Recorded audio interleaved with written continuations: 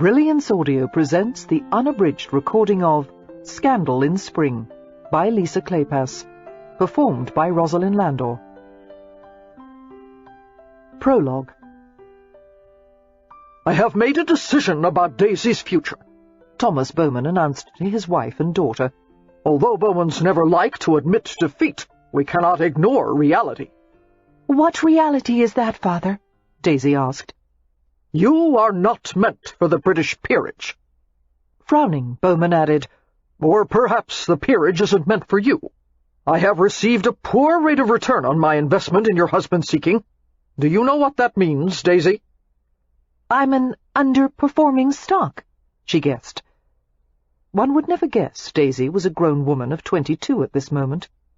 Small, slim, and dark-haired, she still had the agility and exuberance of a child, when other women her age had already become sober young matrons.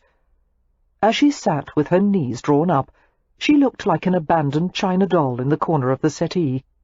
It annoyed Bowman to see his daughter holding a book in her lap, with a finger stuck between its pages to mark her place.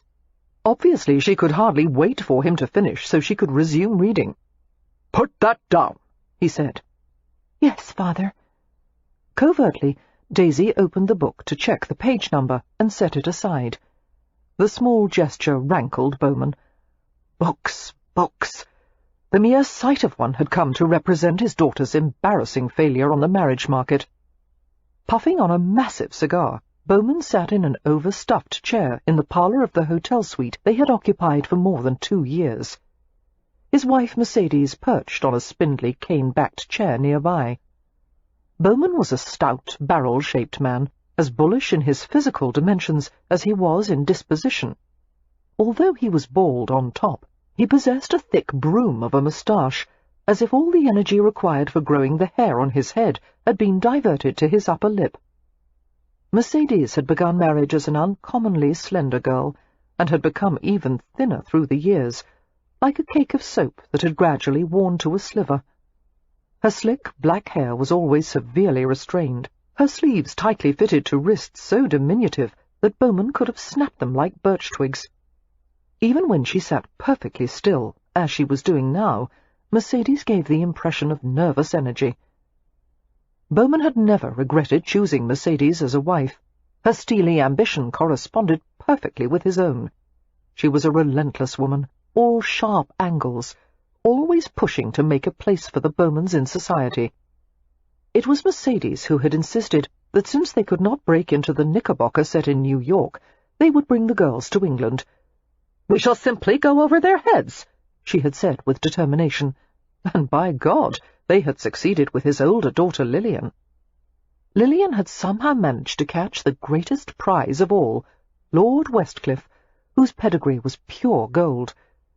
The Earl had been a handsome acquisition for the family, but now Bowman was impatient to return to America. If Daisy were going to land a titled husband, she would have done so by now. Time to cut their losses. Reflecting on his 5 children, Bowman wondered how it was that they should have so little of him in them. He and Mercedes were both driven, and yet they had produced 3 sons who were so placid, so accepting of things as they were, so certain that everything they wanted would simply drop into their hands like ripe fruit from a tree. Lillian was the only one who seemed to have inherited a little of Bowman's aggressive spirit, but she was a woman, and therefore it was a complete waste. And then there was Daisy. Of all their children, Daisy had always been the one Bowman had understood the least. Even as a child, Daisy had never drawn the right conclusions from the stories he told, only asked questions that never seemed relevant to the point he had been trying to make. When he had explained why investors who wanted low risk and moderate returns should put their capital into national debt shares, Daisy had interrupted him by asking, "Father, wouldn't it be wonderful if hummingbirds had tea parties and we were small enough to be invited?" Throughout the years, Bowman's efforts to change Daisy had been met with valiant resistance. She liked herself the way she was, and therefore trying to do anything with her was like attempting to herd a swarm of butterflies, or nailing jelly to a tree. Since Bowman had been driven half mad by his daughter's unpredictable nature, He was not at all surprised by the lack of men willing to take her on for a lifetime. What kind of mother would she be, prattling about fairies sliding down rainbows, instead of drilling sensible rules into her children's heads? Mercedes jumped into the conversation, her voice taut with consternation. "Dear Mr. Bowman, the season is far from over. I am of the opinion that Daisy has made excellent progress so far. Lord Westcliff has introduced her to several promising gentlemen, all of whom are exceedingly interested in the prospect of gaining the Earl as a brother-in-law." "I find it telling," Bowman said darkly, "that the lure for these promising gentlemen is to gain Westcliff as a brother-in-law rather than to gain Daisy as a wife." He pinned Daisy with a hard stare. "Are any of these men likely to offer for you?" "She has no way of knowing," Mercedes argued. "Women always know such things. Answer, Daisy. Is there a possibility of bringing any of these gentlemen up to scratch?"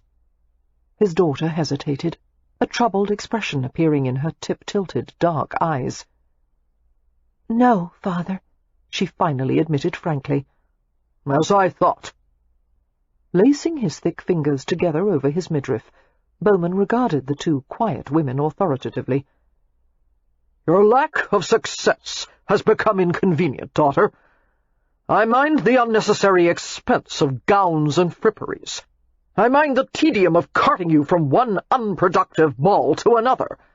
More than that, I mind that this venture has kept me in England when I am needed in New York.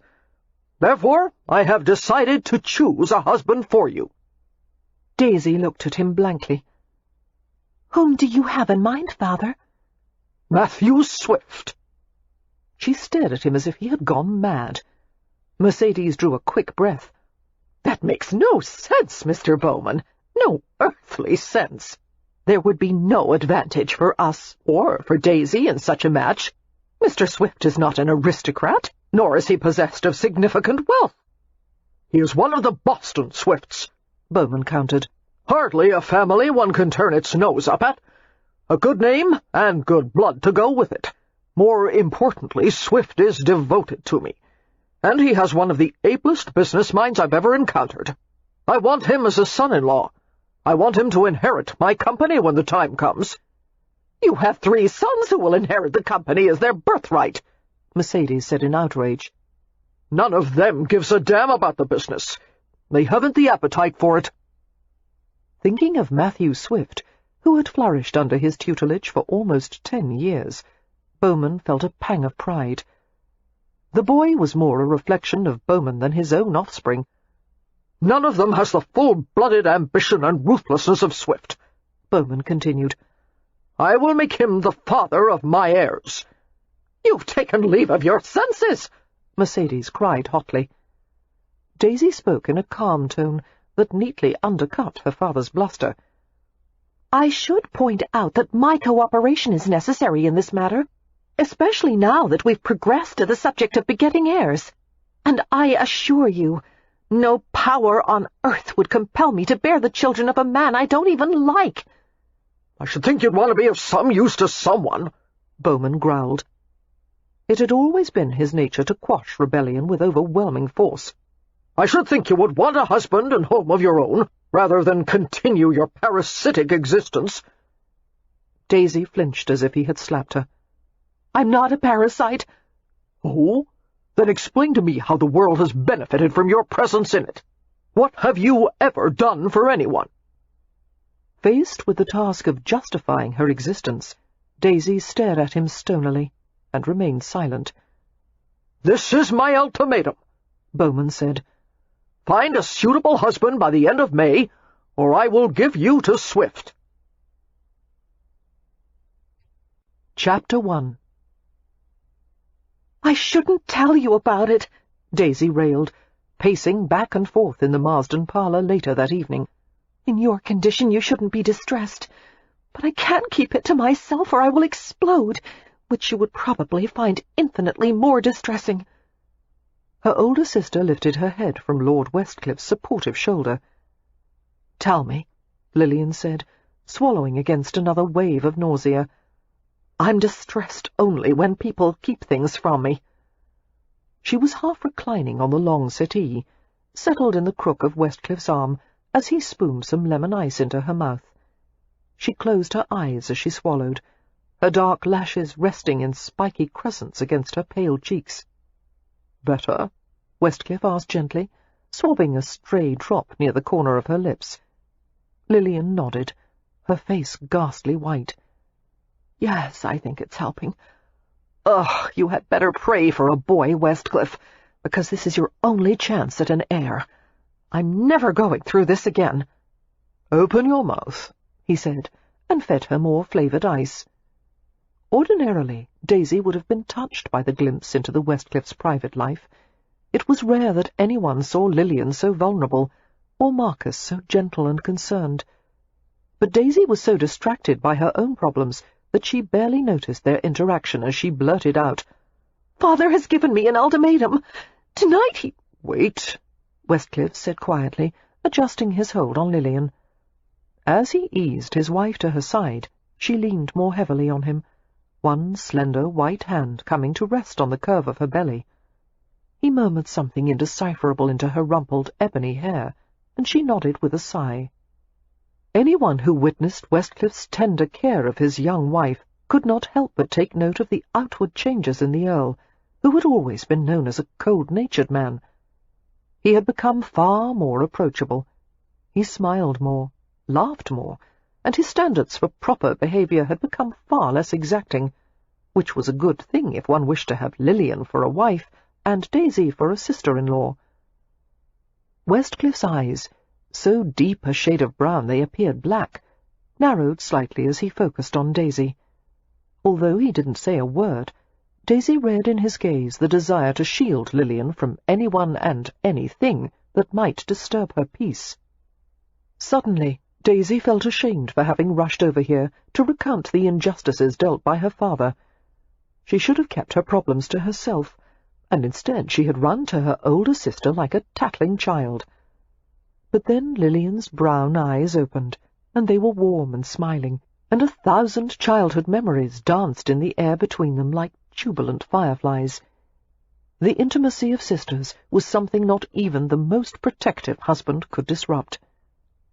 "Tell me," Lilian said, nestling against Westcliffe's shoulder, "what did the ogre say?" "That if I don't find someone to marry by the end of May, he would choose a husband for me. And guess who that is? Just guess." "I can't imagine," Lilian said. "Father doesn't approve of anyone." "Oh, yes, he does," Daisy replied ominously. "There is one person in the world Father approves of 100%. Now even Westcliff was beginning to look interested. "Is it someone with whom I am acquainted?" "You will be soon," Daisy said. "Father sent for him.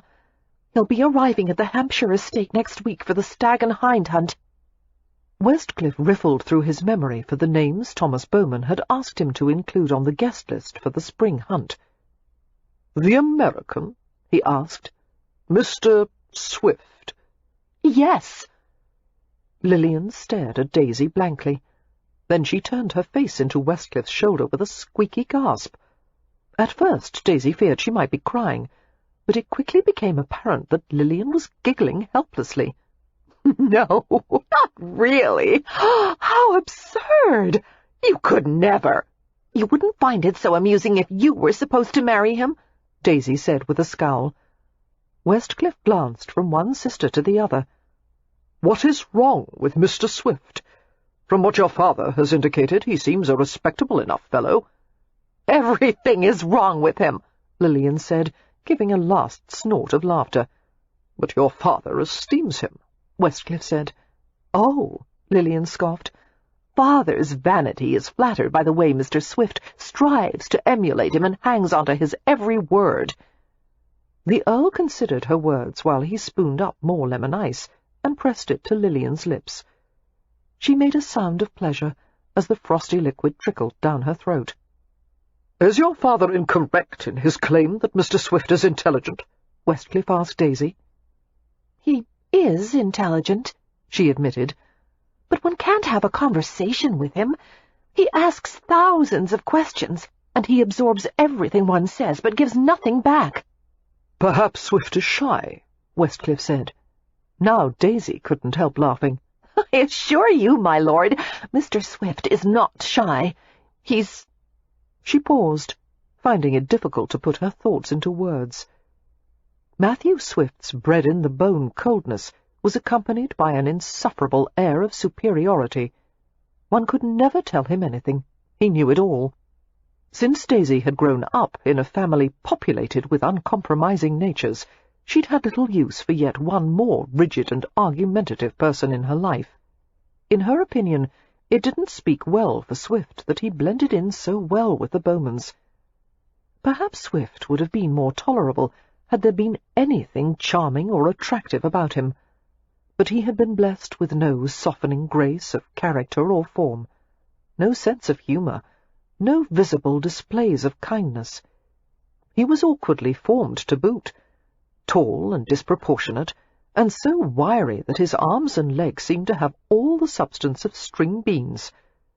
She remembered the way his coat had seemed to hang from his wide shoulders, as if there was nothing inside it. "Rather than list all the things I don't like about him," Daisy said finally, "it's far easier to say there is no reason why I should like him." "He's not even attractive," Lillian added. "He's a bag of bones." She patted Westcliff's muscular chest in silent praise of his powerful physique. Westcliff looked amused. "Does Swift possess any redeeming feature?" Both sisters considered the question. "He has nice teeth," Daisy finally said grudgingly. "How would you know?" Lillian asked. "He never smiles." "Your assessment of him is severe," Westcliff remarked. "But Mr. Swift may have changed since you last saw him." "Not so much that I would ever consent to marry him," Daisy said. "You won't have to marry Swift if you don't wish it," Lillian said vehemently, stirring in her husband's grasp. "Isn't that right, Westcliff?" "Yes, love," he murmured, smoothing her hair back from her face. "And you won't let Father take Daisy away from me?" Lillian insisted. "Of course not. Something can always be negotiated." Lillian subsided against him, having absolute faith in her husband's abilities. "There," she mumbled to Daisy. "No need to worry. See, Westcliff has everything." She paused to yawn widely. "Well in hand." Seeing the way her sister's eyelids drooped, Daisy smiled sympathetically. She met Westcliff's gaze over Lillian's head and motioned that she would leave. He responded with a courteous nod, his attention returning compulsively to Lillian's drowsy face, and Daisy couldn't help but wonder if any man would ever stare at her in such a way, as if the weight of her was precious in his arms.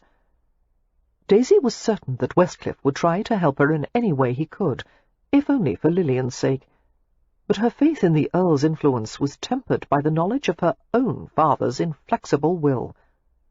Although she would defy him with every means at her disposal, Daisy had a bad feeling the odds were not in her favour. She paused at the threshold of the room and looked back at the pair on the settee with a troubled frown.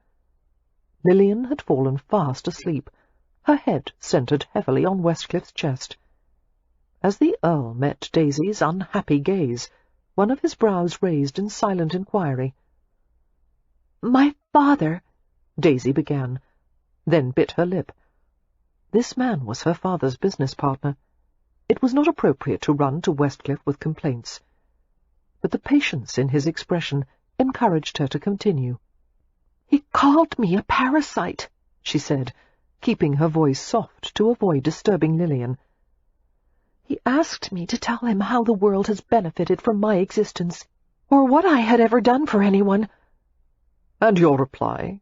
Westcliff asked. "I couldn't think of anything to say." Westcliff's coffee-coloured eyes were unfathomable. He made a gesture for her to approach the settee, and she obeyed. To her astonishment, he took her hand in his and gripped it warmly. The usually circumspect Earl had never done such a thing before. "Daisy," Westcliff said gently, Most lives are not distinguished by great achievements. They are measured by an infinite number of small ones. Each time you do a kindness for someone or bring a smile to his face, it gives your life meaning. Never doubt your value, little friend. The world would be a dismal place without Daisy Bowman in it. Few people would argue that Stony Cross Park was one of the most beautiful places in England. The Hampshire estate sustained an infinite variety of terrain, from near impenetrable forests to brilliantly flowered wet meadows and bogs, to the stalwart, honey-coloured stone manor on a bluff overlooking the Itchen River.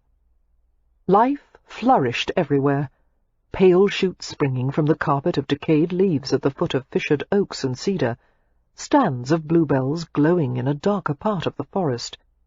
Red grasshoppers vaulted through meadows filled with wild primrose and ladysmock, while translucent blue damselflies hovered over the intricately cut white petals of bog bean flowers.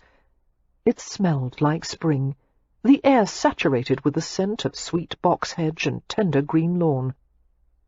After a 12-hour carriage ride, that Lillian described as a journey through hell, the Westcliffs, Bowmans, and assorted guests were gratified to reach Stony Cross Park at last. The sky was a different colour in Hampshire, a softer blue, and the air was filled with blissful quiet. There were no clangs of wheels and hooves on paved streets, or vendors or beggars, or factory whistles, or any of the commotion that constantly assaulted the ears in town. Here there were only the chirping of robins in the hedgerows, the rattle of green woodpeckers among the trees, and the occasional dart of kingfishers from the sheltering river reeds. Lillian, who had once considered the country deadly dull, was overjoyed to be back at the estate. She thrived in the atmosphere of Stony Cross Park, and after her first night at the manor, she looked and felt much better than she had in weeks. Now that Lillian's pregnancy could no longer easily be concealed by high-waisted gowns, she was entering confinement, which meant she could no longer go out in public. On her own estate, however, Lillian would have relative freedom, though she would restrict her interactions with the guests to small groups. To Daisy's delight, she was installed in her favourite bedroom in the manor. The lovely, quaint room had once belonged to Lord Westcliff's sister, Lady Aileen, who now resided in America with her husband and son. The most charming feature of the bedroom was the tiny attached cabinet-room that had been brought over from France and reassembled. It had originally come from a 17th-century chateau, and had been fitted with a chaise that was perfect for napping or reading. Curled with one of her books in a corner of the chaise, Daisy felt as if she were hidden from the rest of the world. Oh, if only she could stay here at Stony Cross and live with her sister forever! But even as the thought occurred to her, she knew she would never be completely happy that way.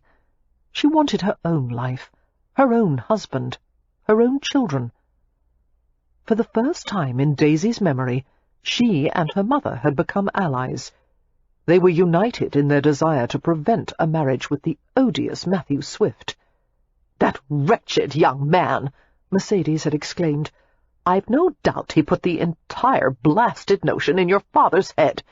I've always suspected he—" "Suspected what?" Daisy asked, but her mother only clamped her lips together until they formed a bitter hyphen. As Mercedes pored over the guest list, she informed Daisy that a great number of eligible gentlemen were staying at the manor. "Even if they aren't all directly in line for titles, they are from noble families," Mercedes said, "and one never knows. Sometimes disaster occurs, fatal illness or large accidents. Several members of the family could be wiped out at once, and then your husband could become a peer by default."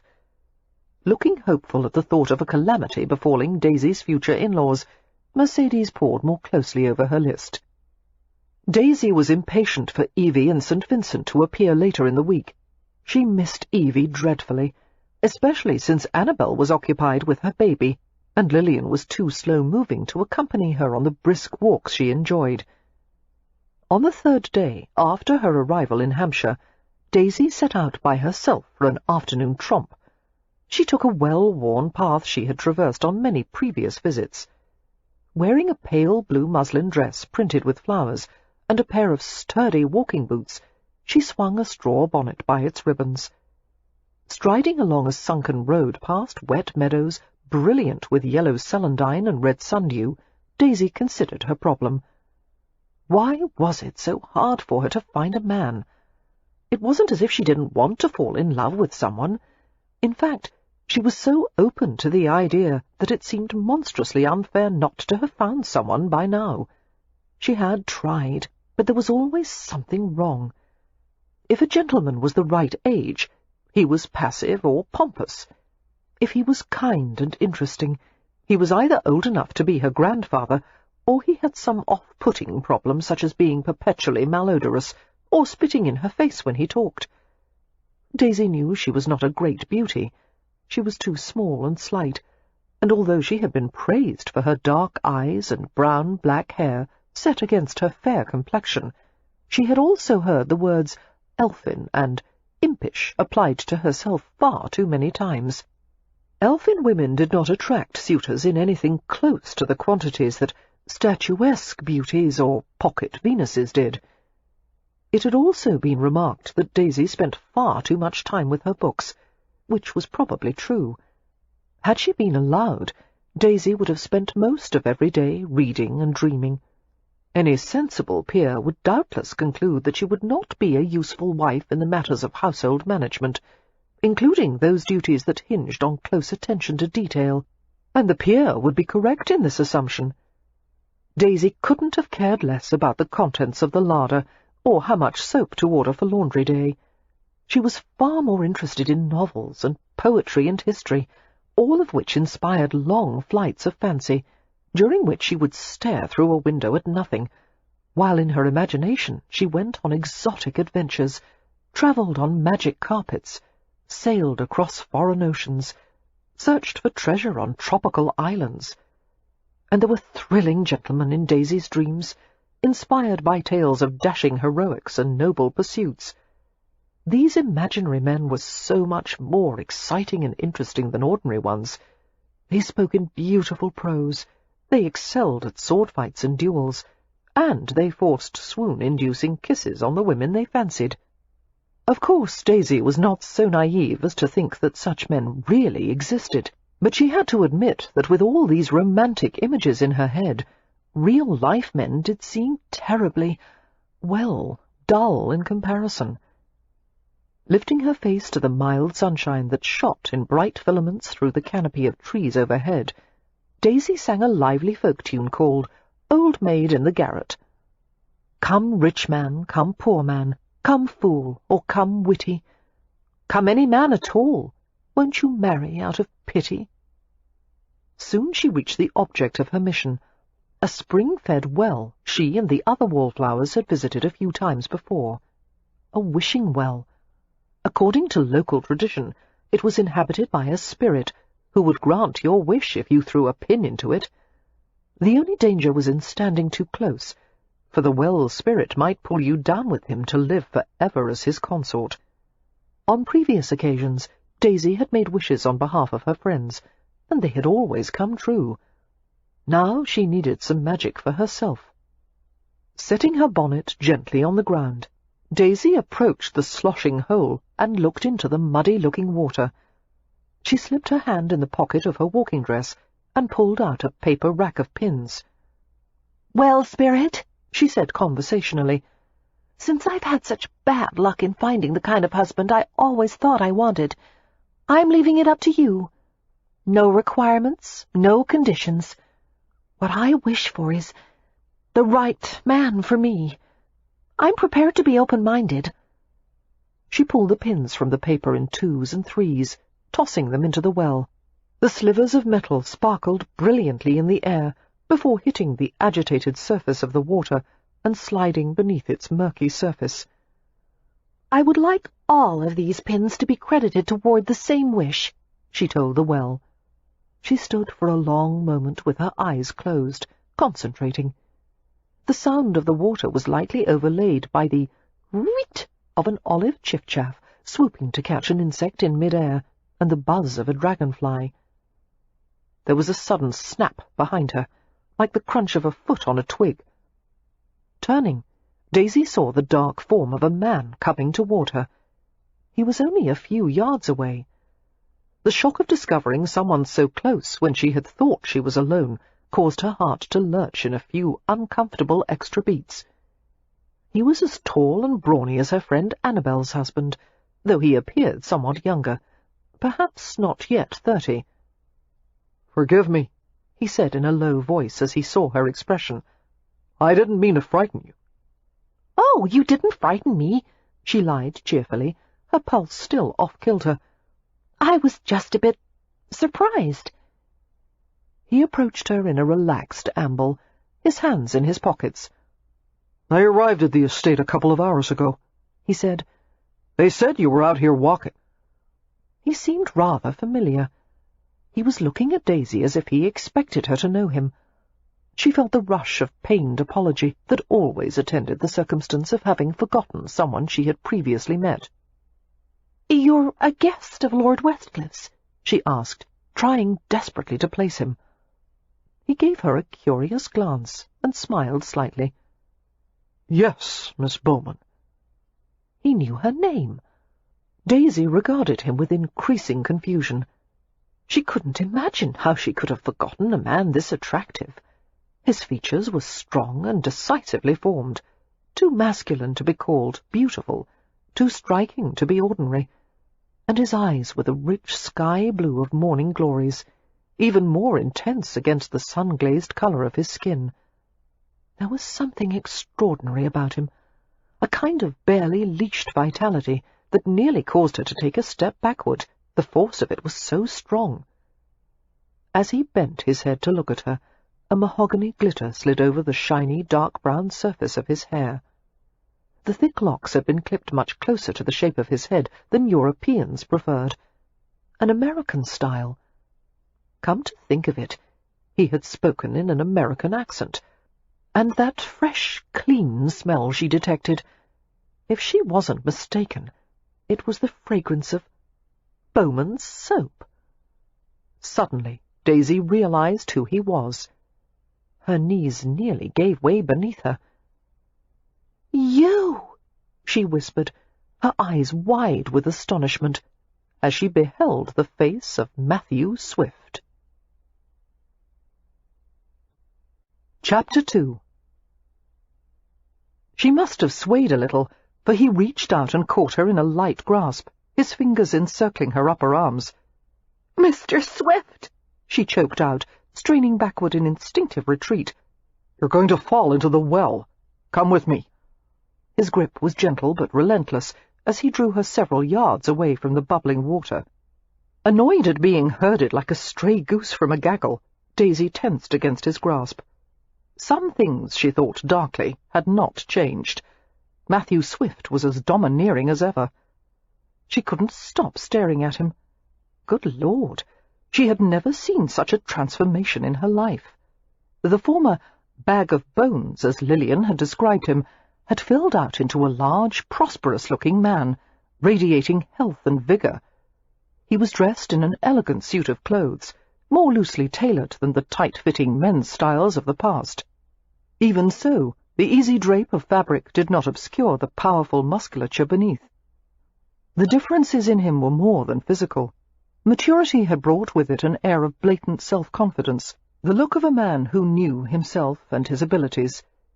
Daisy remembered when he had first come to work for her father. He had been a scrawny, cold-eyed opportunist, inexpensive but ill-fitting garments and dilapidated shoes. "That's old Boston for you," her father had said indulgently, when the ancient shoes had caused comment among the family. "They make a pair of shoes or a coat last forever. Economy is a religion to them, no matter how great the family fortune." Daisy pulled away from Swift's grasp. "You've changed," she said, trying to collect herself. "You haven't," he replied. It was impossible to tell whether the remark was intended as compliment or criticism. "What were you doing at the well?" I thought—" Daisy searched in vain for a sensible explanation, but could think of nothing. "It's a wishing well." His expression was solemn, but there was a suspicious flicker in his vivid blue eyes, as if he was secretly amused. "You have this on good authority, I take it?" "Everyone in the local village visits it," Daisy replied testily. "It's a legendary wishing well." He was staring at her the way she had always hated, absorbing everything, no detail escaping his notice.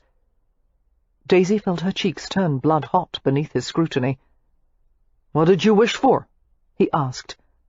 "That's private." "Knowing you," he said, "it could be anything." "You don't know me," Daisy shot back. The idea that her father would give her over to a man who was so wrong for her in every way, it was madness. Marriage with him would be a businesslike exchange of money and obligations, of disappointment and mutual contempt, and it was certain that he was no more attracted to her than she was to him. He would never marry a girl like her, if not for the lure of her father's company. "Perhaps not," Swift conceded, but the words rang false. He thought he knew exactly who and what she was. Their gazes met, measuring and challenging.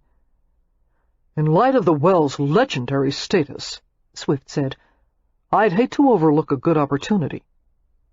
He reached into a pocket, rummaged briefly, and pulled out a large silver coin.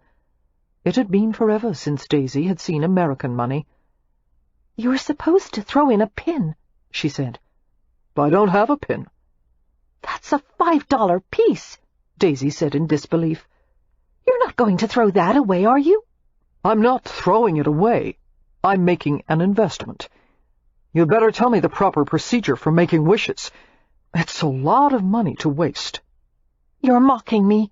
"I'm in deadly earnest. And since I've never done this before, some advice would be welcome." He waited for her reply, and when it became evident that none was forthcoming, a touch of humour lurked in one corner of his mouth. "I'm going to toss the coin in regardless." Daisy cursed herself. Even though it was obvious he was mocking her, she could not resist. A wish was not something that should be wasted, especially a $5 wish. Drat! She approached the well and said curtly, "First hold the coin in your palm until it's warm from your hand." Swift came to stand beside her. "And then?" "Close your eyes and concentrate on the thing you want most." She let a scornful note into her voice. "And it has to be a personal wish. It can't be about something like mergers or banking trusts." "I do think about things other than business affairs." Daisy gave him a sceptical glance, and he astonished her with a brief smile. Had she ever seen him smile before? Perhaps once or twice. She had a vague past memory of such an occasion, when his face had been so gaunt that all she had received was an impression of white teeth fixed in a grimace that owed little to any feeling of good cheer. But this smile was just a bit off-centre, which made it disarming and tantalizing, a flash of warmth that made her wonder exactly what kind of man lurked behind his sober exterior. Daisy was profoundly relieved when the smile disappeared, and he was back to his usual stone-faced self. "Close your eyes," she reminded him. "Put everything out of your mind except the wish." His heavy lashes fell shut, giving her the chance to stare at him without having him stare back. It was not the sort of face a boy could wear comfortably. The features were too strong-boned, the nose too long, the jaw obstinate. But Swift had finally grown into his looks. The austere angles of his face had been softened by extravagant sweeps of black lashes and a wide mouth that hinted of sensuality. "What now?" he murmured, his eyes still closed. Staring at him, Daisy was horrified by the impulse that surged through her, to step nearer and explore the tanned skin of his cheeks with her fingertips. "When an image is fixed in your mind," she managed to say, "open your eyes and toss the coin into the well." His lashes lifted to reveal eyes as bright as fire trapped in blue glass. Without glancing at the well, he threw the coin right into the centre of it. Daisy realized that her heart had begun to thump, just as it had when she had read the more lurid passages of the Plight of Penelope, in which a maiden was captured by an evil villain who locked her in a tower room until she agreed to surrender her virtue. Daisy had known the novel was silly, even as she had read it, but that had not detracted one bit from her enjoyment, and she had been perversely disappointed when Penelope had been rescued from imminent ruin by the bland, golden-haired hero Reginald, who was not nearly as interesting as the villain. Of course, the prospect of being locked in a tower room without any books had not sounded at all appealing to Daisy, but the threatening monologues by the villain about Penelope's beauty and his desire for her, and the debauchery he would force on her, had been quite intriguing. It was just plain bad luck that Matthew Swift would turn out to look just like the handsome villain of Daisy's imaginings. "What did you wish for?" she asked. One corner of his mouth twitched. "That's private." Daisy scowled as she recognized the echo of her own earlier set-down. Spying her bonnet on the nearby ground, she went to scoop it up. She needed to escape his unnerving presence. "I'm returning to the manor," she said over her shoulder. "Good day, Mr. Swift. Enjoy the rest of your walk." To her dismay, he reached her in a few long-legged strides and fell into step beside her. "I'll accompany you." She refused to look at him. "I'd rather you didn't." "Why not? We're headed in the same direction." "Because I prefer to walk in silence." "I'll be silent, then." His pace did not falter. Deducing that it was pointless to object when he had obviously made up his mind, Daisy clamped her lips together. The scenery, the meadow, the forest, was just as beautiful as before, but her enjoyment of it had vanished. She was not surprised Swift had ignored her objections. No doubt he envisioned their marriage in the same light. It would not matter what she wanted, or what she asked. He would brush her wishes aside and insist on having his own way. He must think she was as malleable as a child. With his ingrained arrogance, perhaps he even thought she would be grateful that he had condescended to marry her. She wondered if he would even bother to propose. Most likely he would toss a ring into her lap and instruct her to put it on. As the grim walk continued, Daisy fought to keep from breaking into a run. Swift's legs were so much longer that he took one step to every two of hers. Resentment rose in a choking knot in Daisy's throat. It was symbolic of her future, this walk. She could only trudge forward with the knowledge that no matter how far or fast she went, she could not outdistance him. Finally, she could bear the taut silence no longer. "Did you put the idea in my father's head?" she burst out. "What idea?" "Oh, don't condescend to me," she said irritably. "You know what I'm referring to." "No, I don't." It appeared he would insist on playing games. "The bargain you made with my father," she said. "You want to marry me so you can inherit the company." Swift stopped with a suddenness that in other circumstances would have made her laugh. It looked like he had slammed into an invisible wall. Daisy stopped as well, folding her arms across her chest as she turned to face him. His expression was utterly blank. His voice was rusty-sounding, and he had to clear his throat before he could speak. "I don't know what the hell you're talking about." "You don't?" Daisy asked lamely. So her assumption had been wrong. Her father had not yet broached his plan to Swift. If one could die of mortification, Daisy would have expired on the spot. She had now left herself open to the most withering set-down of her life. All Swift had to do was say he would never have agreed to the prospect of marrying a wallflower. The rustle of leaves and the twittering of chiff-chaff seemed to be magnified in the silence that followed. Though it was impossible to read Swift's thoughts, Daisy perceived that he was rapidly sorting through possibilities and conclusions. "My father spoke as if it was all settled," she said.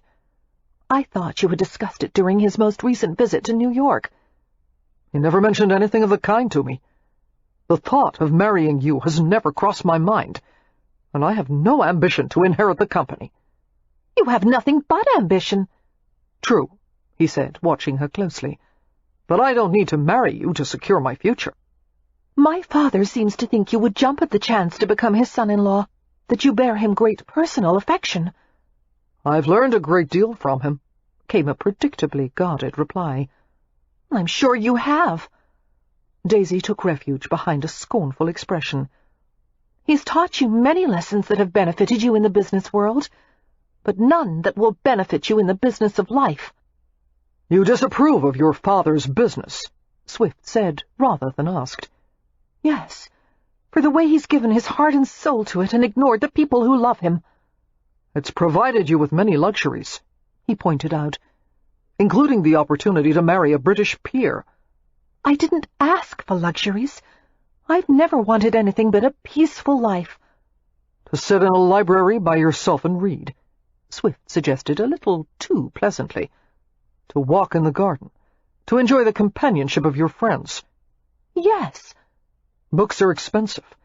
So are nice houses with gardens. Has it occurred to you that someone has to pay for your peaceful life?" That question was so close to her father's accusation about being a parasite that Daisy flinched. As Swift saw her reaction, his expression changed. He began to say something else, but Daisy interrupted sharply. "It's none of your concern about how I lead my life or who pays for it. I don't care about your opinions, and you have no right to force them on me." "I do if my future is being linked to yours." "It's not." "It is in a hypothetical sense." Oh, Daisy hated people who mired every point in semantics when they argued. "Our marriage will never be anything but hypothetical," she told him. "My father has given me until the end of May to find someone else to marry, and I will." Swift stared at her with alert interest. "I can guess what kind of man you've been looking for. Fair-haired, aristocratic, sensitive, with a cheerful disposition and ample leisure time for gentlemanly pursuits." "Yes," Daisy interrupted, wondering how he managed to make the description seem fatuous. "I thought so." The smugness in his voice set her nerves on edge. "The only possible reason a girl with your looks could have gone for 3 seasons without a betrothal is that you've set impossibly high standards. You want nothing less than the perfect man, which is why your father is forcing the issue." She was momentarily distracted by the words, "a girl with your looks," as if she were a great beauty. Deciding the comment could only have been made in a vein of deepest sarcasm, Daisy felt her temperature escalate. "I do not aspire to marry the perfect man," she said through gritted teeth. Unlike her older sister, who cursed with spectacular fluency, she found it difficult to speak when she was angry. "I am well aware there is no such thing." "Then why haven't you found someone when even your sister has managed to catch a husband?" "What do you mean, even my sister?" "Marry Lillian, you'll get $1 million. The insulting phrase had caused much snide amusement in the upper circles of Manhattanville society. "Why do you think no one in New York ever offered for your sister in spite of her huge dowry? She is every man's worst nightmare." That did it. "My sister is a jewel, and Westcliff has the good taste to recognize it. He could have married anyone, but she was the one he wanted. I dare you to repeat your opinion of her to the Earl." Daisy whirled around and stormed along the path, walking as fast as her abbreviated legs would allow. Swift kept up with her easily, his hands shoved to a nonchalant depth in his pockets. "The end of May," he mused, not the slightest bit out of breath despite their pace. "That's just a bit shy of 2 months. How are you going to find a suitor in that length of time?" "I'll stand on a street corner wearing a placard if I have to." "My sincere wishes for your success, Miss Bowman. In any event, I'm not certain I'll be willing to put myself forth as the winner by default." "You will not be the winner by default. Rest assured, Mr. Swift, nothing in the world would ever make me consent to be your wife. I feel sorry for the poor woman who ends up with you. I can't think of anyone who would deserve to have such a cold, self-righteous prig for a husband." "Wait." His tone had softened in what might have been the beginnings of conciliation. Daisy. Don't speak my name. You're right, that was improper. I beg your pardon. What I meant to say, Miss Bowman, is that there is no need for hostility. We're facing an issue that has great consequence for both of us. I expect we can manage to be civil long enough to find an acceptable solution. There is only one solution, Daisy said grimly, and that is for you to tell my father you categorically refuse to marry me under any circumstances. Promise me that, and I'll try to be civil to you. Swift stopped on the path, which forced Daisy to stop as well. Turning to face him, she raised her brows expectantly. God knew it would not be a difficult promise for him to make in light of his earlier statements, but he was giving her a long, unfathomable glance, his hands still buried in his pockets, his body tensed in stillness. It seemed as if he were listening for something.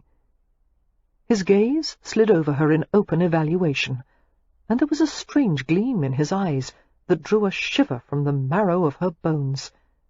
He was staring at her, she thought, like a tiger in wait. She stared back at him, trying desperately to discern the clever workings of his mind, managing to decipher shadows of amusement and bewildering hunger. But hunger for what?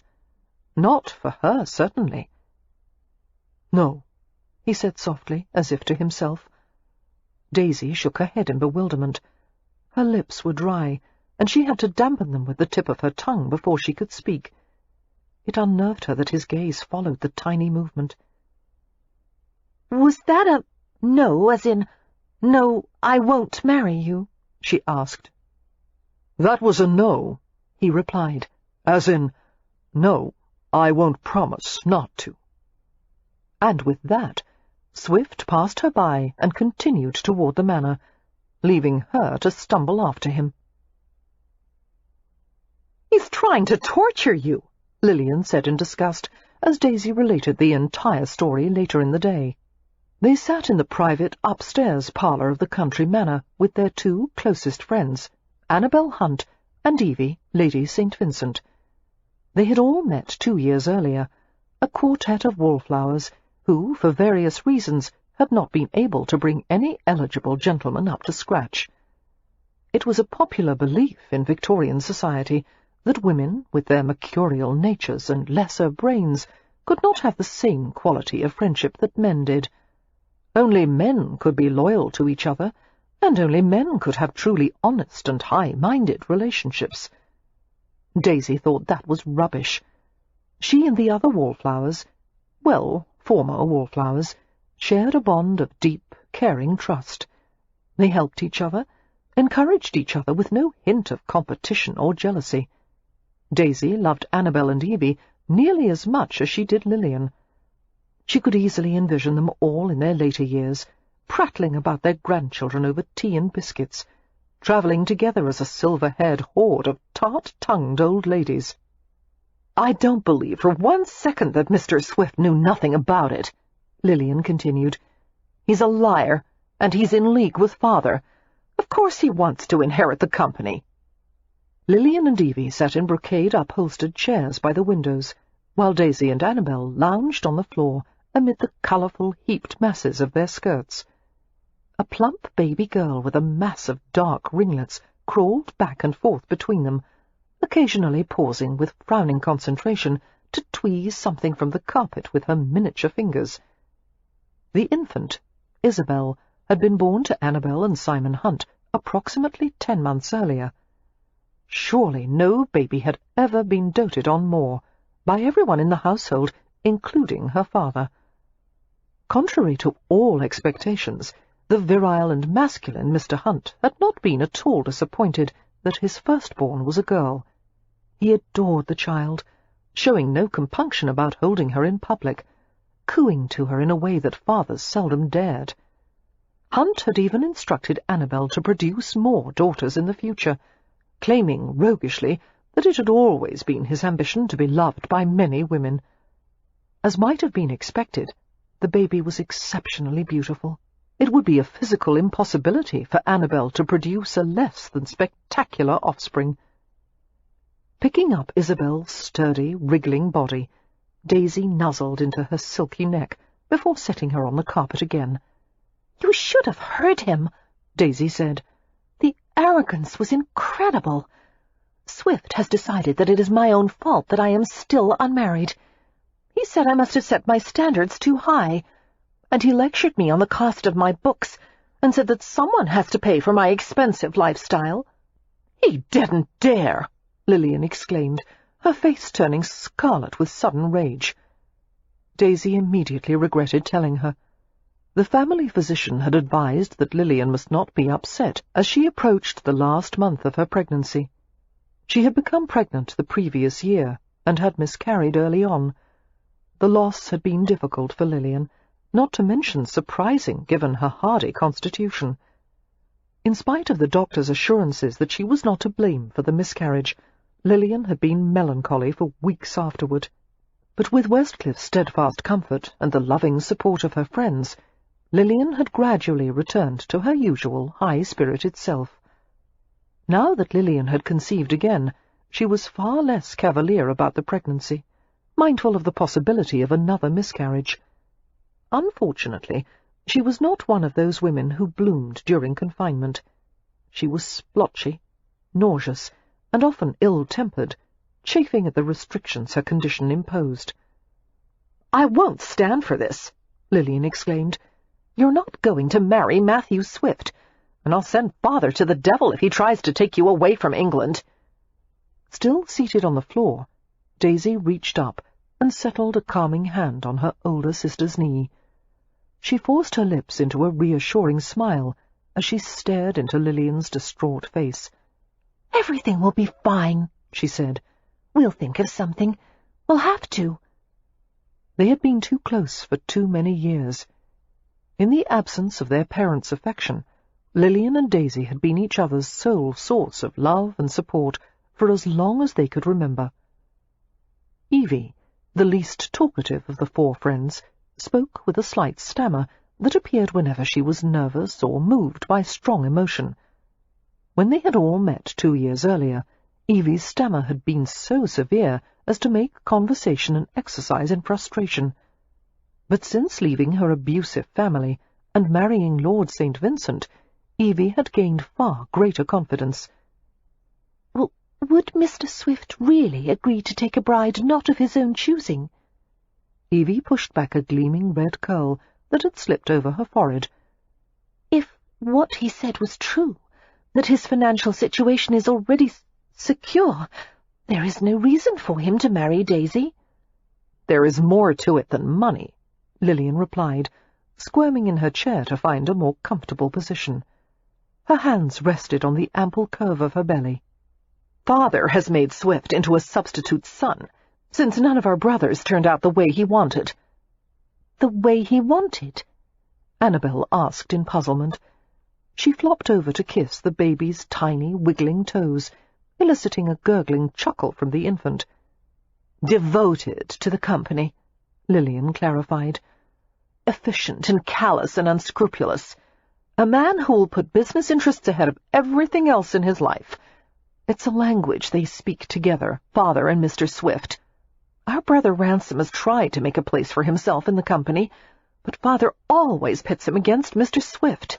"And Mr. Swift always wins," Daisy said. "Poor Ransom."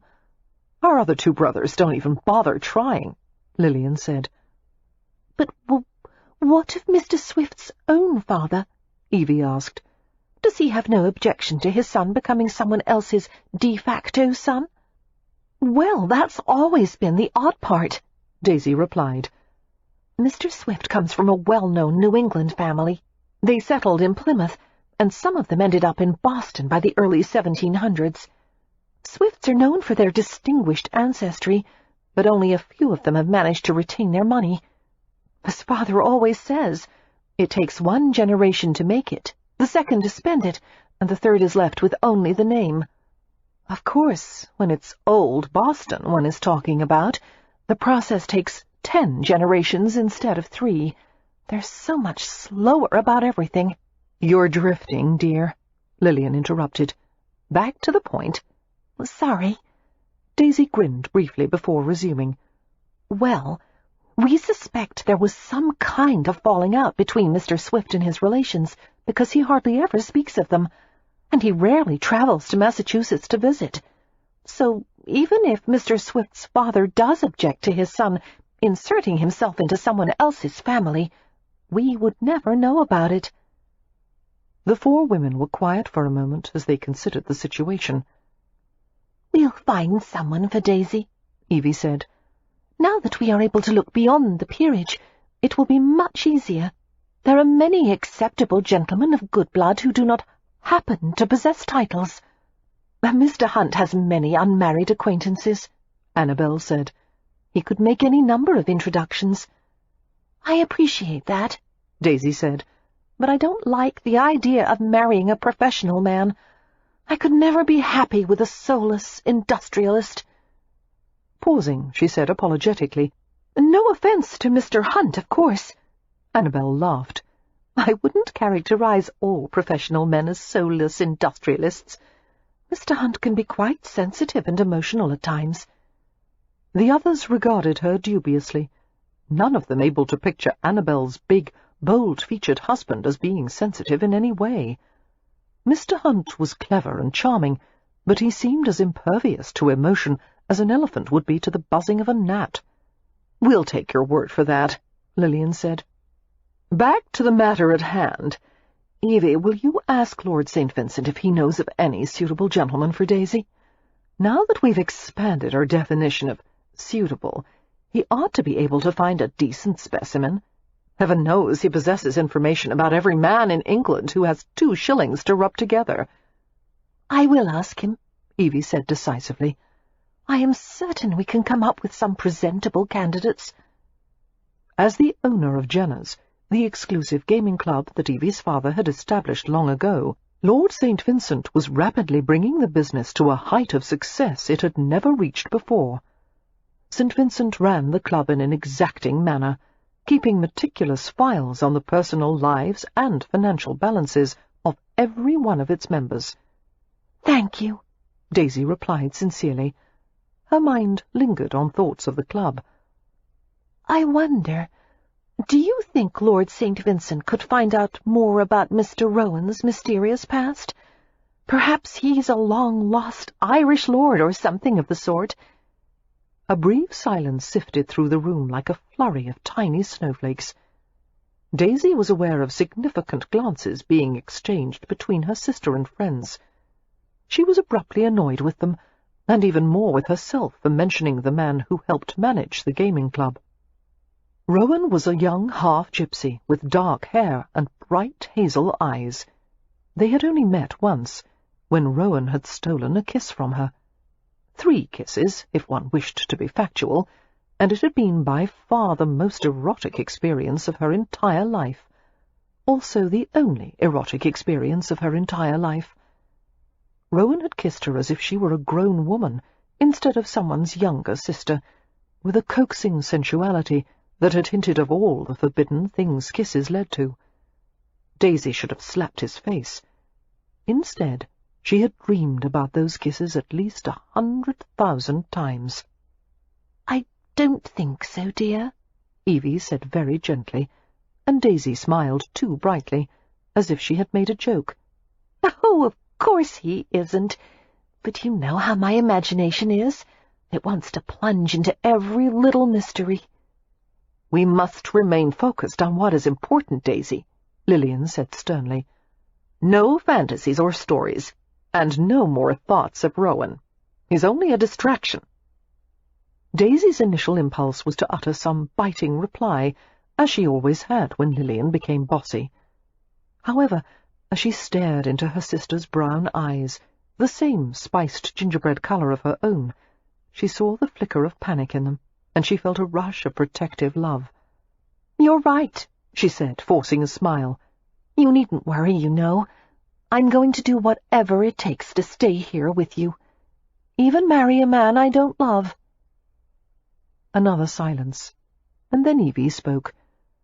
"We'll find a man whom you could love, Daisy, and hope that mutual affection will grow in time." A wry little smile quirked her full lips. Sometimes it happens that way. Chapter 3. The bargain you made with my father. The echo of Daisy's voice lingered in Matthew's mind long after they had parted company. He was going to take Thomas Bowman aside at the first opportunity and ask him what the hell was going on. But in the bustle of arriving guests, that moment would not likely come until this evening. Matthew wondered if old Bowman had really taken it into his head to pair him off with Daisy. Jesus! Through the years, Matthew had entertained many thoughts concerning Daisy Bowman, but none of them had involved marriage. That had always been so far out of the realm of possibility, it was not even worth considering. So Matthew had never kissed her, had never danced with her, or even walked with her, knowing full well the results would be disastrous. The secrets of his past haunted his present, and endangered his future. Matthew was never without the awareness that the identity he had created for himself could be blown to bits at any moment. All it would take was for one person to put two and two together, one person to recognize him for what and who he really was. Daisy deserved a husband who was honest and whole, not one who had built his life on lies. But that didn't stop Matthew from wanting her. He had always wanted Daisy, with an intensity that seemed to radiate from the pores of his skin. She was sweet, kind, inventive, excessively reasonable, yet absurdly romantic, her dark, sparkling eyes filled with dreams. She had occasional moments of clumsiness, when her mind was too occupied with her thoughts to focus on what she was doing. She was often late to supper because she had gotten too involved in her reading. She frequently lost thimbles and slippers and pencil stubs, and she loved to stargaze. The never-forgotten sight of Daisy leaning wistfully on a balcony railing one night, her pert profile lifted to the night sky, had charged Matthew with the most blistering desire to stride over to her and kiss her senseless. Matthew had imagined being in bed with her far more often than he should have. If such a thing could ever have occurred, he would have been so gentle. He would have worshipped her. Anything and everything to please her. He longed for the intimacy of her hair in his hands, the soft jut of her hip bones beneath his palms, the smoothness of her shoulders against his lips, the sleeping weight of her in his arms. He wanted all of that, and so much more. It amazed Matthew that no one had ever guessed at his feelings. Daisy should have been able to see it every time she looked at him. Fortunately for Matthew, she never had. She had always dismissed him as another cog in the machine of her father's company, and Matthew had been grateful for that. Something had changed, however. He thought of the way Daisy had stared at him earlier in the day, the startled wonder in her expression. Was his appearance that different from before? Absently, Matthew shoved his hands deep in his pockets and walked through the interior of Stonycross Manor. He had never given a thought to his looks, other than to make certain his hair was cut and his face was clean. A stern New England upbringing had extinguished any flicker of vanity, as Bostonians abhorred conceit, and did everything possible to avoid the new and fashionable. However, in the past couple of years, Thomas Bowman had insisted that Matthew go to his Park Avenue tailor and visit a hairdresser instead of a barber, and have his nails manicured once in a while, as befitted a gentleman of his position. Also at Bowman's insistence, Matthew had hired a cook-maid and a housekeeper, which meant he had been eating better of late. That, along with losing the last vestiges of young adulthood, had given him a new look of maturity. He wondered if that appealed to Daisy, and immediately cursed himself for caring. But the way she had looked at him today, as if she was seeing him, really noticing him, for the first time. She had never given him such a glance on any of the occasions he had visited her family's Fifth Avenue house. His mind ventured back to the first time he had met Daisy, at a private supper with just the family attending. The grandly appointed dining-room had glittered in the effusively scattered light from a crystal chandelier, the walls covered in thick gilded paper and gold-painted moulding. One entire wall was lined with a succession of 4 massive looking-glasses, larger than any others he'd ever seen. 2 of the sons had been present, both of them sturdy young men who were easily twice Matthew's weight. Mercedes and Thomas had been seated at opposite ends of the table. The two daughters, Lillian and Daisy, had sat on one side, surreptitiously nudging their plates and chairs closer together. Thomas Bowman had a contentious relationship with both his daughters, alternately ignoring them and subjecting them to harsh criticisms. The older daughter, Lillian, responded to Bowman with surly impudence. But Daisy, the 15-year-old, regarded her father in a speculative, rather cheerful way that seemed to annoy him beyond his ability to bear.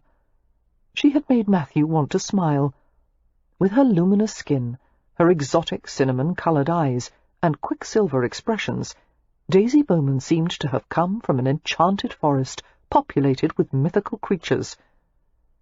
It had immediately become apparent to Matthew that any conversation Daisy took part in was apt to veer into unexpected and charming directions. He had been secretly amused when Thomas Bowman had chastised Daisy in front of everyone for her latest mischief. It seemed that the Bowman household had lately become overrun with mice, because all the traps they set had failed. One of the servants had reported that Daisy had been sneaking around the house at night, deliberately tripping all the traps to keep the mice from being killed. "Is this true, daughter?" Thomas Bowman had rumbled, his gaze filled with ire as he stared at Daisy. "It could be," she had allowed, "but there is another explanation." "And what is that?" Bowman had asked sourly. Her tone turned congratulatory. "I think we are hosting the most intelligent mice in New York." From that moment on, Matthew had never refused an invitation to the Bowman mansion, not just because it pleased the old man, but because it gave him the chance to see Daisy. He had collected as many stolen glances as possible, knowing it was all he would ever have of her, and the moments he had spent in her company, regardless of her cool politeness, had been the only times in his life he had come close to happiness. Hiding his troubled thoughts, Matthew wandered farther into the manor. He had never been abroad before, but this was exactly what he had imagined England would look like: the manicured gardens and the green hills beyond, and the rustic village at the feet of the grand estate. The house and its furniture were ancient and comfortably worn at the edges, but it seemed that in every corner there was some priceless vase or statue or painting he had seen featured in art history books. Perhaps a bit draughty in the winter, but with a plenitude of hearths and thick carpets and velvet curtains, one could hardly say that living here would be suffering. When Thomas Bowman, or rather his secretary, had written with the news that Matthew would be required to oversee the establishment of a division of the soap company in England, Matthew's initial impulse had been to refuse. He would have relished the challenge and the responsibility, but being in the proximity of Daisy Bowman, even in the same country, would have been too much for Matthew to withstand. Her presence pierced him like arrows, promising a future of endless unsatisfied wanting.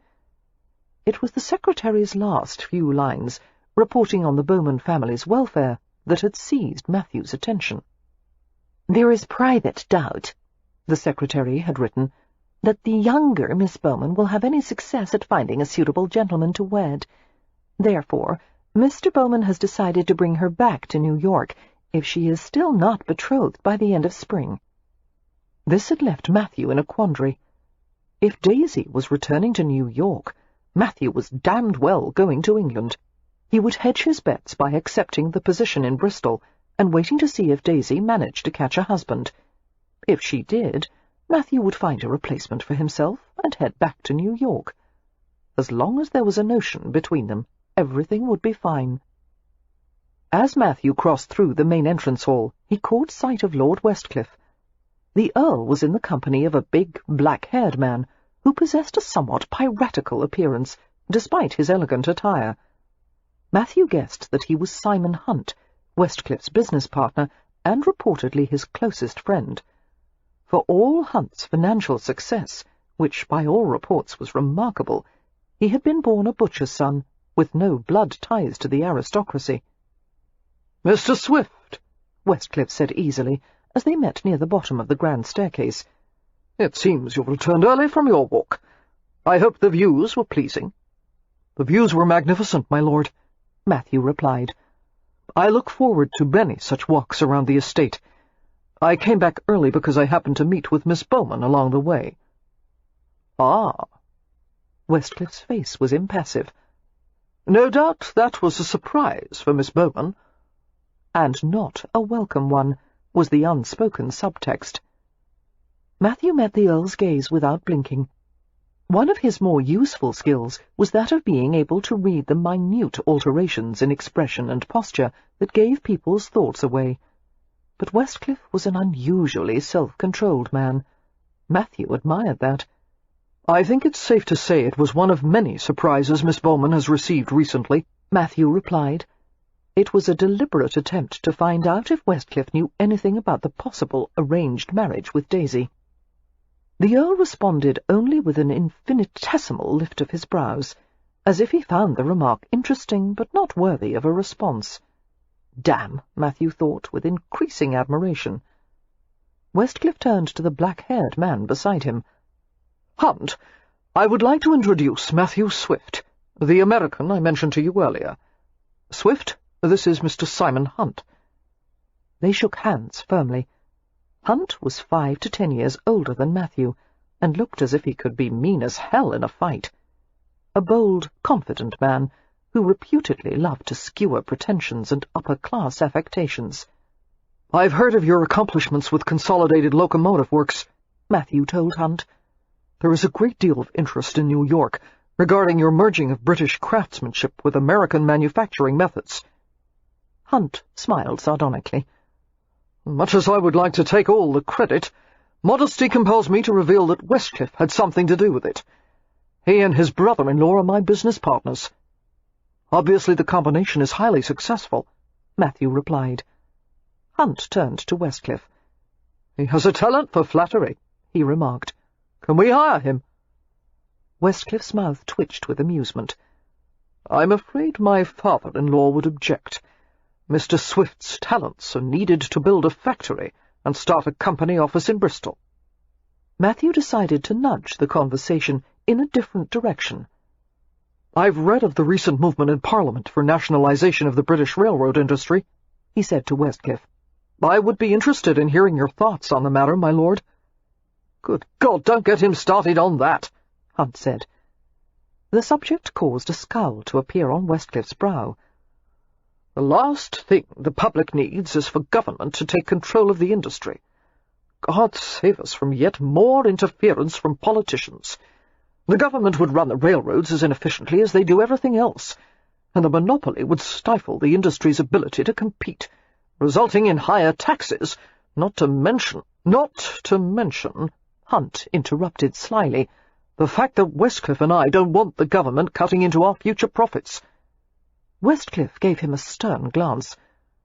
"I happen to have the public's best interest in mind." "How fortunate," Hunt commented, "that in this case what is best for the public also happens to be best for you." Matthew bit back a smile. Rolling his eyes, Westcliff told Matthew, "As you can see, Mr. Hunt overlooks no opportunity to mock me." "I mock everyone," Hunt said. "You just happen to be the most readily available target." Westcliff turned to Matthew and said, "Hunt and I are going out to the back terrace for a cigar. Will you join us?" Matthew shook his head. "I'm afraid I don't smoke." "Neither do I," Westcliff said ruefully. "It has always been my habit to enjoy a cigar every now and again, but unfortunately the scent of tobacco is not welcomed by the Countess in her condition." It took a moment for Matthew to recall that the Countess was Lilian Bowman. How odd that funny, feisty, furious Lilian was now Lady Westcliff. "You and I will converse while Hunt has a cigar," Westcliff informed him. "Come with us." The invitation didn't seem to allow the possibility of a refusal, but Matthew tried nonetheless. "Thank you, my lord, but there is a certain matter I wish to discuss with someone, and that someone would be Mr. Bowman, I expect." Hell, Matthew thought. He knows. Even if it hadn't been for those words, he could tell by the way Westcliff was looking at him. Westcliff knew about Bowman's intention of marrying him off to Daisy, and, not surprisingly, Westcliff had an opinion about it. "You will discuss the matter with me first," the Earl continued. Matthew glanced warily at Simon Hunt, who gave him a bland look in return. "I'm certain," Matthew said, "that Mr. Hunt doesn't want to be bored by a discussion of someone else's personal affairs." "Not at all," Hunt said cheerfully. "I love hearing about other people's affairs, particularly when they're personal."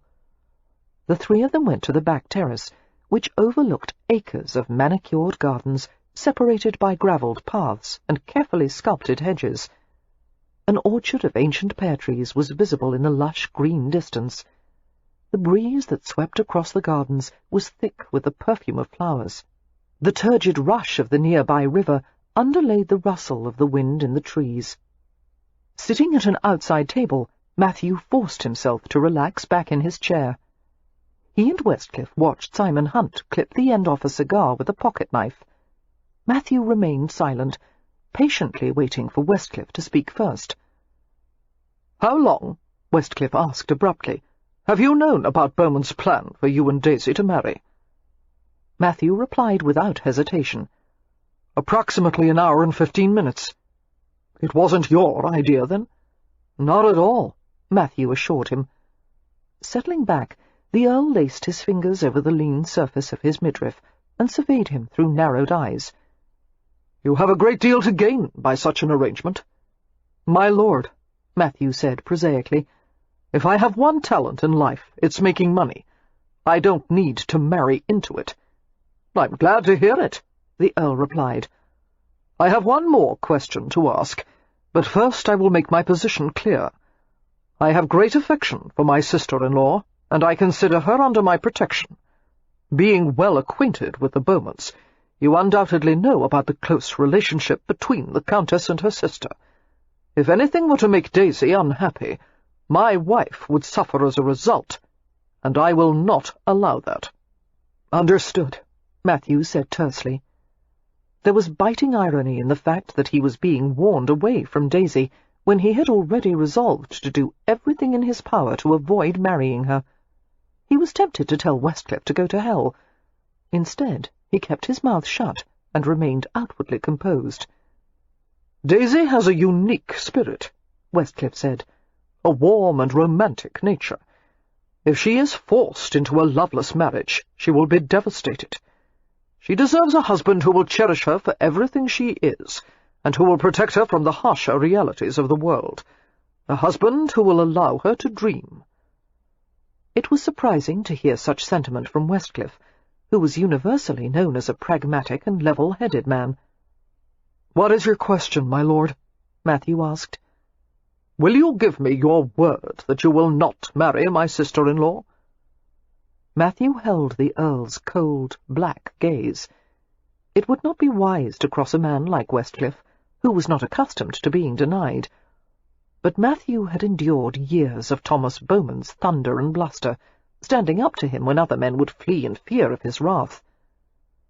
Although Bowman could be a ruthless, sarcastic bully, there was nothing he respected more than a man who was willing to go toe-to-toe with him.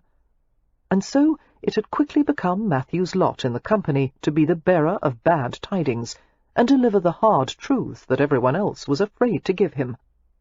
That had been Matthew's training, which was why Westcliff's attempt at domination had no effect on him. "I'm afraid not, my lord," Matthew said politely. Simon Hunt dropped his cigar. "You won't give me your word?" Westcliff asked in disbelief. "No." Matthew bent swiftly to retrieve the fallen cigar, and returned it to Hunt, who regarded him with a glint of warning in his eyes, as if he was silently trying to prevent him from jumping off a cliff. "Why not?" Westcliff demanded. "Because you don't want to lose your position with Bowman?" "No, he can't afford to lose me right now." Matthew smiled slightly in an attempt to rob the words of arrogance. "I know more about production, administration, and marketing than anyone else at Bowman's, and I've earned the old man's trust, so I won't be dismissed even if I refuse to marry his daughter. Then it will be quite simple for you to put the entire matter to rest," the Earl said. "I want your word, Swift. Now." unless a man would have been intimidated by Westcliffe's authoritative demand. "I might consider it," Matthew countered coolly, "if you offered the right incentive. For example, if you promised to endorse me as the head of the entire division and guarantee the position for at least, say, 3 years? Westcliff gave him an incredulous glance. The tense silence was broken as Simon Hunt roared with laughter. "By God, he has brass bollocks!" he exclaimed. "Mark my words, Westcliff, I'm going to hire him for Consolidated." "I'm not cheap," Matthew said, which caused Hunt to laugh so hard that he nearly dropped his cigar again. Even Westcliff smiled, albeit reluctantly. "Damn it," he muttered. "I'm not going to endorse you so readily, not with so much at stake, not until I'm convinced you're the right man for the position." "Then it seems we're at an impasse." Matthew made his expression friendly. "For now." The two older men exchanged a glance, tacitly agreeing to discuss the situation later, outside his hearing. That caused Matthew a twinge of sharp curiosity, but he mentally shrugged, knowing there was only so much he could control. At least he had made it clear that he could not be bullied, and he was leaving his options open. Besides, he could hardly give his word on the matter when Bowman hadn't yet mentioned it to him. Chapter 4. "Obviously Daisy is the runt of the litter," Thomas Bowman said later that night, pacing back and forth across the small private receiving area attached to his room. He and Matthew had agreed to meet after supper while the other guests congregated downstairs. "She is undersized and frivolous. Give her a solid, practical name, I told my wife when the child was born. Jane or Constance or something of the sort. Instead she chose Marguerite. French, mind you, after a cousin on her maternal side. And then it degenerated further when Lillian, who was only 4 at the time, learned that Marguerite was the French word for a damned insignificant flower. But from then on Lillian called her Daisy, and it stuck." As Bowman continued to ramble, Matthew thought of how perfect the name was, the small white-petalled flower that appeared so delicate and yet was remarkably hardy. It said something that in a family of overpowering personalities, that Daisy had always remained stubbornly true to her own nature. "Obviously I would have to sugarcoat the deal," Thomas Bowman was saying. "I know you well enough to be certain that you would choose a very different sort of woman for yourself, one with more practical uses than a flighty slip of a girl like Daisy. Therefore—" "No sugarcoating would be necessary," Matthew interrupted calmly. "Daisy, that is, Miss Bowman, is entirely beautiful, desirable, bewitching, acceptable. Marrying a woman like Miss Bowman would be a reward in itself." "Good," Bowman grunted, clearly unconvinced. "Very gentlemanly of you to say so. Still, I will offer you fair recompense in the form of a generous dowry, more shares in the company, and so forth. You will be quite satisfied, I assure you. Now, as to the wedding arrangements—" "I didn't say yes," Matthew interrupted. Bowman stopped pacing and sent him a questioning stare. "To start with," Matthew continued carefully, "it is possible Miss Bowman will find a suitor within the next 2 months." "She will find no suitors of your caliber," Bowman said smugly.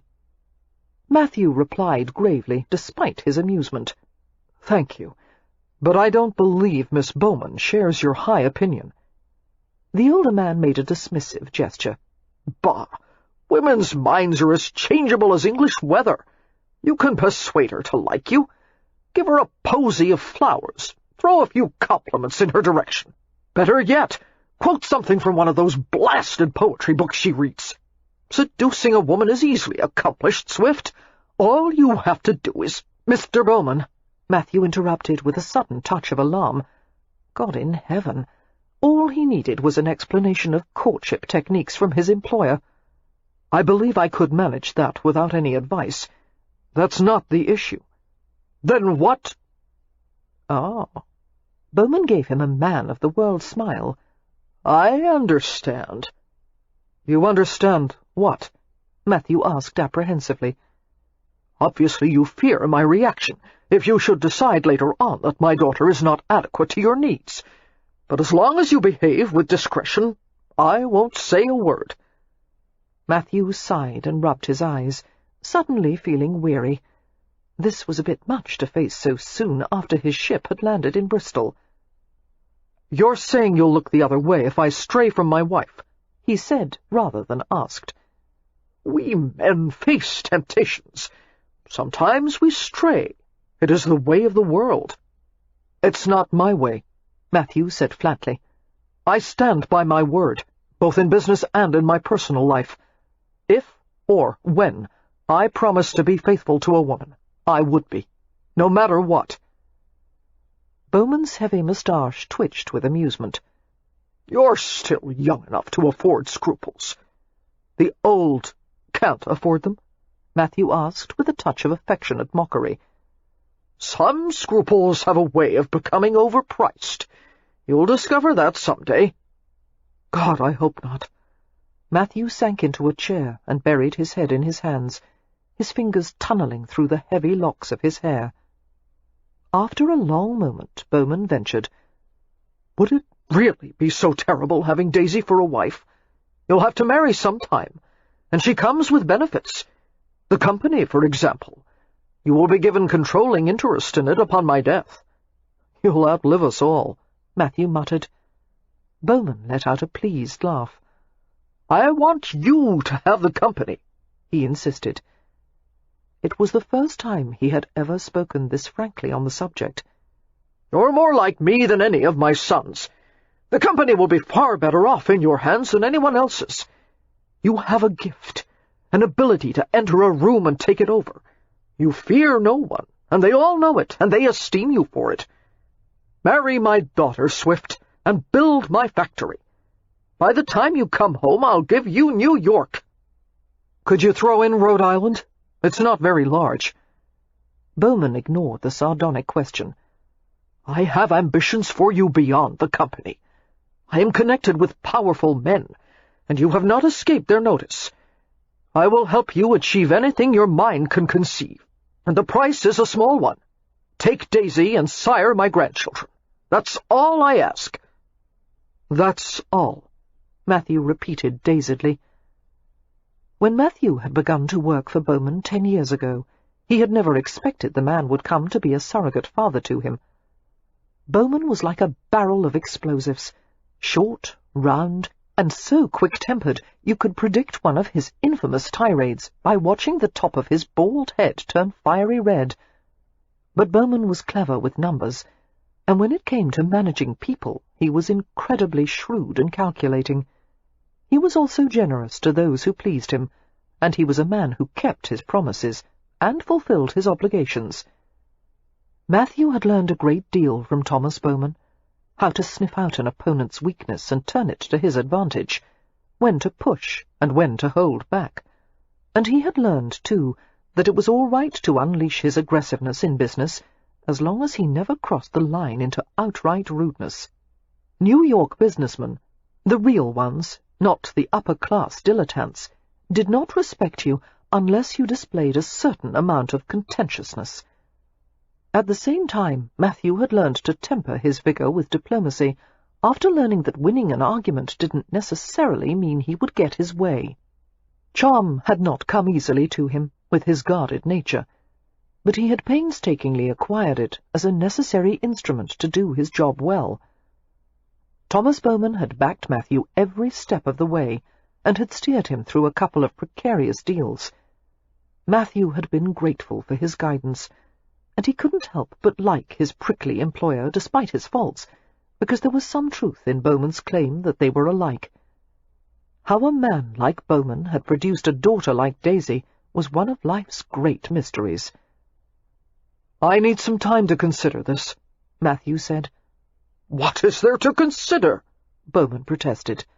"I've already said—" He stopped as he saw Matthew's expression. All right. I suppose there is no need for an immediate answer. We'll discuss it later." "Did you speak to Mr. Swift?" Lillian demanded, as Marcus entered their bedroom. She had dozed off while trying to wait up for him, and was struggling to a sitting position in the bed. "Oh, I spoke to him," Marcus replied ruefully, shrugging out of his coat. He laid the well-tailored garment across the arms of a Louis XIV chair. "I was right, wasn't I? He's abominable, detestable. Tell me what he said." Marcus stared at his pregnant wife, who was so beautiful with her long hair unbound and her eyes still heavy-lidded from sleep that it made his heart skip a beat. "Not yet," he murmured, half sitting on the bed. "First, I want to stare at you for a while." Lillian smiled and scrubbed her hands through her wild, dark mane. "I look a fright." "No." He moved closer, his voice lowering. "Every part of you is lovely." His hand slid gently over the abundant curves of her body, soothing rather than arousing. "What can I do for you?" he whispered. She continued to smile. "One glance at me will reveal that you've done quite enough already, my lord." Encircling him with her slender arms, she let him rest his head against her breasts. "Westcliff," she said against his hair, "I could never have anyone's child but yours." "That is reassuring." "I feel so overtaken and bloody uncomfortable. Is it wrong to say I don't like being pregnant?" "Of course not," Marcus returned, his voice muffled in her cleavage. "I wouldn't like it either." That drew a grin from her. Releasing him, she settled back against the pillows. "I want to hear about Mr. Swift. Tell me what was said between you and that odious walking scarecrow." "I wouldn't describe him as a scarecrow, precisely. It appears he has changed since you saw him last." Lillian was obviously displeased by the revelation. "He is ill-favoured nonetheless." "Since I rarely dwell on thoughts of male attractiveness," Marcus said dryly, "I do not qualify as a competent judge. But I think hardly anyone would describe Mr. Swift as being ill-favoured." "Are you saying he's attractive?" "I believe many would claim so, yes." Lillian thrust a hand in front of his face. "How many fingers am I holding up?" "3, Marcus said, amused. "My love, what are you doing?" "Checking your eyesight. I think your vision is failing. Here, follow the movement of my finger." "Why don't you follow the movement of mine?" he suggested, reaching for her bodice. She grabbed his hand and stared into his sparkling eyes. "Marcus, do be serious. Daisy's future is at stake." Marcus settled back obligingly. "Very well." "Tell me what was said," she prompted. "I informed Mr. Swift quite sternly that I will not allow anyone to make Daisy unhappy, and I demanded that he give me his word not to marry her." "Oh, thank God," Lillian said with a sigh of relief. "He refused." "You what?" Her mouth fell open in astonishment. "But no one refuses you." "Apparently Mr. Swift wasn't told about that," he said. "Marcus, you're going to do something, aren't you? You won't let Daisy be browbeaten and harassed into marrying Swift?" "Hush, love, I promise. Daisy will not be forced to marry anyone against her will. However—" Marcus hesitated, wondering exactly how much of the truth he should admit. "My opinion of Matthew Swift is somewhat different than yours." Her brows lowered. "My opinion is more accurate. I've known him longer." "You knew him years ago," Marcus said evenly. "People change, Lillian, and I think much of what your father has claimed about Swift is true." "A2, Marcus?" He grinned at Lillian's theatrical grimace and reached beneath the covers. Fishing out one of her bare feet, he pulled it into his lap and began to knead her aching arch with deep strokes of his thumbs. She sighed and relaxed against the pillows. Marcus considered what he had learned about Swift so far. He was an intelligent young man, deft and well-mannered, the kind who thought before he spoke. Marcus had always felt comfortable around such men. On the surface, the pairing of Matthew Swift with Daisy Bowman was wildly incongruous. But Marcus did not entirely agree with Lillian's belief that Daisy should marry a man who possessed the same romantic and sensitive nature. There would be no equilibrium in such a union. After all, every swift sailing ship needed an anchor. "We must send Daisy to London as soon as possible," Lillian fretted. "It's the height of the season, and she's buried in Hampshire away from all the balls and soirees." "It was her choice to come here," Marcus reminded her, reaching for her other foot. "She would never forgive herself if she missed the baby's birth." "Oh, bother that! I would rather Daisy miss the birth and meet eligible men instead of having to wait here with me until her time runs out and she has to marry Matthew Swift and move with him to New York, and then I'll never see her again." "I've already thought of that," Marcus said, "which is why I undertook to invite a number of eligible men to Stonycross Park for the stag and hind hunt." "You did?" Her head lifted from the pillow. "St. Vincent and I came up with a list and debated the merits of each candidate at length. We settled on an even dozen. Any one of them would do for your sister." "Oh, Marcus, you are the most clever, most wonderful—" He waved away the praise and shook his head with a grin, remembering the lively arguments. "St. Vincent is damned finicky, let me tell you.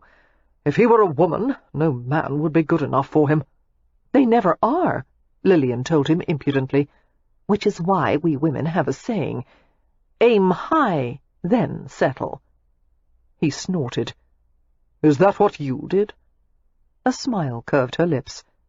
"No, my lord. I aimed high and got far more than I'd bargained for." And she giggled as he crawled over her prone body and kissed her soundly. The sun had not yet risen by the time a group of guests bent on trout fishing had partaken of a hasty breakfast on the back terrace and had gone out dressed in tweed and rough twill and waxed linen. Sleepy-eyed servants followed the gentlemen to the trout stream, carrying rods, creels, and wooden cases containing flies and tools. The men would be gone for a good part of the morning, while the ladies slept.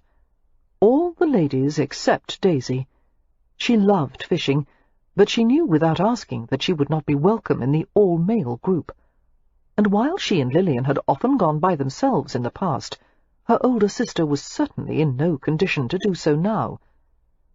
Daisy had done her best to persuade Evie or Annabel to come with her to the artificial lake that Westcliff kept generously stocked with trout, but neither of them had seemed enthusiastic about the prospect. "You'll have a smashing time," Daisy had wheedled. "I'll teach you how to cast. It's quite easy, really. Don't say you're going to stay inside on a beautiful spring morning." As it turned out, Annabel thought that sleeping late was a fine idea, and since Evie's husband, St. Vincent, had decided not to go fishing, Evie said she would rather remain in bed with him. "You would have much more fun fishing with me," Daisy had told her. "No," Evie had said decisively, "I wouldn't." Feeling cross and just a little bit lonely, Daisy breakfasted by herself and set out to the lake, carrying her favourite lancewood rod with the whalebone top and the clampfoot reel. It was a glorious morning, the air soft and alive. Overwintering salvia sprang in bright blue and purple spikes alongside the blackthorn hedgerows. Daisy crossed a mown green field toward ground that was blanketed with buttercups, yarrow, and the bright pink petals of ragged robin. As she rounded a mulberry tree, Daisy saw a disturbance at the water's edge. 2 young boys, with something between them, some kind of animal or bird. A goose? The creature was protesting with angry honks, flapping its wings violently at the giggling lads. "Here now," Daisy called out. "What is this? What's going on?" Seeing the intruder, the boys yelped and broke into a full-bore run, their legs a blur as they headed away from the lake. Daisy quickened her pace and approached the indignant goose. It was a huge domestic greylag, a breed known for its grey plumage, muscular neck and sharp orange beak. "Poor fellow," Daisy said, as she saw that its leg was tied with something. As she drew closer, the hostile goose darted forward as if to attack her. It was abruptly caught up on whatever it was that tethered his leg. Pausing, Daisy set down her fishing gear. "I'm going to try to help you," she informed the aggressive bird. "But an attitude like that is rather off-putting. If you could manage to control your temper—" Inching toward the goose, Daisy investigated the source of the problem. "Oh, dear," she said. "Those little scamps. They were making you fish for them, weren't they?" The goose screeched in agreement. A length of fishing line had been knotted around the goose's leg, leading to a tin spoon with a hole punched through the bowl. A fishhook had been attached to the hole. Were it not for her sympathy for the ill-used goose, Daisy would have laughed. It was ingenious. As the goose was tossed out into the water and had to swim its way back, the tin spoon would flash like a minnow. If a trout was attracted by the lure, it would be caught on the hook, and the goose would tow it in. But the hook had caught on some bramble, effectively imprisoning the goose. Daisy kept her voice soft and her movements slow as she crept toward the bramble.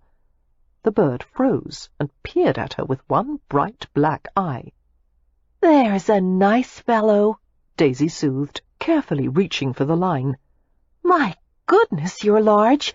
If you'll just be patient a moment longer, I'll—" Ouch!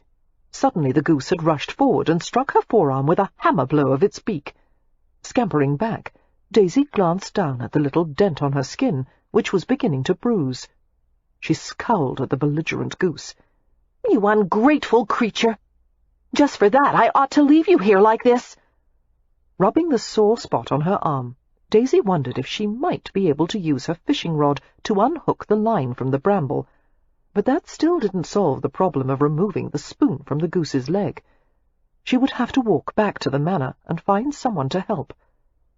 As she bent to pick up her fishing gear, she heard an unexpected noise. Someone whistling an oddly familiar tune. Daisy listened intently, remembering the melody. It was a song that had been popular in New York just before she had left, called "The End of a Perfect Day." Someone was walking toward her from the direction of the river.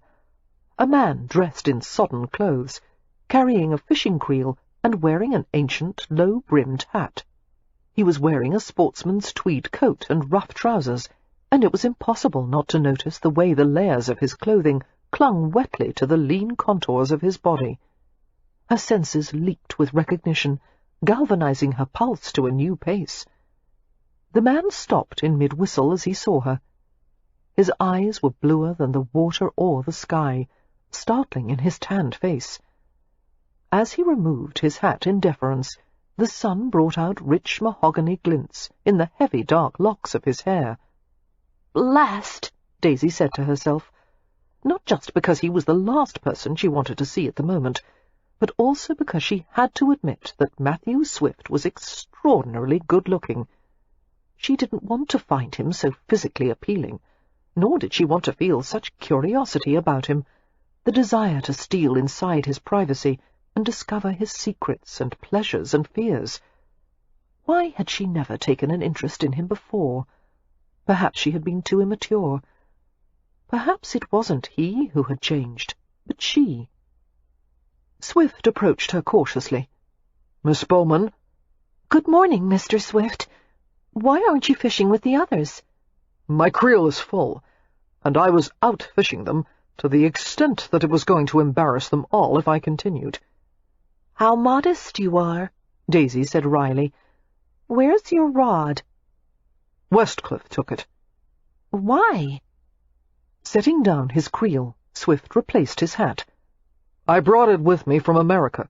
It's a jointed hickory rod with a flexible ash tip, and a Kentucky multiplying reel with a balanced crank handle."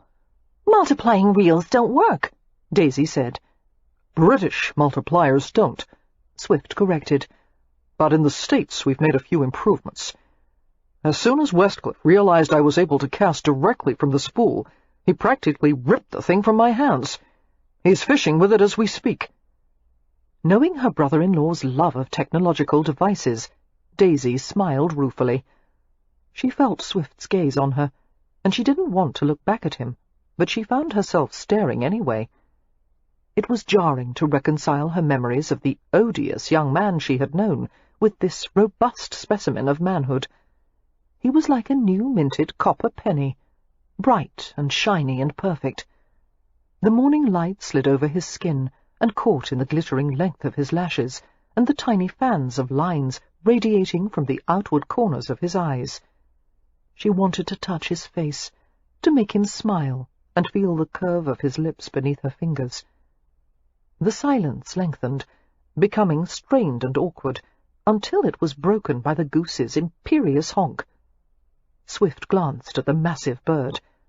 "You have a companion, I see." When Daisy explained what the two boys had been doing with the goose, Swift grinned. "Clever lads." The remark did not strike Daisy as being especially compassionate. "I want to help him," she said, "but when I tried to get near, he pecked me. I expected a domestic breed would have been a bit more receptive to my approach."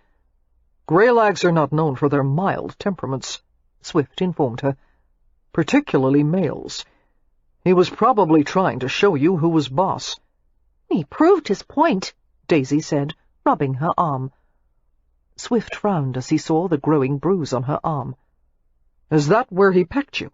Let me see." "No, it's all right," she began, but he had already come forward. His long fingers encircled her wrist, the thumb of his other hand passing gently near the dark purple mark. "You bruise easily," he murmured, his dark head bent over her arm. Daisy's heart dispensed a series of hard thumps before settling into a fast rhythm. He smelled like the outdoors, sun, water, grassy sweet, and deeper in the fragrance lingered the tantalizing incense of warm, sweaty male. She fought the instinct to move into his arms, against his body, to pull his hand to her breast. The mute craving shocked her. Glancing up at his downturned face, Daisy found his blue eyes staring right into hers. Nervously she pulled away from him. "What are we to do?" "About the goose." His broad shoulders hitched in a shrug. "We could wring his neck and take him home for dinner." The suggestion caused Daisy and the greylag to stare at him in shared outrage. "That was a very poor joke, Mr. Swift." "I wasn't joking." Daisy placed herself squarely between Swift and the goose. "I will deal with the situation on my own. You may leave now."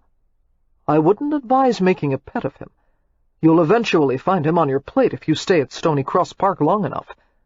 "I don't care if it makes me a hypocrite," she said. "I would rather not eat a goose I'm acquainted with."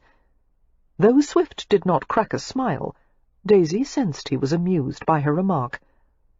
"Philosophical questions aside," he said, "there's the practical matter of how you intend to free his leg. You'll get beaten black and blue for your pains." "If you would hold him still, I could reach for the spoon and—" "Not," Swift said firmly, "for all the tea in China." "That expression has never made sense to me," she told him. "In terms of total world production, India grows far more tea than China." Swift's lips twitched as he considered the point. "Since China is the leading international producer of hemp," he said, "I suppose one could say, not for all the hemp in China, but it doesn't have the same ring. However you care to phrase it, I'm not going to help the goose." He bent to pick up his creel. "Please," Daisy said. Swift gave her a long, suffering look. "Please," she repeated. No gentleman could refuse a lady who had used the word twice. Muttering something indecipherable beneath his breath, Swift set the creel back down. A self-satisfied smile curved Daisy's lips. "Thank you." Her smile faded, however, when he warned. "You'll owe me for this." "Naturally," Daisy replied. "I would never expect you to do something for nothing." "And when I call in the favor, you're not even going to think of refusing, no matter what it is." "Within reason. I'm not going to agree to marry you just because you rescued a poor trapped goose." "Believe me," Swift said darkly, "marriage won't be any part of it." He began to remove his coat. having difficulty stripping the damp, olive-coloured tweed from his broad shoulders. "What are you doing?" Daisy's eyes widened. His mouth held an exasperated slant. "I'm not going to let that blasted bird ruin my coat." "There's no need to make a fuss over getting a few feathers on your coat." "It's not feathers I'm worried about," he said curtly. "Oh." Daisy fought to hold back a sudden smile. She watched him take off his coat and his vest. His creased white shirt adhered to his broad chest, becoming wetter and almost transparent as it stuck to the muscle-banded surface of his abdomen and disappeared beneath the sodden band of his trousers. A pair of white braces stretched over his shoulders and crossed the powerful surface of his back. He laid his discarded garments carefully over his creel to keep them from becoming muddy. A breeze played with the clipped layers of his hair, briefly lifting a lock on his forehead. The strangeness of the situation, the baleful goose, Matthew Swift, waterlogged and dressed in his shirt-sleeves, caused an irrepressible giggle to rise to Daisy's lips. Hastily she clapped her hand over her mouth, but it came out anyway. He shook his head, while an answering smile broke out on his face. Daisy noticed that his smiles never lasted for long. They vanished as quickly as they appeared. It was like catching sight of some rare, natural phenomenon, like a shooting star, brief and striking. "If you tell anyone about this, you little imp, you'll pay." The words were threatening, but something in his tone, an erotic softness, sent a hot and cold chill down her spine. "I'm not going to tell anyone," Daisy said breathlessly. "The situation would reflect as badly on me as it would on you." Swift reached into his discarded coat, extracted a small penknife, and handed it to her. Was it her imagination, or had his fingers lingered an extra second on the surface of her palm? "What's this for?" she asked uneasily. "To cut the string from the bird's leg. Be careful, it's very sharp. I'd hate for you to accidentally slice open an artery." "Don't worry, I won't hurt him." "I was referring to myself, not the goose." He slid an assessing glance over the impatient fowl. "If you make this difficult," he said to the goose, "you'll be pâté by supper time." The bird raised its wings threateningly to make itself appear as large as possible. Moving forward in a deliberate step, Swift placed one foot on the line, shortening the goose's range of movement. The creature flapped and hissed, pausing for a moment before making the decision to hurl itself forward. Swift seized the goose, cursing as he tried to avoid the driving beak. A flurry of feathers rose around the pair. "Don't choke him!" Daisy cried, seeing that Swift had gotten hold of the goose's neck. It was perhaps fortunate that Swift's reply was lost in the explosion of movement and honking and goose-battling. Somehow Swift managed to restrain the bird until it was a writhing, spitting mass in his arms. Dishevelled and blanketed with feathers and down, he glared at Daisy. "Get over here and cut the line," he snapped. Hastily she obeyed, dropping to her knees beside the grappling pair. Gingerly she reached for the goose's muddy, webbed foot, and it squawked and jerked its leg away. "For God's sake, don't be timid," she heard Swift say impatiently. "Just grab hold of the thing and get to work." Had there not been 30 pounds of furious goose caught between them, Daisy would have glared at Matthew Swift. Instead, she seized the goose's tethered foot in a firm grip and carefully slid the tip of the knife beneath the line. Swift had been right. The blade was wickedly sharp.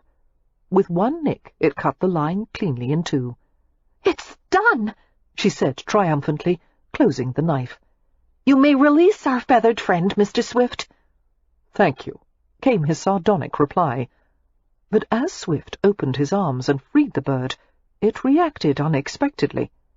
Bent on vengeance, blaming its captor for all its woes, the creature twisted to aim a jab at his face. "Ow!" Swift fell back to a half-sitting position, clutching a hand to his eye, while the goose sped away with a triumphant honk. "Mr. Swift!" Daisy crawled over to him in concern, straddling his lap. She tugged at his hand. "Let me see." "I'm all right," he said, rubbing his eye. "Let me see," she repeated, grasping his head in her hands. "I'm going to demand goose hash for dinner," he muttered, letting her turn his face to the side. "You will do no such thing." Daisy gently inspected the tiny wound at the edge of his dark eyebrow and used her sleeve to blot a drop of blood. "It's bad form to eat someone after you've saved them." A tremor of laughter ran through her voice. "Fortunately, the goose had bad aim. I don't think your eye will turn black." "I'm glad you find this amusing," he muttered. "You're covered with feathers, you know." "So are you." Tiny bits of fluff and spars of grey and white were caught in his shiny brown hair. More laughter escaped her, like bubbles rising to the surface of a pond. She began to pick feathers and down from his hair, the thick locks tickling soft against her fingers. Levering himself upward, Swift reached for her hair, which had begun to fall from its pins. His fingers were gentle as he pulled feathers from the glinting black strands. For a silent minute or two, they worked on each other. Daisy was so intent on the task that the impropriety of her position didn't occur to her at first. For the first time, she was close enough to notice the variegated blue of his eyes, ringed with cobalt at the outer edge of the irises, and the texture of his skin, satiny and sun-hued, with the shadow of close-shaven stubble on his jaw. She realized that Swift was deliberately avoiding her gaze, concentrating on finding every tiny piece of down in her hair. Suddenly, she became aware of a simmering communication between their bodies, the solid strength of him beneath her, the incendiary drift of his breath against her cheek. His clothes were damp, the heat of his skin burning through wherever it pressed against hers. They both went still at the same moment, caught together in a half-embrace, while every cell of Daisy's skin seemed to fill with liquid fire. Fascinated, disoriented, she let herself relax into it, feeling the throb of her pulse in every extremity. There were no more feathers, but Daisy found herself gently lacing her fingers through the dark waves of his hair. It would be so easy for him to roll her beneath him, his weight pressing her into the damp earth. The hardness of their knees pressed together through layers of fabric, triggering a primitive instinct for her to open to him, to let him move her limbs as he would. She heard Swift's breath catch. He clamped his hands around her upper arms and unceremoniously removed her from his lap.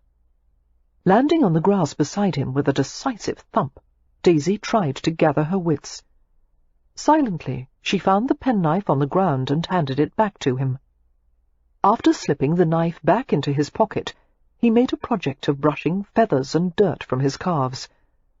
Wondering why he was sitting in such an oddly cramped posture, Daisy struggled to her feet. "Well," she said uncertainly, "I suppose I'll have to sneak back into the manor through the servants' entrance. If Mother sees me, she'll have conniptions." "I'm going back to the river," Swift said, his voice hoarse, "to find out how Westcliff is faring with the reel. And maybe I'll fish some more." Daisy frowned, as she realized he was deliberately avoiding her. "I should think you'd had enough of standing up to your waist in cold water today," she said. "Apparently not," Swift muttered, keeping his back to her as he reached for his vest and coat. Chapter 5. Perplexed and annoyed, Daisy strode away from the artificial lake. She wasn't going to tell anyone about what had happened, even though she would have loved to amuse Lillian with the story of the goose encounter. But she did not want to reveal that she had seen a different side of Matthew Swift, and that she had briefly allowed herself to flirt with a dangerous attraction to him. It had meant nothing, really. Although Daisy was still an innocent, she understood enough of sexual matters to be aware that one's body could respond to a man without any involvement of the heart, as she had once responded to Cam Rowan. It disconcerted her to realize she was drawn to Matthew Swift in that same way. Such different men, one romantic, one reserved. One a handsome young gypsy who had stirred her imagination with exotic possibilities, one a man of business, hard-eyed and ambitious and pragmatic. Daisy had seen an endless parade of power-seeking men during the Fifth Avenue years. They wanted perfection, a wife who could be the best hostess, and give the best suppers and soirees, and wear the best gowns, and produce the best children, who would play quietly upstairs in the nursery, while their fathers were negotiating business deals downstairs in the study. And Matthew Swift, with his enormous drive, the one her father had singled out for his talent and brilliant mind, would be the most exacting husband imaginable. He would want a wife who formed her entire life around his goals, and he would judge her severely when she failed to please him. There could be no future with a man like that. But there was one thing in Matthew Swift's favour. He had helped the goose. By the time Daisy had stolen into the manor, washed and dressed in a fresh day-gown, her friends and sister had gathered in the morning-room for tea and toast. They sat at one of the round tables by a window, looking up as Daisy entered the room. Annabel held Isabel against her shoulder, rubbing her tiny back in soothing circles. A few of the other tables were occupied, mostly by women, although there were about a half-dozen men present, including Lord St. Vincent. "Good morning," Daisy said brightly, going to her sister. "How was your sleep, dear?" "Splendid." Lillian looked lovely, her eyes clear, her black hair pulled back from her face and caught in a pink silk net at the nape of her neck. "I slept with the windows open, and the breeze coming from the lake was so refreshing. Did you go fishing this morning?" "No." Daisy tried to sound offhand. "I just walked." Evie leaned toward Annabel to take the baby. "Let me hold her," she said. The baby was chewing frantically on a small fist and drooling copiously. Taking the restless child, Evie explained to Daisy. "She's teething, poor thing." "She's been fretful all morning," Annabel said. Daisy saw that her luminous blue eyes looked a little tired, the eyes of a young mother. The touch of weariness only enhanced Annabel's beauty, softening the goddess-like perfection of her features. "Isn't it rather soon for the baby to be teething?" Daisy asked. "She's a hunt," Annabel said dryly. "And hunts are an unusually hardy lot. According to my husband, everyone in his family is practically born with teeth." She regarded the baby with concern. "I think I should take her from the room." A score of disapproving glances were cast in their direction. It was not the done thing for children, especially infants, to be brought into adult company, unless it was strictly for show, with the child dressed in white ruffles and ribbons, and briefly exhibited for general approval, and then carted quickly back up to the nursery. "Nonsense," Lillian said at once, not bothering to lower her voice. "Isabel is hardly screaming or carrying on. She's just a bit agitated. I think everyone can manage to have a little tolerance." "Let's try the spoon again," Annabel murmured, her cultured voice touched with anxiety. She pulled a chilled silver spoon from a little bowl of crushed ice and told Daisy, "My mother suggested giving her this. She said it always worked with my brother Jeremy." Daisy sat beside Evie, watching as the baby bit down on the bowl of the spoon. Isabel's round little face was flushed, and a few tears had tracked from her eyes. As she whimpered, the tender, inflamed part of her gums was visible, and Daisy winced in sympathy. "She needs a nap," Annabel said, "but she's in too much pain to sleep." "Poor darling." As Evie tried to soothe the baby, there was a minor stir at the other side of the room. Someone's entrance had caused a ripple of interest. Turning in her chair, Daisy saw the tall, striking form of Matthew Swift. So he hadn't gone back to the river. He must have waited until Daisy had gone sufficiently far ahead, then walked to the manor without having to escort her. Like her father, Swift found little in her that was worthy of interest. Daisy told herself that she shouldn't care, but the knowledge stung. He had changed into a perfectly pressed suit of clothes, dark grey with a dove-coloured vest, his black necktie crisp and conservatively knotted.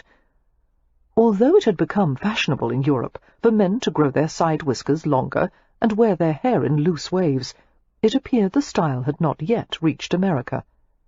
Matthew Swift was completely clean-shaven, and his gleaming brown hair had been shaped close to the sides of his head and neck, giving him an appealing touch of boyishness. Daisy watched covertly as introductions were made. She saw the pleasure on the faces of the older gentlemen as they spoke to him, and the jealousy of the younger gentlemen, and the flirtatious interest of the women. "Good heavens!" Annabel murmured. "Who is that?" Lillian replied grumpily, "That is Mr. Swift." Both Annabel's and Evie's eyes widened. "The same Mr. Swift you described as a bag of bones?" Evie asked. "The one you said was about as exciting as a dish of wilted spinach," Annabel added. Lillian's frown deepened into an outright scowl. Ripping her attention from Swift, she dropped a lump of sugar in her tea. "I suppose he may not be quite as hideous as I described," she allowed, "but don't let his appearance deceive you. Once you are acquainted with the inner man, it will change your impression of the outer one." "I think there are quite a few ladies who would like to become acquainted with any part of him," Evie observed, causing Annabel to snicker into her teacup. Daisy threw a quick glance over her shoulder and saw it was true. Ladies were fluttering, giggling, extending soft white hands to be taken and pressed. "All this fuss just because he's American and therefore a novelty," Lillian muttered. "If any of my brothers were here, those ladies would forget all about Mr. Swift." Although Daisy would have liked to agree, she was fairly certain that their brothers would not have the same effect as Mr. Swift. For all that they were heirs to a great fortune, the Bowman brothers did not have Swift's carefully cultivated social finesse. "He's looking over here," Annabel reported. Anxiety lent subtle tension to her posture. "He's frowning, along with everyone else. The baby is making too much of a fuss. I'll take her outside." "Do not take her anywhere," Lillian commanded. "This is my home, and you're my friend, and anyone who doesn't care for the baby's noise is welcome to leave at once." "He's coming this way," Evie whispered. "Hush!"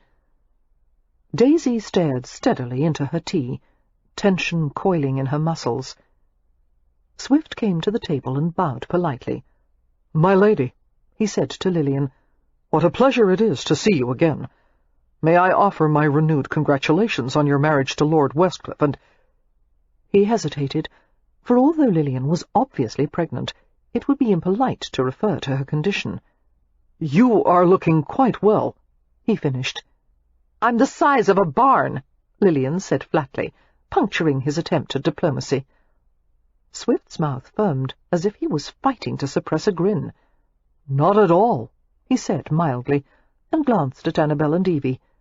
They all waited for Lillian to make the introductions. Lillian complied grudgingly. "This is Mr. Swift," she muttered, waving her hand in his direction. "Mrs. Simon Hunt and Lady St. Vincent." Swift bent deftly over Annabel's hand. He would have done the same for Evie, except she was holding the baby. Isabel's grunts and whimpers were escalating, and would soon become a full-out wail, unless something was done about it. "That is my daughter Isabel," Annabel said apologetically. "She's teething." That should get rid of him quickly, Daisy thought. Men were terrified of crying babies. "Ah." Swift reached into his coat and rummaged through a rattling collection of articles. What on earth did he have in there? She watched as he pulled out his penknife, a bit of fishing line, and a clean white handkerchief. "Mr. Swift, what are you doing?" Evie asked with a quizzical smile. "Improvising something."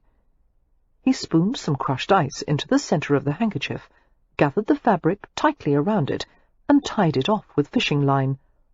After replacing the knife in his pocket, he reached for the baby without one trace of self-consciousness. Wide-eyed, Evie surrendered the infant.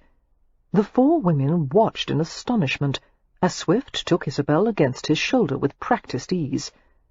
He gave the baby the ice-filled handkerchief, which she proceeded to gnaw madly even as she continued to cry. Seeming oblivious to the fascinated stares of everyone in the room, Swift wandered to the window and murmured softly to the baby. It appeared he was telling her a story of some kind. After a minute or two, the child quieted. When Swift returned to the table, Isabel was half drowsing and sighing, her mouth clamped firmly on the makeshift ice-pouch. "Oh, Mr. Swift," Annabel said gratefully, taking the baby back in her arms. "How clever of you! Thank you." "What were you saying to her?" Lillian demanded. He glanced at her and replied blandly, "I thought I would distract her long enough for the ice to numb her gums. So I gave her a detailed explanation of the Buttonwood Agreement of 1792. Daisy spoke to him for the first time. "What was that?" Swift glanced at her then, his face smooth and polite, and for a second Daisy half believed that she had dreamed the events of that morning. But her skin and nerves still retained the sensation of him, the hard imprint of his body.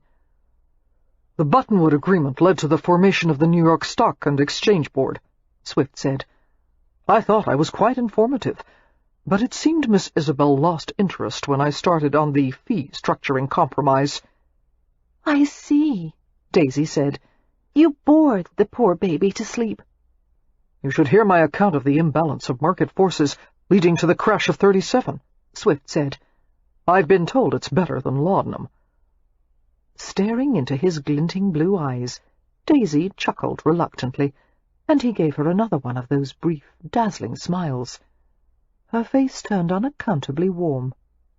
Swift's attention remained on her for a moment too long, as if he were fascinated by something he saw in her eyes. Abruptly he tore his gaze from hers and bowed to the table again. "I will leave you to enjoy your tea. A pleasure, ladies." Glancing at Annabel, he added gravely, "You have a lovely daughter, madam. I will overlook her lack of appreciation for my business lecture." "That is very kind of you, sir," Annabel replied, her eyes dancing. Swift returned to the other side of the room, while the young women all busied themselves, stirring unnecessary spoonfuls of sugar into their tea, smoothing their napkins on their laps. Evie was the first to speak. "You were right," she said to Lillian. "He's absolutely horrid." "Yes," Annabel agreed emphatically. "When one looks at him, the first words that come to mind are wilted spinach." "Shut up, the both of you," Lillian said in response to their sarcasm, and sank her teeth into a piece of toast. Lillian insisted on dragging Daisy out to the east lawn in the afternoon, where most of the young people were playing bowls. Ordinarily, Daisy wouldn't have minded, but she had just reached a riveting part in a new novel about a governess named Honoria, who had just encountered a ghost in the attic. "Who are you?" Honoria had quavered, staring at the ghost, who looked remarkably like her old love, Lord Clayworth. The ghost had been about to answer, when Lillian had decisively torn the book from Daisy's hands and pulled her from the library. "Blast!" Daisy complained. "Blast! Blast! Lillian, I had just gotten to the best part."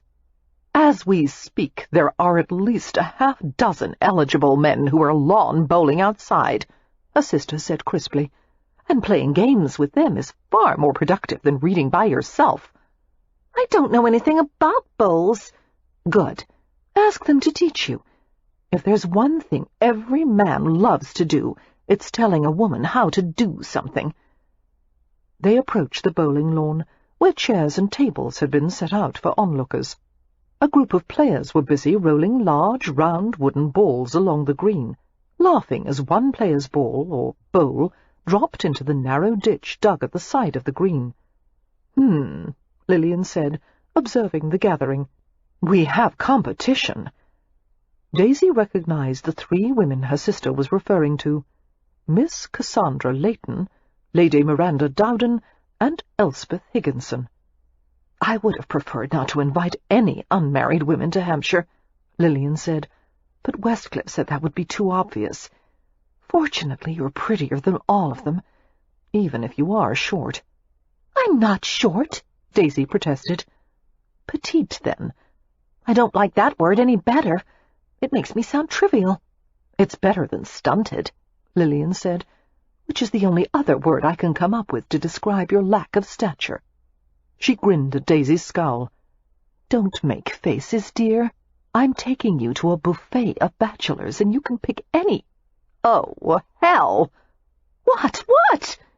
He's playing. There was no need to ask who he was. The annoyance in Lillian's voice made his identity perfectly clear. Surveying the group, Daisy saw Matthew Swift standing at the end of the lane with a few other young men, watching as the distances between the bowls were being measured. Like the others, he was dressed in light-coloured trousers, a white shirt, and a sleeveless waistcoat. He was lean and fit, his relaxed posture imbued with physical confidence. His gaze caught everything. He appeared to be taking the game seriously. Matthew Swift was a man who could never do less than his best, even in a casual lawn game. Daisy was fairly certain that he competed for something every day of his life, and that didn't quite fit with her experience of the privileged young men of old Boston, or old New York, the pampered scions who were always aware that they didn't have to work if they didn't wish to. She wondered if Swift ever did something just for the enjoyment of it. "They're trying to determine who's lying the shot," Lillian said. "That means who managed to roll their bowls closest to the white ball at the end." "How do you know so much about the game?" Daisy asked. Lillian smiled wryly. "Westcliff taught me to play. He's so good at bowls that he usually sits out, because no one else ever wins when he plays."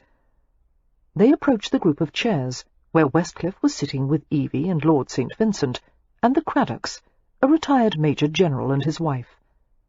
Daisy headed toward an extra chair, but Lillian pushed her toward the bowling green. "Go!" Lillian commanded, in the same tone one would have used to send a dog to fetch a stick. Sighing, Daisy cast a longing thought to her unfinished novel, and trudged forward. She had met at least 3 of the gentlemen on previous occasions. Not bad prospects, actually.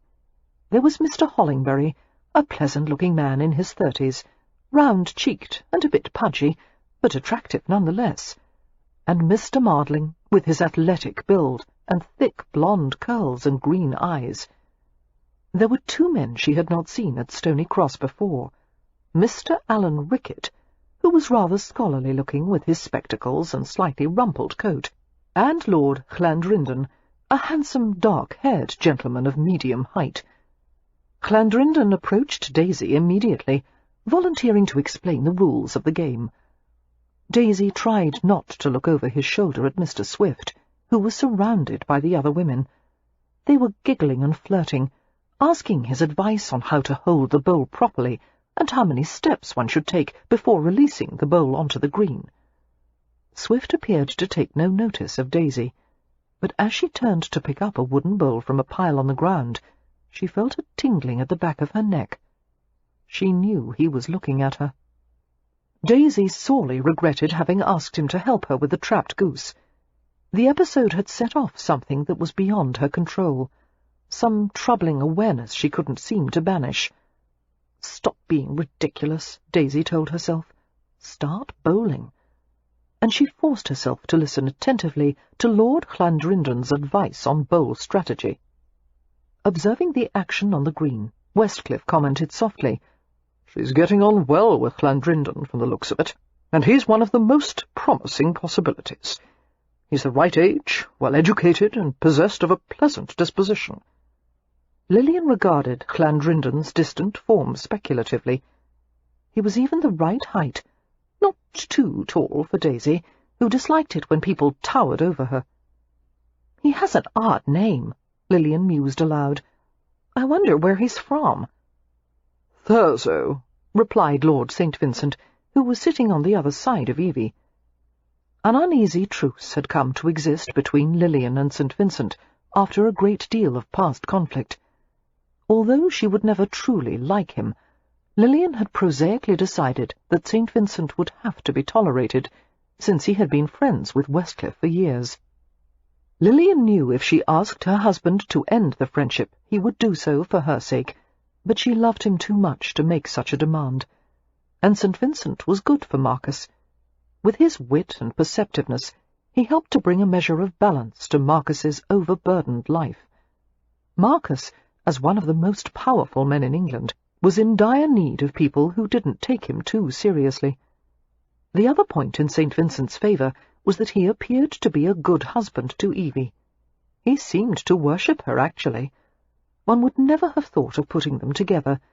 Evie the shy wallflower, St. Vincent the heartless rake, and yet they had developed a singular attachment to each other. St. Vincent was self-assured and sophisticated, possessing a male beauty so dazzling that people sometimes caught their breath when they glanced at him. But all it took was one word from Evie to make him come running. Even though their relationship was quieter, less outwardly demonstrative than those of the Hunts or Westcliffs, a mysterious and passionate intensity existed between the two, and as long as Evie was happy, Lilian would be cordial to St. Vincent. "Thurso?" Lilian repeated suspiciously, glancing from St. Vincent to her husband. "That doesn't sound English to me." The two men exchanged a glance, and Marcus replied evenly, "It's located in Scotland, actually."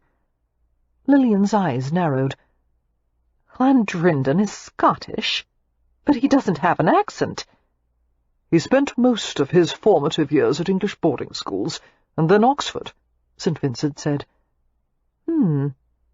Lilian's knowledge of Scottish geography was scant, but she had never even heard of Thurso. "And where is Thurso, precisely? Is it just past the border?" Westcliff didn't quite meet her gaze. "Somewhat more north than that, near the Orkney Islands." "The northern edge of the continent?" Lilian couldn't believe her ears. It took a great deal of effort to keep her voice to a furious whisper. "Why don't we just save ourselves some time and banish Daisy to Siberia? It would probably be warmer. Good God! How can the two of you have agreed on Llandrindon as a candidate?" "I had to throw him in," St. Vincent protested. "He owns 3 estates and an entire string of thoroughbreds, and every time he comes to the club, my nightly profits go up at least £5,000. "He's a spendthrift, then," Lilian said darkly. "That makes him even more eligible for Daisy," St. Vincent said. "Some day he'll need your family's money." "I don't care how eligible he is. The object is to keep my sister in this country. How often will I get to see Daisy if she's in bloody Scotland?" "It's still closer than North America," Westcliff pointed out in a matter-of-fact tone. Lilian turned to Evie in hopes of enlisting her as an ally. "Evie, say something." "It doesn't matter where Lord Llandrindon is from." Evie reached over to gently untangle a strand of dark hair that had caught in Lilian's ear-bob. "Daisy's not going to marry him." "Why do you think so?" Lilian asked warily. Evie smiled at her. "Oh, just a feeling." In her desire to finish the game and return to her novel, Daisy had picked up the knack of lawn bowling rather quickly. The first player rolled the white ball, called the jack, to the end of the lane of grass without going over the edge. The object was to roll 3 wooden balls, called bowls, until they ended up as close as possible to the jack. The only difficult part was that the wooden bowls were deliberately less rounded on one side, so they never quite rolled in a straight line. Daisy soon learned to compensate for the bowl's asymmetry by casting a little to the right or left as needed. It was a fast green with short grass and hard-packed soil, which was a good thing, since Daisy was in a hurry to be done and return to Honoria and the ghost. Since there was an equal number of women and men, the players were divided into teams of 2. Daisy was paired with Llandrindon, who was a proficient player. "You're quite good, Miss Bowman," Lord Llandrindon exclaimed. "Are you sure you've never played before?" "Never," Daisy replied cheerfully. Picking up a wooden sphere, she turned the flat side to the right. It must be your able instructions, my lord. Taking 2 steps forward to the edge of the delivery line, she drew back and released the bowl in a deftly spun roll. It knocked one of the opposing player's bowls smartly out of the way and ended up exactly 2 inches from the jack. They had won the round. "Well done," said Mr. Rickett, pausing to polish his spectacles. Replacing them, he smiled at Daisy and added, "You move with such grace, Miss Bowman. It is a delight to witness your skill." It has nothing to do with skill, Daisy said modestly. Beginner's luck, I'm afraid. Lady Miranda, a slender blonde girl with a porcelain complexion, was examining her delicate hands with concern. I believe I've broken a fingernail, she announced. "Let me help you to a chair," Rickett said in instant concern, as if she had broken an arm rather than a fingernail, and the two made their way off the green. Daisy reflected ruefully that she should have deliberately lost the game, and then she wouldn't have to play another round. But it was unfair to one's teammate to lose a game on purpose, and Lord Clandrindon seemed positively delighted by their success. "Now," Clandrindon said, "let's see who we are to face in the final round." They watched the 2 remaining teams compete, Mr. Swift and Miss Layton against Mr. Mardling and Miss Higginson. Mr. Mardling was an uneven player, following brilliant shots with awkward ones, whereas Miss Higginson was far more consistent. Cassandra Layton was hopelessly bad and highly amused by the fact, giggling and tittering uncontrollably during the entire match. It was profoundly annoying, that continuous laughter, but it didn't seem to bother Matthew Swift. Swift was an aggressive and tactical player, considering each shot carefully, displaying an easy economy of motion as he bowled. Daisy noticed that he showed no compunction about knocking the other players' bowls out of the way or moving the jack to their disadvantage. "A formidable player," Lord Clandrindon commented softly to Daisy, his eyes twinkling. "Do you think we can best him?" Suddenly Daisy forgot all about the novel that awaited her inside the manor. The prospect of playing against Matthew Swift filled her with anticipation. Doubtful, but we can give it a good try, can't we?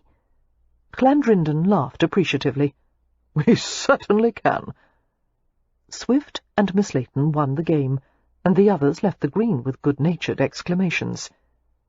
The 4 remaining players gathered up the bowls and the jack and returned to the delivery line.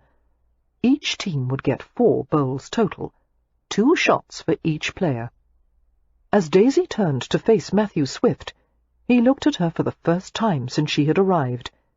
His gaze, direct and challenging, caused her heart to thump hard in her chest, sending blood hurtling through her veins.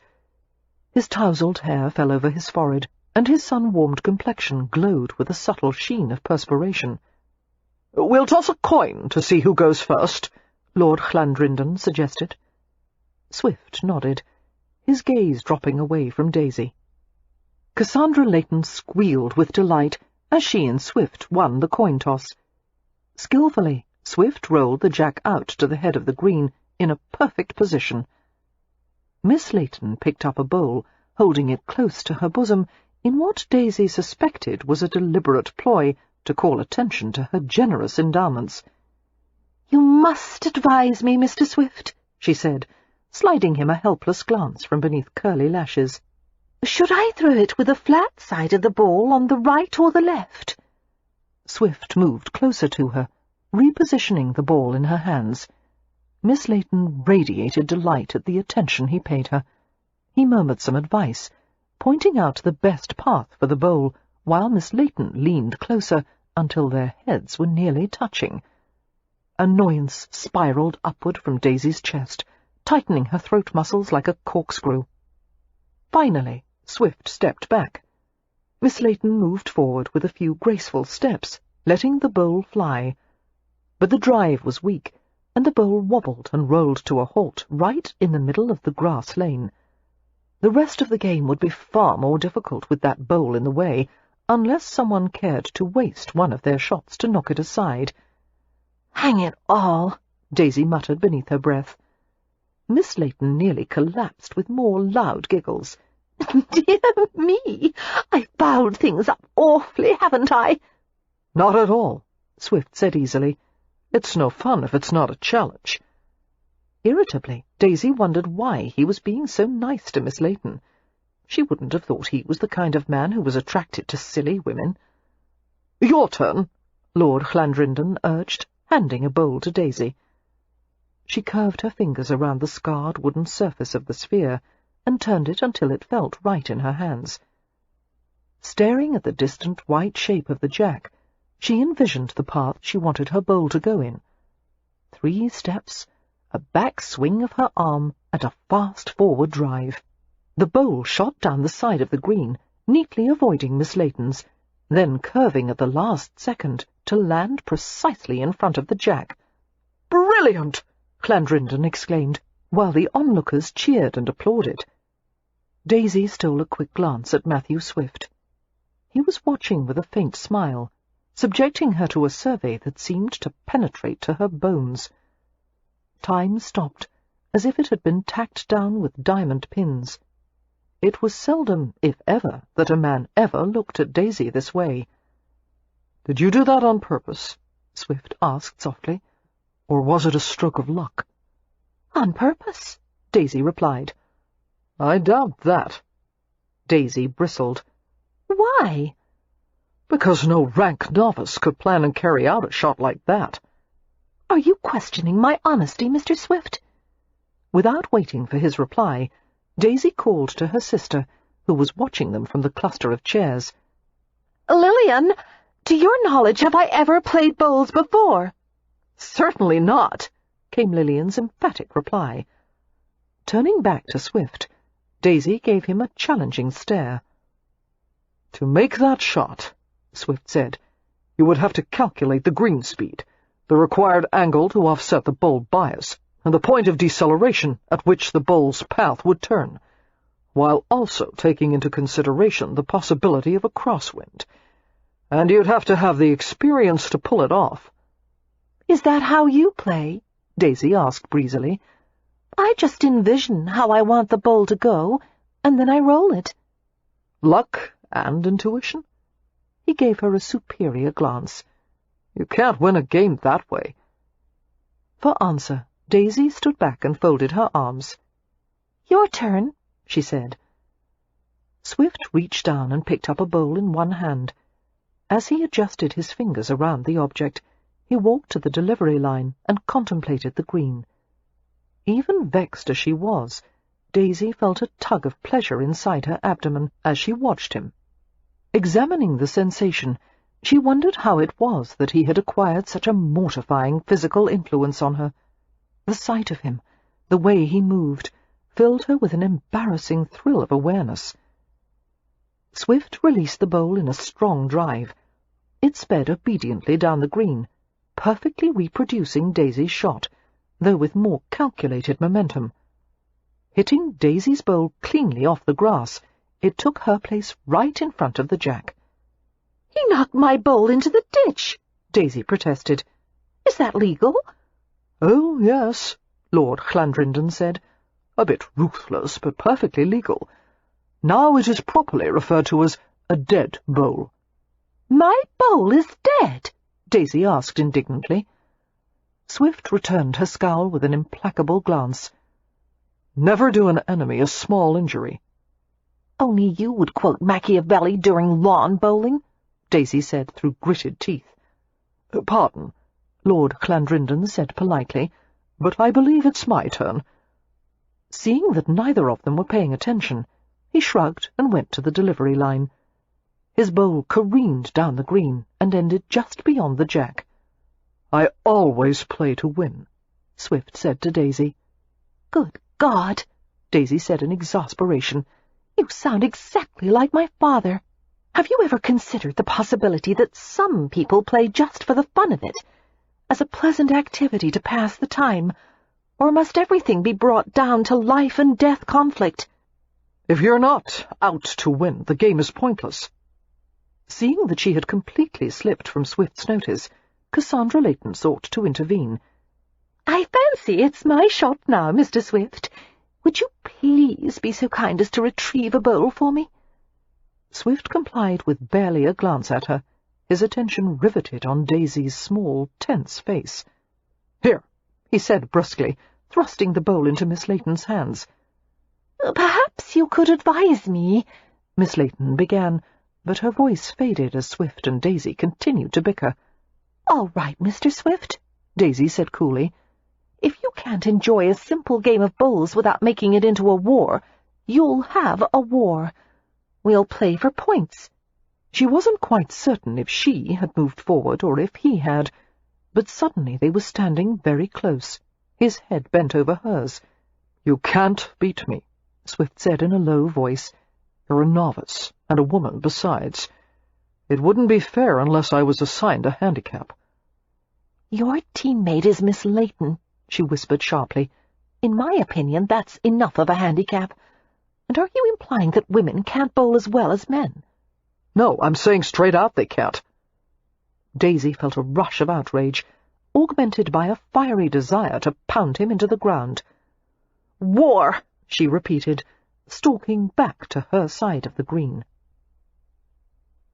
Years later, it would still be called the most bloodthirsty game of lawn bowling ever witnessed in Stony Cross.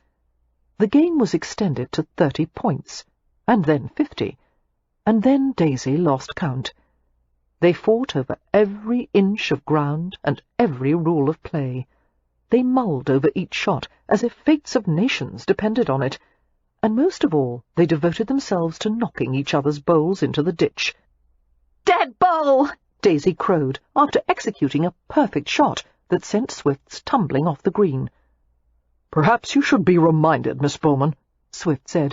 "The object of the game is not to keep me off the field. You're supposed to land your bowl as close as possible to the jack." "That's not bloody likely when you keep whacking them out of the way." Daisy heard Miss Layton gasp at her language. This really wasn't like her. She never swore. It was just that current circumstances made it impossible to keep a cool head. "I'll stop whacking your bowls," Swift offered, "if you'll stop whacking mine." Daisy considered the proposition for a half-second, but the unfortunate fact was it was much, much too enjoyable to send his bowls into the ditch. "Not for all the hemp in China, Mr. Swift." "Very well." Picking up a battered bowl, Swift rolled it in a mighty drive, which made such violent contact with her bowl that an ear-splitting crack shot through the air. Daisy's mouth fell open as she saw the separate halves of her bowl wobbling into the ditch. "You broke it!" she exclaimed, rounding on him with clenched fists. "And you bowled out of turn! Miss Layton was supposed to go next, you ruthless fiend!" "Oh, no," Miss Layton said uneasily. "I am perfectly content to let Mr. Swift bowl in my stead, his skill being so much greater than—" Her voice faded as she realized no one was listening to her. "Your turn," Swift said to Lord Clandrindon, who looked taken aback by the game's new level of ferocity. "Oh, no, it isn't." Daisy plucked the ball from Clandrindon's hands. "He's too much of a gentleman to whack your bowl, but I'm not." "No," Swift agreed. "You are definitely not a gentleman." Striding to the delivery line, Daisy drew back and released the bowl with all her might. It sped down the green and knocked Swift's bowl to the edge of the green, where it teetered uncertainly before plonking into the ditch. She shot Swift a vengeful glance, and he responded with a mocking, congratulatory nod. "I say," Clandrindon remarked, "your performance at bowls is exceptional, Miss Bowman. I've never seen a beginner do so well. How do you manage to deliver it perfectly every time?" "Where the willingness is great, the difficulties cannot be," she replied, and saw the line of Swift's cheek tighten with a sudden grin as he recognized the Machiavelli quote. The game went on, and on. Afternoon ripened into early evening. Daisy gradually became aware that they had lost Lord Clandrindon, Miss Layton, and most of the onlookers. It was clear that Lord Westcliff would have liked to go inside as well, but Daisy and Swift kept summoning him to arbitrate, or to take a measurement, as his judgment was the only one they both trusted. An hour passed, and another, the game too absorbing for either player to give a thought to hunger, thirst, or weariness. At some point, Daisy wasn't exactly certain when, their competitiveness changed to grudging appreciation of each other's skill. When Swift complimented her on a particularly masterful shot, or when she found herself enjoying the sight of his silent calculations, the way his eyes narrowed and his head tilted a little to the side, she was enthralled. There had been few occasions when Daisy's real life had been infinitely more entertaining than her fantasy life, but this was one of them. "Children!" Westcliffe's sardonic voice caused them both to look at him blankly. He was standing from his chair and stretching underused muscles. "I'm afraid this has gone on long enough for me. You are welcome to continue playing, but I beg to take leave." "But who will arbitrate?" Daisy protested. "Since no one has been keeping score for at least a half-hour," the Earl said dryly, "there is no further need for my judgment." "Yes, we have," Daisy argued, and turned to Swift. "What is the score?" "I don't know."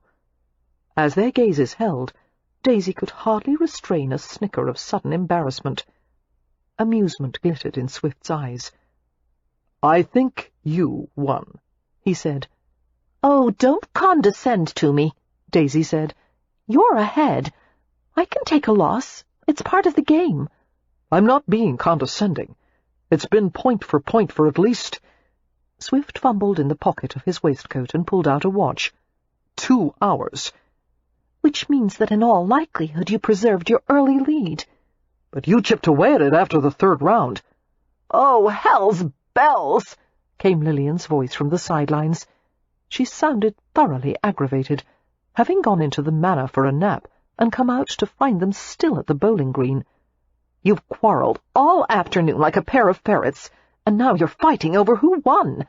If someone doesn't put a stop to it, you'll be squabbling out here till midnight. Daisy, you're covered with dust and your hair is a bird's nest. Come inside and put yourself to rights, now." "There's no need to shout," Daisy replied mildly, following her sister's retreating figure.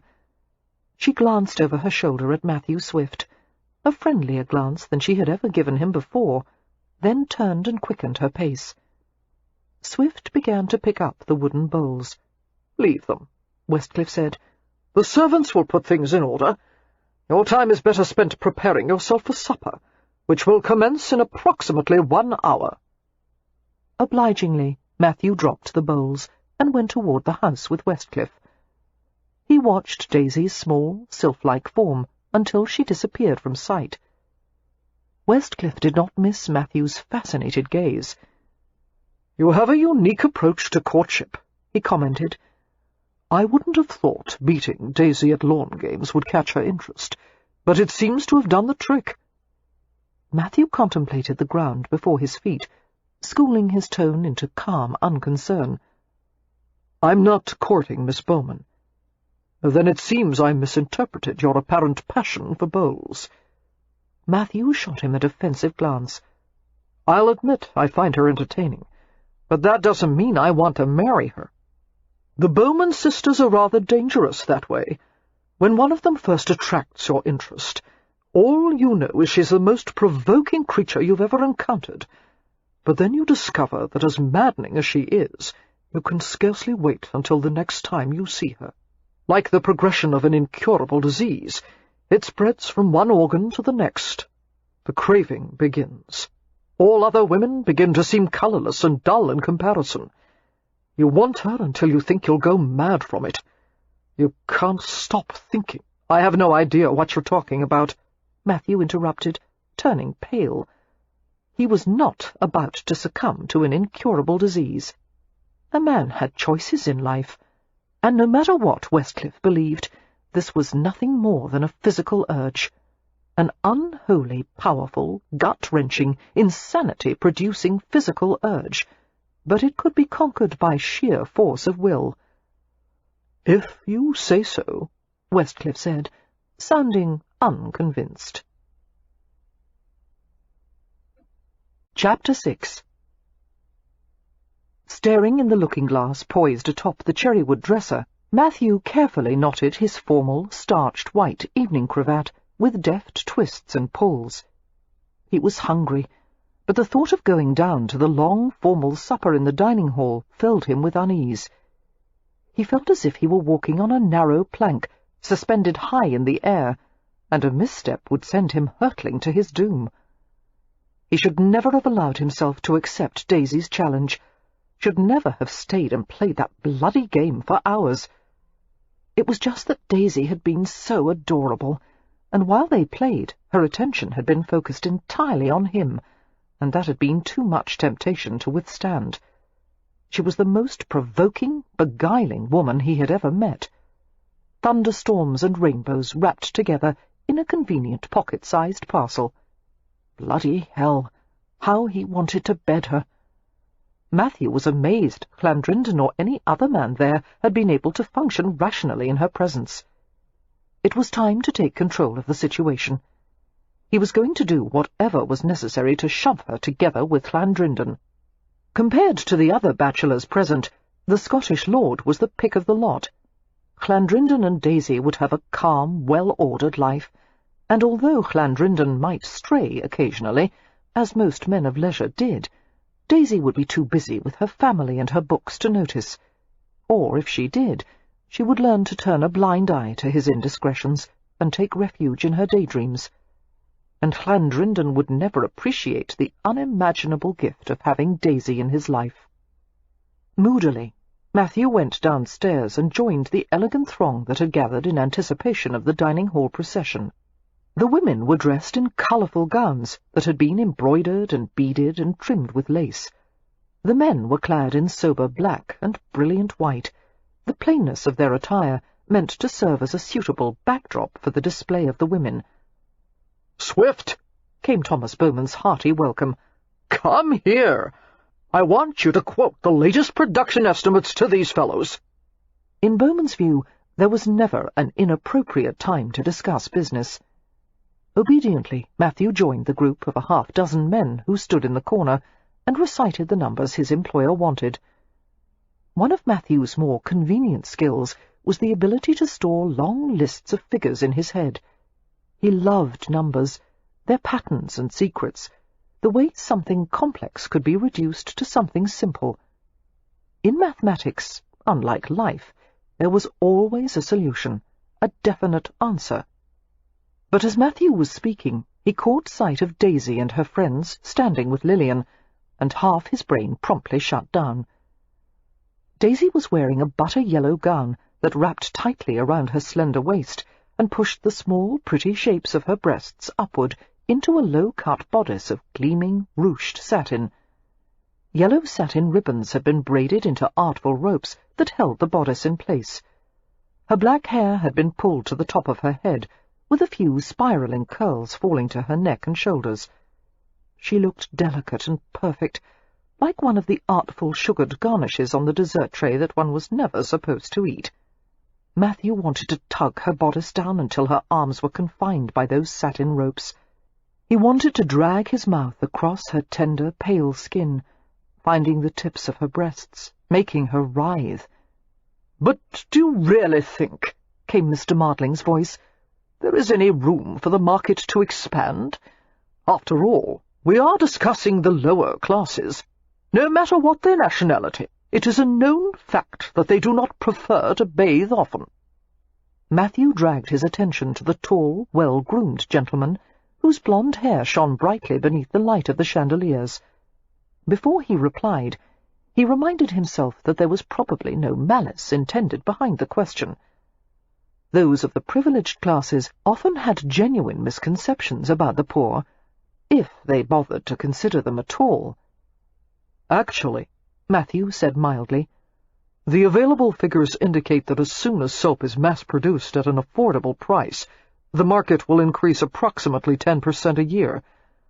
People of all classes want to be clean, Mr. Mardling. The problem is that good quality soap has always been a luxury item, and therefore difficult to obtain." "Mass production," Mardling mulled aloud, his lean face furrowed with thought. There is something objectionable about the phrase. It seems to be a way of enabling the lower classes to imitate their betters." Matthew glanced at the circle of men, noting that the top of Bowman's head was turning red, never a good sign, and that Westcliff was holding his silence, his black eyes unreadable. "That's exactly what it is, Mr. Martling," Matthew said gravely. "Mass production of items such as clothing and soap will give the poor a chance to live with the same standards of health and dignity as the rest of us." "But how will one sort out who is who?" Martling protested. Matthew shot him a questioning glance. "I'm afraid I don't follow." Clandrindon joined in the discussion. "I believe what Martling is asking," he said, "is how one will be able to tell the difference between a shopgirl and a well-to-do woman if they are both clean and similarly dressed. And if a gentleman is not able to tell what they are by their appearance, how is he to know how to treat them?" Stunned by the snobbery of the question, Matthew considered his reply carefully. "I've always thought all women should be treated with respect, no matter what their station." "Well said," Westcliff said gruffly, as Clandrindon opened his mouth to argue. No one wished to contradict the Earl, but Martling pressed. "Westcliff, do you see nothing harmful in encouraging the poor to rise above their stations, in allowing them to pretend there is no difference between them and ourselves?" "The only harm I see," Westcliff said quietly, "is in discouraging people who want to better themselves, out of fear that we will lose our perceived superiority." The statement caused Matthew to like the Earl even more than he had previously. Preoccupied with the question of the hypothetical shopgirl, Clandrindon spoke to Mr. Martling. "Never fear, Martling. No matter how a woman is attired, a gentleman can always detect the clues that betray her true status. A lady always has a soft, well-modulated voice, whereas a shopgirl speaks with a strident tone and a vulgar accent." "Of course," Martling said with relief. He affected a slight shiver as he added, "A shopgirl dressed in finery, speaking in Cockney. It's like fingernails on slate." "Yes," Clandrindon said with a laugh, "or like seeing a common daisy stuck in a bouquet of roses."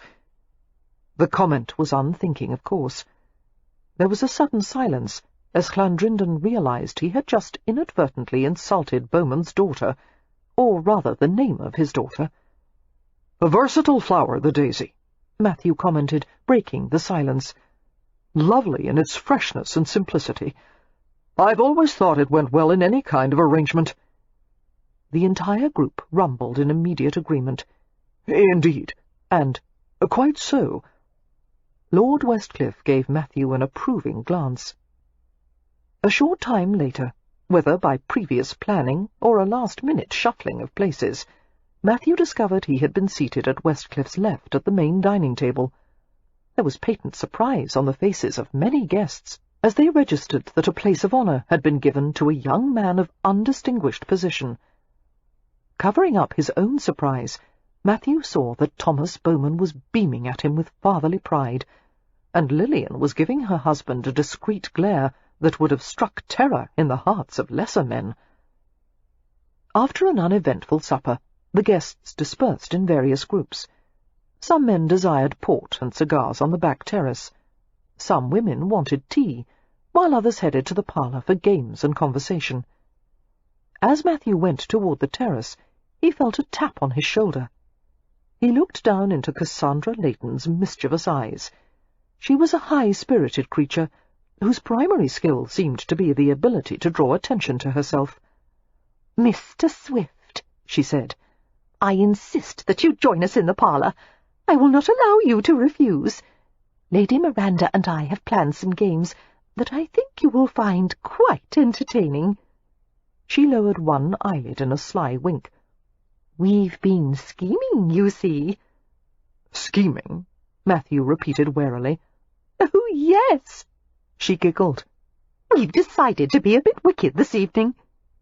Matthew had never liked parlour games, which required a personal frivolity he had never been able to muster. Moreover, it was generally known that in the permissive atmosphere of British society, the forfeits of these games often consisted of tricks and potentially scandalous behaviour. Matthew had an innate and very sensible aversion to scandal, and if he was ever entangled in one, it would have to be for a very good reason, not as the result of some imbecilic parlour game. Before he replied, however, Matthew noticed something on the periphery of his vision, a flash of yellow. It was Daisy, her hand lightly resting on Lord Clandrinden's arm as they proceeded to the hallway that led to the parlour. The logical part of Matthew's brain pointed out that if Daisy was going to indulge in scandalous behaviour with Clandrinden, it was her own affair. But a deeper, more primitive part of his mind reacted with a possessiveness that caused his feet to start moving. "Oh, lovely!" Cassandra Layton trilled, tucking her hand in the crook of his arm. "We'll have such fun!" This was a new and unwelcome discovery, that a primal urge could abruptly seize control of the rest of Matthew's body. Frowning, he went along with Miss Layton, while she spouted a stream of nonsense. A group of young men and women had assembled in the parlour, laughing and chattering. Anticipation was thick in the air, and there was a sense of roguery, as if a few of the participants had been warned they were about to take part in something naughty. Matthew stood near the threshold, his gaze instantly finding Daisy. She was seated near the hearth, with Clandrinden half leaning on the arm of her chair. "The first game," Lady Miranda said with a grin, "will be a round of animals." She waited for a ripple of chuckles to die down before continuing. "For those of you unfamiliar with the rules, they are quite simple. Each lady will select a male partner for herself, and each gentleman will be assigned a particular animal to imitate. Dog, pig, donkey, and so forth. The ladies will be sent from the room and blindfolded, and when they return, they will attempt to locate their partners. The gentleman will assist the ladies by making the correct animal sound. The last lady to find her partner will have to pay a forfeit." Matthew groaned inwardly. He hated games that served no purpose other than to make fools out of the participants. As a man who did not enjoy being embarrassed, voluntarily or otherwise, this was the kind of situation he would have done anything to avoid. Glancing at Daisy, he saw that she was not giggling as the other women were. Instead, she looked resolute. This was her attempt to be one of the crowd, to behave like the empty-headed women around her. Bloody hell! No wonder she had been a wallflower, if this was what was expected of marriage-minded young women. "You shall be my partner, Mr. Swift," cried Miss Layton. "A privilege," Matthew returned politely, and she giggled as if he had said something vastly amusing. Matthew had never met a woman who giggled so incessantly. He was half afraid she might cause herself seizures if she didn't stop. A hat filled with slips of paper was passed around, and Matthew plucked one out and read it. "Cow," he informed Miss Layton stonily, and she tittered. Feeling like an idiot, Matthew stood aside, while Miss Layton and all the other ladies left the room. Men positioned themselves strategically, chortling as they anticipated the fun of being bumped into and groped by various blindfolded women. A few practice calls from around the parlour. "Squawk! Meow! Ribbit!" Rumbles of laughter ensued. As the blindfolded ladies paraded into the room, the place erupted in animal cries. It sounded like a rabid zoo. The ladies set out to find their partners, bumping into braying, cheeping, snorting men. Matthew hoped to God that Westcliff, Hunt, or, God forbid, Bowman wouldn't chance to come into the room and see him like this. He would never live it down. His dignity was dealt a mortal blow as he heard Cassandra Layton's voice. "Where is Mr. Cow?" Matthew heaved a sigh. "Moo," he said grimly. Miss Layton's giggles sailed through the air. She gradually came into view, her hands groping every male form in proximity. A few unplanned squeaks and squawks were emitted as she made her way through the crowd. "Oh, Mr. Cow," Miss Layton called. "I need more assistance from you." Matthew scowled. "Moo!" "Once more," she trilled. It was lucky for Cassandra Layton that her blindfold shielded her from Matthew's murderous glare. "Moo!" Giggle, giggle, giggle. Miss Layton approached, arms outstretched, fingers opening and closing on empty air. She reached him, her hands fumbling at his waist and sliding downward.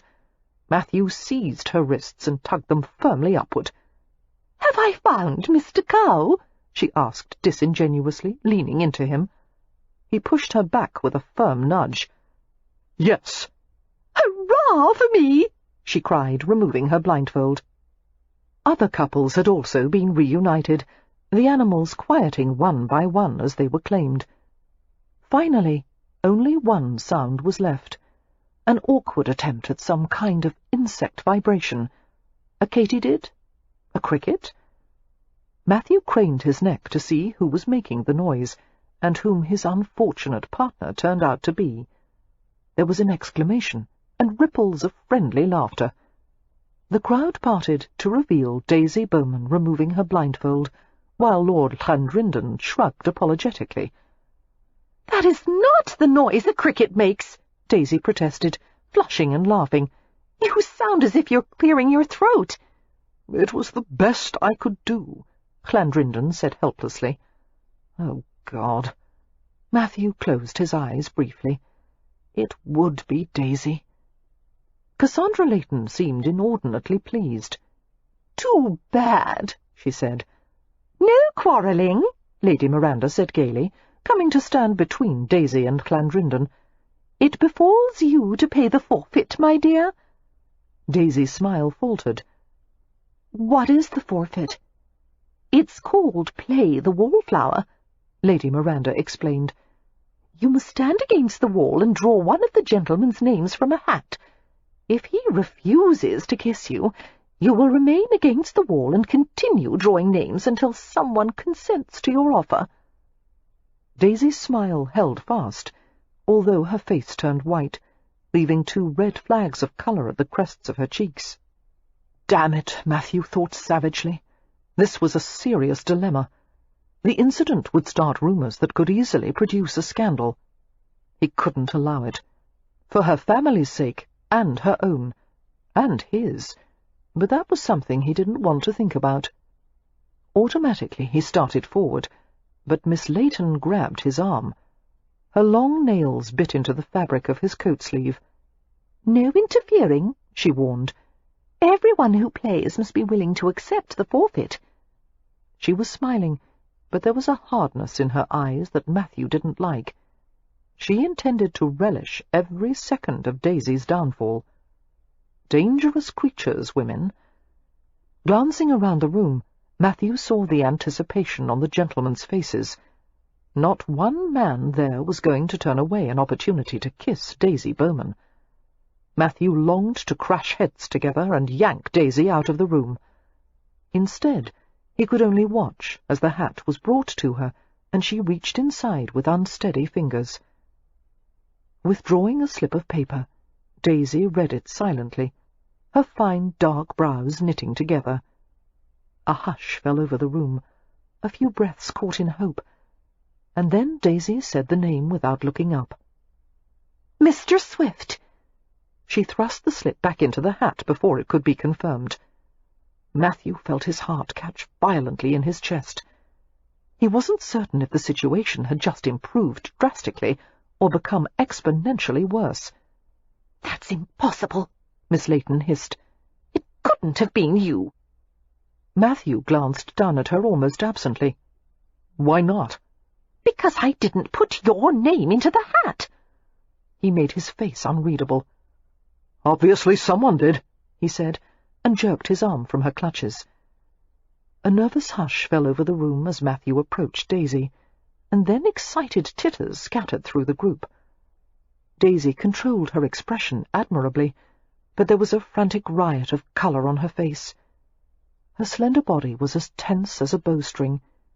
She forced a careless smile on her lips. Matthew could see the violent pulse in her throat. He wanted to put his mouth on that visible throb and stroke it with his tongue. Stopping in front of her, he held her gaze, trying to read her thoughts. Just who held the upper hand in this situation? Ostensibly he did, but Daisy was the one who had called his name. She had chosen him. Why? "I heard you during the game," Daisy said, so softly that no one else could make out the words. "You sounded like a cow with digestive problems." "Judging from the results, my cow was better than Llandrindon's cricket," Matthew pointed out. "He didn't sound at all like a cricket. He sounded as if you were clearing phlegm from his throat." Matthew sternly choked back a sudden laugh. She looked so annoyed and adorable that it was all he could do not to snatch her against him. Instead, he said, "Let's get this over with, shall we?" He wished Daisy wouldn't blush so hard. Her fair colouring made it even more apparent, her cheeks like scarlet poppies. There was a collective intake of breath from the group as Matthew stepped closer, until their bodies were nearly touching. Daisy's head fell back, her eyes closing, her lips slightly pursed. Reaching for her hand, Matthew lifted it to his lips and pressed a chaste kiss to the backs of her fingers. Daisy's eyes snapped open. She looked stunned. More laughter from the group, and a few playfully chiding cries. After trading a few good-natured quips with some of the gentlemen, Matthew turned to Daisy and said in a pleasant but decisive tone, "You had mentioned earlier, Miss Bowman, that you wanted to look in on your sister at this time. May I escort you to her?" "But you can't leave," Cassandra Layton exclaimed from the back of the room. "We've only just begun." "No, thank you," Daisy told Matthew. "I'm certain my sister can wait a bit longer while I enjoy myself here." Matthew gave her a hard, penetrating glance. He saw from the sudden change in her expression that she understood. He was calling in the favour. "Leave with me now," his gaze commanded, "and no arguing." He saw also that Daisy wanted badly to refuse him, but her own sense of honour would not allow that. A debt was a debt. Daisy swallowed hard. "On the other hand," she nearly choked on the words, "I did promise to sit with my sister while she had her tea." Matthew presented his arm to her. "At your service, Miss Bowman." There were a few protests, but by the time they had crossed the threshold, the group was busy organising another game. God knew what minor scandals were brewing in the parlour. As long as neither himself nor Daisy was involved, Matthew didn't give a damn.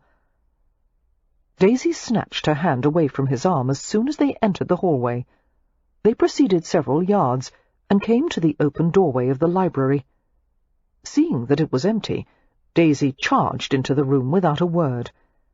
Matthew went in after her and closed the door for privacy. It wasn't proper, but neither was brawling in the hallway. "Why did you do that?" Daisy demanded, rounding on him immediately. "Take you away from the games." Disconcerted, Matthew adopted a censorious tone. "You shouldn't have been there, and you know it." Daisy was so furious that her dark eyes seemed to be shooting sparks. "Where should I have been, Mr. Swift? Reading alone in the library?" "That would have been preferable to causing a scandal."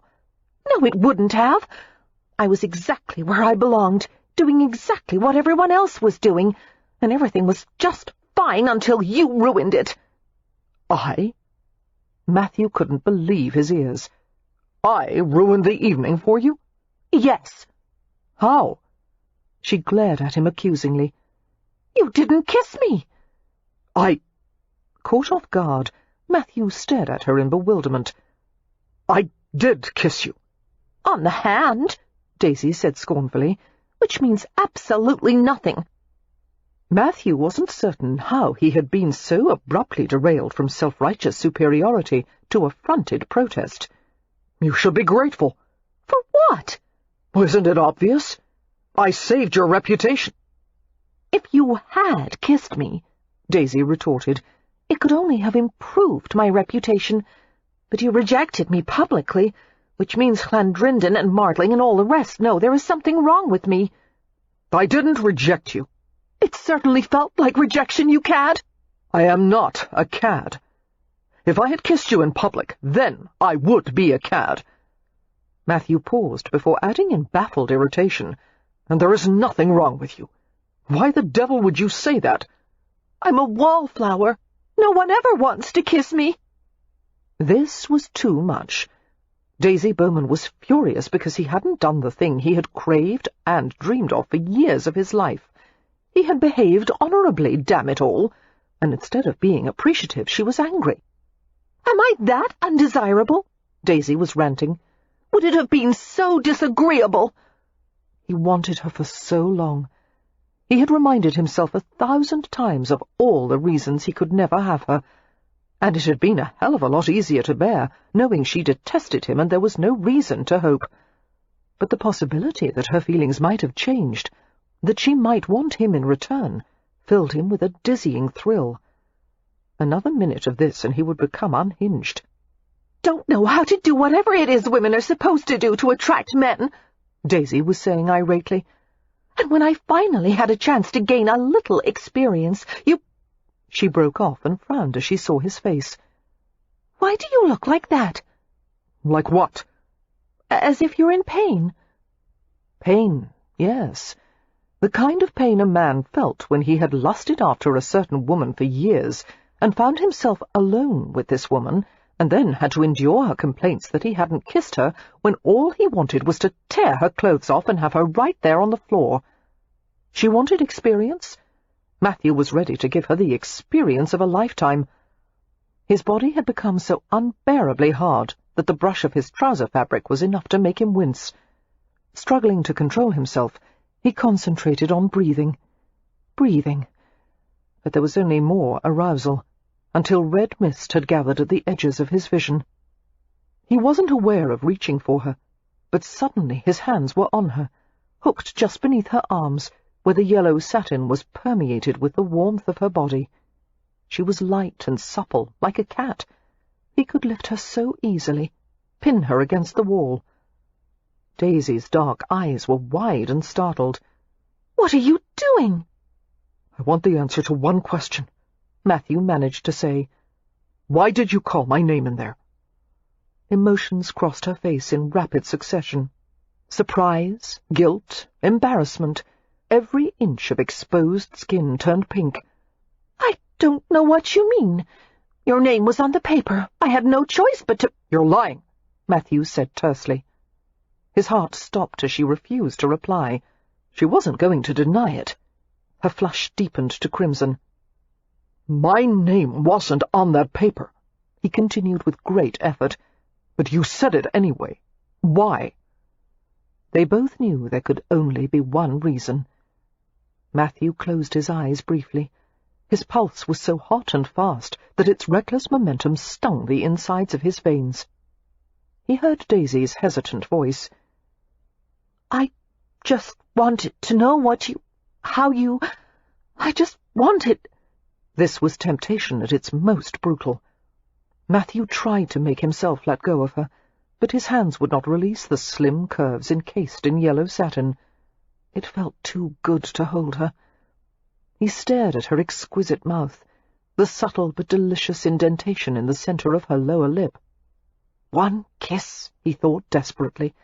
Surely he could have at least that. But once he started, he wasn't certain he could stop. "Daisy." He tried to find words to diffuse the situation, but it was difficult to speak coherently. "I'm going to tell your father. At the first opportunity. I can't marry you under any circumstances." She still wouldn't look at him. "Why didn't you tell him so right away?" Because he had wanted to make her notice him. Because he had wanted to pretend, just for a little while, that the thing he had never dared to dream about was just within reach. "I wanted to annoy you," he said. "Well, you did." "But I never considered it seriously. I could never marry you."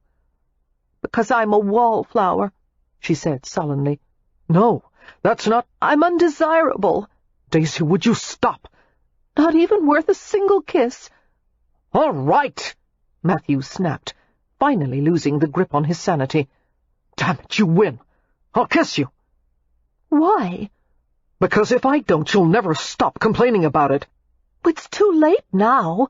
You should have kissed me back there in the parlor, but you didn't. And now that you've doomed any chance I'll ever have of being kissed by anyone else, I'm not going to settle for some half-rate consolation prize. Half-rate? That had been a mistake. Matthew could see that Daisy realized it the instant she had said it. She had just sealed her fate. I meant to say half-hearted, she said breathlessly, trying to wriggle away from him. It's obvious you don't want to kiss me, and therefore— You said half-rate. He jerked her hard against him. Which means now I have something to prove. No, you don't, she said quickly. Really, you don't.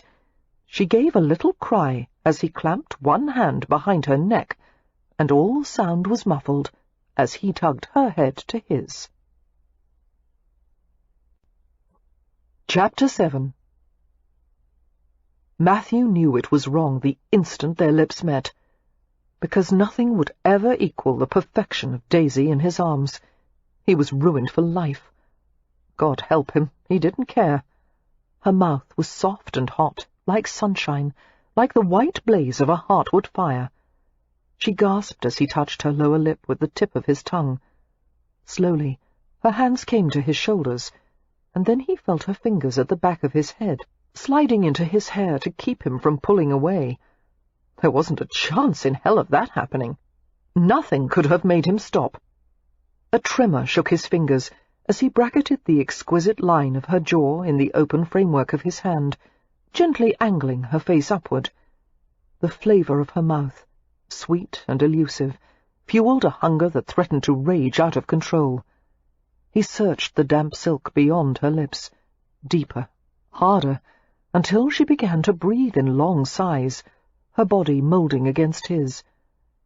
He let her feel how much stronger he was, how much heavier.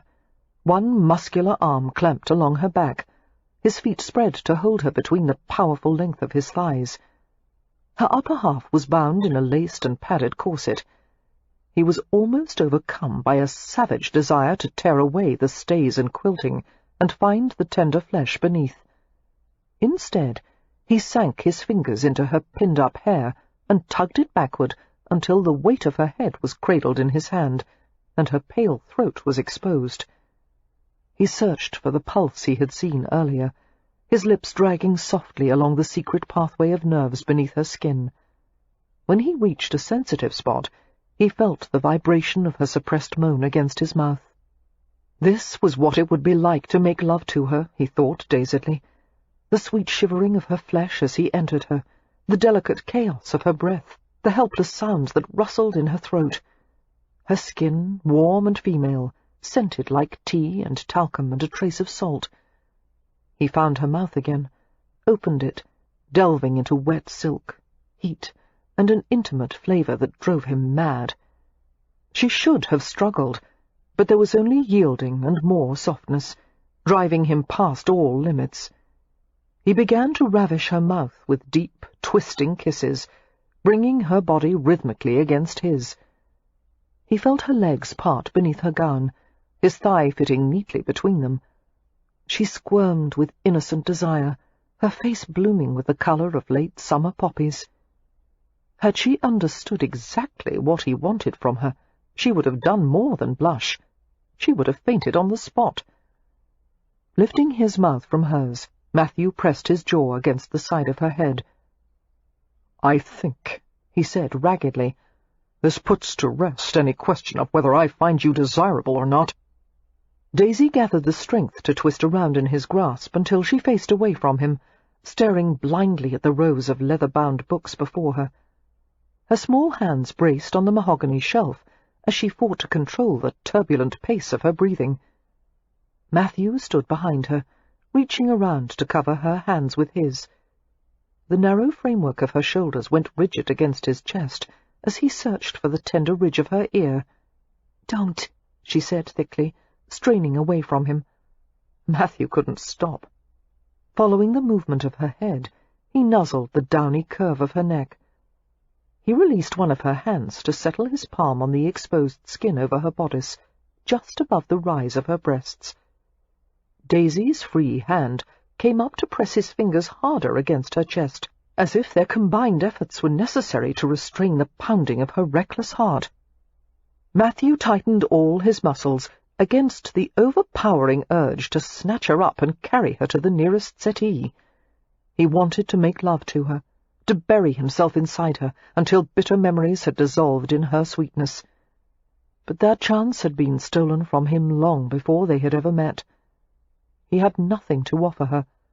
His life, his name, his identity. It was all an illusion.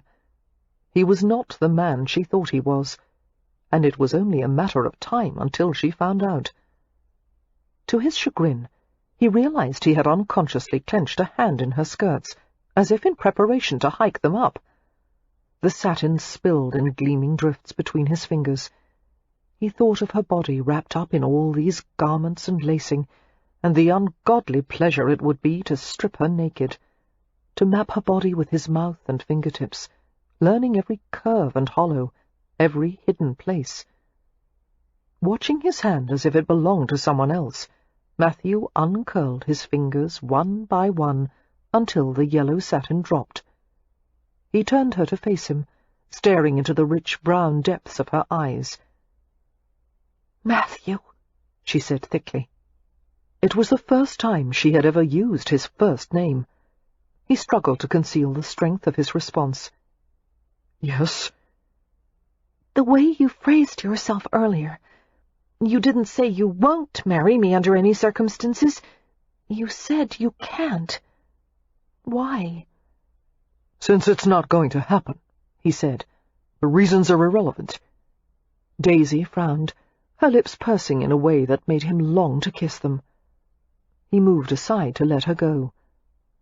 Obeying the silent signal, Daisy began to brush by him. But as Daisy's arm bumped against his, Matthew caught her wrist in his fingers, and suddenly she was in his arms again. He couldn't stop himself from taking her mouth with his, kissing her as if she belonged to him, as if he were inside her. "This is what I feel for you," he told her, with fierce, consuming kisses. "This is what I want." He felt the new tension in her limbs, tasted her arousal, and realized he could bring her to climax here and now, if he reached beneath her dress and— No, he told himself savagely. This had already gone too far. Realizing how close he was to losing all self-control, Matthew ripped his mouth from hers with a quiet groan and thrust Daisy away from him. She fled to the library immediately. The hem of the yellow gown trailed after her, curling around the edge of the door-jamb before disappearing like the last ray of the sun slipping over the horizon. And Matthew wondered bleakly how he was going to interact with her in a normal manner ever again. It was a time-honoured tradition for the mistress of a country estate to act as Lady Bountiful to the tenants and local villagers. This meant giving assistance and advice, and donating necessary items such as food and clothing to those who needed it most. Lillian had performed the duties willingly until now, but her condition had made it impossible. There was no question of asking Mercedes to substitute for her. Mercedes was too abrasive and impatient for such an undertaking. She did not like to be around sick people. She made the elderly uneasy, and something in her tone inevitably caused babies to cry. Therefore Daisy was the logical choice. Daisy didn't mind visiting day at all. She liked taking the pony cart out by herself, to deliver parcels and jars, read to those with bad vision, and collect news from the villagers. Even better, the informal nature of the errands meant she didn't have to dress fashionably or worry about etiquette. There was yet another reason Daisy was glad to go to the village. It kept her busy and away from the manor, so she could focus her thoughts on something other than Matthew Swift. It had been 3 days since that dreadful parlour game and its consequences, namely being kissed out of her wits by Matthew. Now he was behaving toward her as he always had, cool and courteous. Daisy could almost believe it had been a dream, except that whenever she was near Swift, her nerves began throwing off sparks, and her stomach swooped up and down like a drunken sparrow. She wanted to discuss it with someone, but that would have been too mortifying, and somehow it would have felt like a betrayal, though of whom she wasn't certain. All she knew was that nothing felt right. She wasn't sleeping well, and as a result she was clumsy and distracted in the daytime. Thinking she might be ill, Daisy had gone to the housekeeper with a description of her condition, and had been dosed with a nasty spoonful of castor oil. It hadn't helped in the least. Worst of all, she couldn't keep her mind on her books. She had read the same pages over and over again, and they had no power to interest her. Daisy had no idea how to put herself to rights again, but she thought it would be a good thing to stop thinking about herself and do something for someone else. She set out mid-morning in the big open pony cart, drawn by a sturdy brown pony named Hubert. The cart was laden with china jars, filled with food, bolts of flannel, wheels of cheese, parcels of turnip-fed mutton, bacon and tea, and bottles of port. The visits were generally quite pleasant, the villagers seeming to enjoy Daisy's cheerful presence. Some of them made her laugh, as they slyly described how it had been in the old days when Lord Westcliffe's mother had come to call. The Dowager Countess had dispensed her gifts grudgingly, expecting a great show of gratitude. If the women hadn't curtsied deeply enough, the Dowager Countess had asked sourly if their knees were stiff. She had also expected to be consulted about what names they should call their children, and she had instructed them on what their views on religion and hygiene should be. More aggravating still, the Countess had brought food that had been mixed in an unappetizing jumble, meats and vegetables and sweets all crammed together in the same tin. "Gracious!" Daisy exclaimed, setting out jars and fabric bolts on the table. "What a wicked old witch she was! Just like the fairy tales!" And she regaled the children with a dramatic recitation of Hansel and Gretel that sent them giggling and screeching beneath the table, peering out at her with delight. By the end of visiting day, Daisy had filled a little book with notes. Would it be possible to locate a specialist to look at old Mr. Hernsley's failing eyes? And might the Blunts be given another bottle of the housekeeper's tonic for Mr. Blunt's digestive complaints? Promising that she would convey all questions directly to Lord and Lady Westcliff, Daisy climbed back into the now empty pony cart and headed back to Stony Cross Park. It was almost twilight, long shadows of oaks and chestnuts crossing the unpaved road leading away from the village. This part of England had not yet been deforested to feed the fleets and factories that had sprung up in the major cities. The woodlands were still pristine and otherworldly, scored with small cartways, half buried by overhanging branches thick with leaves. In the gathering shade, the trees were wreathed in vapour and mystery, like sentinels for a world of druids and warlocks and unicorns. A brown owl glided over the lane, moth-like in the darkening sky. The lane was quiet, except for the rattle of cart-wheels and the clop-clop of Hubert's iron-shod hooves. Daisy kept a firm grip on the ribbons as the pony quickened his pace. Hubert seemed nervous, his head tossing from side to side. "Easy, boy," Daisy soothed, forcibly slowing his pace as the cart's axle rattled over a rough patch. "You don't like the forest, do you? No need to worry. We'll reach open ground soon." The pony's fidgeting continued until the vegetation had thinned and the overhead foliage had disappeared. They passed into a dry, sunken lane that was girdled by a forest on one side and a meadow on the other. "There, nervous Nellie," Daisy said brightly. "Nothing to worry about, you see." As it turned out, her confidence was premature. She heard a few heavy cracks coming from the forest. Twigs and branches snapped underfoot. Hubert nickered apprehensively, swinging his head toward the noise. A loud animal grunt caused the hairs to rise on the back of Daisy's neck. Good Lord, what was that? With startling suddenness, a huge, bulky shape charged toward the cart from the forest cover. Everything happened too fast for Daisy to comprehend. She gripped the ribbons as Hubert jerked forward with a panicked whinny, the cart rattling and bouncing as if it were a child's toy. Daisy tried in vain to keep her seat, but as the cart hit a deep rut, she was thrown clear of the vehicle. Hubert continued racing pell-mell down the lane, while Daisy landed on the hard-packed earth with stunning force. The breath was knocked from her, and she choked and wheezed. She had the impression of a massive creature, a monster rushing toward her, but the sound of a gunshot rent the air and caused her ears to ring. A bone-chilling animal squeal. Then nothing. Daisy tried to sit up, then flopped weakly on her stomach as her lungs spasmed. Her chest felt as if it had been caught in a vice. There was a good chance she was going to cast up her crumpets, but the thought of how much that would hurt was enough to keep her gorge down. In a moment, the thundering of hooves, several sets, vibrated the ground beneath Daisy's cheek. Finally able to draw a shallow breath, she pushed up on her elbows and lifted her chin. 3 riders, no, 4, were galloping toward her, hooves thrashing up clouds of dust in the lane. One of the men swung off his horse before it had even stopped, and rushed to her in a few ground-eating strides. Daisy blinked in surprise as he dropped to his knees and gathered her up in the same motion. Her head fell back on his arm, and she found herself staring hazily up into Matthew Swift's dark face. "Daisy!" It was a tone she had never heard from him before, rough and urgent. Cradling her in one arm, he ran his free hand over her body in a rapid search for injuries. "Are you hurt?" Daisy tried to explain that she'd just gotten the wind knocked out of her, and he seemed to understand her incoherent sounds. "All right," he said. "Don't try to talk. Breathe slowly." Feeling her stir against him, he resettled her in his arms. "Rest against me."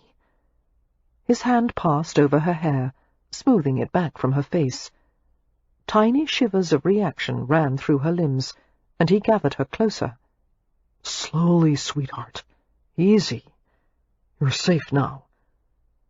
Daisy closed her eyes to hide her astonishment. Matthew Swift was murmuring endearments and holding her in hard, strong arms, and her bones seemed to have melted like boiling sugar.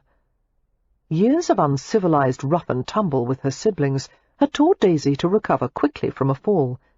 In any other circumstances, she would have sprung up and dusted herself off by now, but every pleasure-saturated cell in her body sought to preserve the moment for as long as possible. Matthew's gentle fingers stroked the side of her face. "Look at me, sweetheart. Tell me where it hurts." Her lashes swept upward. His face was right over hers. As she was held in the compass of his extraordinary blue eyes, she felt as if she were floating in layers of colour.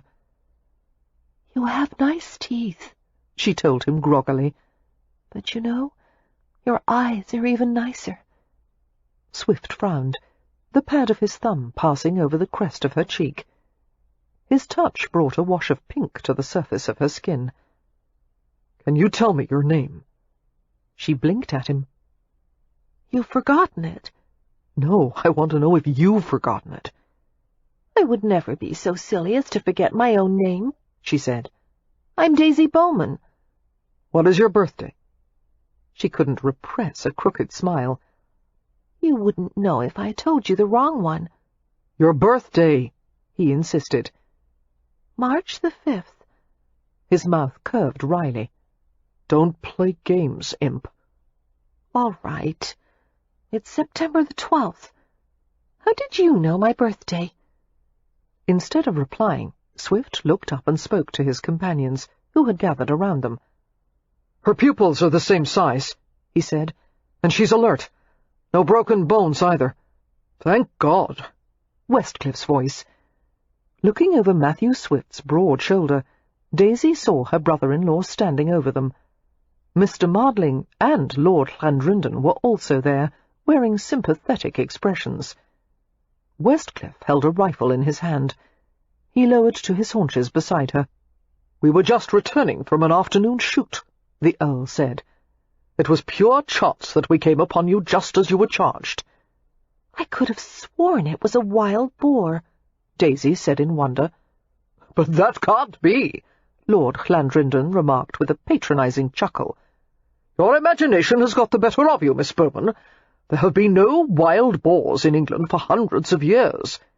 But I saw, Daisy began defensively. It's all right, Swift murmured, tightening his hold. I saw it too. Westcliffe's expression was rueful. Miss Bowman is not entirely mistaken, he told Clandrindon. We've had a local problem with some escaped livestock that have farrowed a generation or two of feral litters. Only last month a horsewoman was charged by one of them. You mean I was just attacked by an angry pig? Daisy asked, struggling to a sitting position. Swift kept a supportive arm at her back and tucked her against his warm side. A last ray of sunlight flashed over the horizon, temporarily blinding her. Turning her face away from it, Daisy felt Swift's chin brush against her hair. Not angry, Westcliff said in reference to the pig. Feral, and therefore dangerous. Domestic pigs set free in the wild can easily become aggressive and quite large. I would estimate the one we just saw to be at least 20 stone. Seeing Swift's perplexity, the Earl clarified, approximately 300 pounds. Swift helped Daisy to her feet, bracing her against his sturdy form. Slowly, he murmured. Are you dizzy? Nauseous? Daisy felt absolutely fine, but it was so delicious to stand there with him that she said breathlessly, Perhaps a little. His hand came up to her head, gently cradling it against his shoulder.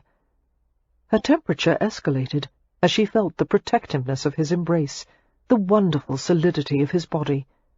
All this from Matthew Swift, the most unromantic man she had ever known. So far, this visit was producing one surprise after another. "I'll take you back," Swift said near her ear. Her skin prickled in delighted response. "Do you think you could ride in front of me?" How topsy-turvy everything had become, Daisy thought, that she should feel a shameless thrill of anticipation at the prospect. She could lean back in his arms as he carried her away on his horse, and she could secretly indulge in a fantasy or two. She would pretend she was an adventuress, being abducted by a dashing villain. "I fear that would not be wise," Lord Clandrindon interrupted with a laugh. "Considering the state of affairs between the two of you." Daisy blanched, thinking at first that he was referring to those torrid moments in the library. But there was no way Clandrindon could know about that. She hadn't told a soul, and Swift was as close-mouthed as a clam about his private life. No, Clandrindon had to be talking about their rivalry at lawn bowling. "I think I had better be the one to escort Miss Bowman home," Clandrindon said, "to prevent any chance of violence."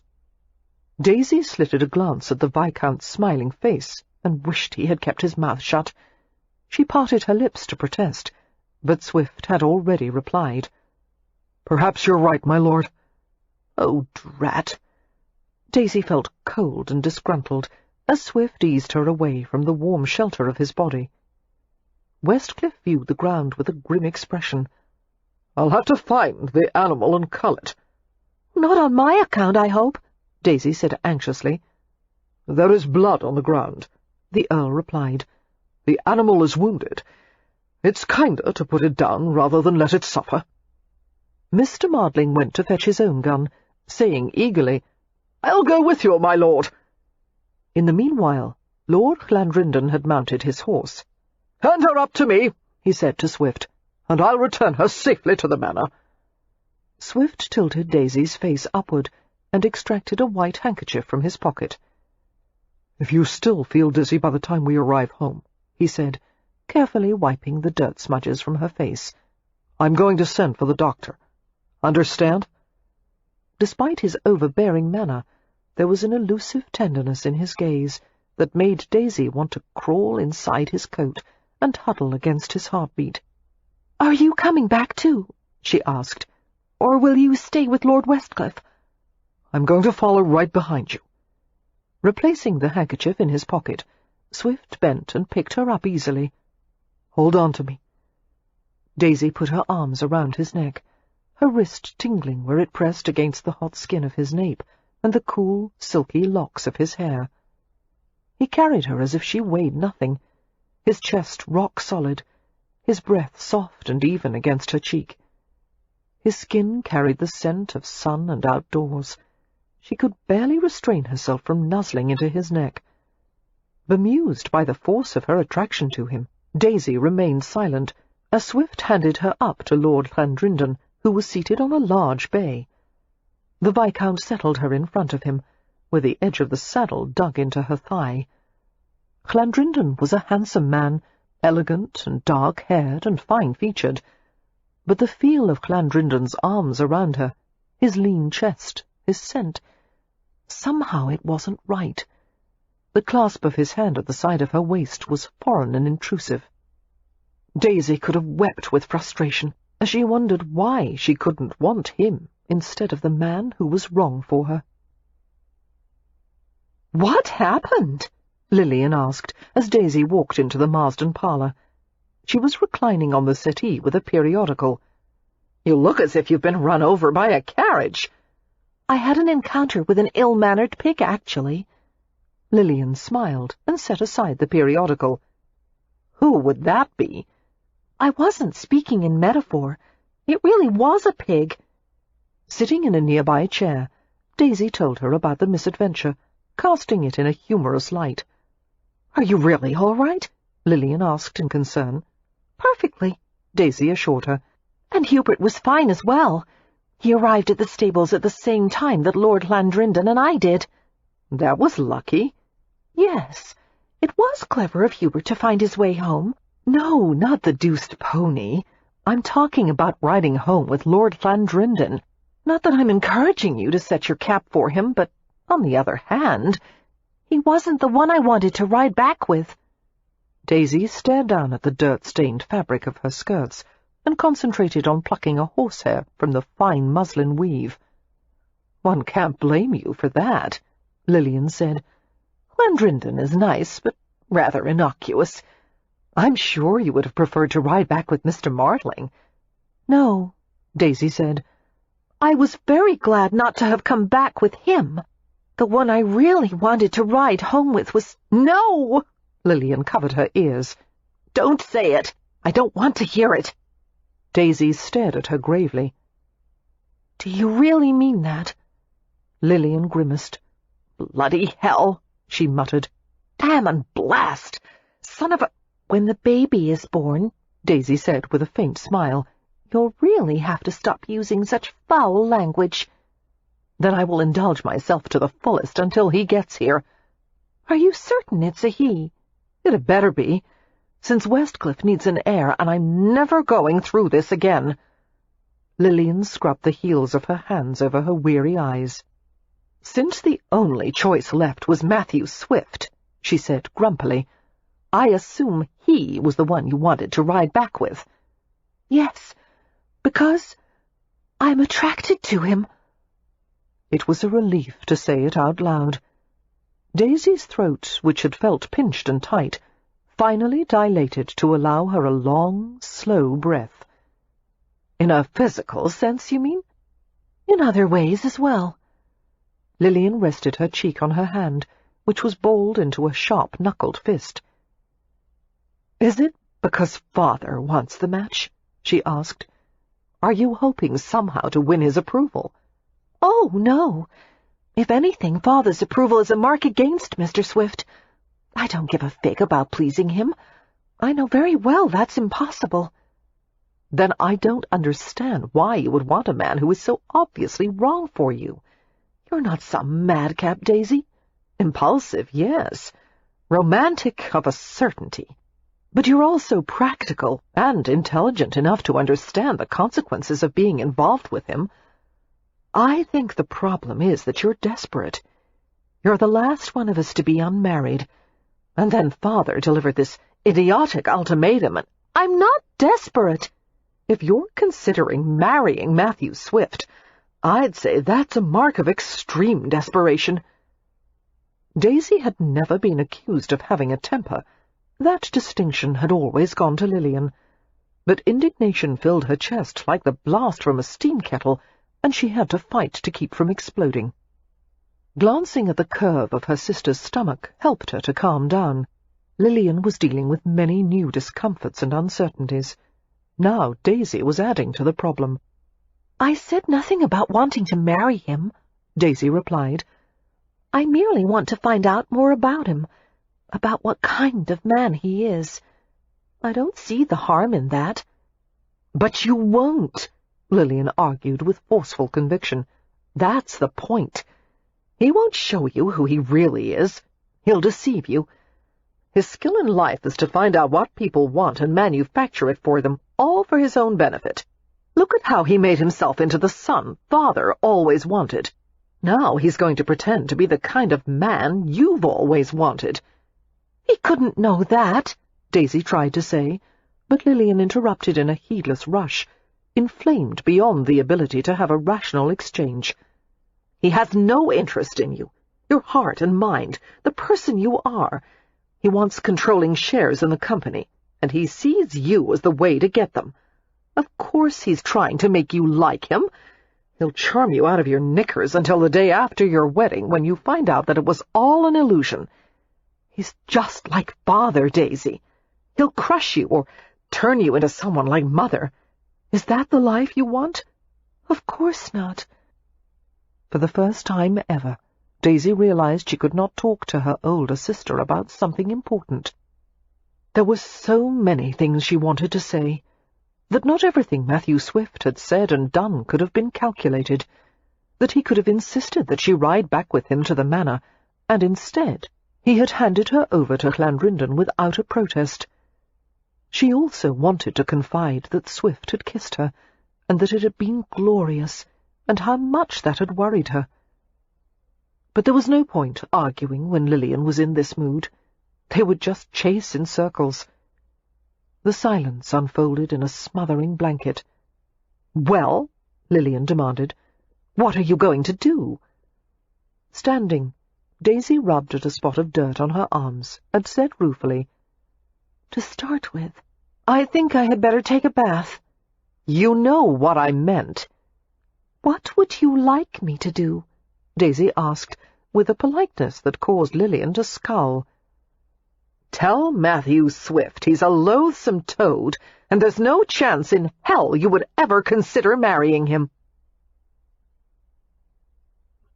Chapter 8. "And then she left," Lillian said vehemently, "without telling me what she was going to do or what she really thought. And damn it all, I know there were things she left out." "Dear," Annabel interrupted gently, "are you certain you gave her the opportunity to tell you everything?" "What do you mean? I was sitting right in front of her. I was conscious, and I had 2 ears. What more opportunity did she need?" Restless and unable to sleep, Lillian had discovered Annabel was also awake after having been up with the baby. They had seen each other from the respective balconies of their rooms, and had motioned to meet downstairs. It was midnight. At Annabel's suggestion, they went for a walk in the Marsden Gallery, a long rectangular room lined with Durer family portraits and priceless works of art. Clad in their dressing gowns, they meandered through the gallery with their arms linked, their pace limited by Lillian's slow shuffle. Lillian had found herself turning to Annabel with increasing frequency during the course of the pregnancy. Annabel understood what she was going through, having experienced it herself quite recently, and Annabel's calm presence was invariably soothing. "What I mean," Annabel said, "is that you may have been so intent on telling Daisy how you felt that you forgot to ask how she felt." Lillian spluttered indignantly. But I—" She stopped and considered the point. "You're right," she admitted gruffly. "I didn't. I was so appalled by the idea of Daisy being attracted to Matthew Swift that I suppose I didn't really want to discuss it. I wanted to tell her what to do and then be finished with it." They turned at the end of the gallery and proceeded past a row of landscapes. "Do you think there has been any intimacy between them?" Annabel asked. Seeing Lilian's alarm, she clarified, "Such as a kiss, an embrace." "Oh, God!" Lilian shook her head. "I don't know. Daisy's so innocent. It would be so easy for that snake to seduce her." "He is genuinely enchanted by her, in my opinion. What young man wouldn't be? She's a darling, and lovely and clever." "And wealthy," Lilian said darkly. Annabel smiled. "Wealth never hurts," she allowed. "But in this case, I think there is more to it than that." "How can you be so sure?" "Dear, it's obvious. You've seen the way they look at each other. It's just in the air." Lilian frowned. "May we stop for a moment? My back hurts." Annabel complied immediately, helping her ease to one of the cushioned benches that ran down the centre of the gallery. "I don't think it will be long until the baby comes," Annabel murmured. "I would even venture to guess he will arrive a bit sooner than the doctor predicted." "Thank God! I've never wanted anything so much as to be unpregnant." Lilian made a project of trying to see the tips of her slippers over the curve of her stomach. Her mind circled back to the subject of Daisy. "I'm going to be honest with her about my opinions," she said abruptly. "I see Matthew Swift for what he is, even if she doesn't." "I think she knows your opinions already," Annabel said dryly. "But ultimately it's her decision to make." "I'll hazard a guess that when you were trying to decide your feelings for Lord Westcliff, Daisy didn't try to influence you one way or the other." "This situation is entirely different," Lilian protested. "Matthew Swift is a reptile, and furthermore, if Daisy married him, he would eventually take her away to America, and I would hardly ever see her again." "And you'd like her to stay under your wing forever?" Annabel murmured. Lilian turned to give her a baleful stare. "Are you suggesting I'm selfish enough to keep her from leading her own life, just so I can keep her near me?"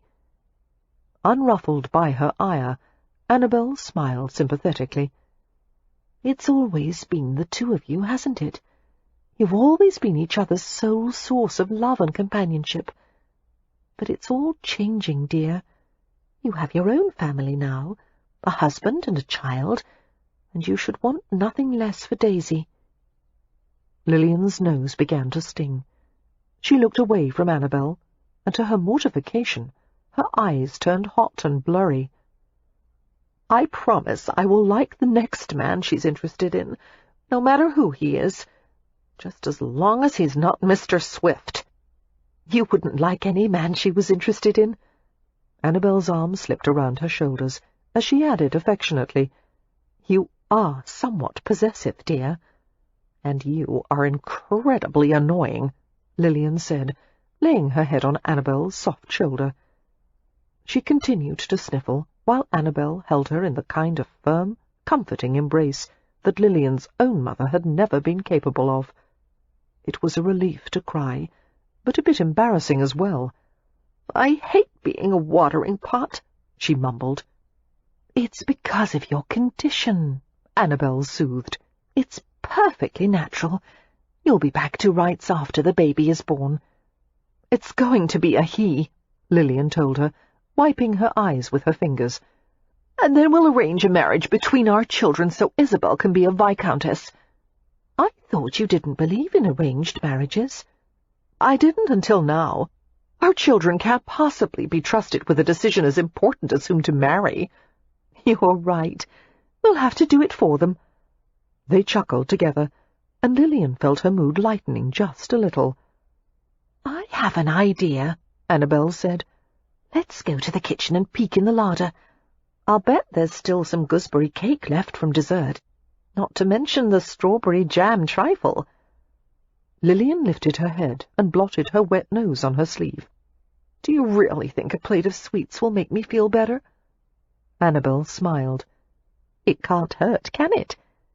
Lilian considered the point.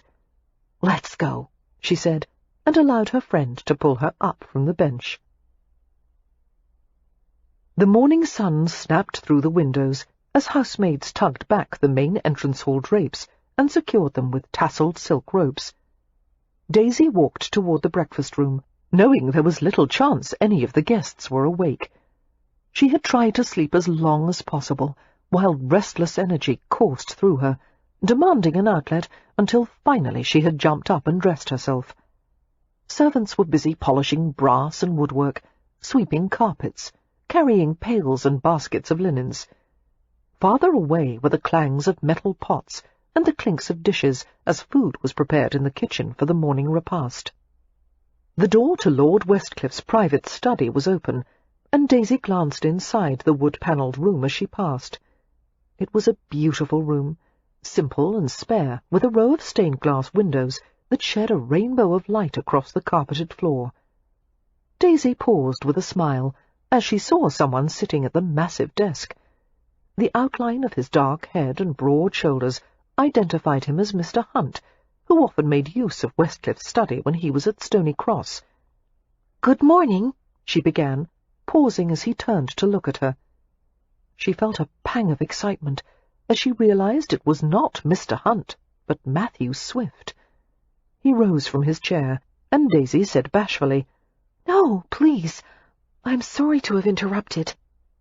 Her voice trailed away as she noticed there was something different about him.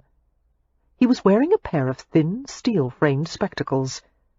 Spectacles on that strong, featured face, and his hair mussed as if he had been tugging absently on the front locks. All that, combined with a plenitude of muscles and masculine virility, was astonishingly erotic. "When did you start wearing those?" Daisy managed to ask. "About a year ago." He smiled ruefully and removed the spectacles with one hand. "I need them to read. Too many late nights poring over contracts and reports." They are very becoming." "Are they?" Continuing to smile, Swift shook his head, as if it had not occurred to him to wonder about his appearance. He tucked the spectacles into the pocket of his waistcoat. "How do you feel?" he asked softly. It took a moment for Daisy to realize he was referring to her tumble from the pony cart. "Oh, I'm quite well, thank you." He was staring at her in that way he always had, concentrated, unwavering.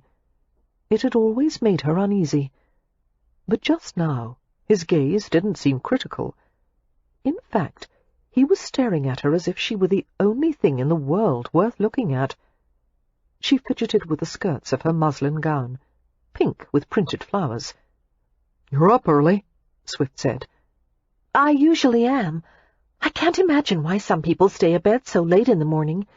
There's only so much sleeping one can do." As Daisy finished speaking, it occurred to her there was something else people did in bed besides sleeping, and she turned scarlet. Mercifully, Swift didn't mock her, though she saw a subtle smile lurking in the corners of his mouth. Discarding the risky subject of sleeping habits, he gestured to the sheaf of papers behind him. "I'm preparing to go to Bristol soon. Some issues have to be settled before we decide to locate the manufactory there." "Lord Westcliff has agreed that you will manage the project?" "Yes, though it seems I'll have to maneuver around an advisory committee." "My brother-in-law can be a bit controlling," Daisy admitted. "But once he sees how dependable you are, I predict he will loosen the reins considerably." He gave her a curious glance. "That almost sounds like a compliment, Miss Bowman." She shrugged with elaborate casualness. "Whatever faults you may have, your dependability is legendary.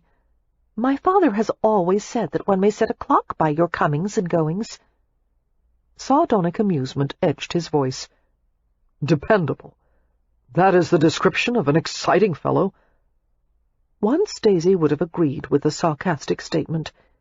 When one said a man was dependable or nice, one was damning him with faint praise. But she had spent 3 seasons observing the caprices of gentlemen who were rakish, absent-minded, or irresponsible. Dependability was a wonderful quality in a man. She wondered why she had never appreciated that before. "Mr. Swift?" Daisy tried to sound light, with only marginal success. I have been wondering about something. Yes? He took a half-step backward as she moved closer, as if it were imperative to maintain a certain distance between them. Daisy watched him intently. Since there is no possibility that you and that marriage is out of the... I was wondering, when do you plan to marry? He looked bemused, then blank. I don't think marriage would suit me. Ever? Ever. Why not? She demanded. Is it that you value your freedom too much? Or are you planning on becoming a skirt chaser? Swift laughed, the sound so warm that Daisy felt it like a stroke of velvet down her spine. No, I've always thought it would be a waste of time to pursue hordes of women, when one good one would suffice. How do you define a good one? Are you asking what kind of woman I would want to marry? His smile lingered much longer than usual, causing the fine hairs to prickle on the nape of Daisy's neck. I suppose I would know when I met her. Striving to seem unconcerned, Daisy wandered to the stained-glass windows. She held a hand up, watching the mosaic of coloured light on the paleness of her skin. I can predict what she would be like. She kept her back to Swift. Taller than me, for one thing. Most women are, he pointed out. And accomplished and useful, Daisy continued. Not a dreamer. She would keep her mind on practical matters, and manage the servants perfectly, and she would never be tricked by the fishmonger into buying scrod after it's turned. If I did have any thoughts about marriage, Swift said, you've just driven them completely out of my mind. You'll have no difficulty finding her, Daisy continued, sounding more glum than she would have wished. There are hundreds of them in Manhattanville. Maybe thousands. What makes you certain I would want a conventional wife? Her nerves tingled as she felt him approaching her from behind. Because you're like my father, she said. Not entirely. And if you married someone different from the woman I just described, you would eventually come to think of her as a parasite. The light pressure of Swift's hands closed over her shoulders. He turned Daisy to face him. His blue eyes were warm as he searched hers, and she had the discomforting suspicion that he was reading her thoughts far too accurately. I prefer to think, he said slowly, that I would never be that cruel or idiotic. His gaze fell to the exposed skin of her chest. With utter gentleness, he traced his thumbs across the winged shape of her collarbones, until gooseflesh rose on her arms beneath her puffed sleeves. All I would ever ask of a wife, he murmured, is that she would bear me some affection, that she might be happy to see me at the end of the day. Her breath quickened beneath the touch of his fingers. That's not very much to ask. Isn't it? His fingertips had reached the base of her throat, which rippled from her hard swallow. He blinked and removed his hands promptly, seeming not to know what to do with them until he buried them in his coat pockets. And yet he didn't move away. Daisy wondered if he felt the same irresistible pull that she did, a perplexing need that could only be appeased by more closeness. Clearing her throat in a businesslike manner, Daisy straightened her spine and drew up to her full height of 5 feet and 1 debatable inch. Mr. Swift. Yes, Miss Bowman. I have a favor to ask. His gaze sharpened. What is it? As soon as you tell my father definitively that you're not going to marry me, he will be disappointed. You know how he is. Yes, I know, Swift said dryly. Anyone acquainted with Thomas Bowman was well aware that for him disappointment was but a quick stop on the way to high dudgeon. I'm afraid it will result in some unpleasant repercussions for me. Father is already unhappy that I haven't brought someone up to scratch. If he assumes I've deliberately done something to foil his plans about you and I, well, it will make my situation difficult. I understand. Swift knew her father perhaps better than Daisy herself did. "I won't say anything to him," he said quietly, "and I'll do what I can to make things easier for you. I'm leaving for Bristol in 2 days, 3 at the most. Landrindon and the other men, none of them are idiots. They have a fair idea of why they were invited here, and they wouldn't have come if they weren't interested. So it shouldn't take long for you to get a proposal out of one of them." Daisy supposed she should appreciate his eagerness to shove her into the arms of another man. Instead, his enthusiasm made her feel sour and waspish, and when one felt like a wasp, one's main inclination was to sting. "I appreciate that," she said. "Thank you. You've been very helpful, Mr. Swift, especially by providing me with some much-needed experience. The next time I kiss a man, Lord Landrindon, for example, I'll know much more about what to do." It filled Daisy with vengeful satisfaction to see the way his mouth tightened. "You're welcome," he said in a growl. Perceiving that his hands were half raised, as if he were on the brink of throttling or shaking her, Daisy gave him her sunniest smile and scooted out of his reach. As the day progressed, the early morning sunshine was smothered in clouds that unrolled in a great grey carpet across the sky. Rain began to fall steadily, turning unpaved roads to mud, replenishing the wet meadows and bogs, sending people and animals scurrying to their respective shelters. This was Hampshire in spring, sly and mercurial, playing pranks on the unsuspecting. If one ventured out with an umbrella on a wet morning, Hampshire would produce sunlight with a magician's flourish. If one went walking without the umbrella, the sky was sure to dump buckets of rain on one's head. Guests clustered in various ever-changing groups, some in the music-room, some in the billiards-room, some in the parlour for games or tea or amateur theatrics. Many ladies attended to their embroidery or lacework, while gentlemen read, talked, and drank in the library. No conversation escaped without at least a nominal discussion of when the storm might end. Daisy usually loved rainy days. Curling up next to a hearth-fire with a book was the greatest pleasure imaginable. But she was still trapped in a fretful state in which the printed word had lost its magic. She meandered from room to room, discreetly observing the activities of the guests. Pausing at the threshold of the billiards-room, she peered around the doorframe as gentlemen milled lazily around the table with drinks and cue-sticks in hand. The clicks of ivory balls provided an arrhythmic undertone to the hum of masculine conversation. Her attention was caught by the sight of Matthew Swift in his shirt-sleeves, leaning over the table to execute a perfect bank shot. His hands were deft on the cue-stick, his blue eyes narrowed as he focused on the layout of balls on the table. Those ever-rebellious locks of hair had fallen over his forehead once more, and Daisy longed to push them back. As Swift sank a ball neatly into a side pocket, there was a scattering of applause, some low laughs, and a few coins changing hands. Standing, Swift produced one of his elusive grins and made a remark to his opponent, who turned out to be Lord Westcliff. Westcliff laughed at the comment and circled the table, an unlit cigar clamped between his teeth as he considered his options. The air of relaxed masculine enjoyment in the room was unmistakable.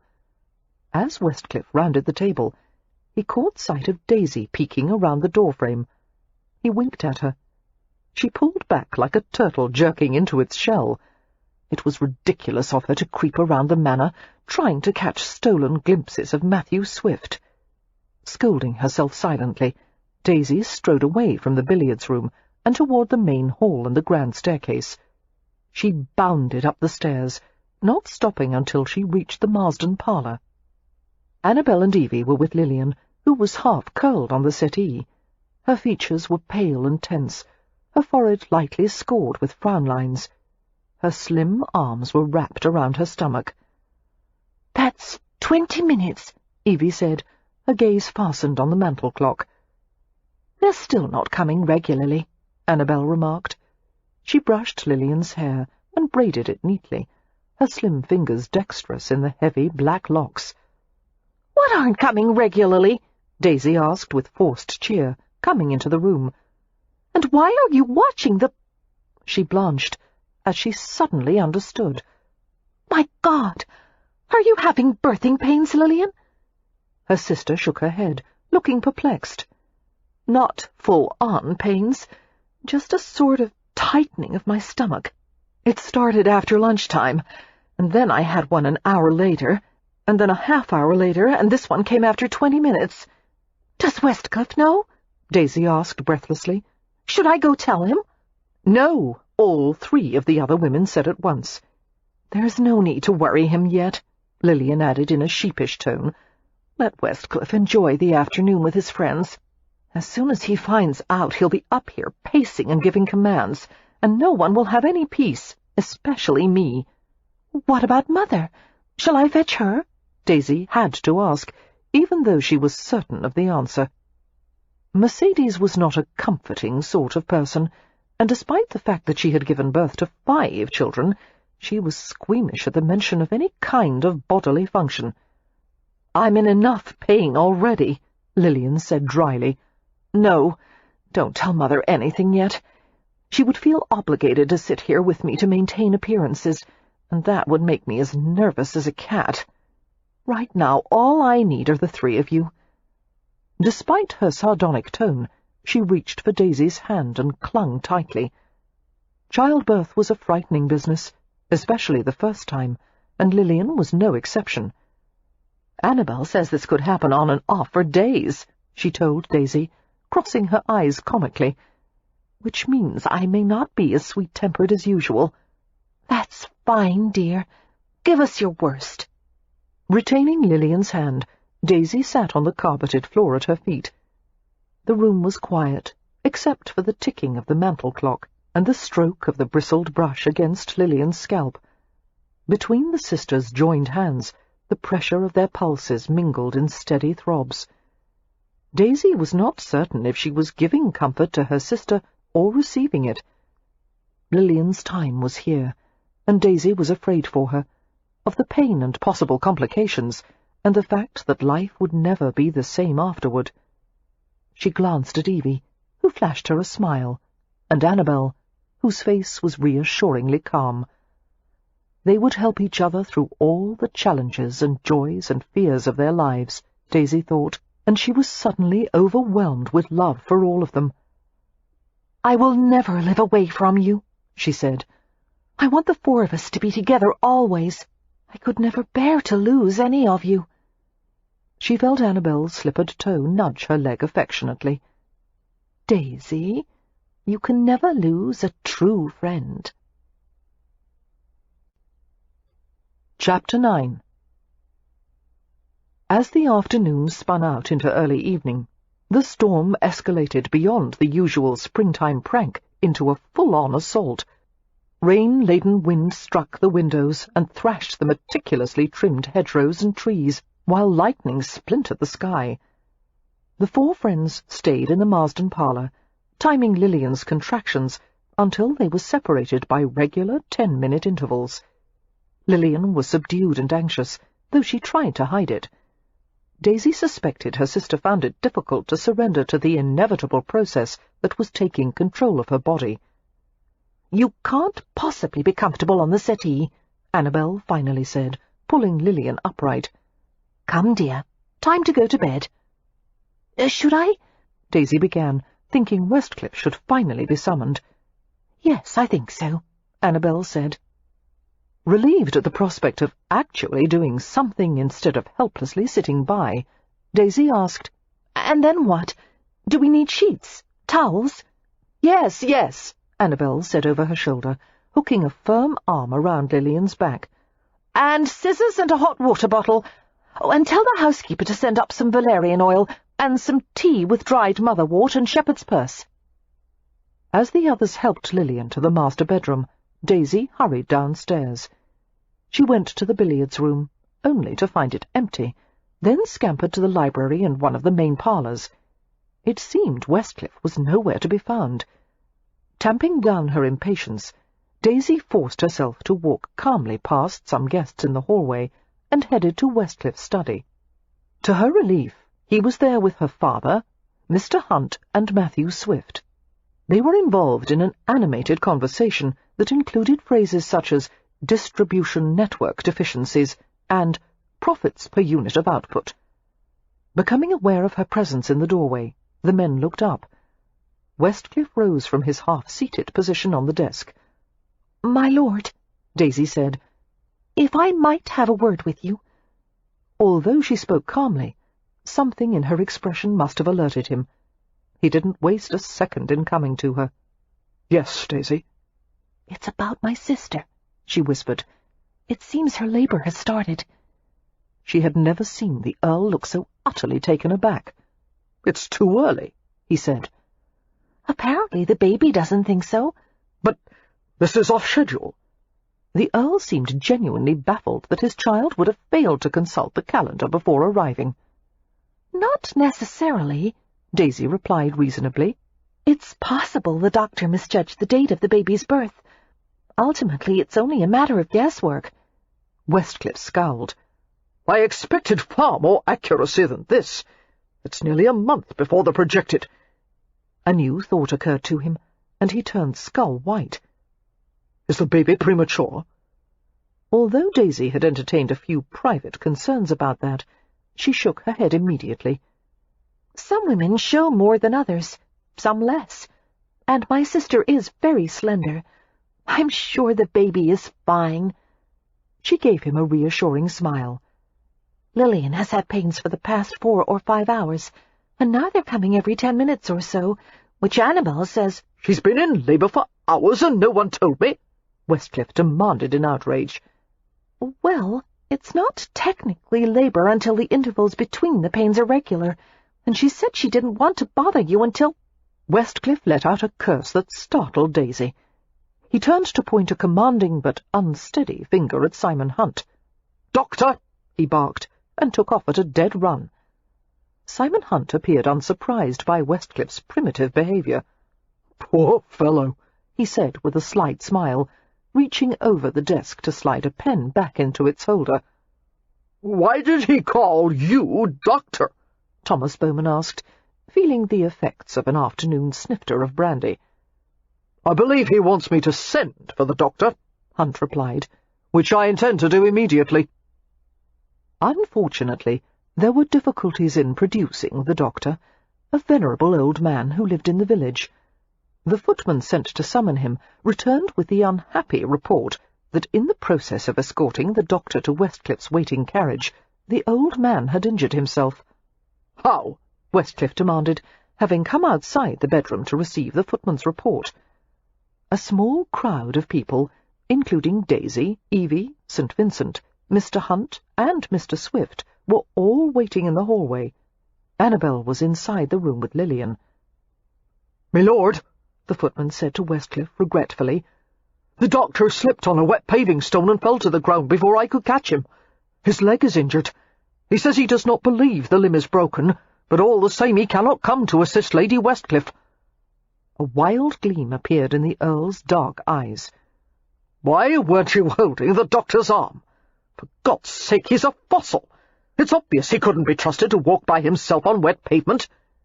"If he's all that frail," Simon Hunt asked reasonably, "how was the old relic supposed to be of any use to Lady Westcliff?" The Earl scowled. "That doctor knows more about childbirth than anyone between here and Portsmouth. He has delivered generations of Marsden issue." "At this rate," Lord St. Vincent said, "the latest Marsden issue is going to arrive all by itself." He turned to the footman. "Unless the doctor had any suggestion of how to replace himself." "Yes, my lord," the footman said uncomfortably. "He told me there is a midwife in the village." "Then go fetch her at once," Westcliff barked. "I've already tried, my lord, but she's a bit tap-hackled." Westcliff scowled. "Bring her anyway. At the moment I'm hardly inclined to quibble over a glass of wine or two." My lord, she's actually more than a bit tap-hackled." The Earl stared at him incredulously. "Damn it! How drunk is she?" "She thinks she's the Queen. She shouted at me for stepping on her train." A short silence followed as the group digested the information. "I'm going to kill someone," the Earl said to no one in particular, and then Lilian's cry from inside the bedroom caused him to turn pale. "Marcus!" "I'm coming!" Westcliff shouted, and turned to view the footman with a menacing glare. "Find someone," he bit out. "A doctor, a midwife, a bloody sideshow fortune-teller. Just get someone now!" As Westcliff disappeared into the bedroom, the air seemed to quiver and smoke in his wake, as if in the aftermath of a lightning strike. A peal of thunder boomed from the sky outside, rattling chandeliers and vibrating the floor. The footman was near tears. 10 years in his lordship's service, and now I'll be dismissed. "Go back to the doctor," Simon Hunt said, "and find out if his leg is better. If not, ask if there is some apprentice or student who might suffice as a replacement. In the meantime, I'll ride for the next village to search for someone." Matthew Swift, who had been silent so far, asked quietly, "Which road will you take?" "The one leading east," Hunt replied. "I'll take the west." Daisy stared at Swift with surprise and gratitude. The storm would make the errand dangerous, not to mention uncomfortable. The fact that he was willing to undertake it for Lilian, who had made no secret of her dislike, raised him several degrees in Daisy's estimation. Lord St. Vincent said dryly, "I suppose that leaves me the south. She would have to have the baby during a deluge of biblical proportions." "Would you rather stay here with Westcliff?" Simon Hunt asked in a sardonic tone. St. Vincent threw him a glance rife with suppressed amusement. "I'll get my hat." 2 hours passed after the men left, while Lilian's labour progressed. The pains became so sharp that they robbed her of breath. She gripped her husband's hand with a bone-crunching force that he didn't seem to feel in the slightest. Westcliff was patient and soothing, wiping her face with a cool, damp cloth, giving her sips of motherwort brew, kneading her lower back and legs to help her relax. Annabel proved so competent that Daisy doubted a midwife could have done any better. She applied the hot water bottle to Lilian's back and stomach, and talked her through the pains, reminding her that if she, Annabel, had managed to survive this, Lilian certainly could. Lilian trembled in the aftermath of each hard contraction. Annabel held her hand tightly. "You don't have to be quiet, dear. Scream or curse if it helps." Lilian shook her head weakly. "I don't have the energy to scream. I have more strength if I keep it in." "I was that way too. Though I warn you, people won't give you nearly as much sympathy if you bear it stoically." "Don't want sympathy," Lilian gasped, closing her eyes as another pain approached. "Just want it to be over." Watching Westcliff's taut face, Daisy reflected that whether or not Lilian wanted sympathy, her husband was overflowing with it. "You're not supposed to be in here," Lilian told Westcliff when the contraction was over. She clung to his hand as if it were a lifeline. "You're supposed to be downstairs, pacing and drinking." "Good God, woman," Westcliff muttered, blotting her sweaty face with a dry cloth. "I did this to you. I'm hardly going to let you face the consequences alone." That produced a faint smile on Lilian's dry lips. There was a quick, hard rap at the door, and Daisy ran to answer it. Opening it a few inches, she saw Matthew Swift, dripping and muddy and out of breath. Relief swept over her. "Thank God!" she exclaimed. "No one else has come back yet. Did you find someone?" "Yes and no." Experience had taught Daisy that when one answered yes and no, the results were seldom what one would have wished for. "What do you mean?" she asked warily. "He'll be upstairs momentarily. He's washing up. The roads have turned to mud. Sinkholes everywhere, thundering like hell. It was a miracle the horse didn't bolt or break its leg." Swift removed his hat and swiped at his forehead with his sleeve, leaving a dirty streak across his face. "But did you find a doctor?" Daisy pressed, snatching up a clean towel from a basket beside the door and handing it to him. "No. The neighbour said the doctor went to Brighton for a fortnight." "What about a midwife?" "Busy," Swift said tersely. She's helping 2 other women in the village who are in labor as we speak. She said it happens sometimes during a particularly bad storm. Something in the air brings it on." Daisy stared at him in confusion. "Then whom did you bring?" A balding man with soft brown eyes appeared at Swift's side. He was damp but clean, cleaner than Swift at any rate, and respectable-looking. "Evening, miss," he said bashfully. "His name is Merritt," Swift told Daisy. "He's a veterinarian." "A what?" Even though the door was mostly closed, the conversation could be heard by the people in the room. Lillian's sharp voice came from the bed. "You brought me an animal doctor?" "He was highly recommended," Swift said. Since Lillian was covered with the bedclothes, Daisy opened the door wider to allow her a glimpse of the man. "How much experience do you have?" Lillian demanded of Merritt.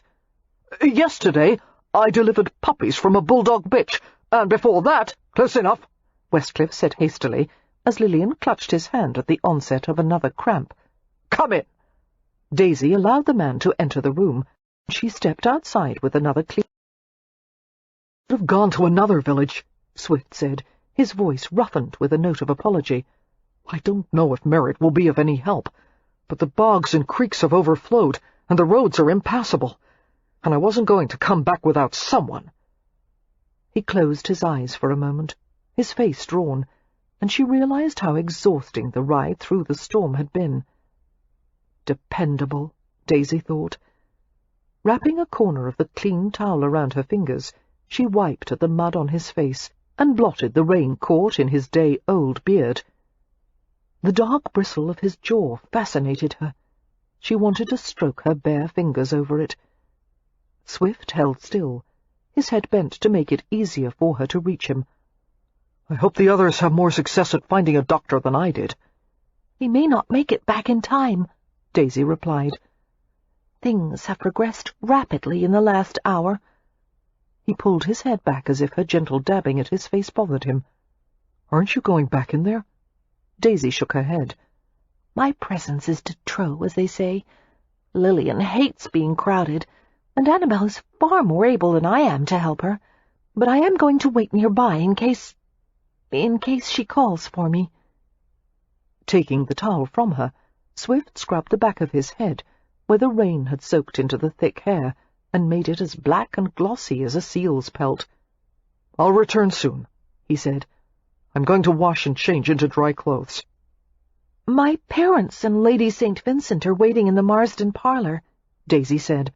"You can stay with them. It's far more comfortable than waiting here." But when Swift returned, he didn't go to the parlour. He came to Daisy. She sat cross-legged in the hallway, leaning back against the wall. Lost in her thoughts, she didn't notice his approach until he was right beside her. Dressed in fresh clothes, with his hair still damp, he stood looking down at her. "May I?" Daisy wasn't certain what he was asking, but she found herself nodding anyway. Swift lowered himself to the floor in a cross-legged posture identical to hers. She had never sat this way with a gentleman, and had certainly never expected to with Matthew Swift. Companionably, he handed her a small glass filled with rich, plum-red liquid. Receiving it with some surprise, Daisy held it up to her nose for a cautious sniff. "Madeira," she said with a smile.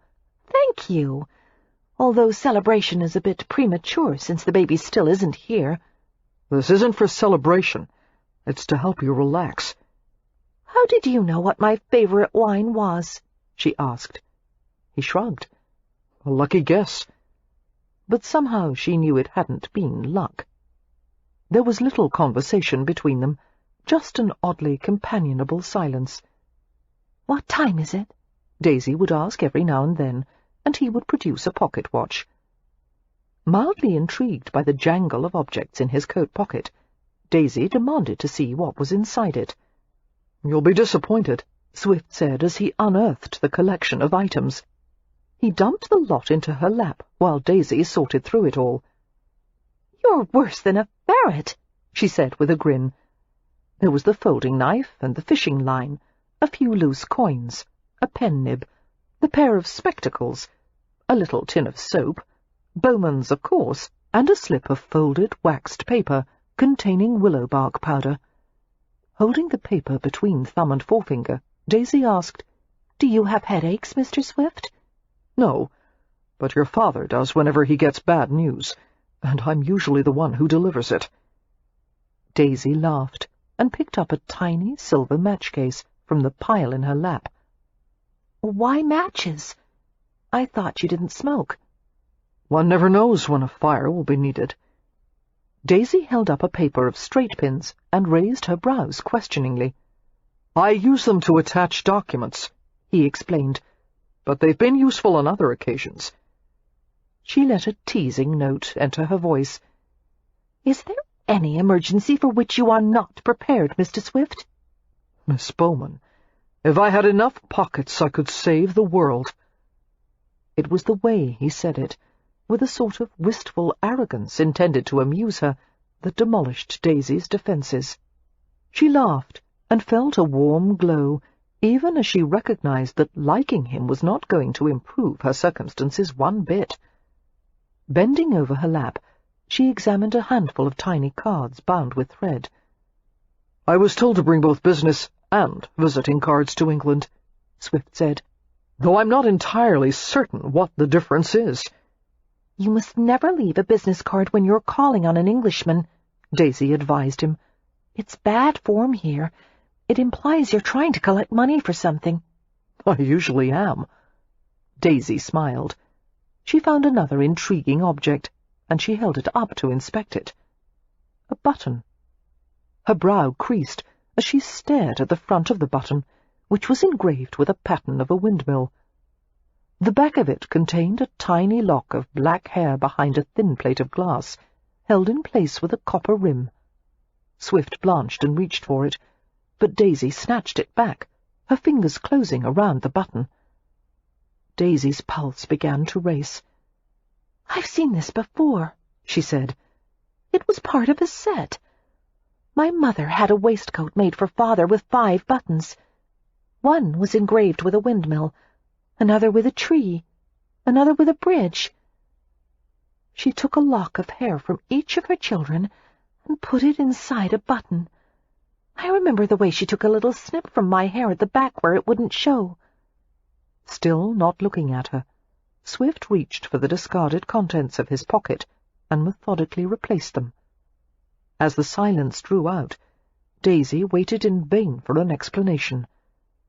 Finally, she reached out and took hold of his sleeve.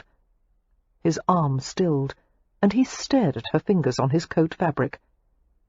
"How did you get it?" she whispered. Swift waited so long that she thought he might not answer. Finally, he spoke with a quiet surliness that wrenched her heart. "Her father wore the waistcoat to the company offices. It was much admired. But later that day he was in a temper, and in the process of throwing an ink bottle he spilled some on himself. The waistcoat was ruined. Rather than face your mother with the news, he gave the garment to me, buttons and all, and told me to dispose of it." "But you kept one button." Her lungs expanded until her chest felt tight on the inside, and her heartbeat was frantic. "The windmill, which was mine. Have you carried a lock of my hair all these years?" Another long silence. Daisy would never know how or if he would have answered, because the moment was broken by the sound of Annabel's voice in the hallway. "Daisy!" Still clutching the button, Daisy struggled to her feet. Swift rose in one smooth movement, first steadying her, then clamping his hand on her wrist. He held his free hand beneath hers, and gave her an inscrutable look. He wanted the button back, she realized, and let out an incredulous laugh. "It's mine," she protested, not because she wanted the dratted button, but because it was strange to realize that he had possessed this tiny part of her, kept it with him for years. She was a little afraid of what it meant. Swift didn't move or speak, just waited with unyielding patience, until Daisy opened her fingers and let the button drop into his palm.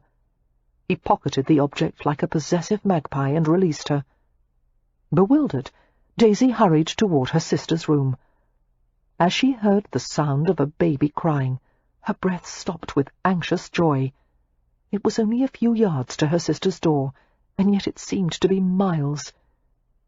Annabel met her at the door, looking strained and weary, but wearing a brilliant smile, and there was a tiny bundle of linen and clean toweling in her arms. Daisy put her fingers over her mouth and shook her head slightly, laughing even as her eyes prickled with tears. "Oh, my!"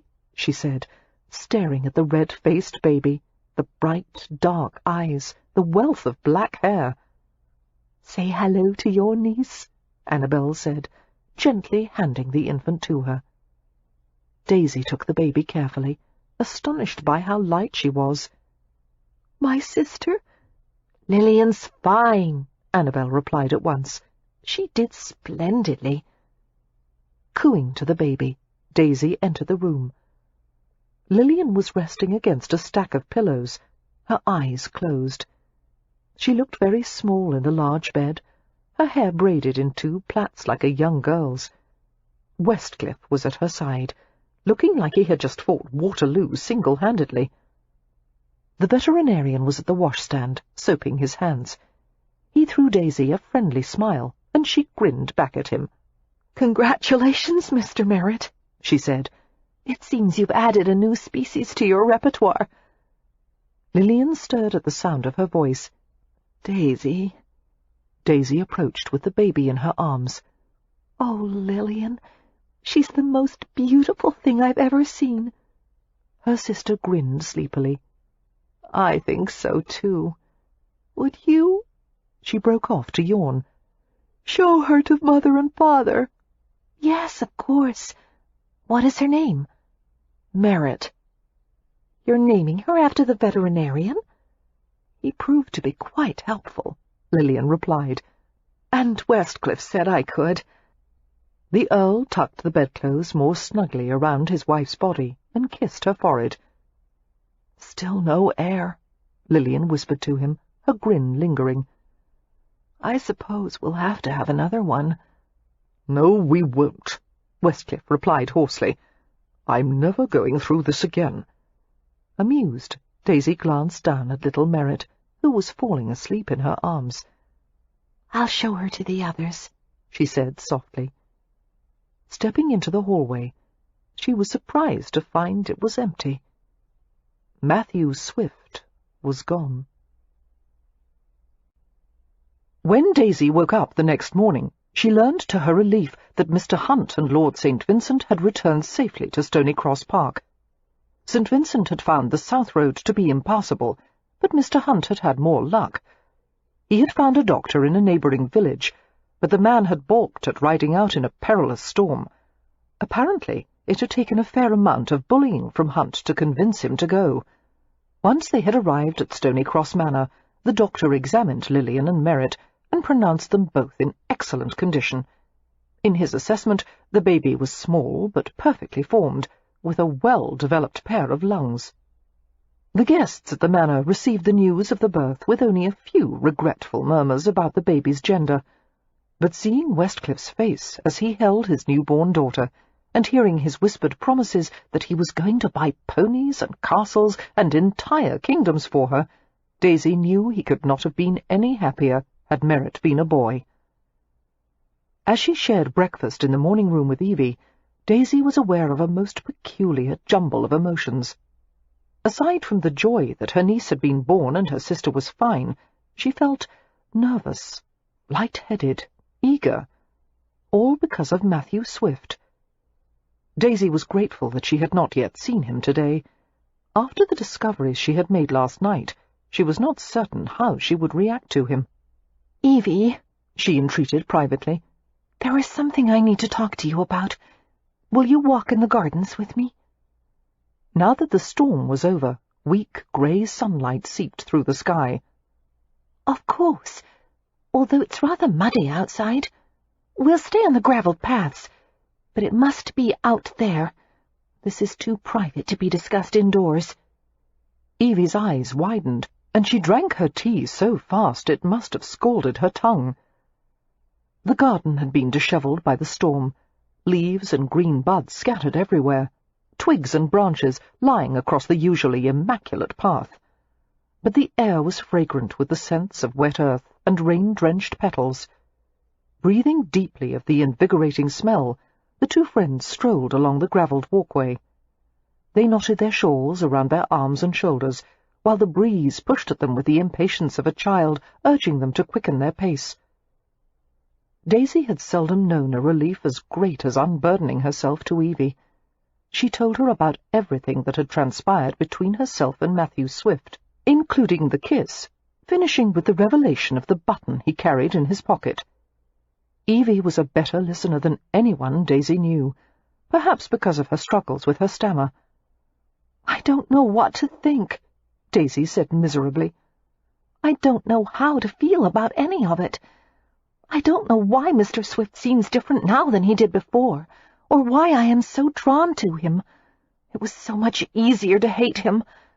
But last night, when I saw that blasted button, it had never occurred to you until then that he might actually have feelings for you," Evie murmured. "Yes. Daisy, is it possible his actions have been calculated, that he is deceiving you, and the button in his pocket was some kind of ploy? No. If you had only seen his face. He was obviously desperate to keep me from realizing what it was. Oh, Evie." Daisy kicked morosely at a pebble. "I have the most horrible suspicion that Matthew Swift might actually be everything I ever wanted in a man." "But if you married him, he would take you back to New York," Evie said. "Yes, eventually. And I can't. I don't want to live away from my sister and all of you. And I love England. I'm more myself here than I ever was in New York." Evie considered the problem thoughtfully. "What if Mr. Swift were willing to consider staying here permanently?" "He wouldn't. The opportunities are far greater in New York. And if he stayed here, he would always have the disadvantage of not being an aristocrat." "But if he were willing to try," Evie pressed, "I still could never become the kind of wife he would need." "The two of you must have a forthright conversation," Evie said decisively. "Mr. Swift is a mature and intelligent man. Surely he wouldn't expect you to become something you're not." "It's all moot anyway," Daisy said gloomily. "He made it clear that he won't marry me under any circumstances. That was his exact wording." "Is it you he objects to, or the concept of marriage itself?" "I don't know. All I know is he must feel something for me if he carries a lock of my hair in his pocket." Remembering the way his fingers had closed over the button, she felt a quick, not unpleasant shiver chase down her spine. "Evie," she asked, "How do you know if you love someone?" Evie considered the question as they passed a low, circular boundary hedge containing an explosion of multicoloured primulas. "I'm sure this is when I'm supposed to say something wise and helpful," she said, with a self-deprecating shrug. "But my situation was different from yours. St. Vincent and I didn't expect to fall in love. It caught us both unaware." "Yes, but how did you know?" "It was the moment I realized he was willing to die for me. I don't think anyone, including St. Vincent, believed he was capable of self-sacrifice. It taught me that you can assume you know a person quite well, but that person can surprise you. Everything seemed to change from one moment to the next. Suddenly he became the most important thing in the world to me. No, not important. Necessary.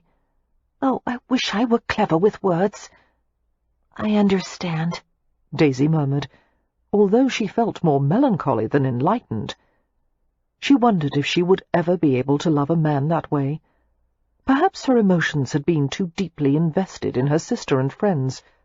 Perhaps there wasn't enough left over for anyone else. They came to a tall juniper hedge, beyond which extended a flagstoned walkway that bordered the side of the manor. As they made their way to an opening of the hedge, they heard a pair of masculine voices engaged in conversation. The voices were not loud. In fact, the strictly moderated volume of the conversation betrayed that something secret, and therefore intriguing, was being discussed. Pausing behind the hedge, Daisy motioned for Evie to be still and quiet. "Doesn't promise to be much of a breeder," one of them was saying. The comment was met with a low but indignant objection. "Timid? Holy hell! The woman has enough spirit to climb Mont Blanc with a penknife and a ball of twine. Her children will be perfect hellions." Daisy and Evie stared at each other with mutual astonishment. Both voices were easily recognizable as those belonging to Lord Clandrindon and Matthew Swift. "Really?" Clandrindon said sceptically. "My impression is that she is a literary-minded girl. Rather a blue-stocking. Yes, she loves books. She also happens to love adventure. She has a remarkable imagination, accompanied by a passionate enthusiasm for life and an iron constitution. You're not going to find a girl her equal on your side of the Atlantic or mine." "I had no intention of looking on your side," Clandrindon said dryly. "English girls possess all the traits I would desire in a wife." They were talking about her, Daisy realized, her mouth dropping open. She was torn between delight at Matthew Swift's description of her and indignation that he was trying to sell her to Clandrindon as if she were a bottle of patent medicine from a street vendor's cart. "I require a wife who is poised," Clandrindon continued, "sheltered, restful."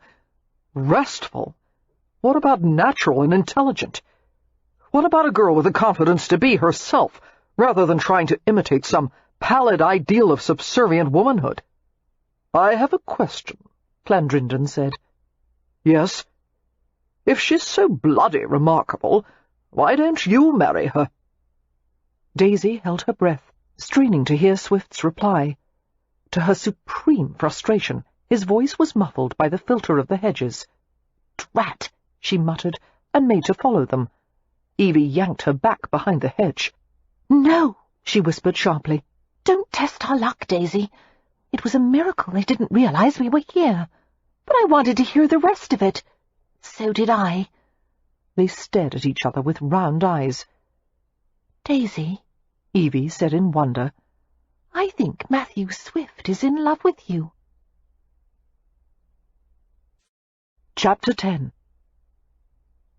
Daisy wasn't certain why the notion that Matthew Swift could be in love with her should set her entire world upside down, but it did. "If he is," she asked Evie unsteadily, "then why is he so determined to pawn me off on Lord Clandrindon? It would be so easy for him to fall in with my father's plans, and he would be richly rewarded. If, on top of that, he actually cares for me in the bargain, what could be holding him back? Maybe he wants to find out if you love him in return. No, Mr. Swift's mind doesn't work that way, any more than my father's does. They're men of business, predators. If Mr. Swift wanted me, he wouldn't stop to ask for my permission any more than a lion would stop and politely ask an antelope if he would mind being eaten for lunch. I think the two of you should have a forthright conversation," Evie declared. "Oh, Mr. Swift would only evade and prevaricate, exactly as he has done so far. Unless I could find some way to make him let his guard down, and force him to be honest about whether he feels anything for me or not. Well, how will you do that? I don't know. Hang it, Evie, you know 100 times more about men than I do. You're married to one. You're surrounded by them at the club. In your informed opinion, what is the quickest way to drive a man to the limits of his sanity and make him admit something he doesn't want to?" Seeming pleased by the image of herself as a worldly woman, Evie contemplated the question. "Make him jealous, I suppose. I've seen civilized men fight like dogs in the alley behind the club over the favours of a particular lady. I wonder if Mr. Swift could be provoked to jealousy." "I should think so," Evie said. "He's a man, after all." In the afternoon, Daisy cornered Lord Clandrindon as he went into the library to replace a book on one of the lower gallery shelves. "Good afternoon, my lord," Daisy said brightly, pretending not to notice the glaze of apprehension in his eyes. She smothered a grin, thinking that after Matthew Swift's campaign on her behalf, poor Clandrindon probably felt like a fox run to ground. Recovering quickly, Clandrindon summoned a pleasant smile. "Good afternoon, Miss Bowman. May I ask after your sister and the baby?" "Both are quite well, thank you." Daisy drew closer and inspected the book in his hands. "History of Military Cartography. Well, that sounds quite, intriguing." "Oh, it is," Clandrindon assured her, "and wonderfully instructive, though I fear something was lost in the translation. One must read it in the original German to appreciate the full significance of the work." "Do you ever read novels, my lord?" He looked sincerely appalled by the question. "Oh, I never read novels. I was taught from childhood that one should only read books that instruct the mind or improve the character." Daisy was annoyed by his superior tone. "What a pity," she said beneath her breath. "That's pretty," she amended quickly, pretending to examine the volume's engraved leather binding. She gave him what she hoped was a poised smile. "Are you an avid reader, my lord?" "I try never to be avid about anything. Moderation in all things is one of my most valued mottos." "I don't have any mottos. If I did, I would forever be contradicting them." Clandrindon chuckled. "Are you admitting to a mercurial nature?" "I prefer to think of it as being open-minded," Daisy said. "I can see wisdom in a great variety of beliefs." "Ah." Daisy could practically read his thoughts, that her so-called open-mindedness cast her in a less than favourable light.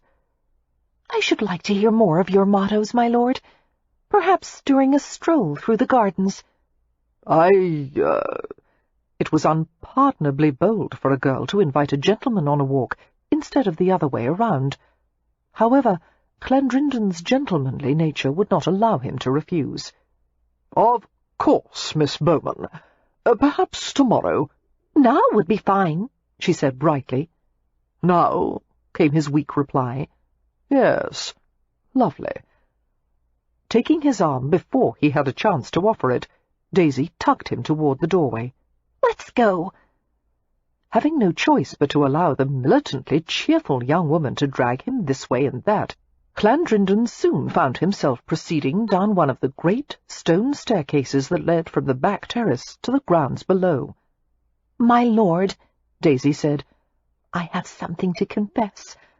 I am hatching a little plot, and I was hoping to enlist your help." "A little plot," he repeated skittishly. "My help?" "Quite.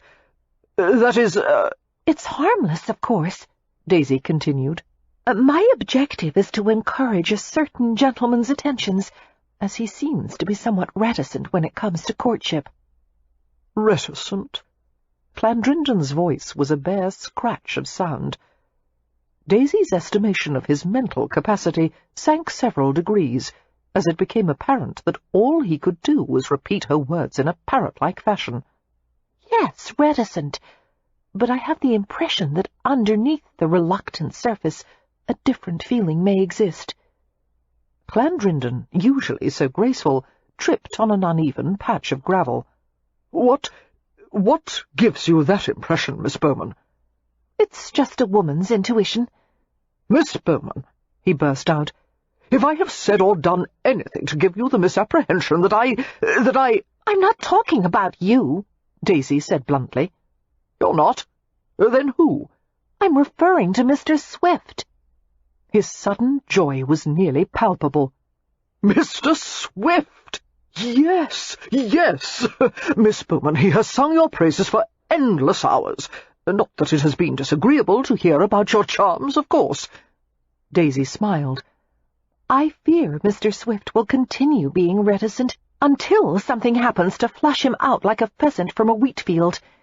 But if you wouldn't mind giving the impression that you have indeed taken an interest in me, An outing in the carriage, a stroll, a dance or two. It may give him just the impetus he needs to declare himself." "It would be my pleasure," Clandrindon said, apparently finding the role of co-conspirator far more appealing than that of matrimonial target. "I assure you, Miss Bowman, I can give a most convincing appearance of courtship. I want you to delay your trip for a week." Matthew, who had been fastening 5 sheets of paper together with a straight pin, accidentally shoved the point of one into his finger. Withdrawing the pin, he ignored the tiny dot of blood on his skin and stared at Westcliff without comprehension. The man had been closeted away with his wife and newborn daughter for at least 36 hours, and all of a sudden he had decided to appear the night before Matthew was to leave for Bristol and issue a command that made no sense at all. Matthew kept his voice under tight control. "May I ask why, my lord?" "Because I have decided to accompany you, and my schedule will not accommodate a departure on the morrow." As far as Matthew knew, the Earl's current schedule revolved solely around Lilian and the baby. "There is no need for you to go," he said, offended by the implication that he couldn't manage things on his own. "I know more than anyone about the various aspects of this business, and what it will require. You are a foreigner nonetheless," Westcliff said, his face inscrutable, "and the mention of my name will open doors you won't otherwise have access to. If you doubt my negotiating skills, those aren't at issue. I have complete faith in your skills, which in America would be more than sufficient. But here, in an undertaking of this magnitude, you will need the patronage of someone highly placed in society. Someone like me. This isn't the medieval era, my lord. I'll be damned if I need to put on a dog and pony show with a peer as part of a business deal." "Speaking as the other half of the dog and pony show," Westcliff said sardonically, "I'm not fond of the idea either, especially when I have a newborn infant and a wife who hasn't yet recovered from labor." "I can't wait a week," Matthew exploded. "I've already made appointments. I've arranged to meet with everyone from the dockmaster to the owners of the local waterworks company." "Those meetings will be rescheduled, then. If you think there won't be complaints, the news that I will be accompanying you next week will be enough to quell most complaints." From any other man, such a pronouncement would have been arrogance. From Westcliff, it was a simple statement of fact. "Does Mr. Bowman know about this?" Matthew demanded. "Yes, and after hearing my opinion on the matter, he has agreed." "What am I supposed to do here for a week?" The Earl arched a dark brow in the manner of a man whose hospitality had never been questioned. People of all ages, nationalities, and social classes begged for invitations to Stonycross Park. Matthew was probably the only man in England who didn't want to be there. He didn't care. He had gone too long without any real work. He was tired of idle amusements, tired of small talk, tired of beautiful scenery and fresh country air and peace and quiet. He wanted some activity, damn it all, not to mention some coal-scented city air and the clamour of traffic-filled streets. Most of all, he wanted to be away from Daisy Bowman. It was constant torture to have her so near, and yet never be able to touch her. It was impossible to treat her with calm courtesy when his head was filled with lurid images of holding her, seducing her, his mouth finding the sweetest, most vulnerable places of her body. And that was only the beginning. Matthew wanted hours, days, weeks alone with her. He wanted all her thoughts and smiles and secrets, the freedom to lay his soul bare before her. Things he could never have. "There are many entertainments available at the estate and its environs," Westcliff said in answer to his question. "If you desire a particular kind of female companionship, I suggest you go to the village tavern." Matthew had already heard some of the male guests at the estate boasting of a spring evening's revelry with a pair of buxom tavern maids.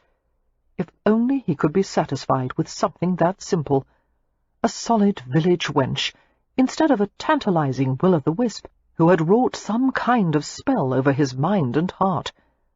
Love was supposed to be a happy, giddy emotion, like the silly verses written on Valentine cards and decorated with feathers and paint and lace. This wasn't at all like that. This was a gnawing, feverish, bleak feeling, an addiction that could not be quenched. This was pure, reckless need, and he was not a reckless man. But Matthew knew if he stayed at Stony Cross much longer, he was going to do something disastrous. "I'm going to Bristol," Matthew said desperately. "I'll reschedule the meetings. I won't do anything without your leave. But at least I can gather information, interview the local transport firm, have a look at their horses." "Swift," the Earl interrupted. Something in his quiet tone, a note of kindness, sympathy, caused Matthew to stiffen defensively. "I understand the reason for your urgency." "No, you don't. I understand more than you might think. And in my experience, these problems can't be solved by avoidance. You can never run far or fast enough." Matthew froze, staring at Westcliff. The Earl could have been referring either to Daisy or to Matthew's tarnished past. In either case, he was probably right. Not that it changed anything. "Sometimes running is the only choice," Matthew replied gruffly, and left the room without looking back. As it turned out, Matthew did not go to Bristol. He knew he would regret his decision, but he had no idea how much. The days that followed were what Matthew would remember for the rest of his life as a week of unholy torture. He had been to Hellenbach at a much earlier time in his life, having known physical pain, deprivation, near starvation, and bone-chilling fear. But none of those discomforts came close to the agony of standing by and watching Daisy Bowman being courted by Lord Clandrindon. It seemed the seeds he had sown in Clandrindon's mind about Daisy's charms had successfully taken root.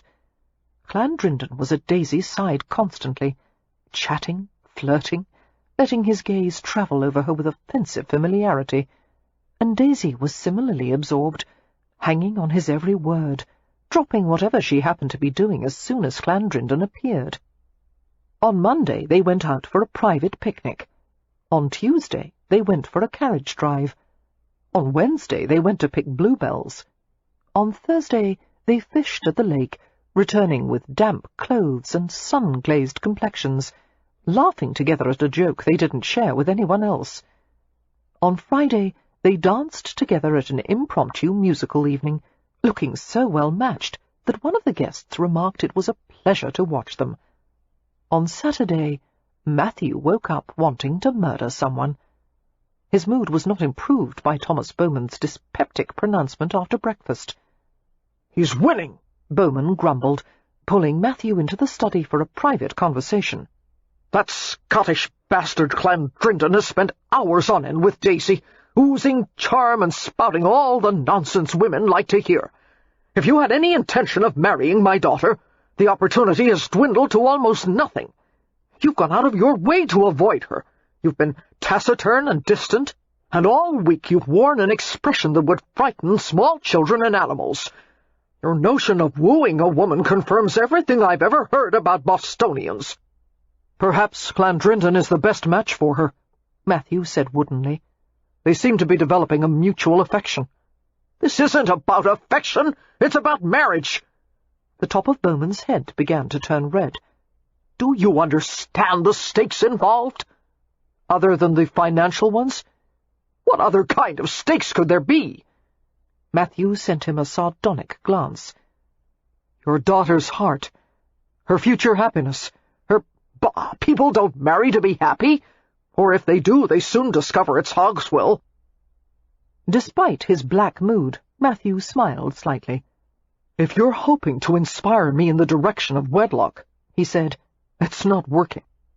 Is this inspiration enough?" Reaching into the pocket of his waistcoat, Bowman extracted a gleaming silver dollar and flipped it upward with his thumb. The coin spun toward Matthew in a bright silver arc. He caught it reflexively, closing it in his palm. "Marry Daisy," Bowman said, "and you'll get more of that. More than one man could spend in a lifetime." A new voice came from the doorway, and they both glanced toward the speaker. "Lovely." It was Lillian, dressed in a pink day gown and a shawl. She stared at her father with something approaching hatred, her eyes as dark as volcanic glass. "Is anyone in your life more than a mere pawn to you, father?" she asked acidly. "This is a discussion between men," Bowman retorted, flushing from guilt, anger, or some combination of the two. "It's none of your concern." "Daisy is my concern," Lillian said, her voice soft but chilling. "And I'd kill you both before letting you make her unhappy." Before her father could reply, she turned and proceeded down the hall. Swearing, Bowman left the room and headed in the opposite direction. Left alone in the study, Matthew slammed the coin onto the desk. "All this effort for a man who doesn't even care," Daisy muttered to herself, thinking dire thoughts about Matthew Swift. Clandrindon sat a few yards away, on the rim of a garden fountain, obediently holding still as she sketched his portrait. She had never been particularly talented at sketching, but she was running out of things to do with him. "What was that?" the Scottish lord called out. "I said you have a fine head of hair." Clandrindon was a perfectly nice fellow, pleasant and unexceptional and utterly conventional. Glumly, Daisy admitted to herself that in the effort to drive Matthew Swift half mad with jealousy, she had succeeded only in driving herself half mad with boredom. Daisy paused to raise the back of her hand to her lips, stifling a yawn as she tried to appear as if she were immersed in her sketching. This had been one of the most miserable weeks of her entire life, day after day of deadly tedium, pretending to enjoy herself in the company of a man who couldn't have interested her less. It wasn't Clandrindon's fault. He had made every effort to be entertaining, but it was clear to Daisy they had nothing in common, and never would. This didn't seem to bother Clandrindon nearly as much as it did her. He could talk about practically nothing for hours. He could have filled entire newspapers with society gossip about people Daisy had never met, and he launched on long discourses about things like his search for the perfect colour scheme for the hunting room at his Thurso estate, or the detailed course of studies he had followed at school. There never seemed to be a point to any of these stories. Clandrindon seemed similarly disinterested in what Daisy had to say. He didn't laugh at the tales of her childhood pranks with Lillian, and if she said something like, "Look at that cloud, it's shaped just like a rooster," he stared at her as if she were mad. He also hadn't liked it when they discussed the poor laws, and Daisy questioned his distinctions between the deserving poor and the unworthy poor. "It seems, my lord," she had said, "that the law is designed to punish the people who need help the most." "Some people are poor because of choices they make through their own moral weaknesses, and therefore one can't help them." "Such as fallen women, you mean? But what if these women had no other—" "We will not discuss fallen women," he had said, looking horrified. Conversation with him was limited at best, especially as Clandrindon found it difficult to follow Daisy's quicksilver transitions between subjects. Long after she had finished talking about one thing, he would keep asking about it. "I thought we were still on the subject of your aunt's poodle," he had asked in confusion that very morning, and Daisy had replied impatiently, "No, I finished with that 5 minutes ago. Just now I was telling you about the opera visit." "But how did we go from the poodle to the opera?" Daisy was sorry that she had enlisted Clandrindon in her scheme, especially as it had proven so ineffective. Matthew Swift had not displayed 1 second's worth of jealousy. He had been his usual granite-faced self, barely sparing a glance in her direction for days. "Why are you frowning, sweeting?" Clandrindon asked, watching her face. Sweeting? He had never used an endearment with her before. Daisy glanced at him over the edge of the sketchbook. He was staring at her in a way that made her uneasy. "Be quiet, please," she said primly. "I'm sketching your chin." Concentrating on her drawing, Daisy thought it was not half bad, but Was his head really that egg-shaped? Were his eyes that close set? How strange that a person could be quite attractive, but when one examined them feature by feature, much of their charm faded. She decided sketching people was not her forte. From now on, she would stick to plants and fruit. "This week has had a strange effect on me," Clandrindon ruminated aloud. "I feel different." "Are you ill?" Daisy asked in concern, closing the sketchbook. "I'm sorry. I've made you sit out in the sun too long." "No, not that kind of different. What I meant to say is that I feel wonderful." Clandrindon was staring at her in that odd way again. "Better than I ever have before." "It's the country air, I expect." Daisy stood and brushed her skirts off and went to him. "It's quite invigorating." "It's not the country air I find invigorating," Clandrindon said in a low voice. "It's you, Miss Bowman." Daisy's mouth fell open. "Me?" "You." He stood and took her shoulders in his hands. Daisy could only stutter in surprise. My lord." "These past few days in your company have given me cause for deep reflection." Daisy twisted to glance at their surroundings, taking in the neatly trimmed hedges covered with bursts of pink climbing roses. "Is Mr. Swift nearby?" she whispered. "Is that why you're talking this way?" "No, I'm speaking for myself." Ardently, Clandrindon pulled her closer, until the sketchbook was nearly crushed between them. "You've opened my eyes, Miss Bowman. You've made me see everything a different way. I want to find shapes in clouds, and do something worth writing a poem about. I want to read novels. I want to make life an adventure." "How nice!" Daisy said, wriggling in his tightening grasp. "With you." "Oh, no." "You're joking," she said weakly. "I'm besotted," he declared. "I'm unavailable." "I'm determined."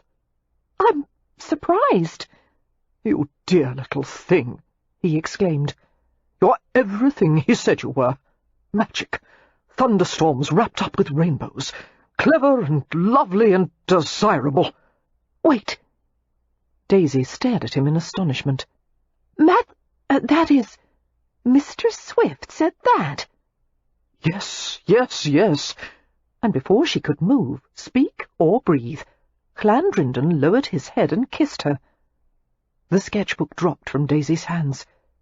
She remained passive in his embrace, wondering if she was going to feel something. Objectively speaking, there was nothing wrong with his kiss. It wasn't too dry or slobbery, not too hard or soft. It was boring. Drat! Daisy pulled back with a frown. She felt guilty that she had enjoyed the kiss so little, and it made her feel even worse when it appeared Clandrindon had enjoyed it quite a lot. "My dear Miss Bowman," Clandrindon murmured flirtatiously, "you didn't tell me you tasted so sweet." He reached for her again, and Daisy danced backward with a little yelp. "My lord, control yourself!" "I cannot!" He pursued her slowly around the fountain, until they resembled a pair of circling cats. Suddenly he made a dash for her, catching at the sleeve of her gown. Daisy pushed hard at him and twisted away, feeling the soft white muslin rip an inch or two at the shoulder seam. There was a loud splash and a splatter of water drops. Daisy stood blinking at the empty spot where Clandrindon had been, and then covered her eyes with her hands, as if that would somehow make the entire situation go away. "My lord," she asked gingerly, Did you just fall into the fountain?" "No," came his sour reply. "You pushed me into the fountain." "It was entirely unintentional, I assure you." Daisy forced herself to look at him. Clandrindon rose to his feet, water streaming from his hair and clothes, his coat pockets filled to the brim. It appeared the dip in the fountain had cooled his passions considerably. He glowered at her in affronted silence. Suddenly his eyes widened, and he reached into one of his water-laden coat pockets. A tiny frog leaped from the pocket and returned to the fountain with a quiet plunk. Daisy tried to choke back her amusement, but the harder she tried, the worse it became, until she finally burst out laughing. "I'm sorry," she gasped, clapping her hands over her mouth, while irrepressible giggles slipped out.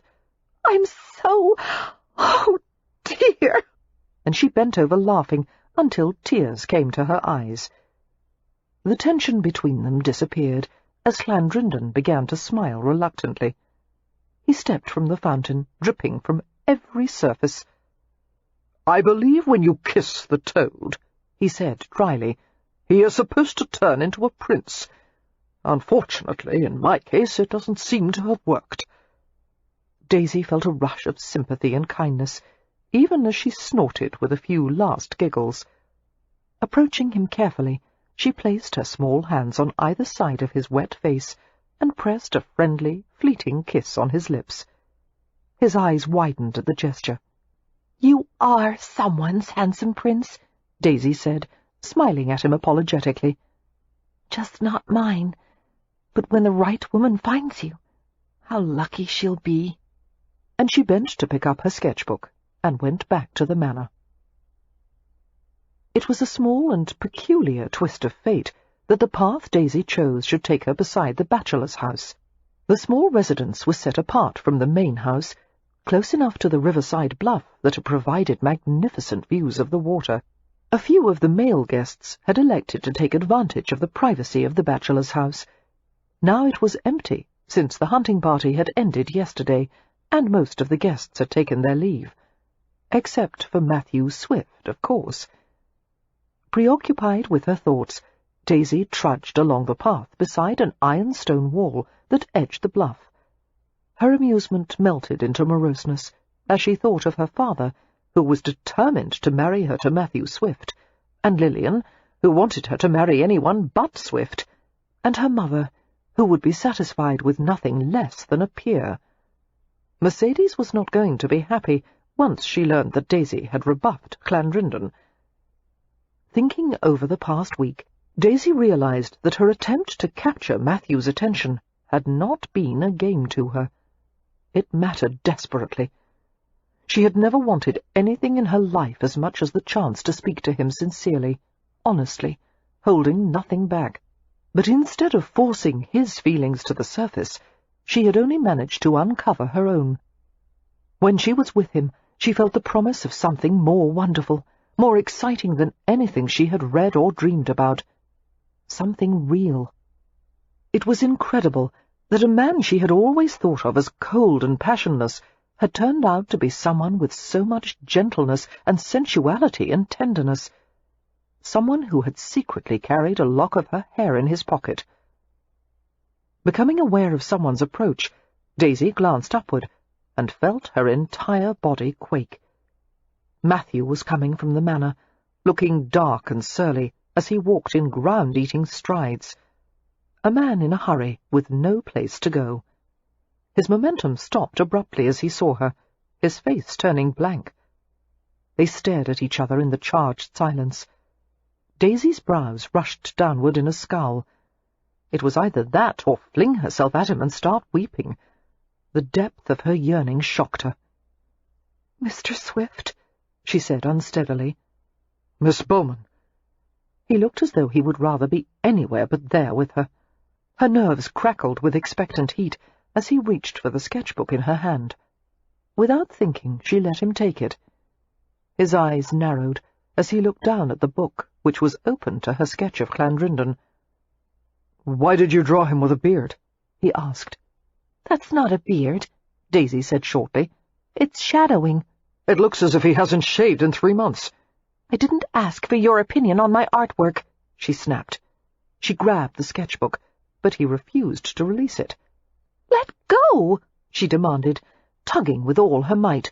"Or I'll—" "You'll what? Draw a portrait of me?" He released the book with a suddenness that caused her to stumble back a few steps. He held up his hands defensively. "No, anything but that." Daisy rushed at him and whacked his chest with the book. She hated it that she felt so alive with him. She hated the way her senses drank in his presence, like dry earth absorbing rain. She hated his handsome face and virile body, and the mouth that was more tempting than any man's mouth had a right to be. Matthew's smile vanished as his gaze slid over her and lingered on the torn seam at her shoulder. "What happened to your dress?" "It was nothing. I had a sort of, well, a scuffle, you might call it, with Lord Clandrindon." It was the most innocent way Daisy could think of to describe the encounter, which, of course, had been harmless. She was certain no lurid connotations could be attached to scuffle. However, it appeared that Swift's definition of the word was far more expansive than hers. Suddenly, his expression turned dark and frightening, and his blue eyes blazed. "I'm going to kill him," he said in a guttural voice. "He dared to— Where is he?" "No, no," Daisy said hastily. "You misunderstood. It wasn't like that." Dropping the sketchbook, she threw her arms around him, using all her weight to restrain him as he headed toward the garden. She might as well have tried to hold back a charging bull. With the first few steps, she was carried bodily with him. "Wait! What gives you the right to do anything where I'm concerned?" Breathing heavily, Matthew stopped and glared down into her flushed face. "Did he touch you? Did he force you to—" "You're nothing but a dog in the manger," Daisy cried hotly. "You don't want me. Why should you care if someone else does? Leave me alone and go back to your plans for building your big sodding factory and making mountains of money. I hope you become the richest man in the world. I hope you get everything you want. And then someday you'll look around and wonder why no one loves you and why you're so Her words were crushed into silence as he kissed her, his mouth hard and punishing. A wild thrill shot through her, and she turned her face away with a gasp. happy, she managed to finish, just before he clasped her head in his hands and kissed her again. This time his mouth was gentler, shifting with sensuous urgency to find the most perfect fit. Daisy's hammering heart sent a rush of pleasure-heated blood through her dilating veins. She fumbled to grip his muscled wrists, her fingertips pressed against the throb of a pulse that was no less frenzied than her own. Every time she thought Matthew would end the kiss, he searched her more deeply. She responded feverishly, her knees weakening until she feared she might collapse to the ground like a rag doll. Breaking the contact between their lips, she managed an anguished whisper. "Matthew, take me somewhere." "No." "Yes, I need to be alone with you." Panting raggedly, Matthew folded his arms around her, bringing her against his hard chest. She felt the desperate crush of his lips against her scalp. "I can't trust myself that far," he finally said. "Just to talk, please. We can't stay out in the open like this. And if you leave me now, I'll die." Even aroused and in turmoil, Matthew couldn't prevent a smothered laugh at the dramatic statement. "You won't die." "Just to talk," Daisy repeated, clinging to him. I won't tempt you." "Sweetheart." He let out a serrated breath. "You tempt me just by being in the same room with me." Her throat turned hot, as if she had just swallowed sunlight. Sensing that any more coaxing would push him in the opposite direction, Daisy stayed silent. She pressed against him, letting the silent communication of their bodies melt his resolve. With a quiet groan, Matthew took her hand and tugged her toward the bachelor's house. "God help us both if anyone sees." Daisy was tempted to quip that in that case he would be forced to marry her, but she held her tongue and hurried up the steps with him. Chapter 11. It was dark and cool inside the house, which was panelled in gleaming rosewood and filled with heavy furniture. The windows were shrouded in jewel-coloured velvets with silk-fringed trim. Retaining Daisy's hand in his, Matthew led her through the house to a room in the back. As Daisy stepped across the threshold, she realized it was his bedroom. Her skin prickled with excitement beneath the binding of her corset. The room was tidy, smelling of beeswax and wood polish, the window covered with cream-coloured lace that let in the daylight.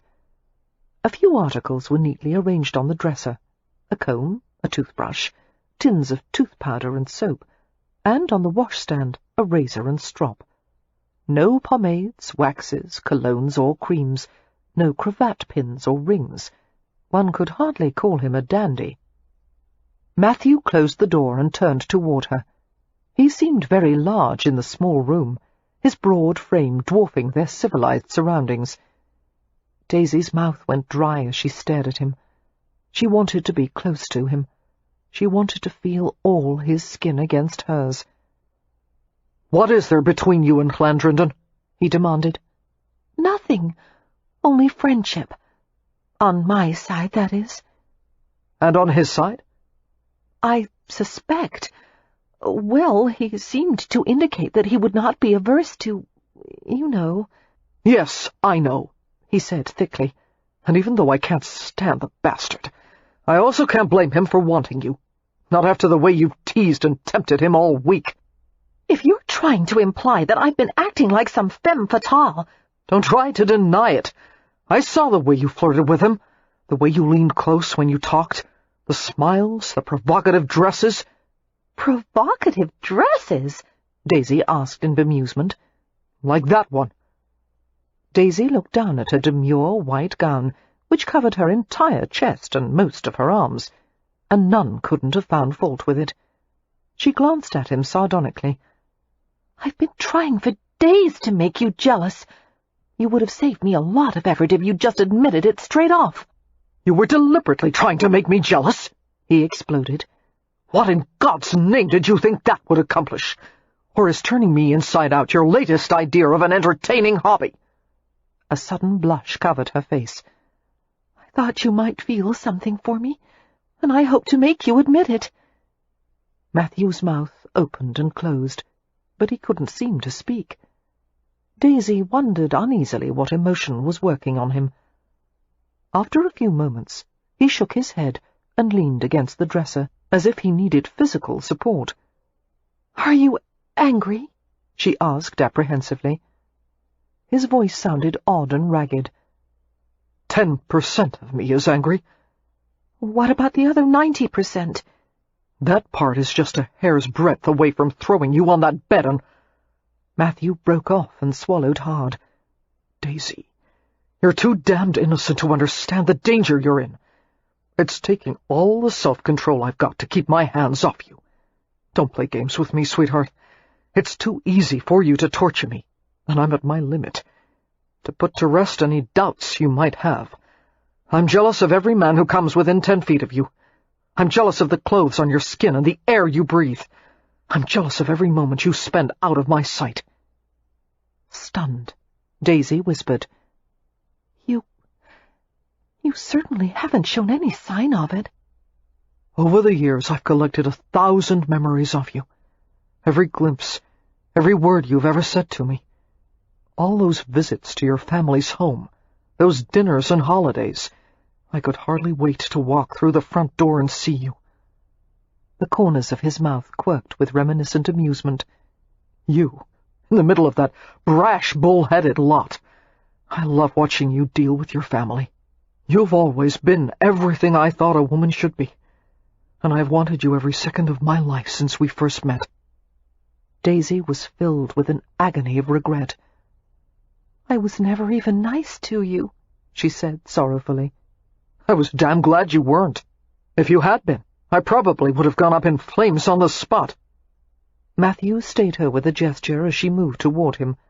"No, don't. As I told you before, I can't marry you under any circumstances.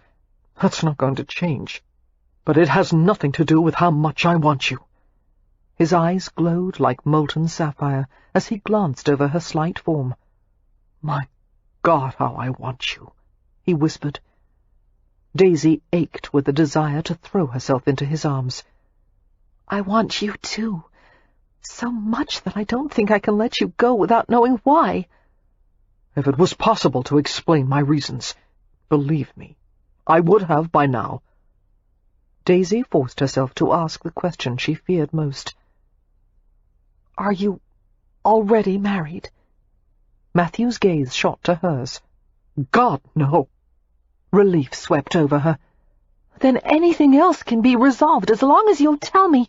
If you were just a bit more worldly, Matthew said moodily, you wouldn't use phrases like, anything else can be resolved. He made his way to the other side of the dresser, leaving a clear path to the door. He was silent for a long moment, as if considering some weighty matter. Daisy was still and silent, holding his gaze. All she could offer him was patience. She waited without a word, without even blinking. Matthew looked away from her, his expression distant.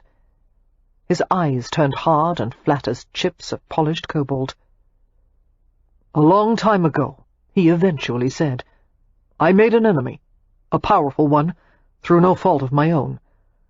Because of his influence, I was forced to leave Boston. And I have good reason to believe this man's grievance will come back to haunt me some day. I have lived with that sword hanging over my head for years. I don't want you anywhere near me when it drops. But there must be something that can be done, Daisy said eagerly, determined to confront this unknown enemy with every means at her disposal. If you'll just explain more. Tell me his name and— No. The word was quiet, but it contained a finality that caused her to fall abruptly silent. I've been as honest with you as I can, Daisy. I hope you won't betray my confidence. He gestured to the door. Now it's time for you to go. Just like that? She asked in bewilderment. After what you just told me, you want me to leave? Yes. Try not to let anyone see you. It's not fair that you get to speak your piece without letting me— Life is seldom fair, he said, even for a Bowman. Daisy's thoughts raced as she stared at his hard profile. This wasn't mere obstinacy on his part. This was conviction. He had left no room for argument, no opening for negotiation. "Shall I go to Llandrindon, then?" she asked, hoping to provoke him. Yes. Daisy scowled. "I wish you'd be consistent. A few minutes ago you were ready to make mincemeat of him." If you want him, I have no right to object. "If you want me, you have every right to say something." Daisy strode to the door. "Why does everyone always claim women are illogical when men are 100 times more so? First they want something, then they don't. Then they make irrational decisions based on secrets they won't explain, and no one is supposed to question them because a man's word is final." As she reached for the doorknob, she saw the key in the lock, and her hand paused in mid-air. She glanced at Matthew, who was firmly planted on the other side of the dresser to keep a safe distance between them. Although Daisy was the mildest-tempered of all the Bowmans, she was by no means a coward, and she would not accept defeat without a fight. "You're forcing me to take desperate measures," she said. His reply was very soft. "There's nothing you can do." He had left her no choice. Daisy turned the key in the lock and carefully withdrew it. The decisive click was abnormally loud in the silence of the room. Calmly, Daisy tugged the top edge of her bodice away from her chest. She held the key above the narrow gap. Matthew's eyes widened as he understood what she intended. "You wouldn't." As he started around the dresser, Daisy dropped the key into her bodice, making certain it slipped beneath her corset. She sucked in her stomach and midriff until she felt the cold metal slide to her navel. "Damn it!" Matthew reached her with startling speed. He reached out to touch her, then jerked his hands back as if he had just encountered open flame. "Take it out!" he commanded, his face dark with outrage. "I can't." "I mean it, Daisy." "It's fallen too far down. I'll have to take my dress off." It was obvious he wanted to kill her, but she could also feel the force of his longing. His lungs were working like bellows, and scorching heat radiated from his body. His whisper contained the ferocity of a roar. "Don't do this to me." Daisy waited patiently. The next move was his. He turned his back to her, the seams of his coat straining over bunched muscles. His fists clenched as he struggled to master himself. He took a shuddering breath, and another, and when he spoke his voice sounded thick, as if he had just awakened from a heavy sleep. "Take off your gown." Trying not to antagonize him any more than was necessary, Daisy replied in an apologetic tone. "I can't do it by myself. It buttons up the back." Matthew said something in a muffled voice that sounded very foul. After an eternity of silence, he turned to face her. His jaw could have been cast in iron. "I'm not going to fall apart that easily. I can resist you, Daisy. I've had years of practice. Turn around." Daisy obeyed. As she bent her head forward, she could actually feel his gaze travel over the endless row of pearl buttons. "How do you ever get undressed?" he muttered. "I've never seen so many blasted buttons on one garment." "It's fashionable." "It's ridiculous." "You can send a letter of protest to Godey's Ladies' Book," she suggested. Giving a scornful snort, Matthew began on the top button. He tried to unfasten it, while avoiding contact with her body. "It helps if you slide your fingers beneath the placket," Daisy said. "And then you can pop the button through the—" "Quiet!" he snapped. She closed her mouth. Matthew battled with the buttons for another minute. With an exasperated grunt, he followed her advice, slipping 2 fingers between her dress and her skin. As she felt his knuckles brush high on her spine, a shiver of delight ran down her back. His progress was excruciatingly slow. Daisy could feel him fumbling with the same buttons over and over again. "May I sit down, please?" she asked mildly. "I'm tired of standing." "There's no place to sit." "Yes, there is." Breaking away from him, Daisy went to the 4-poster bed and tried to climb onto it. Unfortunately, the bed was an antique Sheraton, built high to avoid winter draughts and allow for a trundle below. The top of the mattress was level with her breasts. Hoisting herself upward, she tried to lever her hips onto the mattress. Gravity defeated her. "Usually," Daisy said, struggling and squirming with her feet dangling, "there's a stair-step provided—" She grabbed handfuls of the counterpane. "for beds this tall." Straining to hook a knee over the edge of the mattress, she continued, "Good God! If someone fell out of this bed at night, it would be fatal." She felt Matthew's hands clamp around her waist. "The bed's not that tall," he said. Picking her up as if she were a child, he deposited her on the mattress. "It's just that you're short." "I'm not short. I'm vertically disadvantaged." "Fine, sit up." His weight depressed the mattress behind her, and his hands returned to the back of her dress. Feeling the slight tremor of his fingers against her skin, Daisy was emboldened to remark, "I've never been attracted to tall men before, but you make me feel—" "If you don't keep quiet," he interrupted curtly, "I'm going to strangle you." Daisy fell silent, listening to the rhythm of his breath as it turned deeper, less controlled. By contrast, his fingers became more certain in their task, working along the row of pearls until her dress gaped open and the sleeve slipped from her shoulders. "Where is it?" he asked. "The key?" His tone was deadly. "Yes, Daisy, the key." "It fell inside my corset, which means I'll have to take that off too." There was no reaction to the statement, no sound or movement. Daisy twisted to glance at Matthew. He seemed dazed. His eyes looked unnaturally blue against the flush on his face. She realized he was occupied with a savage inner battle to keep from touching her. Feeling hot and prickly with embarrassment, Daisy pulled her arms completely out of her sleeves. She worked the dress over her hips, wriggling out of the filmy white layers, letting them slide to the floor in a heap. Matthew stared at the discarded dress as if it was some kind of exotic fauna he had never seen before. Slowly his eyes returned to Daisy, and an incoherent protest came from his throat as she began to unhook her corset.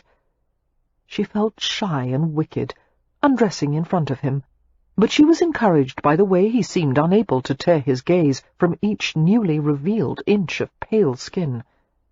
When the last metal hook came apart, she tossed the web of lace and stays to the floor. All that remained over her breasts was a crumpled chemise. The key had dropped into her lap. Closing her fingers around the metal object, she risked a cautious glance at Matthew. His eyes were closed, his forehead scored with furrows of pained concentration. "This isn't going to happen," he said, more to himself than to her. Daisy leaned forward to tuck the key into his coat pocket. Gripping the hem of her chemise, she stripped it over her head. A tingling shock chased over her naked upper body. She was so nervous that her teeth had begun to chatter. "I just took my chemise off," she said. "Don't you want to look?" "No." But his eyes had opened, and his gaze found her small pink-tipped breasts, and the breath hissed through his clenched teeth. He sat without moving, staring at her as she untied his cravat and unbuttoned the layers of his waistcoat and shirt. She blushed everywhere, but continued doggedly, rising to her knees to tug the coat from his shoulders. He moved like a dreamer, slowly pulling his arms from the coat sleeves and waistcoat. Daisy pushed his shirt open with awkward determination, her gaze drinking in the sight of his chest and torso. His skin gleamed like heavy satin, stretched taut over broad expanses of muscle. She touched the powerful vault of his ribs, trailing her fingertips to the rippled tautness of his midriff. Suddenly, Matthew caught her hand, seemingly undecided whether to push it away or press it closer. Her fingers curled over his. She stared into his dilated blue eyes. "Matthew," she whispered, "I'm here. I'm yours. I want to do everything you've ever imagined doing with me." He stopped breathing. His will foundered and collapsed, and suddenly nothing mattered except the demands of a desire that had been denied too long.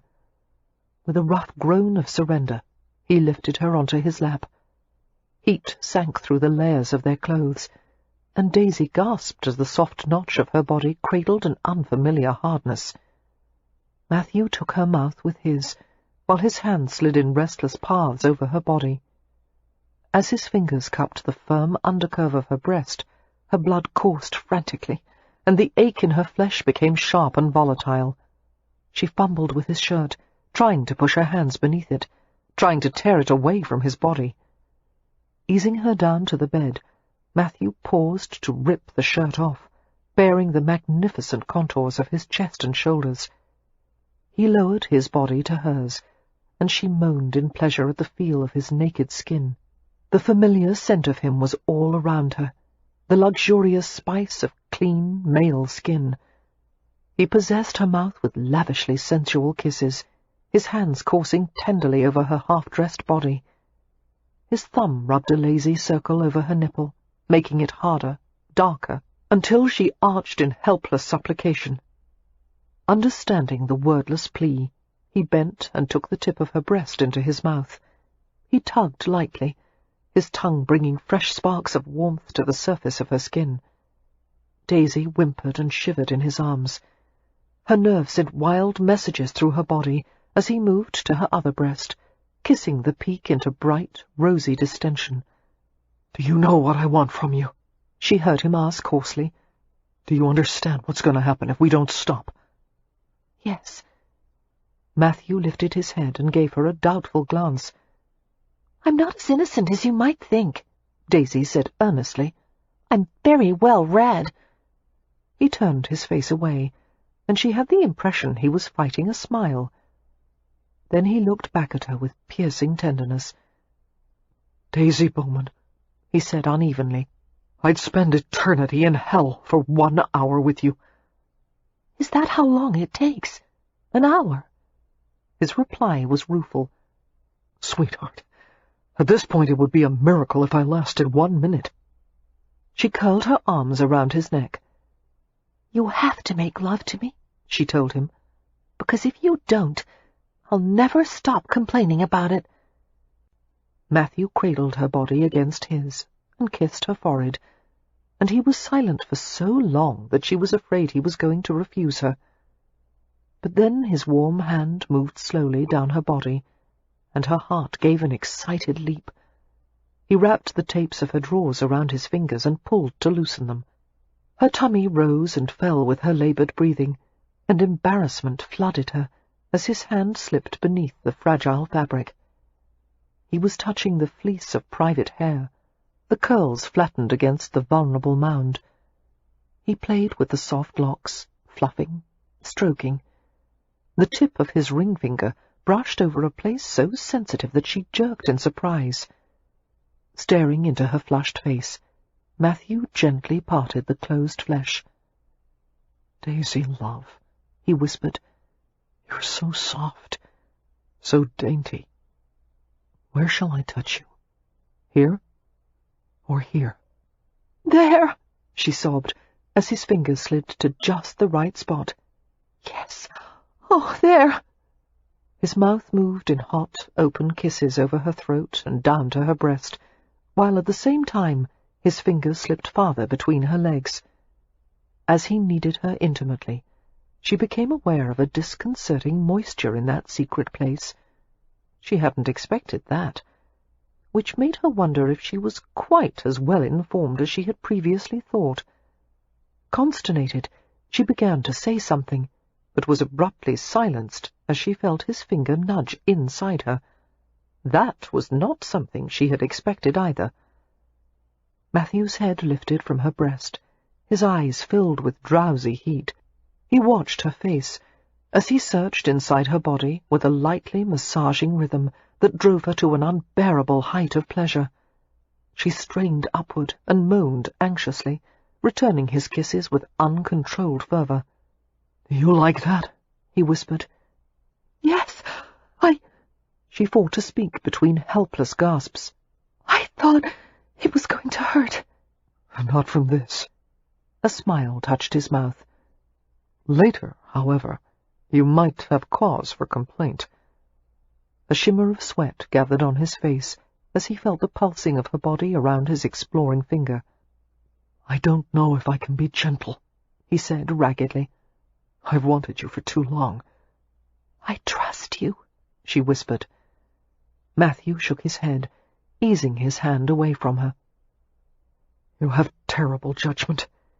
You're in bed with the last man in the world you should trust, and you're about to make the biggest mistake of your life." "Is this your idea of seductive banter?" "I thought I should give you one last warning. Now you're doomed." "Oh, good." Daisy moved to help him as he stripped off her drawers and stockings. Her eyes widened as he began to unbutton his trousers. Curious but shy, she reached down to help him. A shaky endearment left his lips as he felt her small, cool hand slip beneath the unbuttoned placket of his falls. She stroked carefully, learning the length and hardness of him, loving the way his body trembled. "How should I touch you?" she whispered. Matthew shook his head with an unsteady laugh. "Daisy, I'd rather you didn't just now." "Did I do it wrong?" she asked in worry. "No, no." He gathered her against him, kissing her cheek, her ear, her hair. "You do it too well." His hand swept over her in sensitive strokes as he urged her back against the pillows. He undressed and levered his body over hers, and she shivered at the delicious textures of him, hairiness and smoothness and heat. Too many things were happening at once. She couldn't compass all of it. The moist, hot drift of his mouth, the long, coaxing fingers, the brush of his hair against her breasts, her stomach. The silky swirl of his tongue in the hollow of her navel sent fire licking through her veins. Hazily aware of the area his mouth was traversing, she stirred beneath him. Not seeming to realize just where he was kissing her, Matthew persisted, sliding lower until Daisy let out a muffled yelp and pushed hard at his encroaching head. "What is it?" he asked, rising to his elbows. crimson with mortification, Daisy could hardly bring herself to explain. "You were too close to my... well, you accidentally—" As her voice faded, understanding dawned in Matthew's eyes. Quickly he bent his head to hide his expression, and a tremor ran through his shoulders. He replied with great care, still looking away from her. "It wasn't accidental. I meant to do that." Daisy was astonished. "But you were going to kiss me right on my—" She broke off as his gaze met hers, laughter dancing in his blue eyes. He wasn't embarrassed at all. He was amused. "You're not shocked, are you?" he asked. "I thought you were well read." "Well, no one would ever write about something like that." He shrugged, his eyes glowing. "You're the literary authority." "You're making fun of me," she said. "Just a little," he whispered, and kissed her stomach again. Her legs jerked against his restraining hands. She began to chatter nervously as she felt his mouth wander to her hip. "In some of the novels I've read, there were certain parts, of course—" She inhaled sharply at the sensation of his teeth gently scoring over her inner thigh. "But I suppose they were written so euphemistically that I didn't quite understand. Oh, please, I don't think you should do that." "What about this?" "Definitely not that." She twisted to escape him, but his hands had hooked beneath her knees, and he held them apart as he did wicked things with his tongue. She began to shiver as he found the sensitive flesh he had touched before, and his mouth was soft and hot and demanding, suckling until rapture flooded her from that place where his mouth possessed her, and when she begged him to stop, he tormented her even more, licking, nuzzling deeper and deeper, and suddenly the pleasure uncoiled, and she was crying out in dazzling relief. After a long time, Matthew moved upward to hold her. Fiercely, she wrapped her arms and legs around him. He settled between her wide-open thighs, shaking with the effort to be gentle. She was invaded by a sundering thrust, and Matthew murmured love words against her throat, trying to soothe her even as he pushed farther, taking her, holding her. When they were completely joined, he went still, trying not to cause her further pain. He was so hard inside her, and Daisy absorbed the curious feeling of being possessed, of being utterly helpless. And at the same time, in this moment, he belonged to her utterly. She knew she filled his mind and heart even as he filled her body. Wanting to give him the same pleasure he had given her, she arched her hips. "Daisy, no, wait." She lifted again and again, straining to be closer to him. He groaned and began to press downward in a subtle rhythm. Crushing his mouth over hers, he shuddered from the intensity of his climax.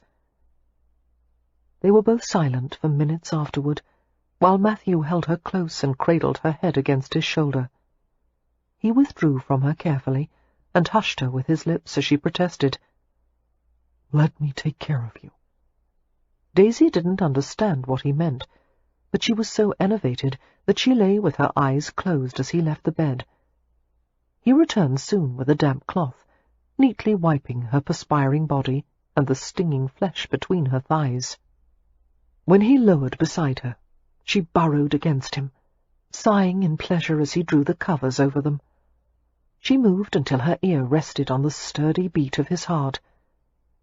Daisy supposed she ought to feel ashamed, locking herself in his bedroom and demanding to be seduced. Instead, she felt triumphant and strangely precarious, as if she were balanced on the edge of a new kind of intimacy that went beyond the physical. She wanted to know everything about him.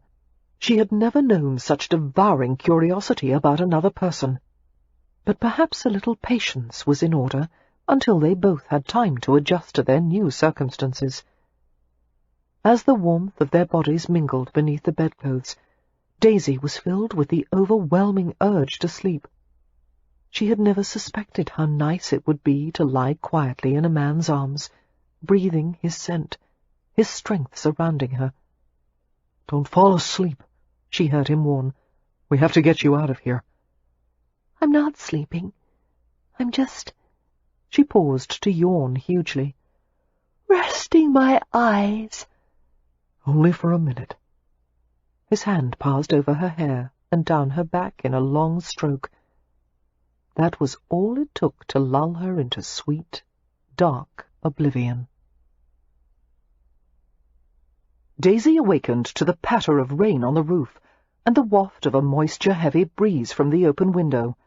The Hampshire weather had decided to cool the afternoon with a spontaneous shower, the kind that usually lasted no more than a half-hour and left the ground spongy and fragrant.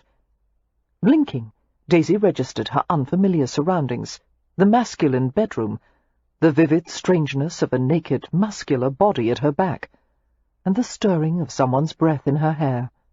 She tensed in surprise, but lay quietly, wondering if Matthew was awake. His breathing didn't change, but gradually his arm slid across her body, his fingers spreading over her front. Gently he settled her back against him, and they watched the rain in silence. Daisy tried to remember if there had ever been a time in her life when she had felt so safe and content. No, she decided. Nothing could compare to this. Feeling her smile against his arm, Matthew murmured, "You like the rain?" Yes. She explored the hairy surface of his leg with her toes, rather amazed at how long his calves were.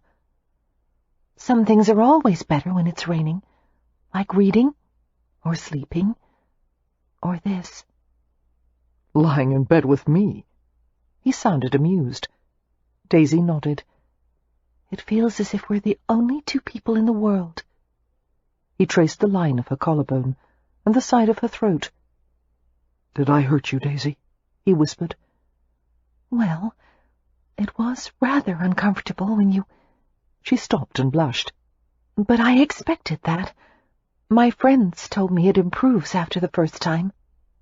His fingertips wandered to the outline of her ear and the blood-heated curve of her cheek. There was a smile in his voice as he said, "I'll do my best to see that it does." Are you sorry it happened? Her fingers clenched as she waited tensely for his answer. Good Lord, no. He brought her small fist to his mouth and kissed it open, and flattened her palm against the side of his face. It's what I've wanted most in my entire life, and the one thing I know I could never have. I'm surprised, shocked even, but never sorry. Daisy turned and snuggled against him, sandwiching one of his thighs between her own. The rain beat out a brisk song against the side of the house, some of it coming through the window. Considering the idea of getting out of bed, Daisy shivered a little and felt Matthew draw the covers higher over her bare shoulder. "Daisy," he asked without heat, "where is the damn key?" I put it in your coat pocket, she said helpfully. Didn't you see? No. Well, I suppose you were distracted at the time. She trailed her hand over his chest, letting her palm graze the point of his nipple. You're probably angry with me for locking us in the bedroom. Enraged, he agreed. I insist you do it every night after we're married.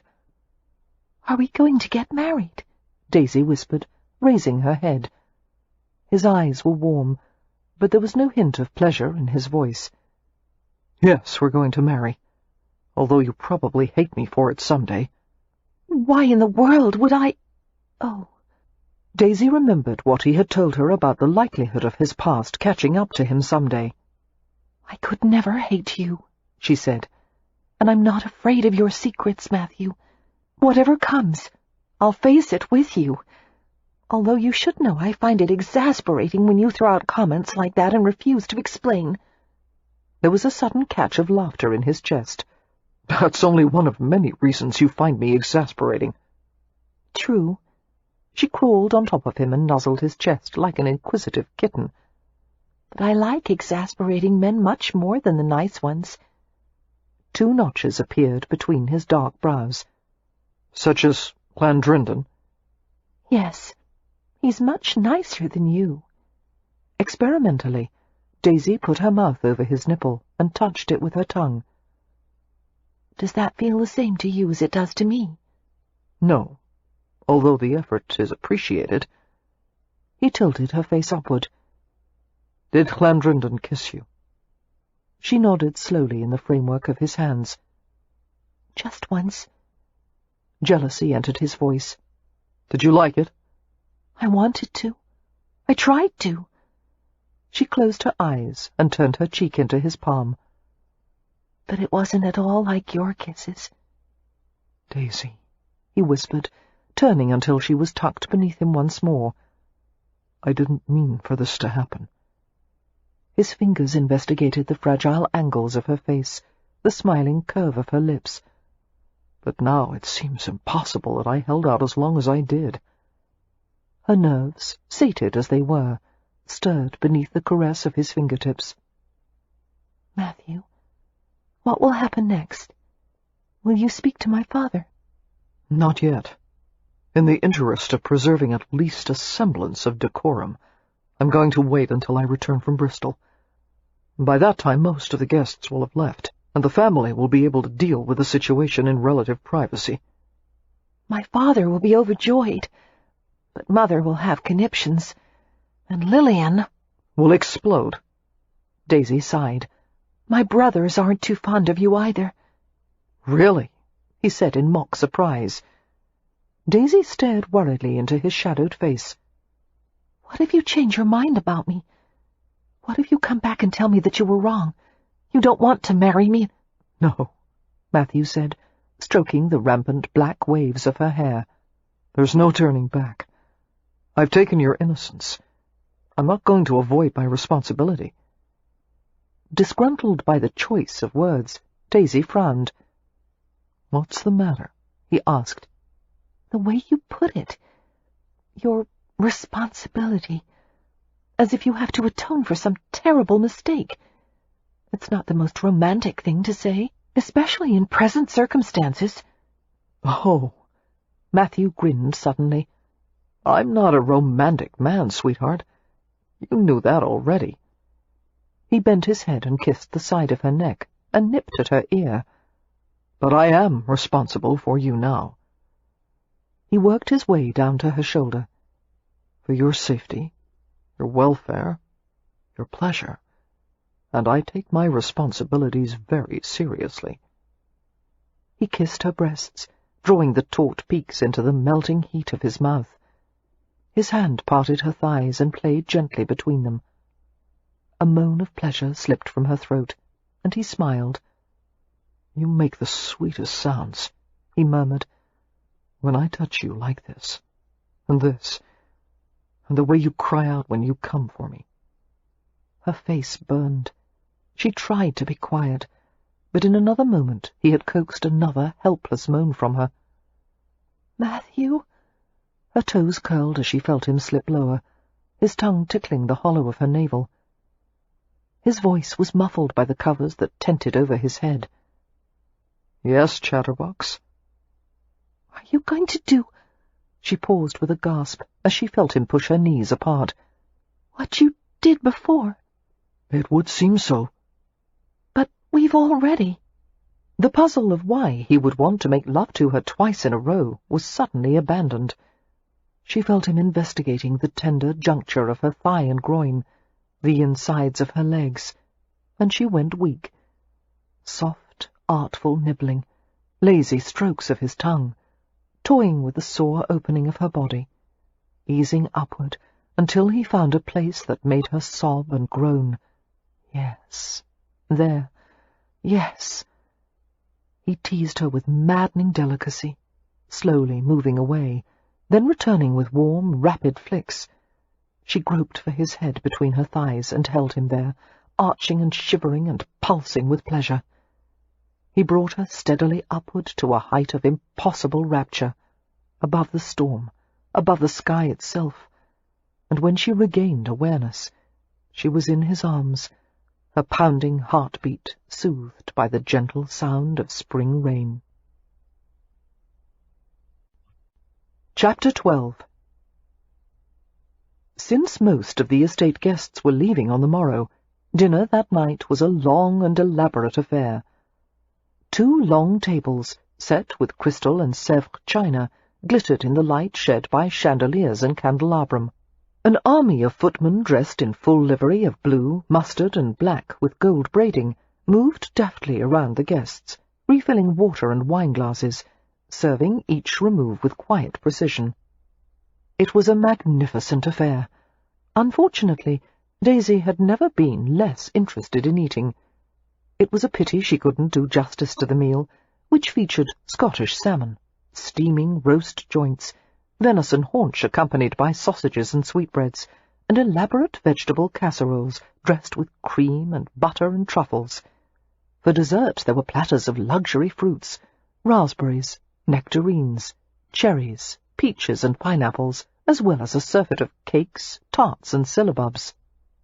Daisy forced herself to eat, laugh and converse in as natural a manner as possible, but it was not easy.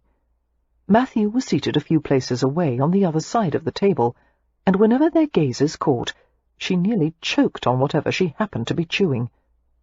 Conversation flowed around her, and she responded to it vaguely, while her mind remained fixed on the memory of what had happened a few hours earlier. Those who knew her well, her sister and friends, seemed to notice that she was not quite herself. Even Westcliff had given her a few speculative glances. Daisy felt overheated in the bright, stuffy room, the blood rushing easily to her cheeks. Her body was oversensitive, her undergarments chafing, her corset unbearable, her garters pinching around her thighs. Every time she moved, there were reminders of the afternoon with Matthew, the soreness between her legs, the stings and twitches in unexpected places. And yet her body ached for more of Matthew's hands, his restless mouth, his hardness inside her. Feeling her face flame once again, Daisy devoted herself to buttering a piece of bread. She glanced at Matthew, who was conversing with a lady to his left. Sensing Daisy's furtive regard, Matthew looked in her direction. The depths of blue kindled with heat, and his chest moved as he inhaled deeply. He dragged his attention back to his companion, focusing on her with a flattering interest that sent the lady into giggling effusiveness. Daisy lifted a glass of watered wine to her lips and made herself pay attention to a conversation on her right, something about touring the Lake Districts and the Scottish Highlands. Soon, however, her mind drifted back to her own situation. She did not regret her decision, but she was not so naive as to believe everything would be easy from now on. Quite the opposite. There was the issue of where they were to live, and when Matthew would take her back to New York, and if she could learn to be happy far away from her sister and friends. There was also the unanswered question about whether she would be an adequate wife for a man who so fully inhabited a world she had never quite found a way to fit in. And last, the not insignificant question of what kind of secrets Matthew was harbouring. But Daisy remembered the soft, vibrant note in his voice when he had said, "You've always been everything I thought a woman should be." Matthew was the only man who had ever wanted her just as she was. One had to discount Llandrindon, since his infatuation had flared up just a bit too quickly, and would likely subside with equal speed. In this regard, Daisy reflected, her marriage to Matthew would not be unlike Lillian's with Westcliff. As two strong-willed people with very different sensibilities, Lillian and Westcliff often argued and negotiated, and yet this didn't seem to weaken their marriage. Quite the opposite, in fact. Their union seemed all the better for it. She considered her friends' marriages, Annabel and Mr. Hunt as a harmony of similar dispositions, Evie and Lord St. Vincent with their opposite natures, as necessary to each other's existence as day and night. It was impossible to say that any of these pairings was superior to the others. Perhaps, in spite of all she had heard about the ideal of a perfect marriage, there was no such thing. Perhaps every marriage was a unique creation. It was a comforting thought, and it filled her with hope. After the interminable dinner, Daisy pleaded a headache rather than endure the ritual of tea and gossip. It was half true, actually. The combination of light, noise, and emotional strain had caused her temples to throb painfully. With a pained smile, she made her excuses and headed toward the grand staircase. But as she reached the main hall, she heard her sister's voice. "Daisy, I want to talk with you." Daisy knew Lillian well enough to recognize the edge in her tone. Her older sister was suspicious and worried, and she wanted to thrash out issues and problems until everything had been discussed exhaustively. Daisy was far too weary. "Not now, please," she said, giving her sister a placating smile. "Can it wait until later?" "No." "I have a headache." "So do I, but we're still going to talk." Daisy struggled with a rush of exasperation. After all her patience with Lillian, the years of unquestioning support and loyalty, it didn't seem too much to ask that Lillian refrain from badgering her. "I'm going to bed," Daisy said, her steady gaze daring her sister to argue. "I don't want to explain anything, especially when it's obvious you have no intention of listening. Good night." Seeing the stricken look on Lillian's face, she added more gently, "I love you." She stood on her toes, kissed her sister's cheek, and went to the staircase.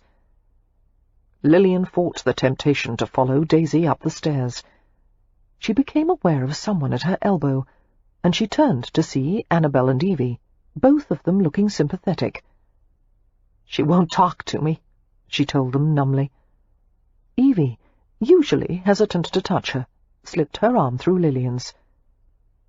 "Let's go to the orangery," she suggested.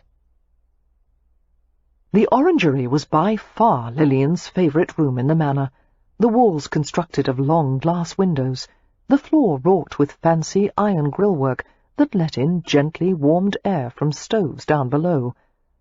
Orange and lemon trees filled the room with fresh citrus fragrance, while scaffolding loaded with tropical plants added exotic top notes to the scent. Torchlight from outside sent intricate shadows through the room. Finding a small grouping of chairs, the three friends sat together. Lillian's shoulders slumped as she said glumly, "I think they've done it." "Who's done what?" Evie asked. "Daisy and Mr. Swift," Annabel murmured with a touch of amusement. "We are speculating that they've had, carnal knowledge of each other." Evie looked perplexed. "Why do we think that?" "Well, you were sitting at the other table, dear, so you couldn't see. But at dinner there were—" Annabel raised her brows significantly. "Undercurrents." "Oh," Evie shrugged. "It's just as well I wasn't at your table, then. I'm never any good at reading undercurrents." "These were obvious undercurrents," Lillian said darkly. "It couldn't have been any clearer if Mr. Swift had leapt onto the table and made an announcement." "Mr. Swift would never be so vulgar," Evie said decisively, "even if he is an American." Lillian's face scrunched in a ferocious scowl. "Whatever happened to— I could never be happy with a soulless industrialist. What happened to— I want the four of us to be together always? Curse it all, I can't believe Daisy's done this. Everything was going so well with Lord Llandrinden. What could have possessed her to sleep with Matthew Swift?" "I doubt there was much sleeping involved," Annabel replied, her eyes twinkling. Lillian gave her a slitted glare. "If you have the bad taste to be amused by this, Annabel—" "Daisy was never interested in Lord Llandrinden," Evie volunteered hastily, trying to prevent a quarrel. "She was only using him to provoke Mr. Swift." "How do you know?" the other two asked at the same time. "Well, I... Evie made a helpless gesture with her hands. "Last week I more or less inadvertently suggested that she try to make him jealous, and it worked." Lillian's throat worked violently before she could manage to speak. "Of all the asinine, sheep-headed, moronic—" "Why, Evie?" Annabel asked in a considerably kinder tone. "Daisy and I overheard Mr. Swift talking to Lord Landrindon. He was trying to convince Landrindon to court her, and it became obvious that Mr. Swift wanted her for himself."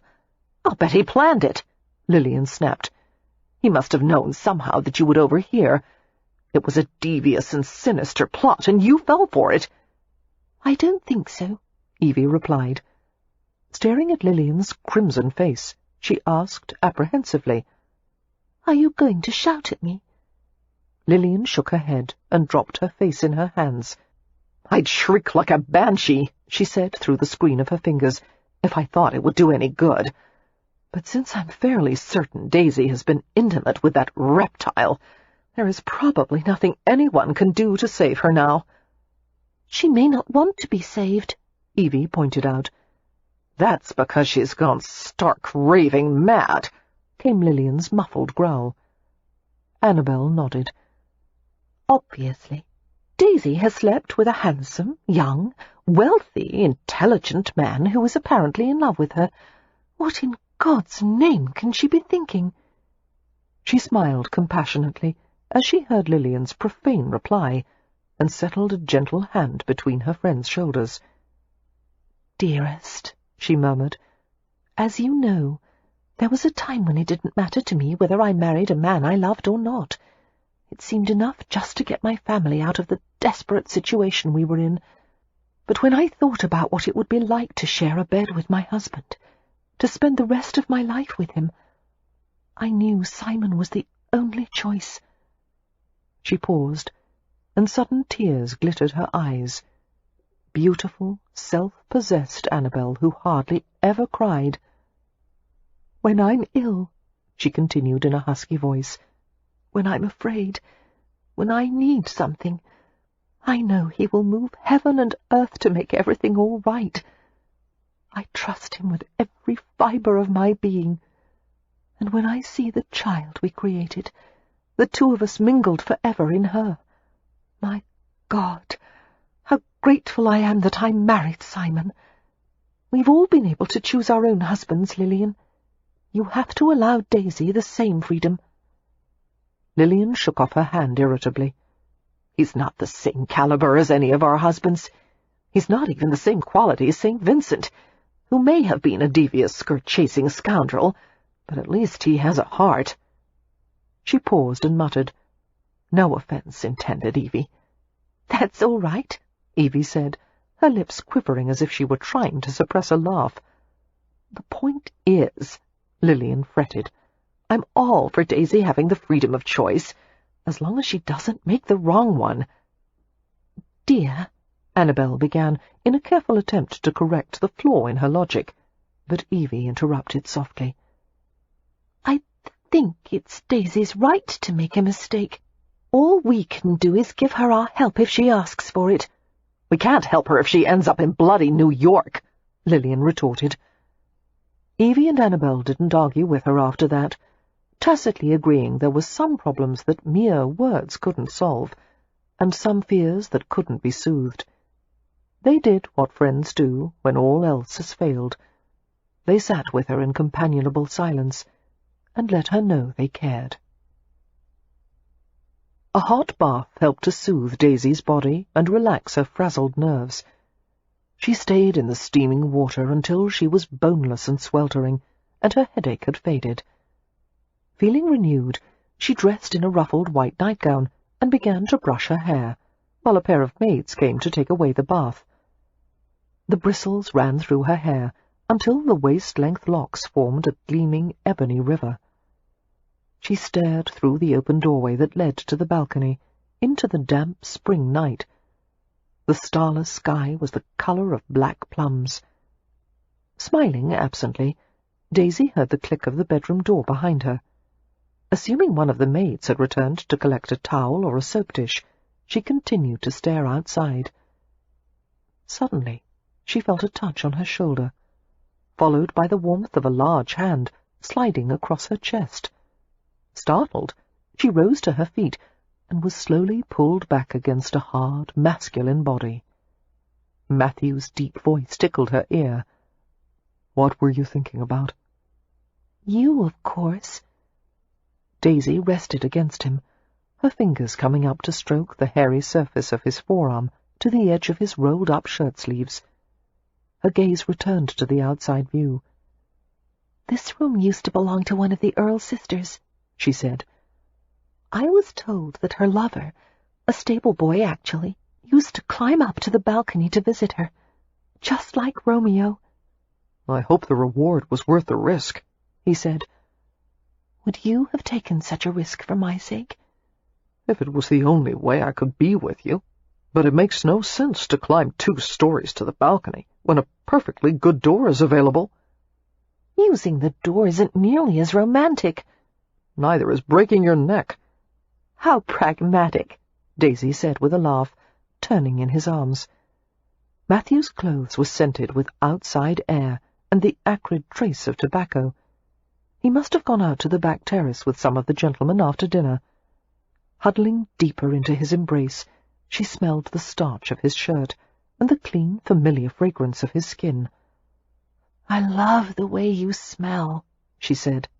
"I could walk blindfolded into a room filled with 100 men, and I would find you right away."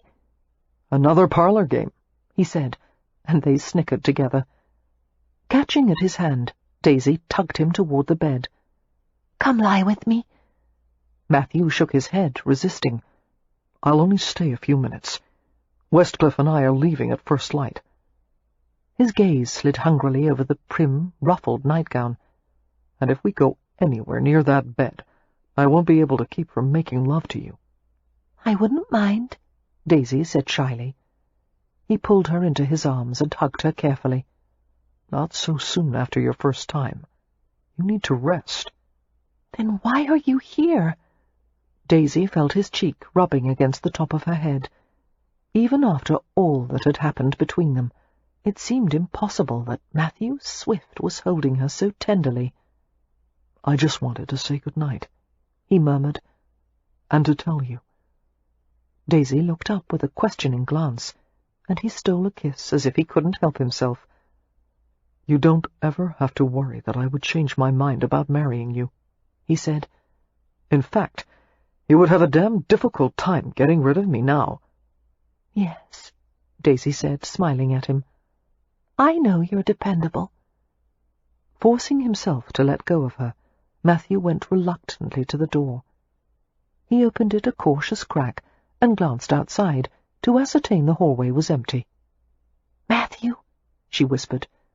He glanced over his shoulder at her. "Yes?" "Come back to me soon." Whatever he saw in her face caused his eyes to blaze in the shadow-tricked atmosphere. He gave her a short nod and left while he was still able. Chapter 13. Matthew quickly discovered that travelling in Bristol with Lord Westcliff was a far different matter than navigating the port city by himself. He had originally planned to stay at an inn located in the central part of Bristol. With Westcliff as his companion, however, they took up temporary residence with a wealthy shipbuilding family. Matthew gathered there had been many such invitations extended by prosperous families in the area, all eager to host the Earl in the finest style possible. Everyone was either a friend of Westcliff's or wanted to be. Such was the power of an ancient aristocratic name. To be fair, it was more than a name and title that inspired such enthusiasm for Westcliff. He was known as a political progressive, not to mention a skilful businessman, both of which made a man very sought after in Bristol. The city, second only to London in its volume of trade, was undergoing a period of explosive development. As the commercial areas expanded and the old city walls crumbled, narrow roads were being widened, and new thoroughfares appeared on what seemed a daily basis. Most significantly, a harbour-side railway system connecting the Temple Mead station to the docks had just been completed. As a result, there was no better place in Europe to establish a manufacturing business. Matthew had grudgingly admitted to Westcliff that his presence had made their negotiations and meetings much easier. Not only did Westcliff's name open doors, it practically inspired people to give him the entire building. and Matthew privately acknowledged there was a great deal to be learned from the Earl, who possessed reams of knowledge about business and manufacturing. When they discussed locomotive production, for example, the Earl was not only conversant with principles of design and engineering, he could also name the dozen varieties of bolts used on their latest broad-gauge locomotives. Without modesty, Matthew had never met another man who could rival his own ability to understand and retain vast quantities of technical knowledge. Until Westcliff. It made for interesting conversation, at least to the two of them. Anyone else taking part in the discussion would have started snoring after 5 minutes. For his part, Marcus had embarked on the week in Bristol with a dual purpose, officially to accomplish certain business-related goals, but unofficially to decide what to make of Matthew Swift. It hadn't been easy for Marcus to leave Lilian's side. He had discovered that while the events of childbirth and infancy were perfectly ordinary when they happened to other people, they were monumentally important when his own wife and child were involved. Everything about his daughter fascinated him, her pattern of sleeping and waking, her first bath, the way she wiggled her toes, the sight of her at Lilian's breast. Although it was not unheard of for an upper-class lady to nurse her own child, it was far more common to hire a lactating maid for that purpose. However, Lilian had abruptly changed her mind after Merritt was born. "She wants me instead," Lilian had told Marcus. He hadn't dared to point out that the baby was hardly capable of a discussion on the matter, and would likely be just as content with a wet nurse.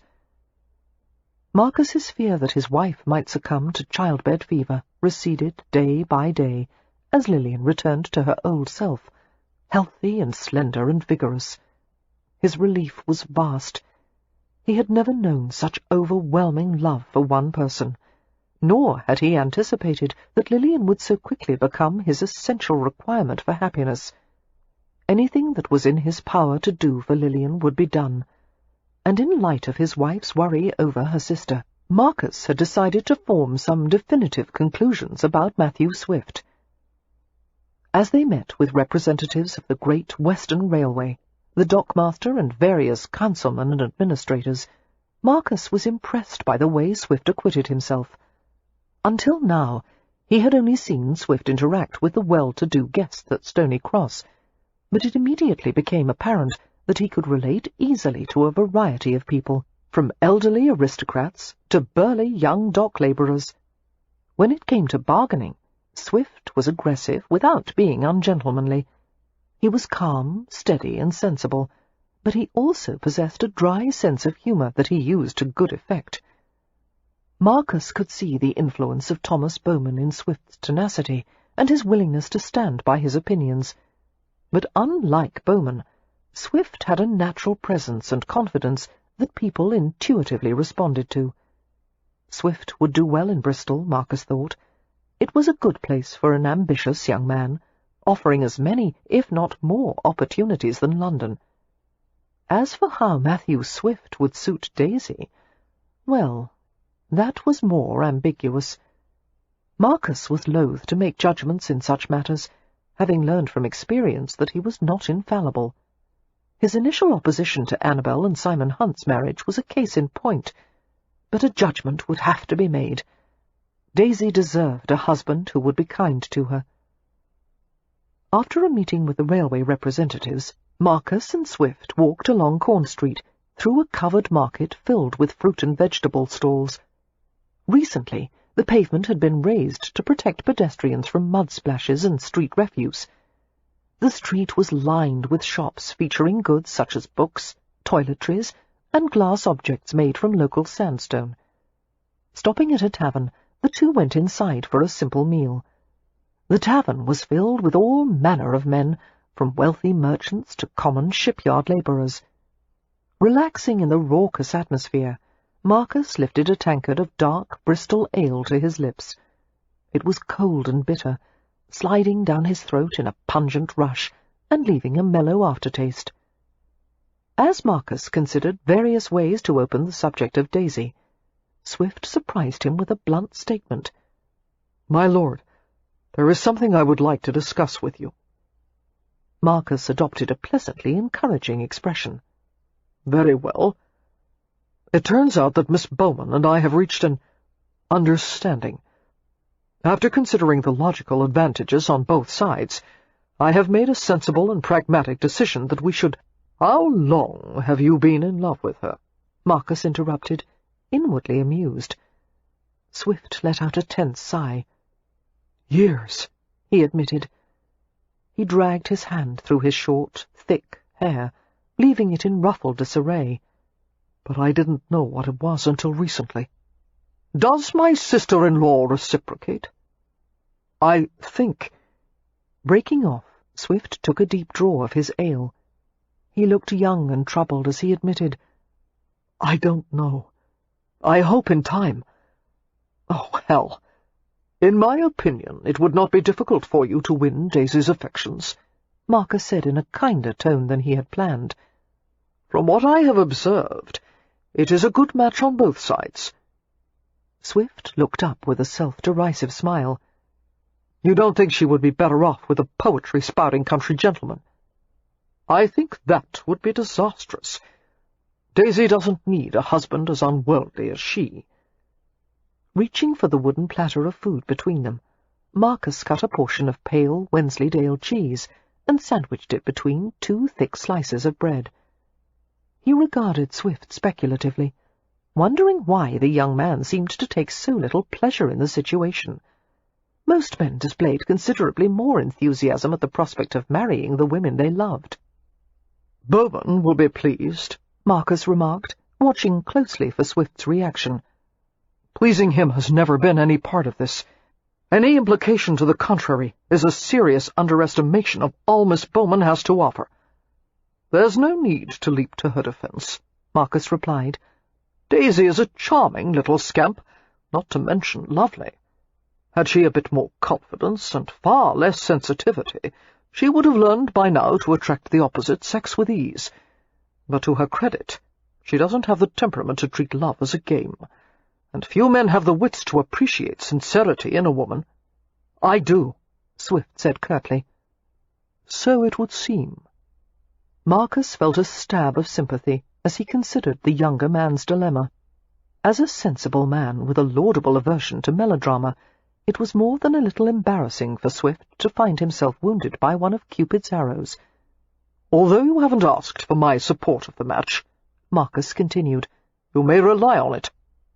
Even if Lady Westcliff takes exception." The mention of Lillian caused a little ache of longing in Marcus's chest. He missed her even more than he had expected. "Lady Westcliff," he replied dryly, "will reconcile herself to the fact that every once in a great while something may not happen as she wishes. And if you prove to be a good husband to Daisy over time, my wife will change her opinion. She is a fair-minded woman." But Swift still looked troubled. "My lord." His hand clenched around the handle of his tankard, and he stared at it fixedly. Seeing the shadow that passed across the young man's face, Marcus stopped chewing. His instincts told him something was very wrong. "Damn it all," he thought. "Can nothing involving the Bowmans ever be simple?" "What would you say about a man who builds his life on a lie, and yet that life has become more worthwhile than his original one ever could have been?" Marcus resumed chewing, swallowed hard, and took his time about drinking a large quantity of ale. "But it all hinges upon a falsehood?" he finally asked. "Yes." "Did this man rob someone of his rightful due, cause physical or emotional harm to someone?" "No," Swift said, looking at him directly. "But it did involve some legal trouble." That made Marcus feel marginally better. In his experience, even the best of men could not avoid occasional legal problems of one kind or another. Perhaps Swift had once been misled into some questionable business deal, or indulged in some youthful indiscretions that would prove embarrassing if brought to light all these years later. Of course, Marcus did not weigh questions of honour lightly, and news of past legal trouble was hardly what one would want to hear from a prospective brother-in-law. On the other hand, Swift appeared to be a man of good bearing and character, and Marcus had found much about him to like. "I'm afraid I will have to withhold my support of the match," Marcus said with care, "until I have an understanding of the particulars. Is there anything more you can tell me?" Swift shook his head. "I'm sorry. God, I wish I could. If I give you my word that I will not betray your confidence." "No," Swift whispered. "Again, I'm sorry." Marcus sighed heavily and leaned back in his chair. "Unfortunately, I can't solve or even mitigate a problem when I have no idea what the bloody problem is. On the other hand, I believe people deserve second chances, and I would be willing to judge a man for who he has become instead of what he was. That being said, I will have your word on something." Swift looked up, his blue eyes wary. "Yes, my lord." "You will tell Daisy everything before you marry her. You will lay out the issues in full, and let her decide whether she wants to proceed. You will not take her as your wife without giving her the complete and unvarnished truth." Swift didn't blink. "You have my word." "Good." Marcus signalled the tavern maid to come to the table. After this, he needed something much stronger than ale. Chapter 14. With Westcliff and Matthew Swift away in Bristol, the estate seemed abnormally quiet. To Lilian and Daisy's relief, Westcliff had arranged for their parents to accompany a neighbouring family on a jaunt to Stratford-on-Avon. They would attend a week of banquets, plays, lectures, and musical events, all part of Shakespeare's 280th birthday festival. Just how Westcliff had managed to prod the Bowmans into going was a mystery to Daisy. "Mother and Father couldn't be less interested in the bard," Daisy marvelled to Lilian, soon after the carriage conveying her parents had departed. "I can't believe Father would have opted to go to a festival instead of Bristol." "Westcliff had no intention of letting Father go with them," Lilian said with a rueful grin. "Why not? It's Father's business, after all." "Yes, but when it comes to negotiations, Father is too crass for British tastes. He makes it quite difficult for everyone to come to an agreement. So Westcliff arranged the trip to Stratford with such expediency that Father didn't have a chance to object. And after Westcliff, so casually informed Mother about all the noble family she would be rubbing elbows with at the festival, Father didn't have a prayer." "I imagine Westcliff and Mr. Swift will do well in Bristol," Daisy said. Lilian's expression immediately became guarded. "No doubt they will." Daisy noticed that without their friends as a buffer, she and Lilian had fallen into an excessively careful manner of speaking. She didn't like it. They had always been so free and open with each other, but suddenly it seemed they were obliged to avoid certain subjects, as if they were trying to ignore an elephant in the room. An entire herd of elephants, actually. Lilian had not asked if Daisy had slept with Matthew. In fact, Lilian seemed disinclined to talk about Matthew at all, nor did she ask why Daisy's budding relationship with Lord Llandrindon had evaporated, or why Daisy had no apparent interest in going to London to finish the season. Daisy had no desire to broach any of these subjects either. Despite Matthew's reassurances before he had left, she felt uneasy and restless, and the last thing she wanted was to have an argument with her sister. Instead they focused on Merit, taking turns holding, dressing and bathing her as if she were a little doll. Although there were 2 nursery maids available to care for the infant, Lilian had been reluctant to give her over to them. The simple fact was, she enjoyed being with the infant. Before Mercedes had left, she had warned that the baby would become too accustomed to being held. "You'll spoil her," she had told Lilian, "and then no one will ever be able to put her down." Lilian had retorted that there was no shortage of arms at Stony Cross Manor, and Merit would be held as often as she liked.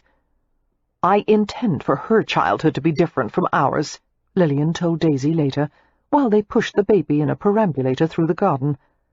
"The few memories I have of our parents or watching Mother dress for evenings out, or going to Father's study to confess our latest mischief, and getting punished." "Do you remember," Daisy asked with a smile, "how Mother used to scream when we roller-skated on the pavement and knocked people over?" Lillian chuckled. "Except when it was the Astors, and then it was all right." "Or when the twins planted a little garden, and we pulled up all the potatoes before they were ripe." "Crabbing and fishing on Long Island." "Playing rounders." The afternoon of Remember When filled the sisters with a mutual glow. "Who would have ever thought," Daisy said with a grin, "that you would end up married to a British peer, and that I would be—" She hesitated. "A spinster." "Don't be silly," Lillian said quietly. "It's obvious you're not going to be a spinster." That was the closest they came to discussing Daisy's relationship with Matthew Swift. However, in pondering Lillian's unusual restraint, Daisy realized that her sister wanted to avoid a rift with her, and if that meant having to include Matthew Swift in the family, Lillian would do her best to tolerate him. Knowing how difficult it was for her sister to hold back her opinions, Daisy longed to throw her arms around her. Instead, she moved to take the handles of the perambulator. "My turn to push," Daisy said. They continued to walk. Daisy resumed their reminiscing. "Remember overturning the canoe on the pond?" "With the governess in it," Lillian added, and they grinned at each other. The Bowmans were the first to return on Saturday. As one might have expected, the Shakespeare Festival had been unmitigated torture for Thomas. "Where is Swift?" he demanded the minute he entered the manor. "Where is Westcliff? I want a report on the negotiations." "They're not back yet," Lillian replied, meeting him in the entrance hall. She sent her father a gently caustic glance. "Aren't you going to ask how I am, Father? Don't you want to know how the baby is faring?" "I can see with my own eyes that you're well enough," Bowman retorted. "And I assume the baby is well, or you would already have informed me otherwise. When are Swift and Westcliff expected to return?" Lillian rolled her eyes heavenward. "Momentarily." But it became apparent the travellers had encountered a delay, probably as a result of the difficulties of going anywhere in spring. The weather was unpredictable. The country roads were often in need of repair. Carriages were easily damaged, and horses were subject to injuries, such as bog spavins or capped hocks. As evening approached, and there was still no sign of Westcliff and Matthew, Lillian declared they might as well go in to dinner, or the cook would be cross. It was a relatively small affair, attended by the Bowmans and 2 local families, including the vicar and his wife. Midway through the meal, the butler entered the dining hall and murmured something to Lillian. She smiled and turned pink, her eyes brightening with excitement, as she informed the table that Westcliff had arrived and would be joining them soon. Daisy kept a calm expression in place, as if it were a mask that had been plastered onto her face. Beneath the surface, however, a riot of expectation pumped through her veins. Realizing her dining utensils trembled visibly in her hands, she put them down and rested her hands in her lap. She listened to the conversation with only half a mind, the other half fixed on the doorway. When the 2 men finally appeared in the dining hall, after having washed and changed from the journey, Daisy's heart pounded too fast to allow for a full breath. Matthew's glance swept the company at large, and he bowed as Westcliff did. Both of them appeared collected and remarkably fresh. One would think they had been absent for 7 minutes instead of 7 days. Before going to his place at the head of the table, Westcliff went to Lillian. Since the Earl was never given to public demonstrations, it astonished everyone, including Lillian, when he cupped her face in his hands and kissed her full on the mouth. She flushed and said something about the vicar being there, making Westcliff laugh. Meanwhile, Matthew took the empty place beside Daisy's. "Miss Bowman," he said softly. Daisy couldn't manage a word. Her gaze lifted to his smiling eyes, and it seemed that emotions sprang from her in a fountain of warmth. She had to look away from him before she did something foolish. but she remained intensely aware of his body next to hers. Westcliff and Matthew entertained the group with an account of how their carriage had gotten stuck in mire. Luckily they had been helped by a passing farmer with an ox-drawn wagon, but in the process of freeing the vehicle, all participants had been covered with mud from head to toe, and apparently the episode had left the ox in quite an objectionable temper. By the time the story was finished, everyone at the table was chuckling. The conversation turned to the subject of the Shakespeare Festival, and Thomas Bowman launched into an account of the visit to Stratford-on-Avon. Matthew asked a question or two, seeming fully engaged in the conversation. Suddenly, Daisy was startled to feel his hand slide into her lap beneath the table. His fingers closed over hers in a gentle clasp, and all the while he took part in the conversation, talking and smiling easily. Daisy reached for her wine with her free hand and brought it to her lips. She took one sip, and then another, and nearly choked as Matthew played lightly with her fingers beneath the table. Sensations that had lain quiescent for a week kindled into vibrant life. Still not looking at her, Matthew gently slid something over her ring finger, past the knuckle, until it fit neatly at the base. Her hand was returned to her lap as a footman came to replenish the wine in their glasses. Daisy looked down at her hand, blinking at the sight of the glittering yellow sapphire surrounded by small round diamonds. It looked like a white-petalled flower. Her fingers closed tightly, and she averted her face to hide a betraying flush of pleasure. "Does it please you?" Matthew whispered. "Oh, yes." That was the extent of their communication at dinner. It was just as well. There was too much to be said, all of it highly private. Daisy steeled herself for the usual long rituals of port and tea after dinner, but she was gratified when it seemed that everyone, even her father, was inclined to retire early. As it appeared the elderly vicar and his wife were ready to return home, the group dispersed without much fanfare. Walking with Daisy from the dining hall, Matthew murmured, "Will I have to scale the outside wall tonight, or are you going to leave your door unlocked?" "The door," Daisy replied succinctly. "Thank God."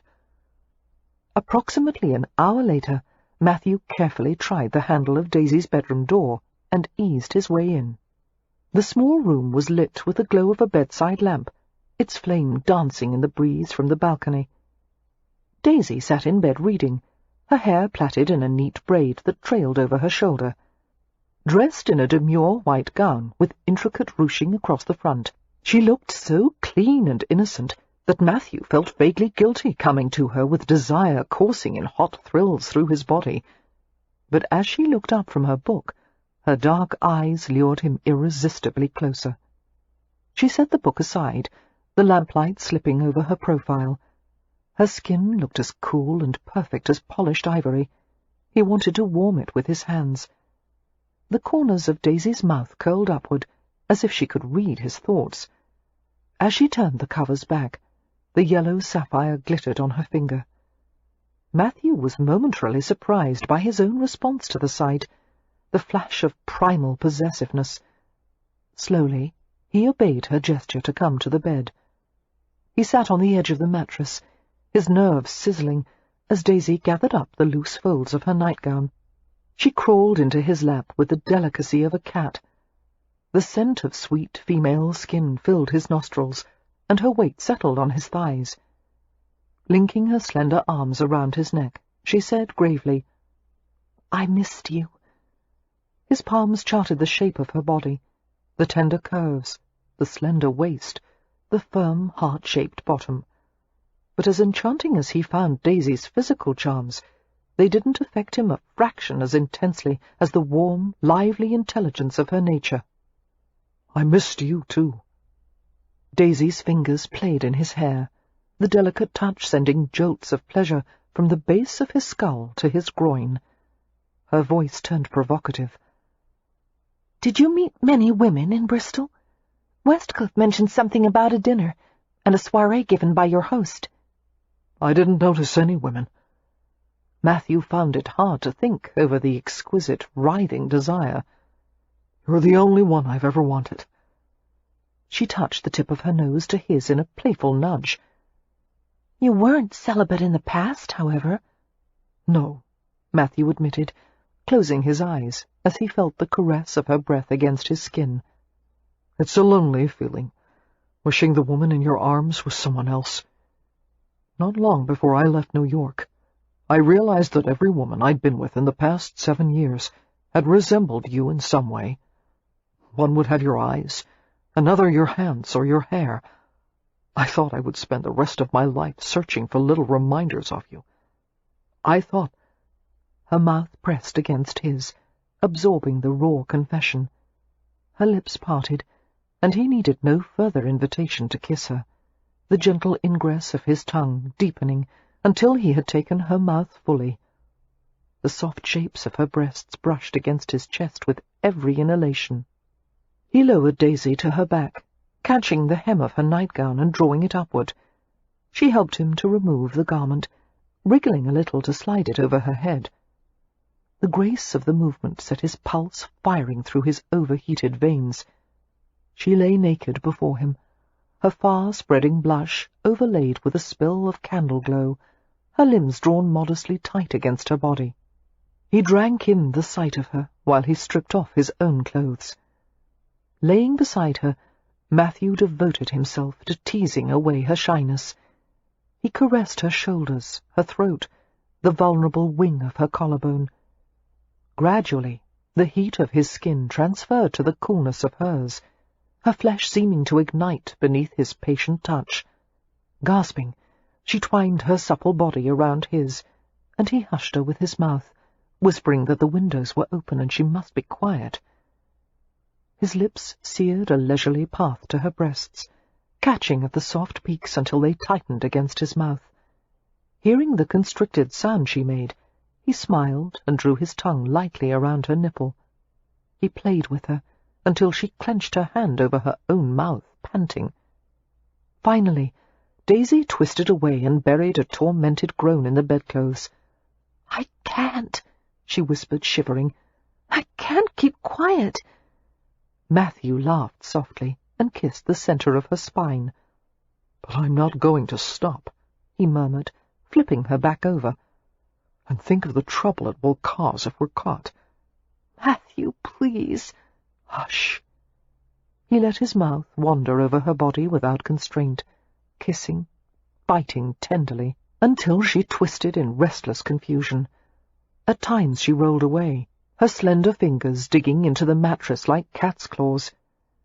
He coaxed her onto her back each time, whispering endearments and promises, giving her his mouth to quiet her, his gently playful fingers to fill and soothe her swollen flesh. When she was taut in every limb, and her skin gleamed with perspiration, Matthew finally settled between her shaking thighs. Her body tensed as she felt the hardness of him easing intimately inside her, and then she moaned and flushed as he searched for the right rhythm. He knew he had found it when her knees hitched upward, instinctively clamping his hips. "Yes, hold me," Matthew whispered, stroking her over and over again, while her inner muscles began to throb violently. He had never known such ecstasy, thrusting in her exquisite tightness, rooting himself deeper as she jerked helplessly upward into the weight of his body. He followed her every movement, giving her what she needed, both of them intent on her pleasure. Daisy covered her mouth with her hand once more, her eyes widening. Gripping her wrist, Matthew pulled her hand away and opened her mouth with his own, and plundered her deeply with his tongue. Her violent shudders pulled him into climax, eliciting a low groan from his chest, as he came in hard, soul-wrenching quivers. When the last ripples had eased, Matthew was overcome with a lethargy more consuming than any he had ever known. Only the thought of crushing Daisy was enough to prod him to roll onto his side. She made a disgruntled sound, and reached for him, seeking the warmth of his body. He moved to help her, cradling her head in the crook of his arm, and somehow managed to drag the dishevelled bedclothes over them both. The temptation to sleep was overwhelming, but Matthew didn't dare allow himself. He didn't trust himself to awaken before the maid came to light the grate in the morning. He was far too replete, and the feel of Daisy's small form snuggled against his was too tempting to resist. "I have to leave," he whispered against her hair. "No, stay." Her face turned, her lips nuzzling the bare skin of his chest. "Stay all night. Stay forever." He smiled and kissed her temple. "I would, but somehow I think your family would take exception to my debauching you before we were properly betrothed." "I don't feel debauched." "I do," Matthew said. Daisy smiled. "I'd better marry you, then." Her small hand moved over his body in tentative exploration. "Ironically," she commented, "this will be the first time I've ever done anything to please my father." With a sympathetic murmur, Matthew gathered Daisy close against him. He knew her father as well as anyone, having become well acquainted with the man's tempers, his self-absorption, his impossible standards, and yet he understood what it had required for Bowman to build a great fortune from scratch, the sacrifices he'd had to make. Bowman had discarded everything that would have gotten in the way of achieving his goals, including closeness with his wife and children. For the first time, it occurred to Matthew that Bowman and his family would benefit from someone acting as a mediator, to ease their communications with each other. If such a thing were in his power, he would find a way to do it. "You," he whispered in Daisy's hair, "are the best thing he's ever done. Some day he'll realize that." He felt her smile against his skin. "I doubt it, but it's nice of you to say so. You don't have to be concerned on that account, you know. I reconciled myself to the way he was a long time ago." Once again, Matthew was taken unaware by the extent of the feelings she inspired in him, his own limitless desire to fill her with happiness. "Whatever you need," he whispered. "Whatever you want, I'll get it for you. Just tell me." Daisy stretched comfortably, a pleasant shiver running through her limbs. She touched his lips with her fingers, tracing the smoothness. "I want to know what your $5 wish was for." "Is that all?" He smiled beneath her exploring fingertips. "I wished you would find someone who wanted you as much as I did, but I knew it wouldn't come true." The candlelight slid over Daisy's delicate features as she raised her head to look at him. "Why not?" "Because I knew no one could ever want you as much as I do."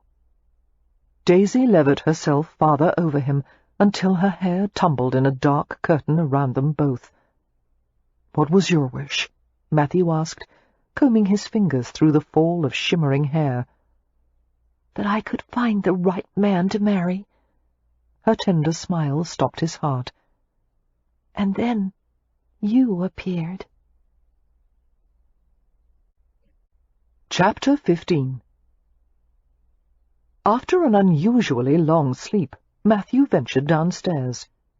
Servants were busy cleaning miles of stone-flagged, carpeted or parquetted floors, while others trimmed lamps, replaced candlesticks, and polished the brasses.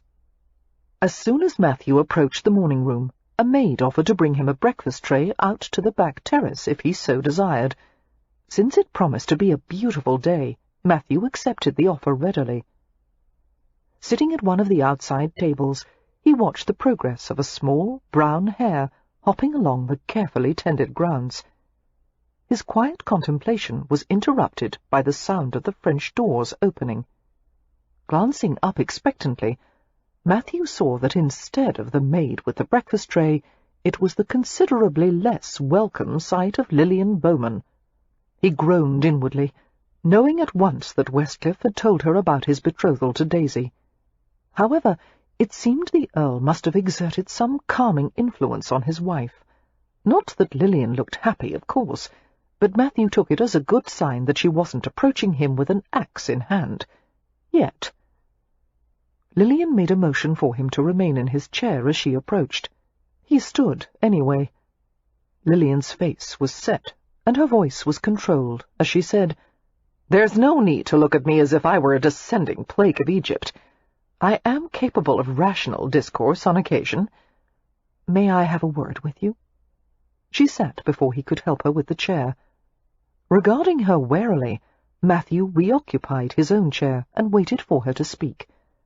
Despite the tension-fraught atmosphere, he almost smiled, as he reflected he had often seen the same expression on Thomas Bowman's face. Lillian was bullishly determined to have her way, yet she was mindful of the fact that a shouting match, no matter how satisfying, would accomplish nothing. "You and I are both aware," Lillian said with forced composure, "that even though I can't stop this blighted marriage from happening, I can make the proceedings quite unpleasant for everyone, especially you." "Yes, I'm aware of that." Matthew's response was completely free of sarcasm. Whatever else he thought of Lillian, he knew her love for Daisy was unimpeachable. "Then I want to dispense with the cat-footing," Lillian said, "and have a man-to-man conversation." Matthew sternly bit back a smile. "Good," he replied, in an equally businesslike manner. "So do I." He thought he could possibly come to like Lillian. If nothing else, one always knew where one stood with her.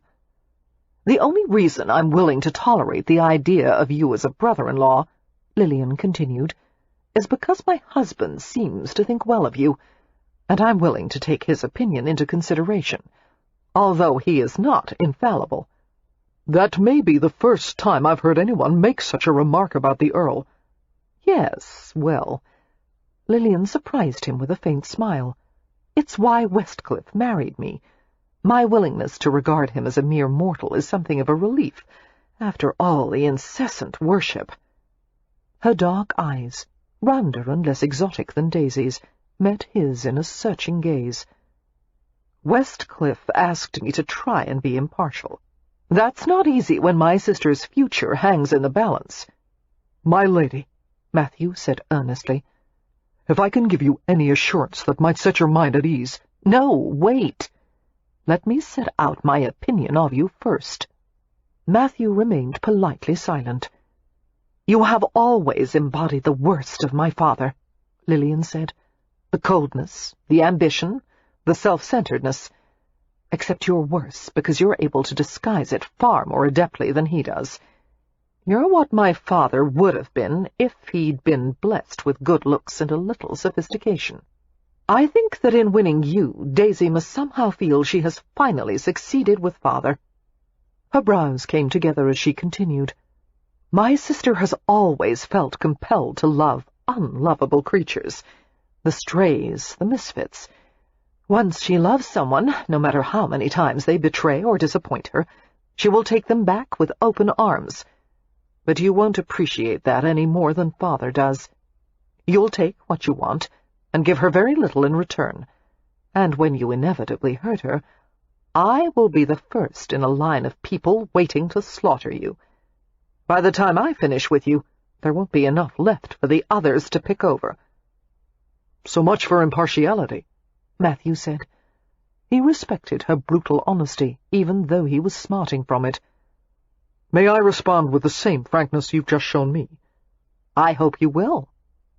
"My lady, you don't know me well enough to assess how much like your father I may or may not be. It's no crime to be ambitious, particularly when you've started with nothing. And I'm not cold, I'm from Boston, which means I'm not prone to displaying my emotions for all and sundry to see. As far as being self-centered, you have no way of knowing how much I've done, if anything, for other people. But I'll be damned if I recite a list of my past good deeds in hope of winning your approval." He leveled a cool stare at her.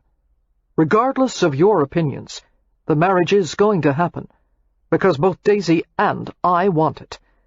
So I have no reason to lie to you. I could say I don't give a damn about Daisy, and I would still get what I want. But the fact is, I'm in love with her. I have been for a long time." "You've been secretly in love with my sister for years?" Lillian asked with blistering skepticism. "How convenient." "I didn't define it as in love. All I knew was that I had a persistent, all-consuming, preference for her."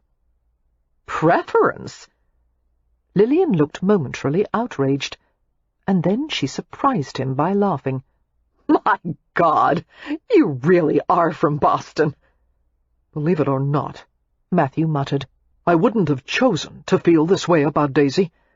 It would have been far more convenient to find someone else. The devil knows I should be given some credit for being willing to take on the Bowmans as in-laws." "Touché." Lillian continued to smile, leaning her chin on her hand as she stared at him. Suddenly, her voice contained a delicately inquiring edge that raised the hairs on the back of his neck. "I find it peculiar that a Boston Swift should use the phrase, 'starting with nothing.' Have I been mistaken all these years in believing you came from a well-to-do background?" Damn it all, she was clever. Realizing he'd made a slip, Matthew replied smoothly, "The main branch of the Swifts is affluent, but I am one of the proverbial poor cousins, which is why I was obliged to take a profession." Her brows lifted slightly. "And would the affluent Swifts have allowed their poorer cousins to dwell in abject poverty, as you implied?" "A slight exaggeration on my part," Matthew said, "but I'm certain you won't preoccupy yourself with it to the extent of missing the main point." "I believe I've managed to grasp your point, Mr. Swift." Lillian vacated her chair, obliging him to rise to his feet. "One more thing. Do you believe Daisy would be happy if you took her back to live in New York?" "No," Matthew said quietly. He saw a flash of surprise in her eyes. "It's obvious that you, and her friends, are essential to her happiness." "Then you would be willing to make a permanent home here, even if my father objected?" "Yes, if that's what Daisy wants." Matthew tried to control a sudden surge of annoyance, with limited results. "I'm not afraid of your father's temper, my lady, nor am I a puppet on a string. The fact that I work for him doesn't mean I've surrendered free will and the full use of my brain. I can find gainful employment in Britain, whether or not I'm employed by Bowman Enterprises." "Mr. Swift," Lillian said sincerely, "you don't know how tempting it is for me to believe you." "And that means?" "I suppose it means I'll try to be nicer to you." "Starting when?" he shot back. One corner of her mouth tilted upward. "Next week, maybe." "I'm looking forward to it," Matthew muttered, resuming his seat as she left. As expected, Mercedes Bowman received the news of Daisy's betrothal to Matthew Swift with poor grace. Having made such a brilliant marriage for her first daughter, she had longed to do the same for her second. It mattered little to Mercedes that Matthew Swift would undoubtedly acquire a fortune developing business interests on 2 continents. It mattered even less that Daisy had found a man who seemed to understand and even delight in her eccentricities. "Who cares if he's good at making money?" Mercedes had grumbled to her daughters as they sat in the Marsden parlor. "Manhattanville was swarming with enterprising men who had large fortunes. Why did we come here if not to find a gentleman who stood for something more? I do wish, Daisy, that you might have been able to attract a man of refinement and breeding." Lillian, who was feeding the baby, replied in a sardonic tone, "Mother, if Daisy married the Royal Prince of Luxembourg, it still wouldn't change the fact that the Bowmans are from common stock, and Grandmother, Lord Lover, was a dockside washwoman. This preoccupation with nobility is a bit excessive, isn't it? Let's put it to rest and try to be happy for Daisy." Indignation caused Mercedes to puff out her cheeks temporarily, causing her narrow face to resemble a set of inflated fireplace bellows. "You don't like Mr. Swift any more than I do," she retorted. "No," Lillian said frankly, "but much as I hate to admit it, that puts us in a minority. Swift is liked by everyone in the Northern Hemisphere, including Westcliff and his friends, my friends, the servants, the neighbors." "You're exaggerating." "Children, animals, and the higher order of plants," Lillian finished sardonically. "If root vegetables could talk, I've no doubt they would say they like him too." Daisy, who was sitting by the window with a book, looked up with a sudden grin. "His charm doesn't extend to poultry," she said. "He has a problem with geese." Her smile turned quizzical. "Thank you for being so accommodating, Lillian. I expected you to make a fuss about the betrothal." Her older sister let out a rueful sigh. "I've reconciled myself to the fact that it would be easier to push a pea with my nose from here to London than to try and stand in the way of this marriage. Besides, you will be far more accessible in Bristol than you would have been with Lord Landrindon in Thurso." The mention of Landrindon nearly caused Mercedes to weep. "He said there were lovely walks in Thurso," she said mournfully, "and Viking history. I would have so loved to learn about the Vikings." Lillian snorted. "Since when have you been interested in warlike pagans with silly-looking headgear?" Daisy looked up from her book again. "Are we talking about grandmother again?" Mercedes levelled a glare at them both. "It seems I have no choice but to accept this match gracefully. I will endeavour to find some small consolation in the fact that at least this time I will be able to plan a proper wedding." She had never quite forgiven Lillian and Marcus for having eloped to Gretna Green, thereby depriving her of the grand festivities she had always dreamed of planning. Lillian smiled smugly at Daisy. "I don't envy you, dear." "It won't be pleasant," Daisy warned Matthew later that day, as they sat at the grassy edge of a mill pond, located far on the western outskirts of the village. "The ceremony will be designed to make the world take notice of the Bowmans." "Just the Bowmans?" he asked. "Aren't I supposed to be featured in the ceremony?" "Oh, the groom is the most insignificant part of it," she said cheerfully. She had meant to amuse Matthew, but his smile didn't reach his eyes. He stared across the mill pond with a distant expression. The stone watermill, with its 12-foot wheel, had long been abandoned in favour of a more productive mill closer to the heart of Stony Cross. With its charming stepped gable roof and half-timbered facade, the mill house possessed a rough-cast charm that was enhanced by the rustic scenery. While Matthew cast a baited hook into the pond with an expert flick of his wrist, Daisy dangled her bare feet into the water.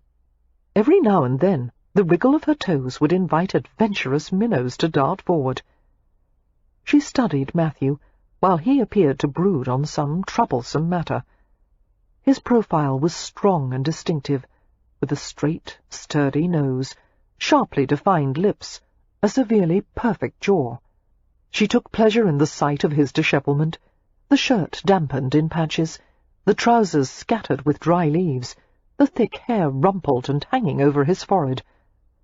There was a fascinating duality about Matthew that Daisy had never encountered in another man. At some moments he was the aggressive, sharp-eyed, buttoned-up businessman who rattled off facts and figures with ease. At other times he was a gentle, understanding lover, who shed his cynicism like an old coat, and engaged her in playful debates about which ancient culture had the best mythology, or what Thomas Jefferson's favourite vegetable had been. Although Daisy was convinced it was green peas, Matthew had made an excellent case for tomatoes. They had long conversations about subjects like history and progressive politics. For a man from a conservative Brahmin background, he had a surprising awareness of reform issues. Usually in their relentless climb up the social ladder, enterprising men forgot about those who had been left on the bottom rungs. Daisy thought it spoke well of Matthew's character that he had a genuine concern for those less fortunate than himself. In their discussions, they had begun to lay out tentative plans for the future. They would have to find a house in Bristol that was large enough for entertaining. Matthew insisted it would have a view of the sea, and a library room for Daisy's books, and, he added gravely, a high wall around the house so he could ravish her in the garden without being seen. Mistress of her own house! Daisy had never been able to envision it before, but the idea of arranging things exactly as she wanted, establishing a home that suited her own preferences, was starting to sound very inviting. Their communication often left something to be desired, however. For all the thoughts Matthew was willing to share with Daisy, there were many more that remained inaccessible. Sometimes talking with him was like ambling along a lovely, winding path through all kinds of interesting scenery, only to run directly into a stone wall. When Daisy pressed Matthew to discuss his past, he only made vague references to Massachusetts and growing up near the Charles River. Information about his family was stubbornly withheld. So far, he had been unwilling to discuss which members of the Swift clan would be attending the wedding ceremony, and yet surely he wasn't going to be completely unrepresented. One would think Matthew hadn't existed before he started to work for her father at the age of 20. Daisy longed to break through the stubborn barrier of secrets. It was maddening to feel herself forever on the verge of an elusive discovery. Their relationship seemed the embodiment of some Hegelian theory, something always in the process of becoming something else, never attaining completion. Bringing her thoughts back to the present, Daisy decided to regain Matthew's attention. "Of course," she said casually, "we don't have to have a wedding ceremony at all. We can simply adhere to the classic marriage by purchase. Give my father a cow, and we'll be done with it. Or perhaps we'll do a hand-fasting ritual. Of course, there's always the ancient Greek practice, in which I would cut off all my hair as a sacrifice and dedicate it to Artemis, followed by a ritual bath in a sacred spring." Suddenly Daisy found herself flat on her back, the sky partially blocked by Matthew's dark form. She let out a gasp of laughter at the suddenness with which he had thrown aside his fishing rod and pounced on her. His blue eyes gleamed with mischief.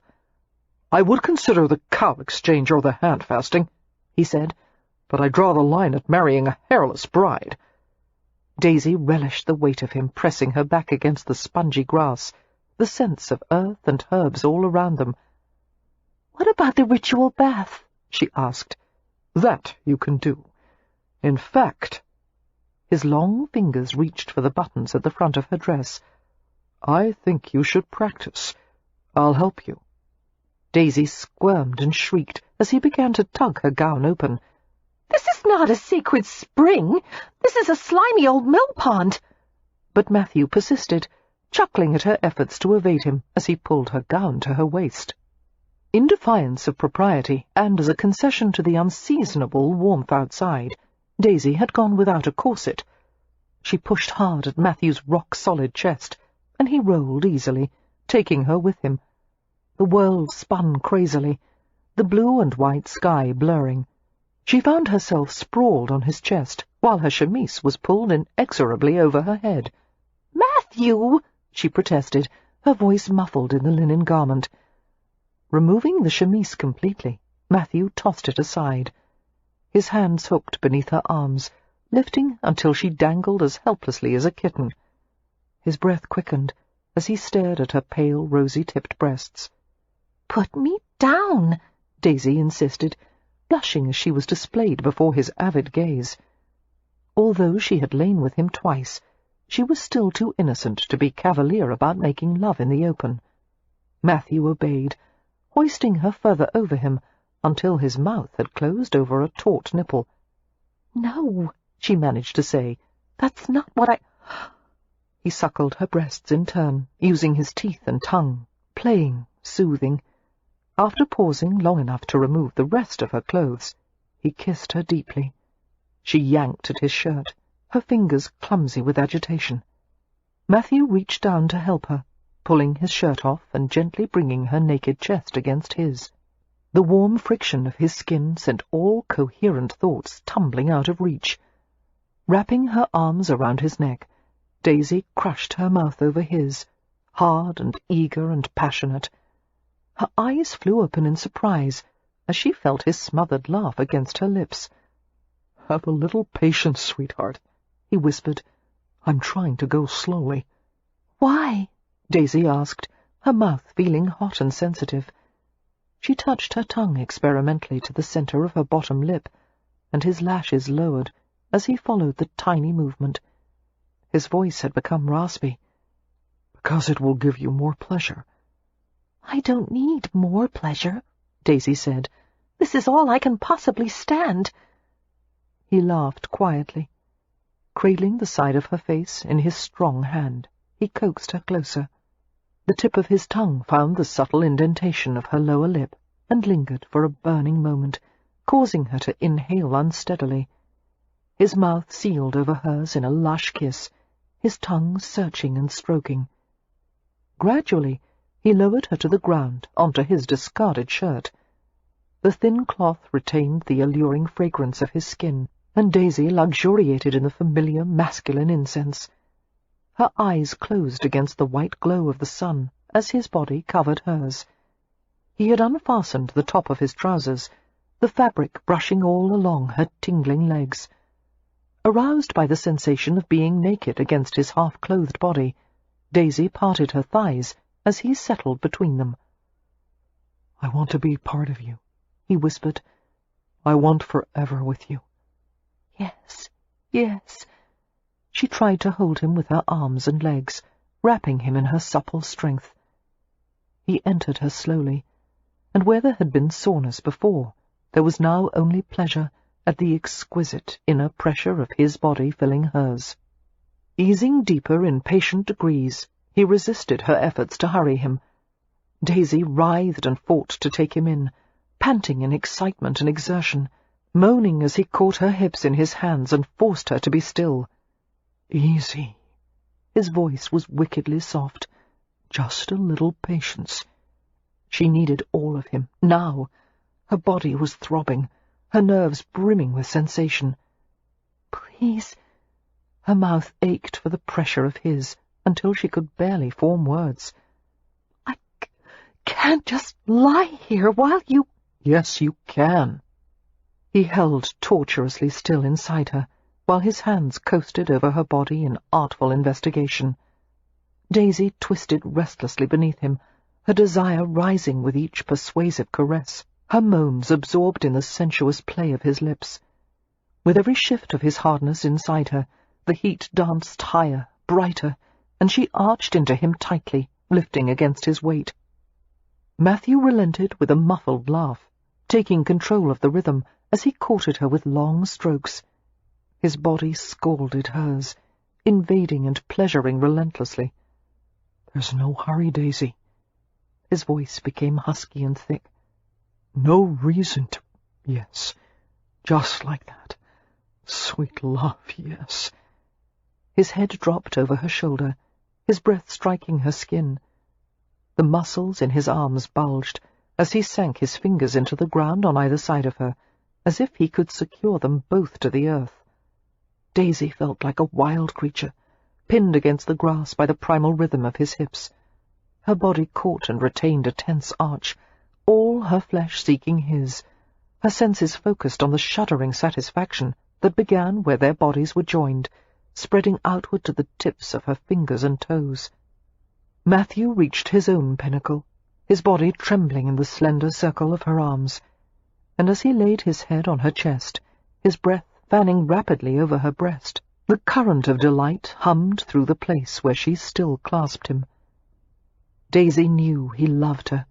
She could feel it in every thump of his heartbeat as it pressed against her. He had admitted it to Westcliff, and to Lillian, but for some reason he had not told Daisy herself. To Daisy, love was not an emotion that should be approached in careful degrees. She wanted to throw herself into it wholeheartedly, with trust and pure honesty, things Matthew was apparently not ready for. But some day, she promised herself, there would be no barriers between them. Some day. Chapter 16. The Stony Cross May Day Festival had been celebrated for centuries, beginning as a pagan celebration of the end of winter and the return of the soil's fertility. It had evolved into a 3-day event that included games, feasting, dancing, and every imaginable revelry. Local gentry, farmers and townspeople all mingled freely during the festival, despite the protests from clergy and other conservative-minded people who said that the May Day festival was nothing but an excuse to indulge in fornication and public drunkenness. As Lillian remarked slyly to Daisy, it seemed the louder the complaints about the sins that occurred on May Day, the higher the attendance rate. The oval village green was lit with torches. Farther off, a massive bonfire sent gigantic plumes of smoke up to the cloud-weighted sky. It had been overcast all day, the air thick with humidity, and charged with the promise of a storm to come. Luckily, however, the storm seemed to be kept in restraint by the pagan deities, and the festivities were taking place as planned. With Matthew at her side, Daisy browsed the row of wooden stalls that had been erected along the high street, filled with fabrics, toys, millinery, silver jewellery, and glassware. She was determined to see and do as much as possible in a short time, for Westcliff had strongly advised them to return to the manor well before midnight. "The later the hour, the more unrestrained the merrymaking tends to become," the Earl had said meaningfully. "Under the influence of wine, and behind the concealment of masks, people tend to do things they would never think of doing in the light of day." "Oh, what's a little fertility ritual here or there?" Daisy had scoffed cheerfully. "I'm not so innocent that I—" "We'll be back early," Matthew had told the Earl.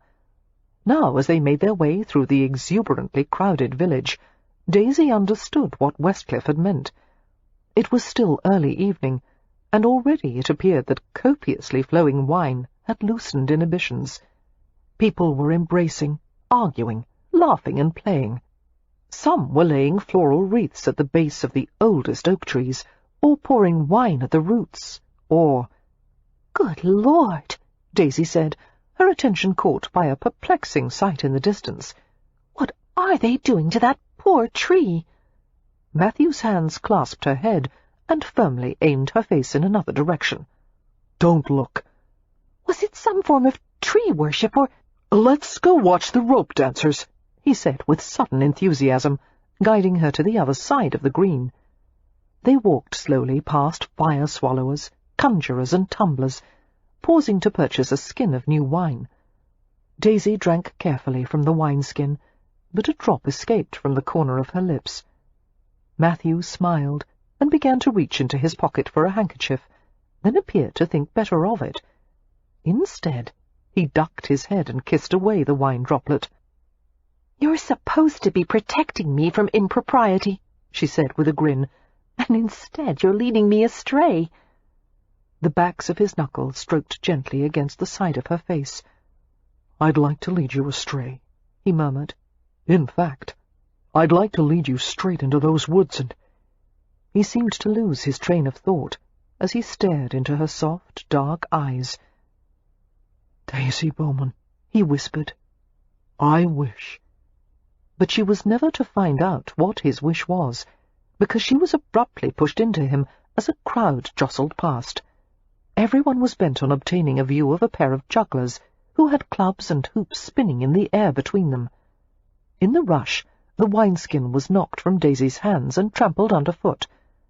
Matthew put his arms around her protectively. "I dropped the wine," Daisy said regretfully. "Just as well." His mouth lowered to her ear, his lips brushing the delicate outer rim.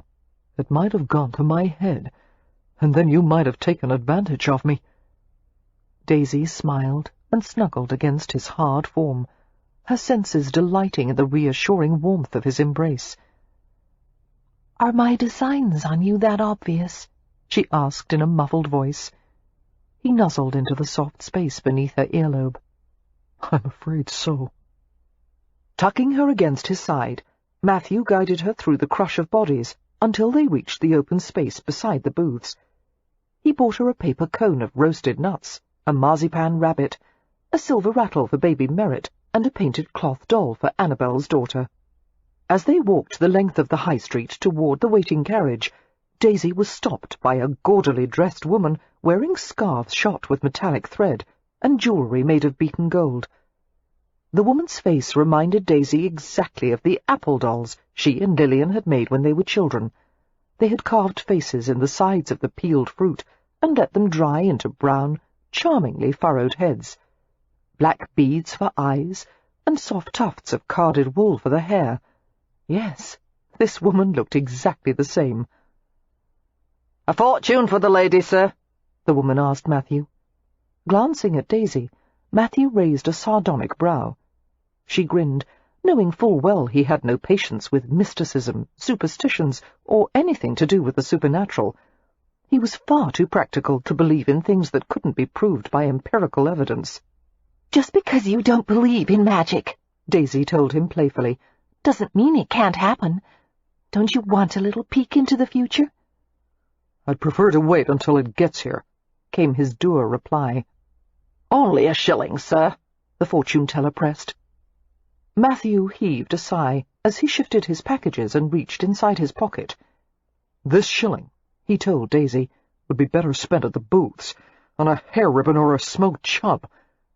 Coming from someone who threw a $5 piece into the wishing well— "Making a wish had nothing to do with it," he said. "I only did that to get your attention." Daisy laughed. "And so you did. But," she glanced at him significantly, "your wish came true, didn't it?" Taking the shilling, she transferred it to the fortune-teller. "What is your method of divination?" she asked the woman blithely. "Do you have a crystal ball? Do you use tarot cards or read palms?" For an answer, the woman took a silver-backed looking-glass from the waist of her skirts and handed it to Daisy. "Look at your reflection," she intoned solemnly. "It is the gateway to the world of spirits. Keep staring. Don't look away." Matthew sighed and raised his gaze heavenward. Obediently, Daisy stared at her own expectant reflection, seeing the torchlight flicker across her features. "Are you going to stare into it too?" she asked. "No," the fortune-teller replied. "I only need to see your eyes." Then, silence. Farther along the street, people sung May carols and beat drums. Staring into her own eyes, Daisy saw tiny gold glints of reflected light, like sparks wafting upward from a bonfire. If she looked hard enough, long enough, she could half convince herself the silvered glass really was the gateway to some mystical world. Perhaps it was her imagination, but she could actually feel the intensity of the fortune-teller's concentration. With an abruptness that startled Daisy, the woman took the looking-glass from her hands. "No good," she said tersely. "I can see nothing. I will give your shilling back." "No need," Daisy replied in bemusement. "It's not your fault if my spirit is opaque." Matthew's voice was so dry one could light a match off it. "We'll be just as happy if you'd make up something," he told the woman. "You can't make up something," Daisy protested. "That would be abusing her gift." Studying the fortune-teller's corrugated features, Daisy thought she seemed sincerely disgruntled. She must have seen or thought something that had bothered her, which was probably a good indication to leave well enough alone.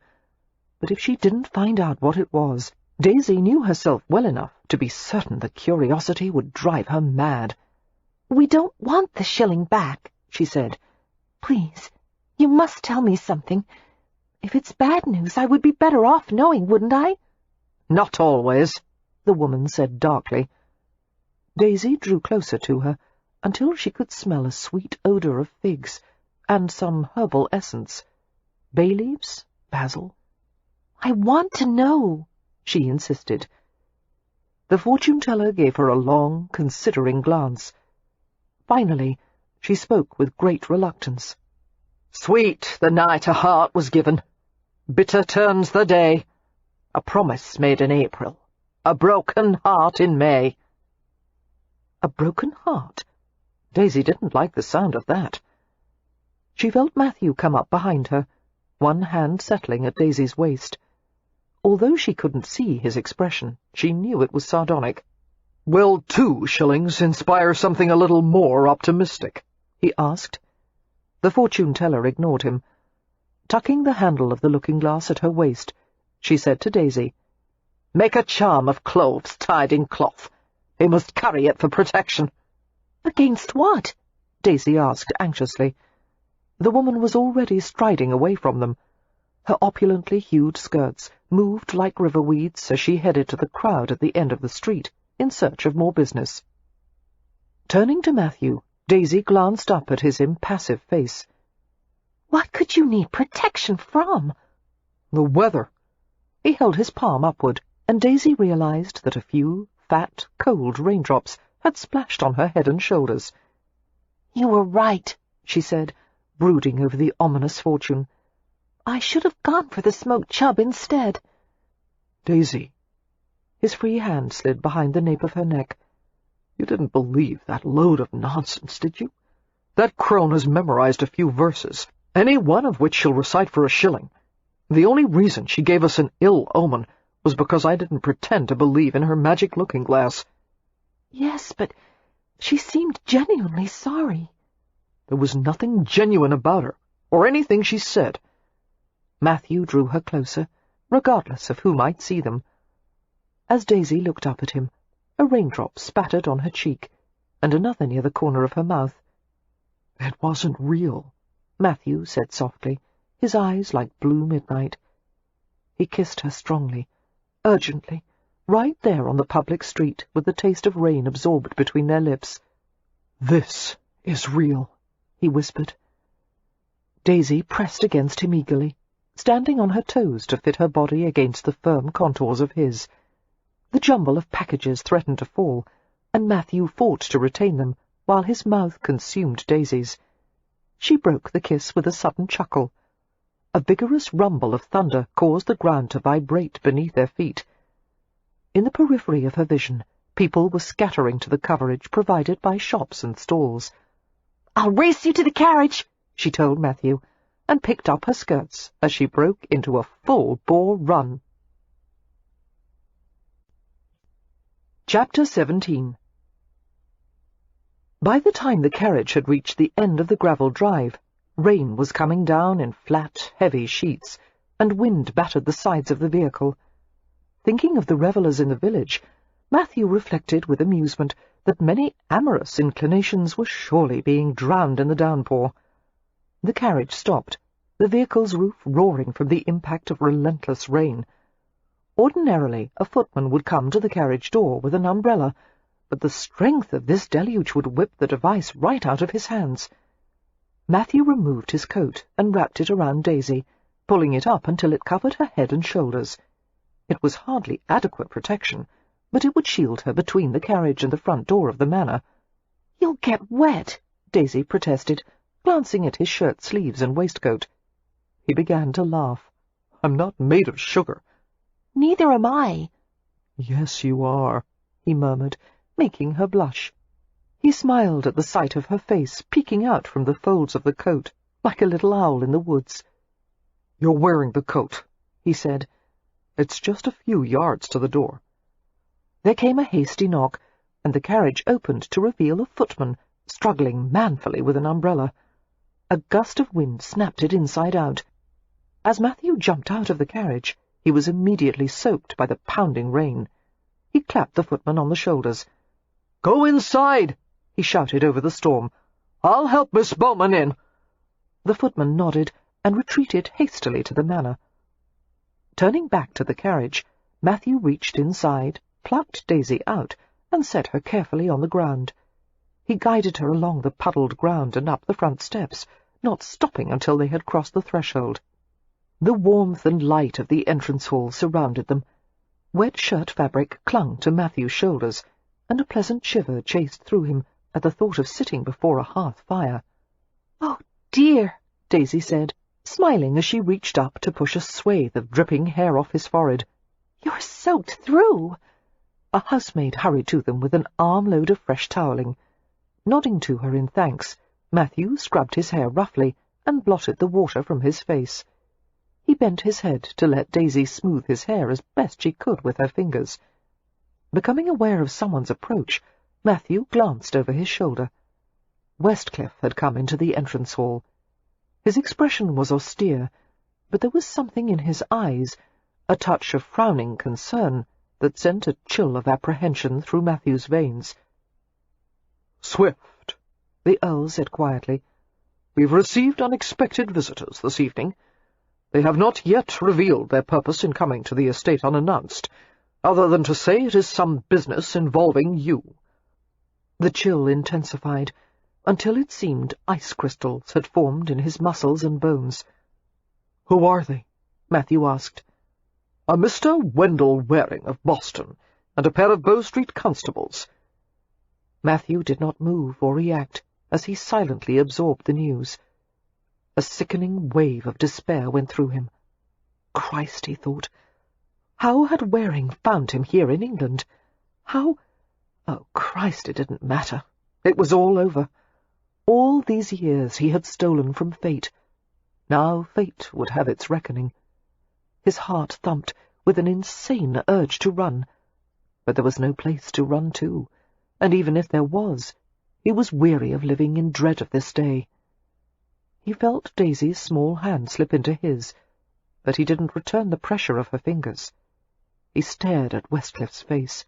Whatever was in his eyes caused the Earl to sigh heavily. "Damn," Westcliff murmured. "It's bad, isn't it?" Matthew could only manage a single nod. He pulled his hand from Daisy's.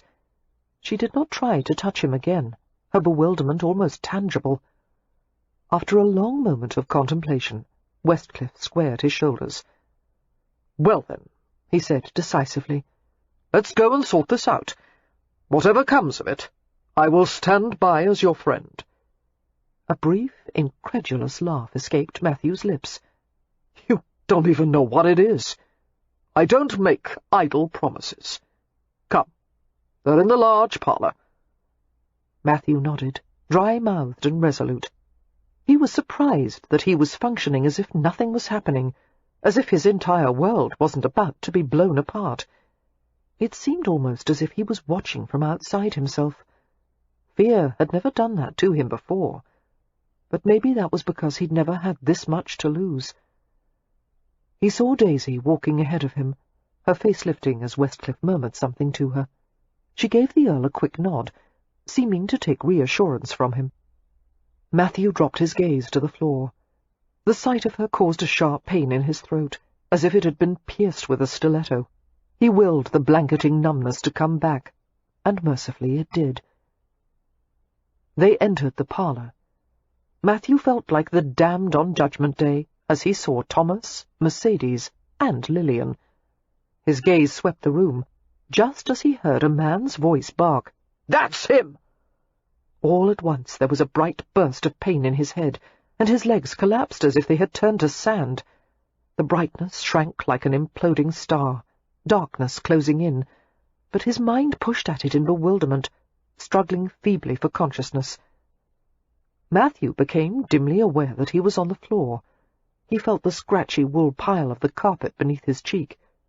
Wetness trickled from his mouth. He swallowed against a salty taste. A soft groan vibrated in his throat. As he concentrated on the pain, he identified its source at the back of his head. He had been struck, clubbed by some hard object. Sizzling light streaked across his vision as he felt himself being hauled upward, his arms jerked forward. Someone was shouting, men bellowing, a woman's sharp cry. Matthew blinked to clear his eyes, but they wouldn't stop watering against the biting pain. His wrists were compressed in a heavy iron loop. Handcuffs, he realized, and the familiar, awful heft of them filled him with dull panic. Gradually the voices became recognizable to his buzzing ears. There was Westcliff raging. "Dare to come into my home and assault one of my guests! Do you know who I am? Remove those now, or I'll see you all rotting in Newgate." And a new voice. "Not after all these years! I won't chance the possibility of his escape." The speaker was Mr. Wendell Waring, the patriarch of a wealthy New England family. The man Matthew despised second most in the world, the first one being Waring's son, Harry. It was strange how a sound or a scent could bring back the past so damn easily, no matter how Matthew would have liked to forget it. "Just where," Westcliff asked acidly, "do you expect him to flee to?" "I have permission to secure the fugitive by any means of my choosing. You have no right to object." It would have been a massive understatement to say Westcliff was unaccustomed to being told by anyone that he had no right to do something, especially in his own home, It would have been an even greater understatement to say that Westcliff was enraged. The argument thundered more violently than the storm outside, but Matthew lost track as he felt a gentle touch on his face. He jerked backward and heard Daisy's quiet murmur, "No, be still." She was wiping his face with a dry cloth, clearing his eyes and mouth, pushing his damp hair back. He sat with his manacled hands in his lap, fighting to suppress a howl of misery as he looked at her. Daisy's face was white but remarkably calm. Distress had brought crimson flags to the crests of her cheeks, the colour standing out in stark relief against her pale skin. She lowered herself to her knees on the carpet beside his chair to examine the metal cuffs on his hands. A single iron band was closed around his wrist and fastened with a lock case attached to another, larger loop that a constable would use to lead him. Lifting his head, Matthew registered the presence of 2 oversized officers dressed in the standard uniform of white summer trousers, black high-collared tailcoats, and hardened top hats. They stood by in grim silence, while Wendell Waring, Westcliff, and Thomas Bowman argued heatedly. Daisy was fumbling with the lock-case of the cuffs. Matthew's heart twisted painfully as he saw that she was prying at it with a hairpin. The Bowman sisters' lock-picking skills were infamous, garnered over years of their parents' foiled attempts at discipline.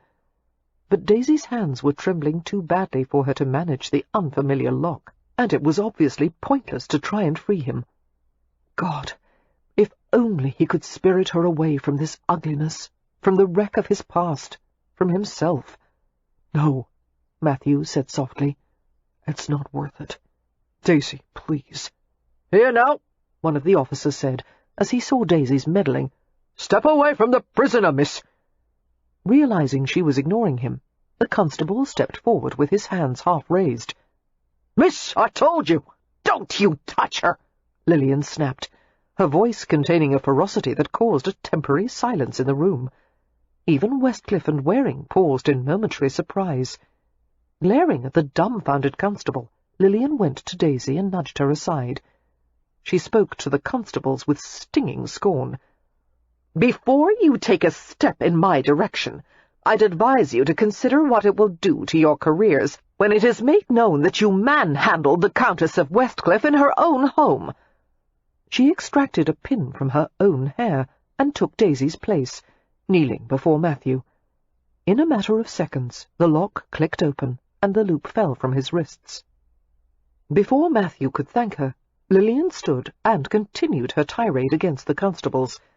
"A fine pair you are, taking orders from an ill-bred Yankee to abuse the household that offered you shelter from a storm.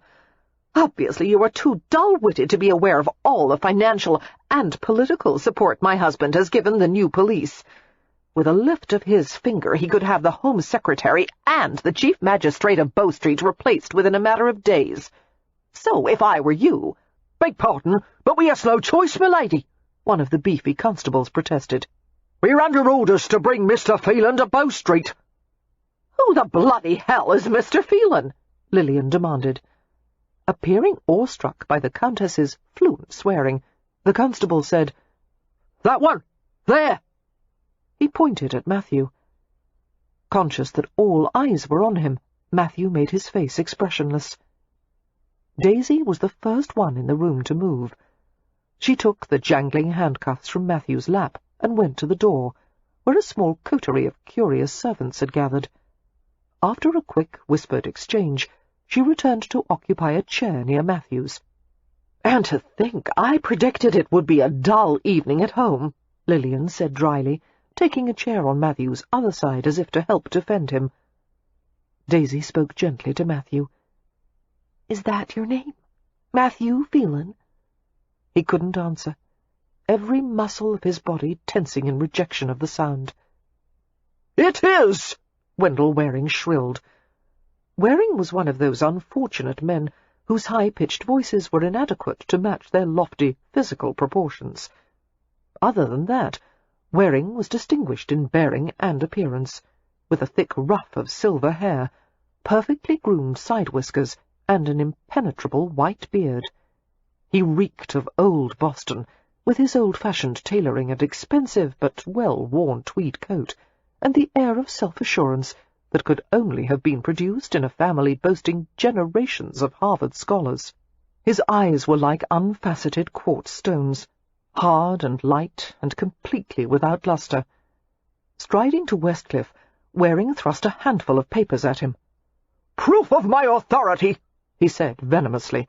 "There you have a copy of a diplomatic requisition of provisional arrest from the American Secretary of State, a copy of an order from the British Home Secretary, Sir James Graham, to the Chief Magistrate at Bow Street, to issue a warrant for the arrest of Matthew Phelan, alias Matthew Swift. Copies of sworn information attesting to—" "Mr. Waring," Westcliff interrupted, with a softness that in no way mitigated the danger in his tone. "You may bury me where I stand, with copies of everything from arrest warrants to the Gutenberg Bible. That does not mean I will surrender this man to you. You have no choice. He is a convicted criminal who will be extradited to the United States, regardless of anyone's objections." "No choice." Westcliff's dark eyes widened, and a flush worked over his face. "By God, my patience has seldom been tested to its limit as it is now.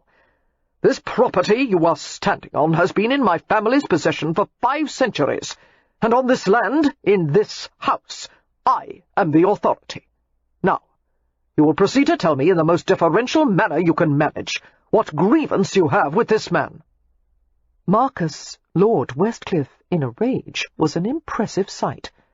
Matthew doubted that even Wendell Waring, who was friends with presidents and men of influence, had encountered a man with more natural command. The 2 constables looked uneasily between the 2 men. Waring did not look at Matthew as he replied, as if the sight of him was too repulsive to tolerate. "You all know the man sitting before you is Matthew Swift. He has deceived and betrayed everyone he has ever chanced to meet. The world will be well served when he is exterminated like so much vermin. On that day—" "Pardon, sir," Daisy interrupted, with a politeness that bordered on mockery, "but I, for one, would prefer to receive the unembellished version. I have no interest in your opinions of Mr. Swift's character." "His last name is Phelan, not Swift," Waring retorted. "He is the son of an Irish drunkard. He was brought to the Charles River Orphanage as an infant, after the mother had died in childbirth. I had the misfortune of becoming acquainted with Matthew Phelan when I purchased him at the age of 11 to act as companion and valet to my son Harry." "You purchased him?" Daisy repeated acidly. "I wasn't aware orphans could be bought and sold." "Hired, then," Waring said, his gaze swerving to her. "Who are you, brazen miss, that you dare to interrupt your elders?" Suddenly Thomas Bowman entered the discussion, his moustache twitching angrily. "She is my daughter," he roared, "and she may speak as she wishes." Surprised by her father's defence of her, Daisy smiled at him briefly, then returned her attention to Waring. "How long was Mr. Phelan in your employ?" she prompted. "For a period of 7 years. He attended my son Harry at boarding school, did his errands, cared for his personal effects, and came home with him on the holidays." His gaze rushed to Matthew, the eyes suddenly glazed with weary accusation. Now that his quarry had been secured, some of Waring's fury faded to grim resolution. He seemed like a man who had carried a heavy burden for far too long. "Little did we know we were harboring a serpent in our midst. On one of Harry's holidays at home, a fortune in cash and jewelry was stolen from the family safe. One of the items was a diamond necklace that had belonged to the Warings for a century. My great-grandfather had acquired it from the estate of the Archduchess of Austria. The theft could only have been accomplished by someone in the family, or by a trusted servant who had access to the safe key. All the evidence pointed to one person, Matthew Phelan." Matthew sat quietly. Stillness outside, chaos within. He contained it with fierce effort, knowing he would gain nothing by letting go. "How do you know the lock wasn't picked by a thief?" he heard Lillian ask coolly. "The safe was fitted with a detector lock," Waring replied. which stops working if the lever tumblers are manipulated by a lockpick. Only a regulator key or the original key will open it, and Phelan knew where the key was. From time to time he was sent to fetch money or personal possessions from the safe. "He's not a thief!" Matthew heard Daisy burst out angrily, defending him before he could defend himself. "He would never be capable of stealing anything from anyone." "A jury of 12 men did not agree with that assessment," Waring barked, his anger reinvigorated. "Phelan was convicted of grand larceny and sentenced to the state prison for 15 years. He escaped before they could deliver him, and he disappeared." Having assumed Daisy would withdraw from him now, Matthew was astonished to realize she had come to stand beside his chair. The light pressure of her hand settled on his shoulder. He didn't respond outwardly to her touch, but his senses hungrily absorbed the weight of her fingers. "How did you find me?" Matthew asked hoarsely, forcing himself to look at Waring. Time had changed the man in subtle ways. The creases on his face were a little deeper, his bones more prominent. "I've had men looking for years," Waring said, with a touch of sneering melodrama that his fellow Bostonians would surely have found excessive. "I knew you couldn't remain hidden forever. There was a large anonymous donation made to Charles River Orphanage. I suspected you were behind it, but it was impossible to break through the armament of lawyers and sham business fronts. Then it struck me that you might have taken it upon yourself to find the father who had abandoned you so long ago. We tracked him down, and for the price of a few drinks, he told us everything we wanted to know. Your assumed name, your address in New York." Waring's contempt scattered through the air like a swarm of black flies, as he added, "You were sold for the equivalent of 5 gills of whiskey." Matthew's breath caught. Yes, he had found his father, and had decided against all reason or caution to trust him. The need for connection with someone, something, had been too overpowering. His father was a wreck of a human being. There had been painfully little Matthew had been able to do for him, aside from finding a place for him to live and paying for his upkeep. Whenever Matthew had managed to visit in secret, there had been bottles piled everywhere. "If you ever need me," he had told his father, pressing a folded note into his hand, "send for me at this address. Don't share it with anyone, understand?" His father, childlike in his dependency, had said yes, he understood. If you ever need me. Matthew had wanted desperately to be needed by someone. This was the price for that self-indulgence. "Swift?" Thomas Bowman asked. "Are Waring's claims true?" The familiar bluster was tempered with a note of appeal. "Not entirely." Matthew allowed himself a cautious survey of the room. The things he had expected to see on their faces, accusation, fear, anger, were not there. Even Mercedes Bowman, who was not exactly what anyone would call a compassionate woman, was regarding him with what he could almost swear was kindliness. Suddenly, he realized he was in a different position than he had been all those years ago, when he had been poor and friendless. He had been armed only with the truth, which had proved a poor weapon indeed. Now he had money and influence of his own, not to mention powerful allies, and most of all Daisy, who was still standing at his shoulder, her touch feeding strength and comfort into his veins. Matthew's eyes narrowed in defiance as he met Wendell Waring's accusing stare. Whether he liked it or not, Waring would have to listen to the truth. Chapter 18. "I was Harry Waring's servant," Matthew began gruffly, "and a good one, even though I knew he regarded me as something less than a human being. In his view, servants were like dogs. I existed only for his convenience. My job was to assume blame for his misdeeds, take his punishments, repair what he broke, fetch what he needed. Even at an early age, Harry was an arrogant wastrel who thought he could get away with anything short of murder because of his family's name. I won't have him maligned!" Waring burst out furiously. "You've had your turn," Thomas Bowman bellowed. Now I want to hear Swift. His name isn't— Let him speak, Westcliff said, his cold voice settling the rising ferment. Matthew gave the Earl a short nod of thanks. His attention was diverted as Daisy resumed her place in the nearby chair. She inched the piece of furniture closer until his right leg was half concealed in the folds of her skirts. I went with Harry to Boston Latin, Matthew continued, and then to Harvard. I slept in the servants' quarters in the basement. I studied his friend's lecture notes for the classes Harry had missed, and I wrote papers for him. "That's a lie!" Waring cried. "You, who had been educated by ancient nuns at an orphanage, you're mad to think anyone would believe you." Matthew allowed himself one mocking smile. "I learned more from those ancient nuns than Harry did from a string of private tutors. Harry said he didn't need an education, since he had a name and money. But I had neither, and my only chance was to learn as much as possible in the hopes of climbing up someday." "Climb up to where?" Waring asked in patent disdain. "You were a servant, an Irish servant. You had no hope of becoming a gentleman."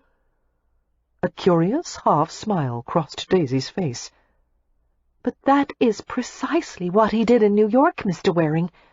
Matthew earned a place for himself in business and society, and he most certainly became a gentleman." "Under the guise of a false identity?" Waring shot back. "He's a fraud, don't you see?" "No," Daisy replied, looking straight at Matthew, her eyes bright and dark. "I see a gentleman." Matthew wanted to kiss her feet. Instead, he dragged his gaze away from her and continued. "I did everything I could to keep Harry at Harvard, while he seemed hell-bent on earning expulsion. The drinking and gaming and—" Matthew hesitated, as he reminded himself that there were ladies present. "Other things," he continued, "became worse. The monthly expenditures far outstripped his allowance, and the gambling debt grew to such unmanageable proportions that even Harry began to worry. He was afraid of the repercussions he would face once his father learned the extent of his trouble. Being Harry, he looked for the easy way out, which explains the holiday at home when the safe was robbed. I knew at once Harry had done it." "Poisonous lies!" Waring spat. "Harry pointed the finger at me," Matthew said, rather than admit he had robbed the safe to take care of his debts. "He had decided I would have to be sacrificed so he could save his own skin. Naturally, the family took their son's word over mine." "Your guilt was proven in court," Waring said harshly. "Nothing was proven." Anger bolted through Matthew, and his breath deepened as he struggled for control. He felt Daisy's hand seeking his, and he took it. His grip was too tight, but he couldn't seem to moderate it. "The trial was a farce," Matthew said. "It was rushed to keep the papers from reporting too closely on the case. My court-appointed lawyer literally slept through most of it. There was no evidence to connect me to the theft. A servant of one of Harry's classmates had come forward with a claim that he'd overheard Harry and two friends plotting to incriminate me, but he was too afraid to testify." Seeing that Daisy's fingers were turning white from the pressure of his, Matthew forced his hand to loosen. His thumb brushed gently over the points of her knuckles. "I had a stroke of luck," he continued more quietly, "when a reporter for the Daily Advertiser wrote an article exposing Harry's past gambling debts, and revealing that those same debts had coincidentally been cleared right after the robbery. As a result of the article, there was a growing public outcry at the obvious travesty of the proceedings." "And yet you were still convicted?" Lillian asked in outrage. Matthew smiled wryly. "Justice may be blind," he said, "but it loves the sound of money. The Warings were too powerful, and I was a penniless servant." "How did you escape?" Daisy asked. The shadow of a bitter smile lingered. "That was as much a surprise to me as it was to everyone else. I had been loaded in the prison wagon. It left for the state prison before the sun had come up. The wagon stopped on an empty stretch of road. Suddenly the door was unlocked, and I was pulled outside by a half-dozen men. I assumed I was going to be lynched, but they said they were sympathetic citizens determined to right a wrong. They set me free. The guards of the prison wagon put up no resistance, and I was given a horse. I made it to New York, sold the horse, and started a new life. "Why did you choose the name Swift?" Daisy asked. By that time I had learned the power of a well-respected name, and the Swifts are a large family with many branches, which I thought would make it easier to get by without close scrutiny. Thomas Bowman spoke then, threatened pride cutting him to the quick. "Why did you come to me for a position? Did you think to make a dupe of me?" Matthew looked directly at him, remembering his first impression of Thomas Bowman, a powerful man willing to give him a chance, too preoccupied with his business to ask probing questions. Canny, bull-headed, flawed, single-minded, the most influential masculine figure in Matthew's life. "Never," Matthew said sincerely. "I admired what you had accomplished. I wanted to learn from you. And His throat tightened.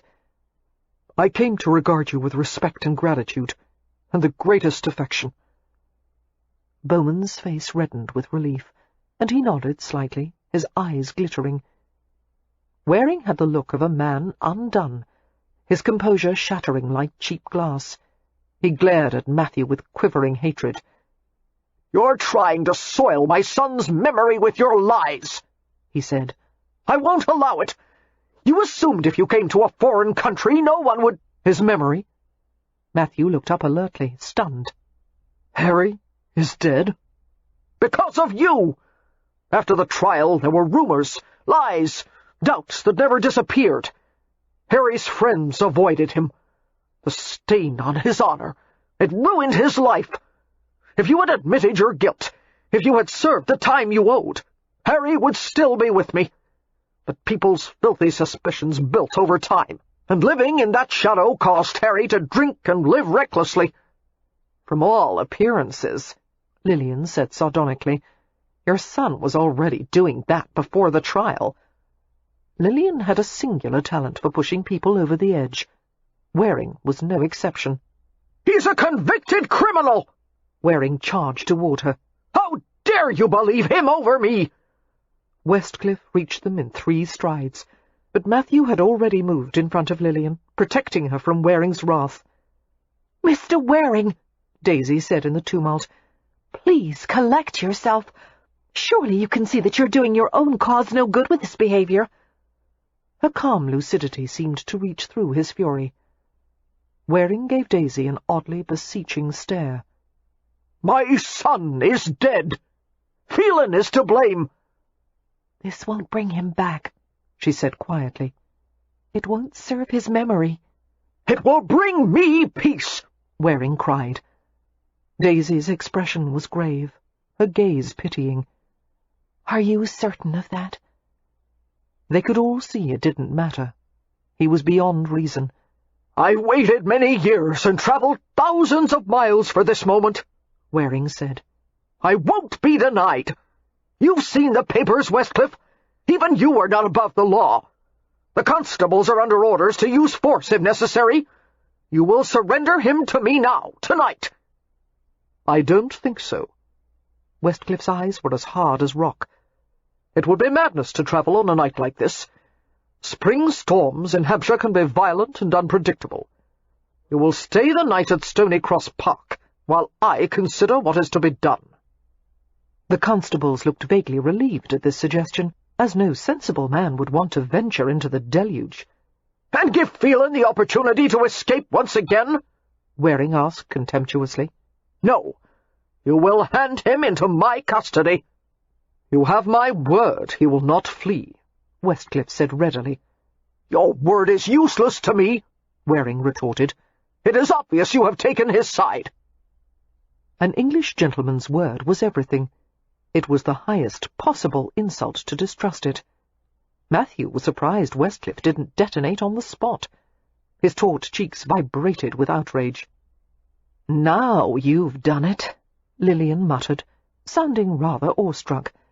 Even in her worst arguments with her husband, she had never dared to impugn his honor. You will remove this man, Westcliff told Waring in a lethal tone, over my dead body. In that moment, Matthew realized the situation had gone far enough. He saw Waring's hand dip into his coat pocket, the fabric sagging with some heavy object, and he saw the butt of a pistol. Of course, a gun was sound insurance in the event the constables proved ineffective. "Wait," Matthew said. He would say or do whatever was necessary to keep the pistol from being brought out. Once that happened, the confrontation would escalate to a degree of danger from which it would be impossible for anyone to back down. "I'll go with you." He stared at Waring, willing him to relax. "The process has been set in motion. God knows I can't avoid it." "No!" Daisy cried, throwing her arms around his neck. "You won't be safe with him." "We'll leave right now," Matthew told Waring, while he carefully disengaged Daisy's grasp and pushed her behind the shield of his body. "I can't allow—" Westcliff began. Matthew interrupted firmly. "It's better this way." He wanted the half-crazed Waring and the two constables away from Stonycross Park. "I'll go with them, and everything will be resolved in London. This isn't the time or place for dispute." The Earl swore quietly. An able tactician, Westcliff understood that for the moment he did not have the upper hand. This was not a battle that could be won by brute force. It would require money, legalities, and political wire-pulling. "I'm coming to London with you," Westcliff said curtly. "Impossible," Waring replied. "The carriage seats 4. It will accommodate only myself, the constables, and the prisoner. I will follow in my carriage. I will accompany you," Thomas Bowman said decisively. Westcliff pulled Matthew aside, keeping his hand on his shoulder in a brotherly clasp as he spoke quietly. "I know the Bow Street magistrate quite well. I will see that you are brought before him as soon as we reach London, and at my request you will be discharged at once. We will stay at my private residence while we wait for a formal requisition from the American ambassador. In the meantime, I will assemble a regiment of lawyers and every bit of political influence at my disposal." Matthew could barely trust himself to speak. "Thank you," he managed. "My lord," Daisy whispered. "will they succeed in extraditing Matthew?" Westcliff's features hardened in arrogant certainty. "Absolutely not." Daisy let out a huff of unsteady laughter. "Well," she said, "I am willing to take your word, my lord, even if Mr. Waring is not." "By the time I'm finished with Waring," Westcliff muttered, and shook his head. "Pardon. I will tell the servants to ready my carriage." As the Earl strode away, Daisy stared up into Matthew's face. "There's so much I understand now," she said. "Why you didn't want to tell me." "Yes, His voice was hoarse. I knew it was wrong. I knew I would lose you when you found out." "You didn't think I would understand?" Daisy asked gravely. "You don't know how it was before. No one would believe me. The facts didn't matter, and having gone through that, I couldn't believe anyone would ever have faith in my innocence." "Matthew," she said simply, "I will always believe everything you tell me." "Why?" he whispered. "Because I love you." The words devastated him. "You don't have to say that. You don't—" "I love you," Daisy insisted, gripping his waistcoat in her hands. "I should have said it before. I wanted to wait until you trusted me enough to stop hiding your past from me. But now that I know the worst—" She paused with a wry smile. "This is the worst, isn't it? There's nothing else you want to confess?" Matthew nodded dazedly. "Yes. No. This is it." Her expression turned shy. "Aren't you going to say you love me, too?" "I haven't the right," he said. "Not until this is resolved. Not until my name is—" "Tell me," Daisy said, jerking his coat a little. "I love you," Matthew muttered. Holy hell! It felt good to say it to her. She tugged again, this time as a gesture of possession, an assertion. Matthew resisted, his hands coming to her elbows, feeling the heat of her skin through the damp fabric of her dress. Despite the inappropriateness of the situation, his body pulsed with desire. "Daisy, I don't want to leave you." "I'm coming to London, too," he heard her murmur. "No, stay here with your sister. I don't want you to be part of this." "A bit late for that now, isn't it? As your fiancé, I have more than a passing interest in the outcome." Matthew lowered his head over hers, his mouth lightly touching her hair. "It will be more difficult for me if you're there," he said quietly. "I need to know you're safe here in Hampshire." Taking her hands from his waistcoat, he brought her fingers to his lips and kissed them ardently. "Go to the well for me tomorrow," he whispered. "I'm going to need another $5 wish." Her fingers tightened on his. "I'd better make it 10. Matthew turned as he became aware of someone approaching from behind. It was the pair of constables, looking disgruntled. "It's procedure for lawbreakers to wear handcuffs while they're being transported to Bow Street," one of them said. He gave Daisy an accusing glance. "Pardon, miss, but what did you do with the cuffs that was removed from Mr. Phelan?" Daisy looked back at him innocently. "I gave them to a maidservant. I'm afraid she's very forgetful. She probably misplaced them." "Where should we start looking?" the officer asked with a puff of impatience. Her expression did not change as she replied, "I would suggest a thorough search of all the chamber pots." Chapter 19. Because of the hasty nature of their departure, Marcus and Bowman brought few personal effects, aside from a quickly packed change of clothes and the most basic toiletries. Sitting in opposite seats of the family carriage, they engaged in very little conversation. Wind and rain battered the vehicle, and Marcus thought with concern about the driver and horses. It was foolhardy to travel in this weather, but Marcus was damned if he would let Matthew Swift, Phelan, be whisked away from Stony Cross with no protection whatsoever, and it was obvious that Wendell Waring's quest for vengeance had reached an irrational extreme. Daisy had been astute in her remarks to Waring, that making someone else pay for the crime that Harry had committed would neither bring his son back nor serve his memory. But in Waring's mind this was the last thing he could do for his son, and perhaps he had convinced himself that putting Matthew in prison would prove Harry's innocence.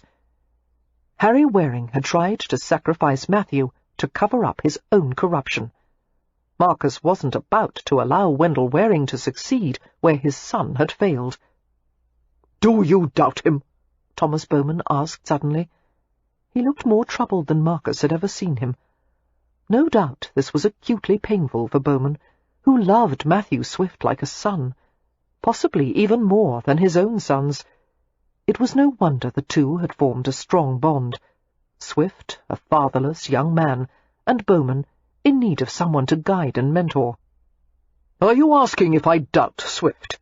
"Not in the slightest. I found his version infinitely more believable than Waring's." "So did I, and I know Swift's character.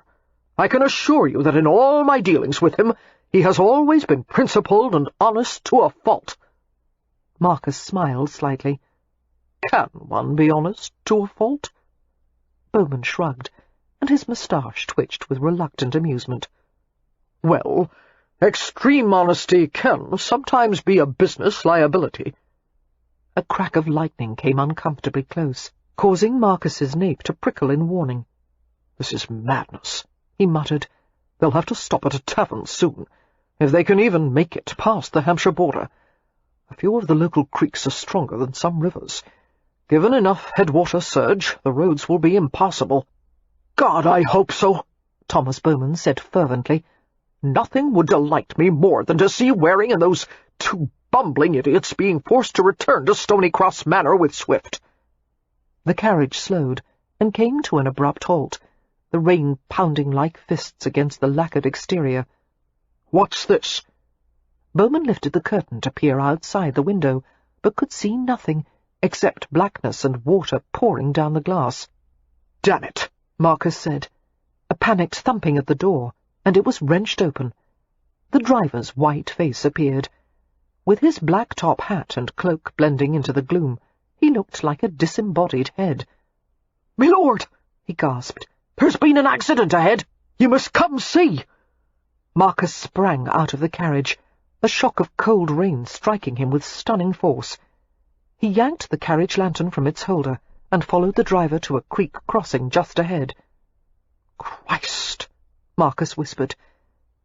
The carriage carrying Waring and Matthew had stopped on a simple wooden beam bridge, one side of which had twisted away from the bank and was now angled diagonally across the creek. The force of the raging current had collapsed part of the bridge, leaving the carriage's back wheels half submerged in the water, while the team of horses struggled in vain to pull it out.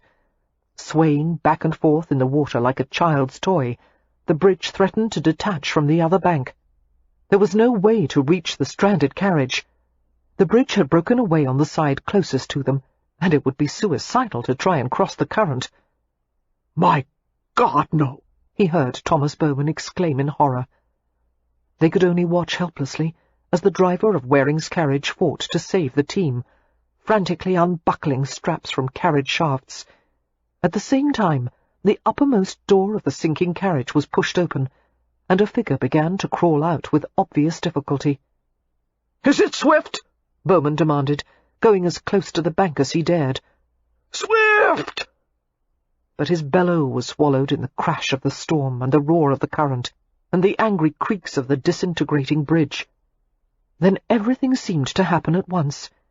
The horses stumbled off the bridge to the safety of the bank.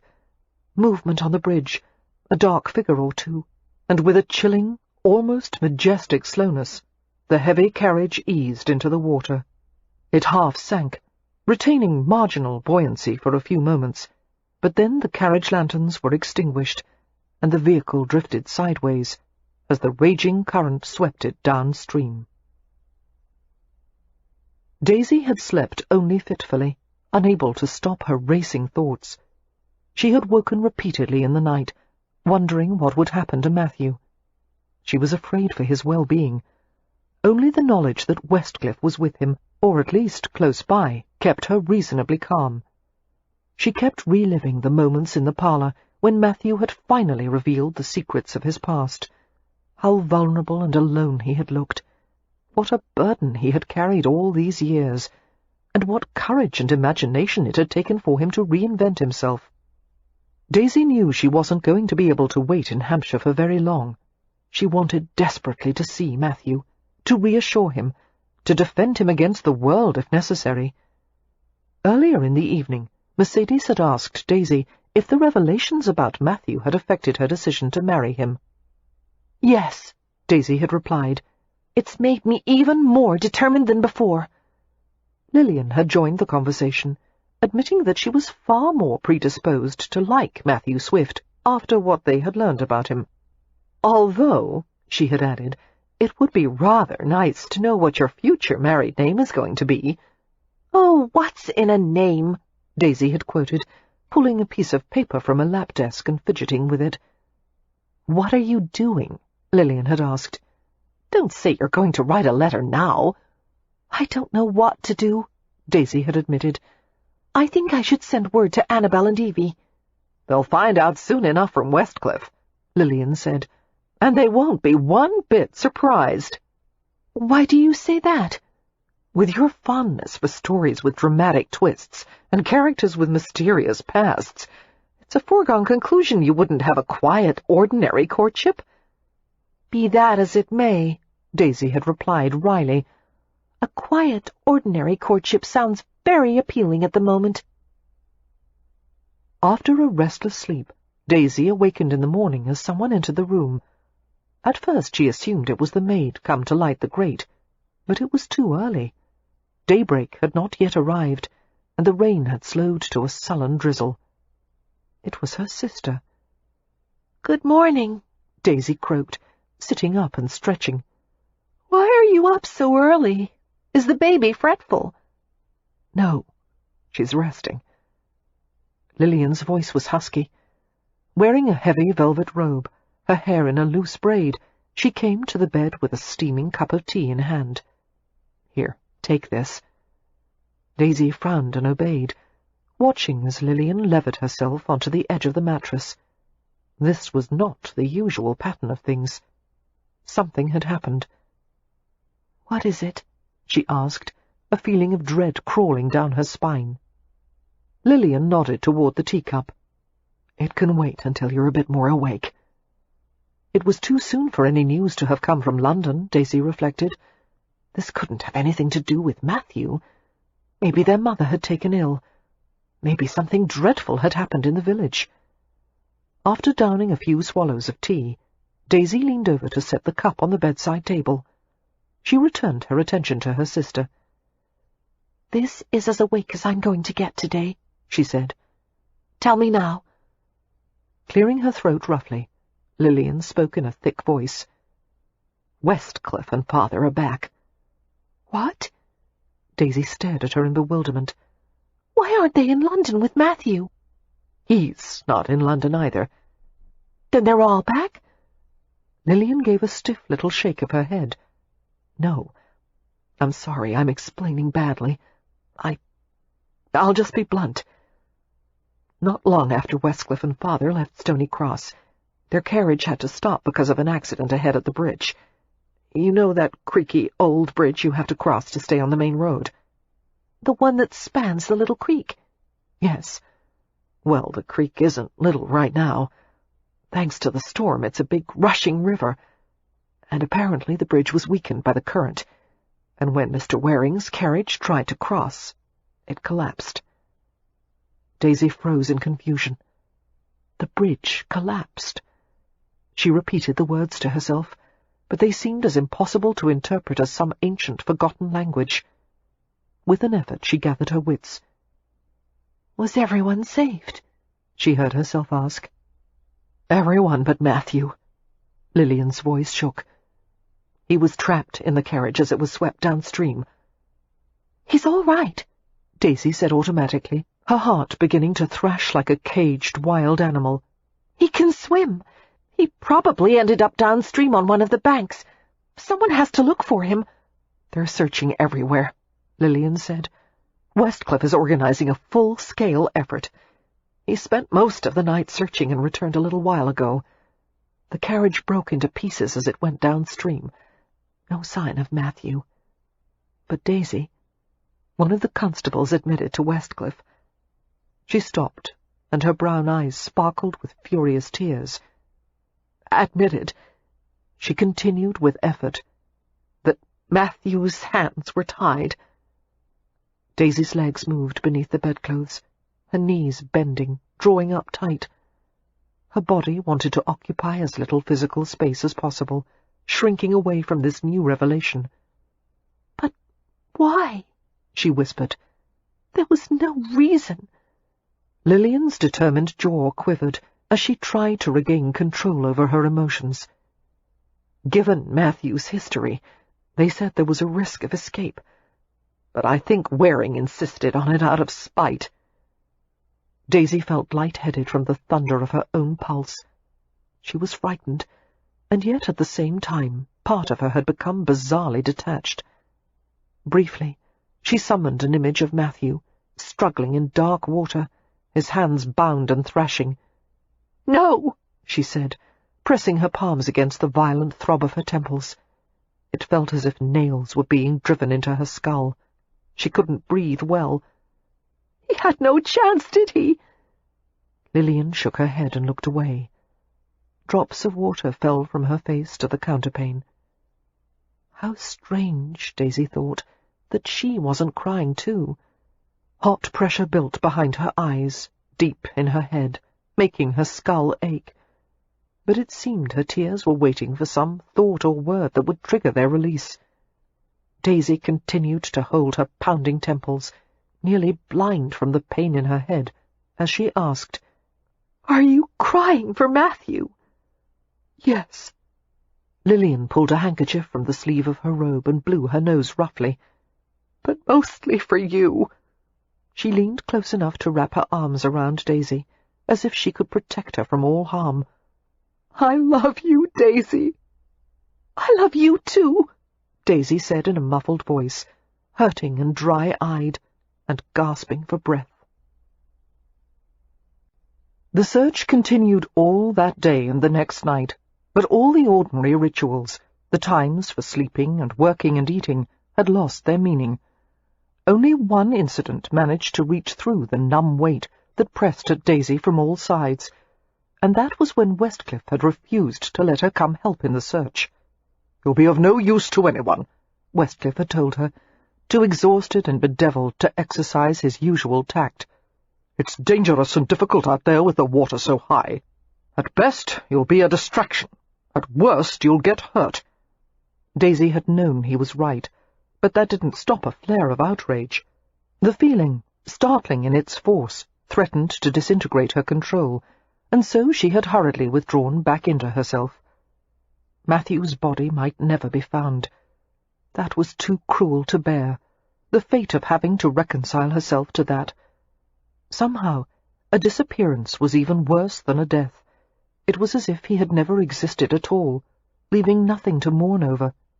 She had never understood before why some people needed to see the body of a loved one after they had died. Now she did. It was the only way to end this waking nightmare, and perhaps find the release of tears and pain. "I keep thinking I should know if he were dead," she told Lillian, as she sat on the floor next to the parlour hearth. An old shawl was wrapped around her, comforting in its time-worn softness. Despite the heat of the fire, the layers of her clothing, the mug of brandied tea in her hands, Daisy couldn't seem to get warm. "I should feel it, but I can't feel anything. It's as if I've been frozen alive. I want to hide somewhere. I don't want to bear this. I don't want to be strong." "You don't have to be," Lillian said quietly. "Yes, I do, because the only other choice is to let myself break into a million pieces." "I'll hold you together. Every single piece." A paper-thin smile touched Daisy's lips as she stared into her sister's concerned face. "Lillian," she whispered, "what would I do without you?" "You'll never have to find out." It was only the prodding of her mother and sister that induced Daisy to take a few bites of supper. She drank a full glass of wine, hoping it would distract her from the endless circling of her mind. "Westcliff and Father should be back soon," Lillian said tensely. "They've had no rest, and likely nothing to eat." "Let's go to the parlour," Mercedes suggested. "We can distract ourselves with cards, or perhaps you might read aloud from one of Daisy's favourite books." Daisy gave her an apologetic glance. "I'm sorry. I can't. If you wouldn't mind, I'd like to be alone upstairs." After she had washed and changed into her nightclothes, Daisy glanced at the bed. Even though she was tipsy and weary, her mind rejected the notion of sleep. The house was quiet as she went to the Marsden parlour, her bare feet touching shadows that crossed the carpeted floor like dark vines. A single lamp sent a yellow glow through the parlour, light catching in faceted crystals that hung from the shade and sending scattered dots of white over the flower-papered walls. A pile of printed flotsam and jetsam had been left by the settee, periodicals, novels, a thin volume of humorous poetry she had read aloud to Matthew, watching for the elusive smiles on his face. How was it that everything had changed so quickly? How could life so cavalierly pick someone up and set them on a new and violently unwanted path? Daisy sat on the carpet beside the pile and began to sort through it slowly. One pile to be brought to the library, another to be taken to the villagers on visiting day. But perhaps it wasn't wise to attempt this after so much wine. Instead of forming two neat piles, the reading materials ended up scattered around her like so many abandoned dreams. Crossing her legs, Daisy leaned against the side of the settee and rested her head on the upholstered edge. Her fingers encountered the cloth covering on one of the books. She glanced at it with half-closed eyes. A book had always been a door to another world, a world much more interesting and fantastical than reality. that she had finally discovered that life could be even more wonderful than a fantasy, and that love could fill the real world with magic. Matthew was everything she had ever wanted, and she'd had so little time with him. The mantel clock rationed quiet little ticks with miserly slowness. As Daisy leaned against the settee, half drowsing, she heard the door creak. Her sluggish gaze followed the sound. A man had entered the room. He paused just inside the doorway, contemplating the sight of her on the floor with all the discarded books around her. Daisy's eyes lifted jerkily to his face. She froze with longing and fear and terrible yearning. It was Matthew, dressed in rough, unfamiliar clothing, his vital presence seeming to fill the room. Afraid the vision would disappear, Daisy was as still as death. Her eyes stung and watered, but she kept them open, willing him to stay. He approached her with great care. Sinking to his haunches, he contemplated her with immeasurable tenderness and concern. One of his big hands moved, shoving aside some of the books until the space between their bodies was clear. "It's me, love," he said softly. "Everything's all right." Daisy managed to whisper through dry lips, "If you're a ghost, I hope you haunt me forever." Matthew sat on the floor and reached for her cold hands. "Would a ghost use the door?" he asked gently, bringing her fingers to his scratched, battered face. The touch of his skin against her palms sent a dance of painful awareness through her. With relief, Daisy finally felt the numbness thaw, her emotions unlocking, and she tried to cover her eyes. Her chest seemed to break open with sobs, the sounds raw and unrestrained. Matthew took her hand away and pulled her firmly against him, murmuring quietly. As Daisy continued to cry, he held her more tightly, seeming to understand that she needed the hard, almost hurtful pressure of his body. "Please be real," she gasped. "Please don't be a dream." "I'm real," Matthew said huskily. "Don't cry so hard. There's no— Oh, Daisy, love." He gripped her head in his hands and pressed comforting words against her lips while she struggled to get even closer to him. He eased her to the floor, using the reassuring weight of his body to subdue her. His hands clasped with hers, fingers interlaced. Panting, Daisy turned her head to stare at his exposed wrist, where the flesh was red and welted. "Your hands were tied," she said, in a rough voice that didn't sound at all like hers. "How did you free them?" Matthew bent his head to kiss the tear-slicked surface of her cheek. "Penknife," he said succinctly. Daisy's eyes widened as she continued to stare at his wrist. "You managed to get a penknife out of your pocket and cut the ropes while floating down the creek in a sinking carriage." "It was a damn sight easier than goose wrestling, let me tell you." A watery chuckle escaped her, but it quickly turned into another broken sob. Matthew caught the sound with his mouth, his lips caressing hers. "I started to cut through the ties at the first sign of trouble," he continued, "and I had a few minutes before the carriage rolled into the water." "Why didn't the others help you?" Daisy asked angrily, scrubbing the sleeve of her gown over her dripping face. "They were busy saving their own skins. Although," Matthew added ruefully, "I would have thought I merited a little more importance than the horses. But by the time the carriage started moving down the current, my hands were free. Debris was knocking the vehicle into matchsticks. I jumped into the current and made it to the shore, but I was a bit pummeled in the process. I was found by an old man who was out searching for his dog. He brought me to his cottage, where he and his wife took care of me. I lost consciousness and woke up a day and a half later. By that time they had heard of Westcliffe's search, and they went out to tell him where I was." "I thought you were gone," Daisy said, her voice cracking. "I thought I would never see you again." "No, no." Matthew smoothed her hair and kissed her cheeks, her eyes, her trembling lips. "I'll always come back to you. I'm dependable, remember?" "Yes, except for the Daisy had to take an extra breath as she felt his mouth move down to her throat. The 20 years of your life before I met you, I'd say you're so dependable you're almost His tongue had dipped into the pulsing hollow at the base of her neck. predictable. You probably have a few complaints about that little matter of my assumed identity and grand larceny conviction. His exploring kisses moved up to the delicate line of her jaw, absorbing the vagrant tear.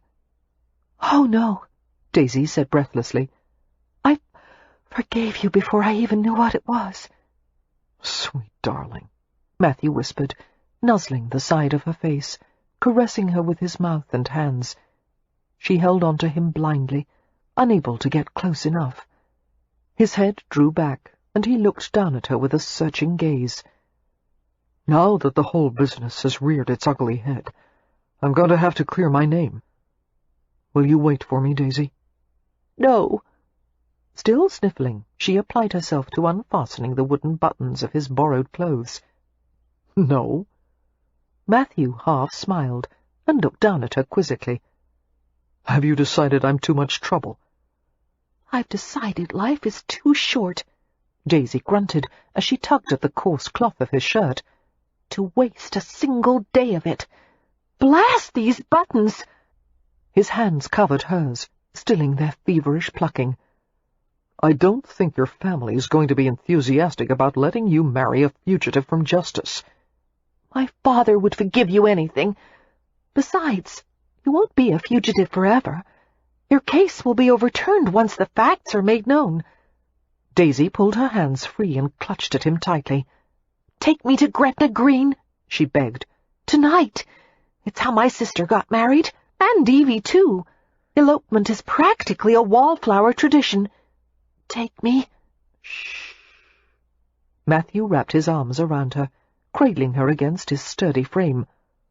No more running, he whispered. I'm finally going to face my past. Although it would be a hell of a lot easier to solve my problems if that bastard Harry Waring hadn't died. There are still people who know what really happened, Daisy said anxiously. His friends, and the servant you mentioned, and— Yes, I know. Let's not talk about all of that right now. God knows we'll have time aplenty in the coming days. I want to marry you, Daisy persisted. Not later, now. After what I've gone through, thinking you were gone forever, nothing else is important. A little hiccup disrupted the last word. Matthew smoothed her hair and smudged a drying tear track with his thumb. All right. I'll talk to your father. Don't cry again, Daisy, don't. But she couldn't stop the fresh tears of relief that leaked from the outward corners of her eyes. A new trembling came from the marrow of her bones. The more she stiffened against it, the worse it became. Sweetheart, what is it? He ran his hands over her shaking limbs. I'm so afraid. He made a low, involuntary sound and cradled her tightly, his lips moving over her cheeks with impassioned pressure. Why, dearest love? I'm afraid this is a dream.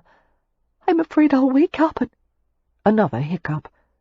And I'll be alone again, and I'll find out you were never here and— No, I'm here. I won't leave. He moved down to her throat, pulling the sides of her nightgown apart with slow deliberation. Let me make you feel better, love. Let me. His hands were gentle on her body, soothing and distracting. As his palm slid over her limbs, his touch sent darts of heat through her, and a low moan broke from her lips. Hearing the sound, Matthew drew a ragged breath and searched for self-control. He found none. There was only need. Lost in the desire to fill her with pleasure, he undressed her right there on the floor, his palms stroking her chilled skin until the pale surface was steeped in a severe blush. Trembling wildly, Daisy watched the candlelight shimmer over his dark head as he bent over her body, scattering kisses in unhurried paths, her legs, her bare stomach, her quivering breasts. Everywhere he kissed her, the cold shaking dissolved into warmth. She sighed and relaxed into the assuaging rhythms of his hands and mouth. As she fumbled to open his shirt, he reached to help her. The rough-woven cloth dropped away to reveal satiny male skin. Somehow it reassured Daisy to see the shadows of bruises on him. They were proof that she couldn't be dreaming. She pressed her open mouth to one of the dark marks, touching it with her tongue. Matthew drew her carefully against him, his hand riding over the curve of her waist and hip with a sensuality that caused gooseflesh to rise on her thighs. Daisy squirmed in mingled pleasure and discomfort as the wool pile of the carpet abraded her oversensitive skin, causing speckles of pain on her bare bottom. Comprehending the problem, Matthew laughed quietly and pulled her up against him into his lap. Perspiring and dry-mouthed, Daisy urged her breasts against his chest. "Don't stop," she whispered. His hand cupped over her tingling backside. "You'll be rubbed raw on the floor." "I don't care. I want... "This?" He rearranged her in his lap until she straddled him, the fabric of his trousers taut beneath her thighs. Embarrassed and excited, Daisy closed her eyes as she felt him caress the intricate folds of her body, gently layering moisture and sensation over her burning flesh. Daisy's arms felt weak as she slid them around his neck and wrapped the fingers of one hand around the wrist of the other. If it weren't for the support of his hard arm across her back, she wouldn't have been able to stay upright. All awareness was focused on the place where he touched her, the slide of his knuckle around the tiny, silky wet cusp. "Don't stop," she heard herself whisper again. Her eyes snapped open as Matthew eased 2 fingers inside her, and then 3, while desire writhed inside her like flames feeding on burning honey. "Still afraid it's a dream?" Matthew whispered. She swallowed convulsively and shook her head. I never have dreams like this." The corners of his eyes crinkled with amusement, and he withdrew his fingers, leaving her shuddering with emptiness. She whimpered and dropped her head on his flexing shoulder, and he hugged her securely against his naked chest. Daisy clung to him, her vision misting, until the room was a mosaic of yellow light and black shadow. She felt herself being lifted, turned, her knees pressing into the carpet as he helped her to kneel before the settee.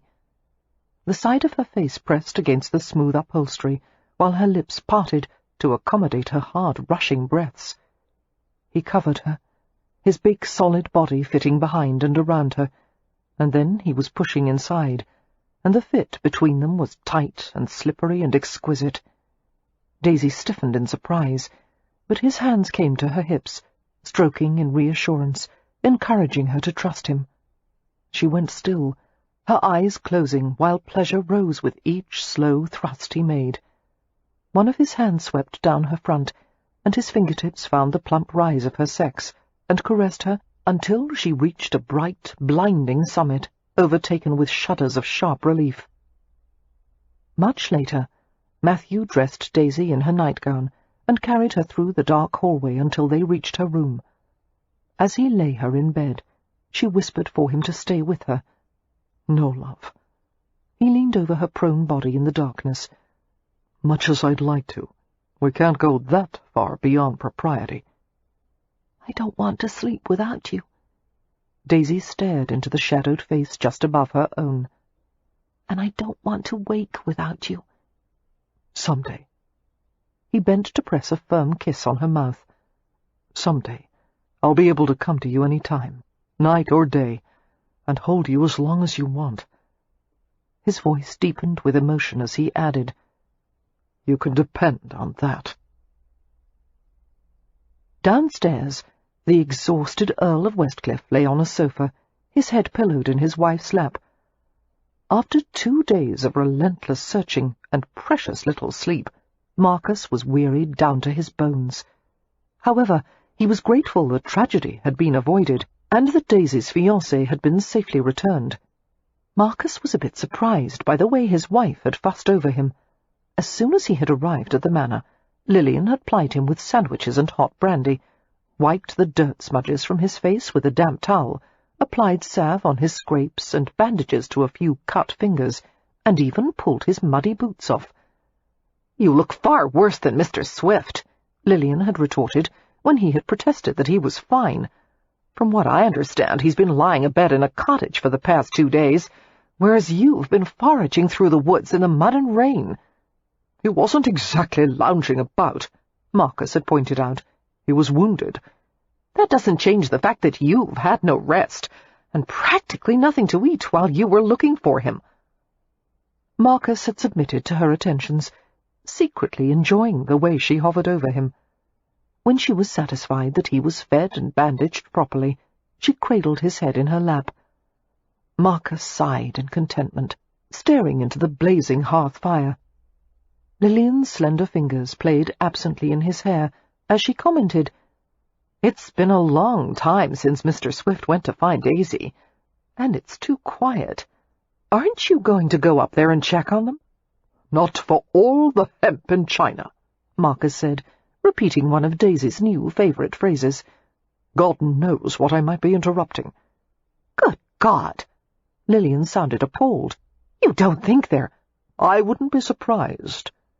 Marcus paused deliberately before adding, "Remember how we used to be?" As he had intended, the remark diverted her instantly. "We're still that way," Lillian protested. "We haven't made love since before the baby was born." Marcus sat up, filling his gaze with the sight of his dark-haired young wife in the firelight. She was, and would always be, the most tempting woman he had ever known. Unspent passion roughened his voice as he asked, "How much longer must I wait?"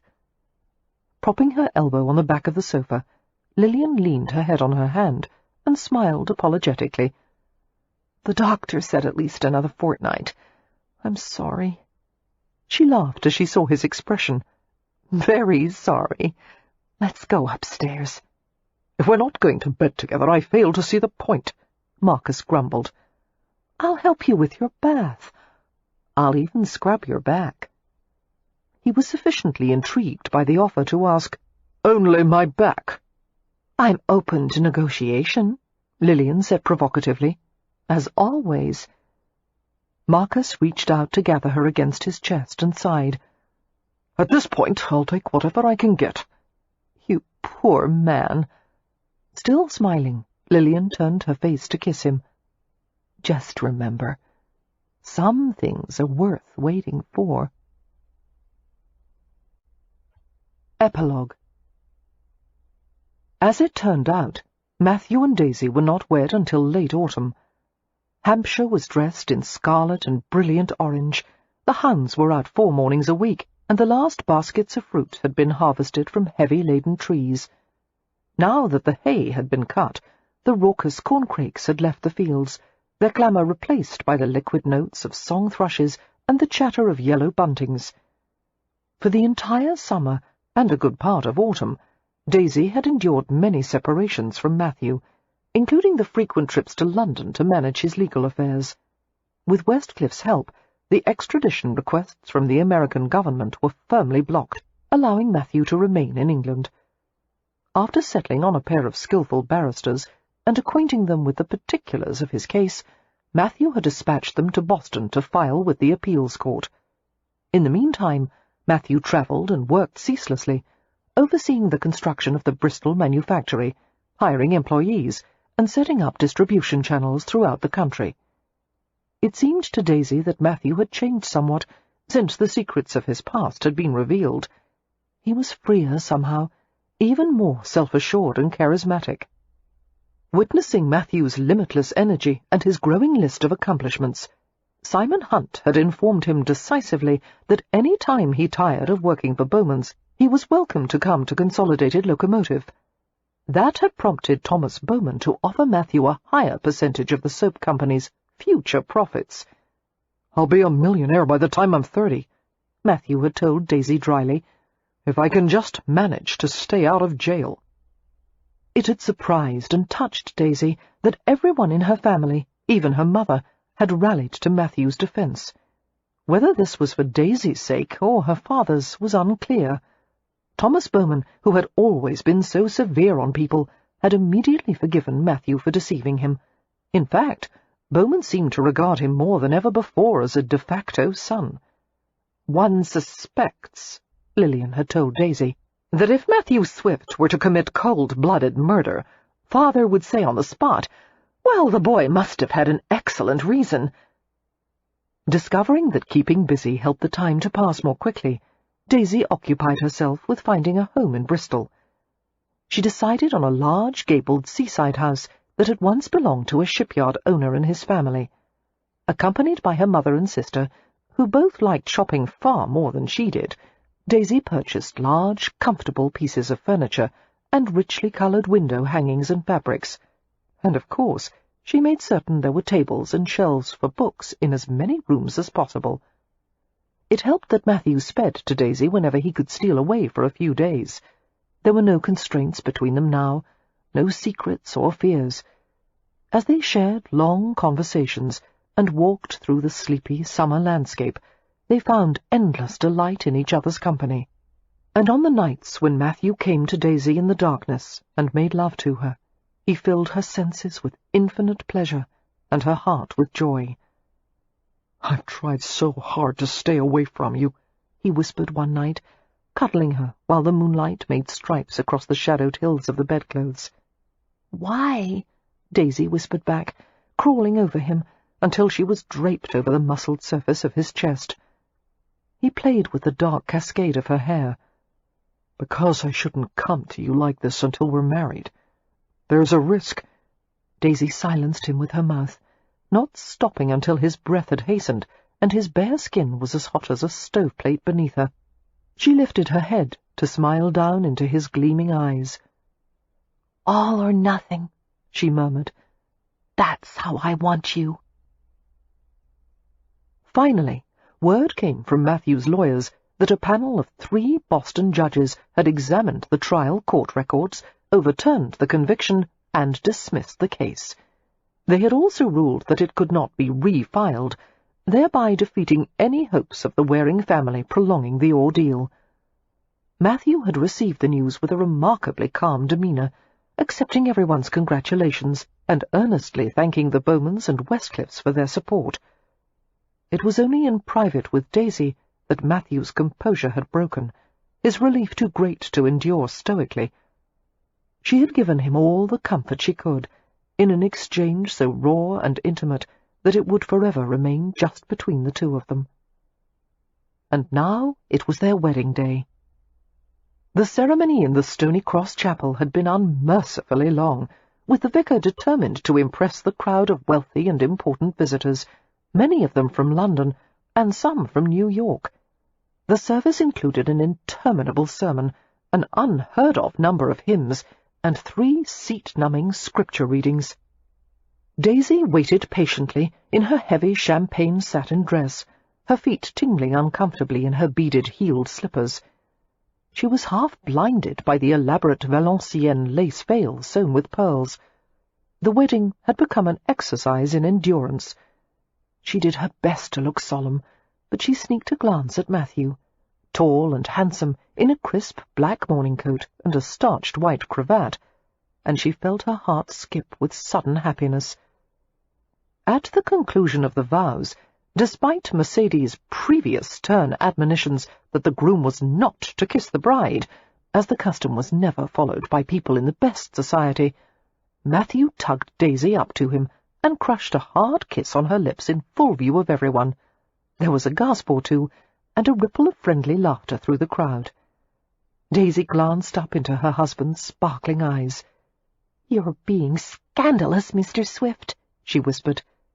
"This is nothing," Matthew replied in an undertone, his expression soft with love. "I'm saving my worst behaviour for tonight." The guests proceeded into the manor. After receiving what seemed like thousands of people, and smiling until her cheeks were sore, Daisy let out a long sigh. Next would come a wedding breakfast that could feed half of England, and then hours of toasts and lingering farewells. And all she wanted was to be alone with her husband. "Oh, don't complain," came her sister's amused voice from nearby. "One of us had to have a proper wedding. It might as well be you." Daisy turned to see Lillian and Annabel and Evie standing behind her. "I wasn't going to complain," she said. I was only thinking how much easier it would have been to elope to Gretna Green." "That would have been quite unimaginative, dear, considering that Evie and I both did it before you." "It was a lovely ceremony," Annabel said warmly. "And a long one," came Daisy's rueful rejoinder. "I feel as if I've been standing and talking for hours." "You have been," Evie told her. "Come with us. We're going to have a Wallflower meeting." "Now?" Daisy asked bemusedly, glancing at her friends' animated countenances. "We can't. They'll be waiting for us at breakfast." "Oh, let them wait," Lillian said cheerfully. She took Daisy's arm and pulled her out of the main entrance hall. As the 4 young women proceeded to a hallway leading toward the morning room, they encountered Lord St. Vincent, who was strolling in the opposite direction. Elegant and dazzling in his formal clothes, he paused and regarded Evie with a caressing smile. "You appear to be escaping from something," he remarked. "We are," Evie told her husband. St. Vincent slid his arm around Evie's waist and asked in a conspiratorial whisper, "Where are you going?" Evie thought for a moment. "Somewhere to powder Daisy's nose." The Viscount gave Daisy a dubious glance. "It takes all 4 of you, but it's such a little nose." "We'll only be a few minutes, my lord," Evie said. "Will you make excuses for us?" St. Vincent laughed gently. "I have an endless supply, my love," he assured her. Before he let go of his wife, he turned her to face him and kissed her forehead. For the briefest of moments, his graceful hand touched low on her midriff. The subtle gesture went unnoticed by the others. But Daisy saw, and she knew at once what it meant. Evie has a secret, she thought, and smiled. They took Daisy to the orangery, where warm autumn light glittered through the windows, and the scents of citrus and bay hung thick in the air. Removing Daisy's heavy orange-blossom wreath and veil, Lillian set them aside on a chair. There was a silver tray on a nearby table, laden with a bottle of chilled champagne and 4 tall crystal glasses. "This is a special toast for you, dear," Lillian said, while Annabel poured the sparkling liquid and handed the glasses out. "To your happy ending. Since you've had to wait for it longer than the rest of us, I'd say you deserve the entire bottle." She grinned. "But we're going to share it with you anyway." Daisy curved her fingers around the crystal stem. "It should be a toast for all of us," she said. "After all, 3 years ago we had the worst marriage prospects imaginable. We couldn't even get an invitation to dance. And look how well things turned out. All it took was some devious behavior and a few scandals here and there," Evie said with a smile. "And friendship," Annabel added. "To friendship," Lillian said, her voice suddenly husky. And their 4 glasses clicked in one perfect moment. We hope you have enjoyed our presentation of Scandal in Spring by Lisa Kleypas. Copyright 2006 by Lisa Kleypas. Performed by Rosalind Landor. Directed by John Baker. Performance copyright 2010 by Brilliance Audio. All rights reserved. For further information concerning this program or other Brilliance Audio titles, please call the following toll-free number: 1-800-222-3225 or visit our website at www.brillianceaudio.com. No part of this recording may be played for an audience or reproduced in any form. It may not be streamed, downloaded, broadcast, or copied without written permission. Address all inquiries to Brilliance Audio, P.O. Box 887, Grand Haven, Michigan 49417.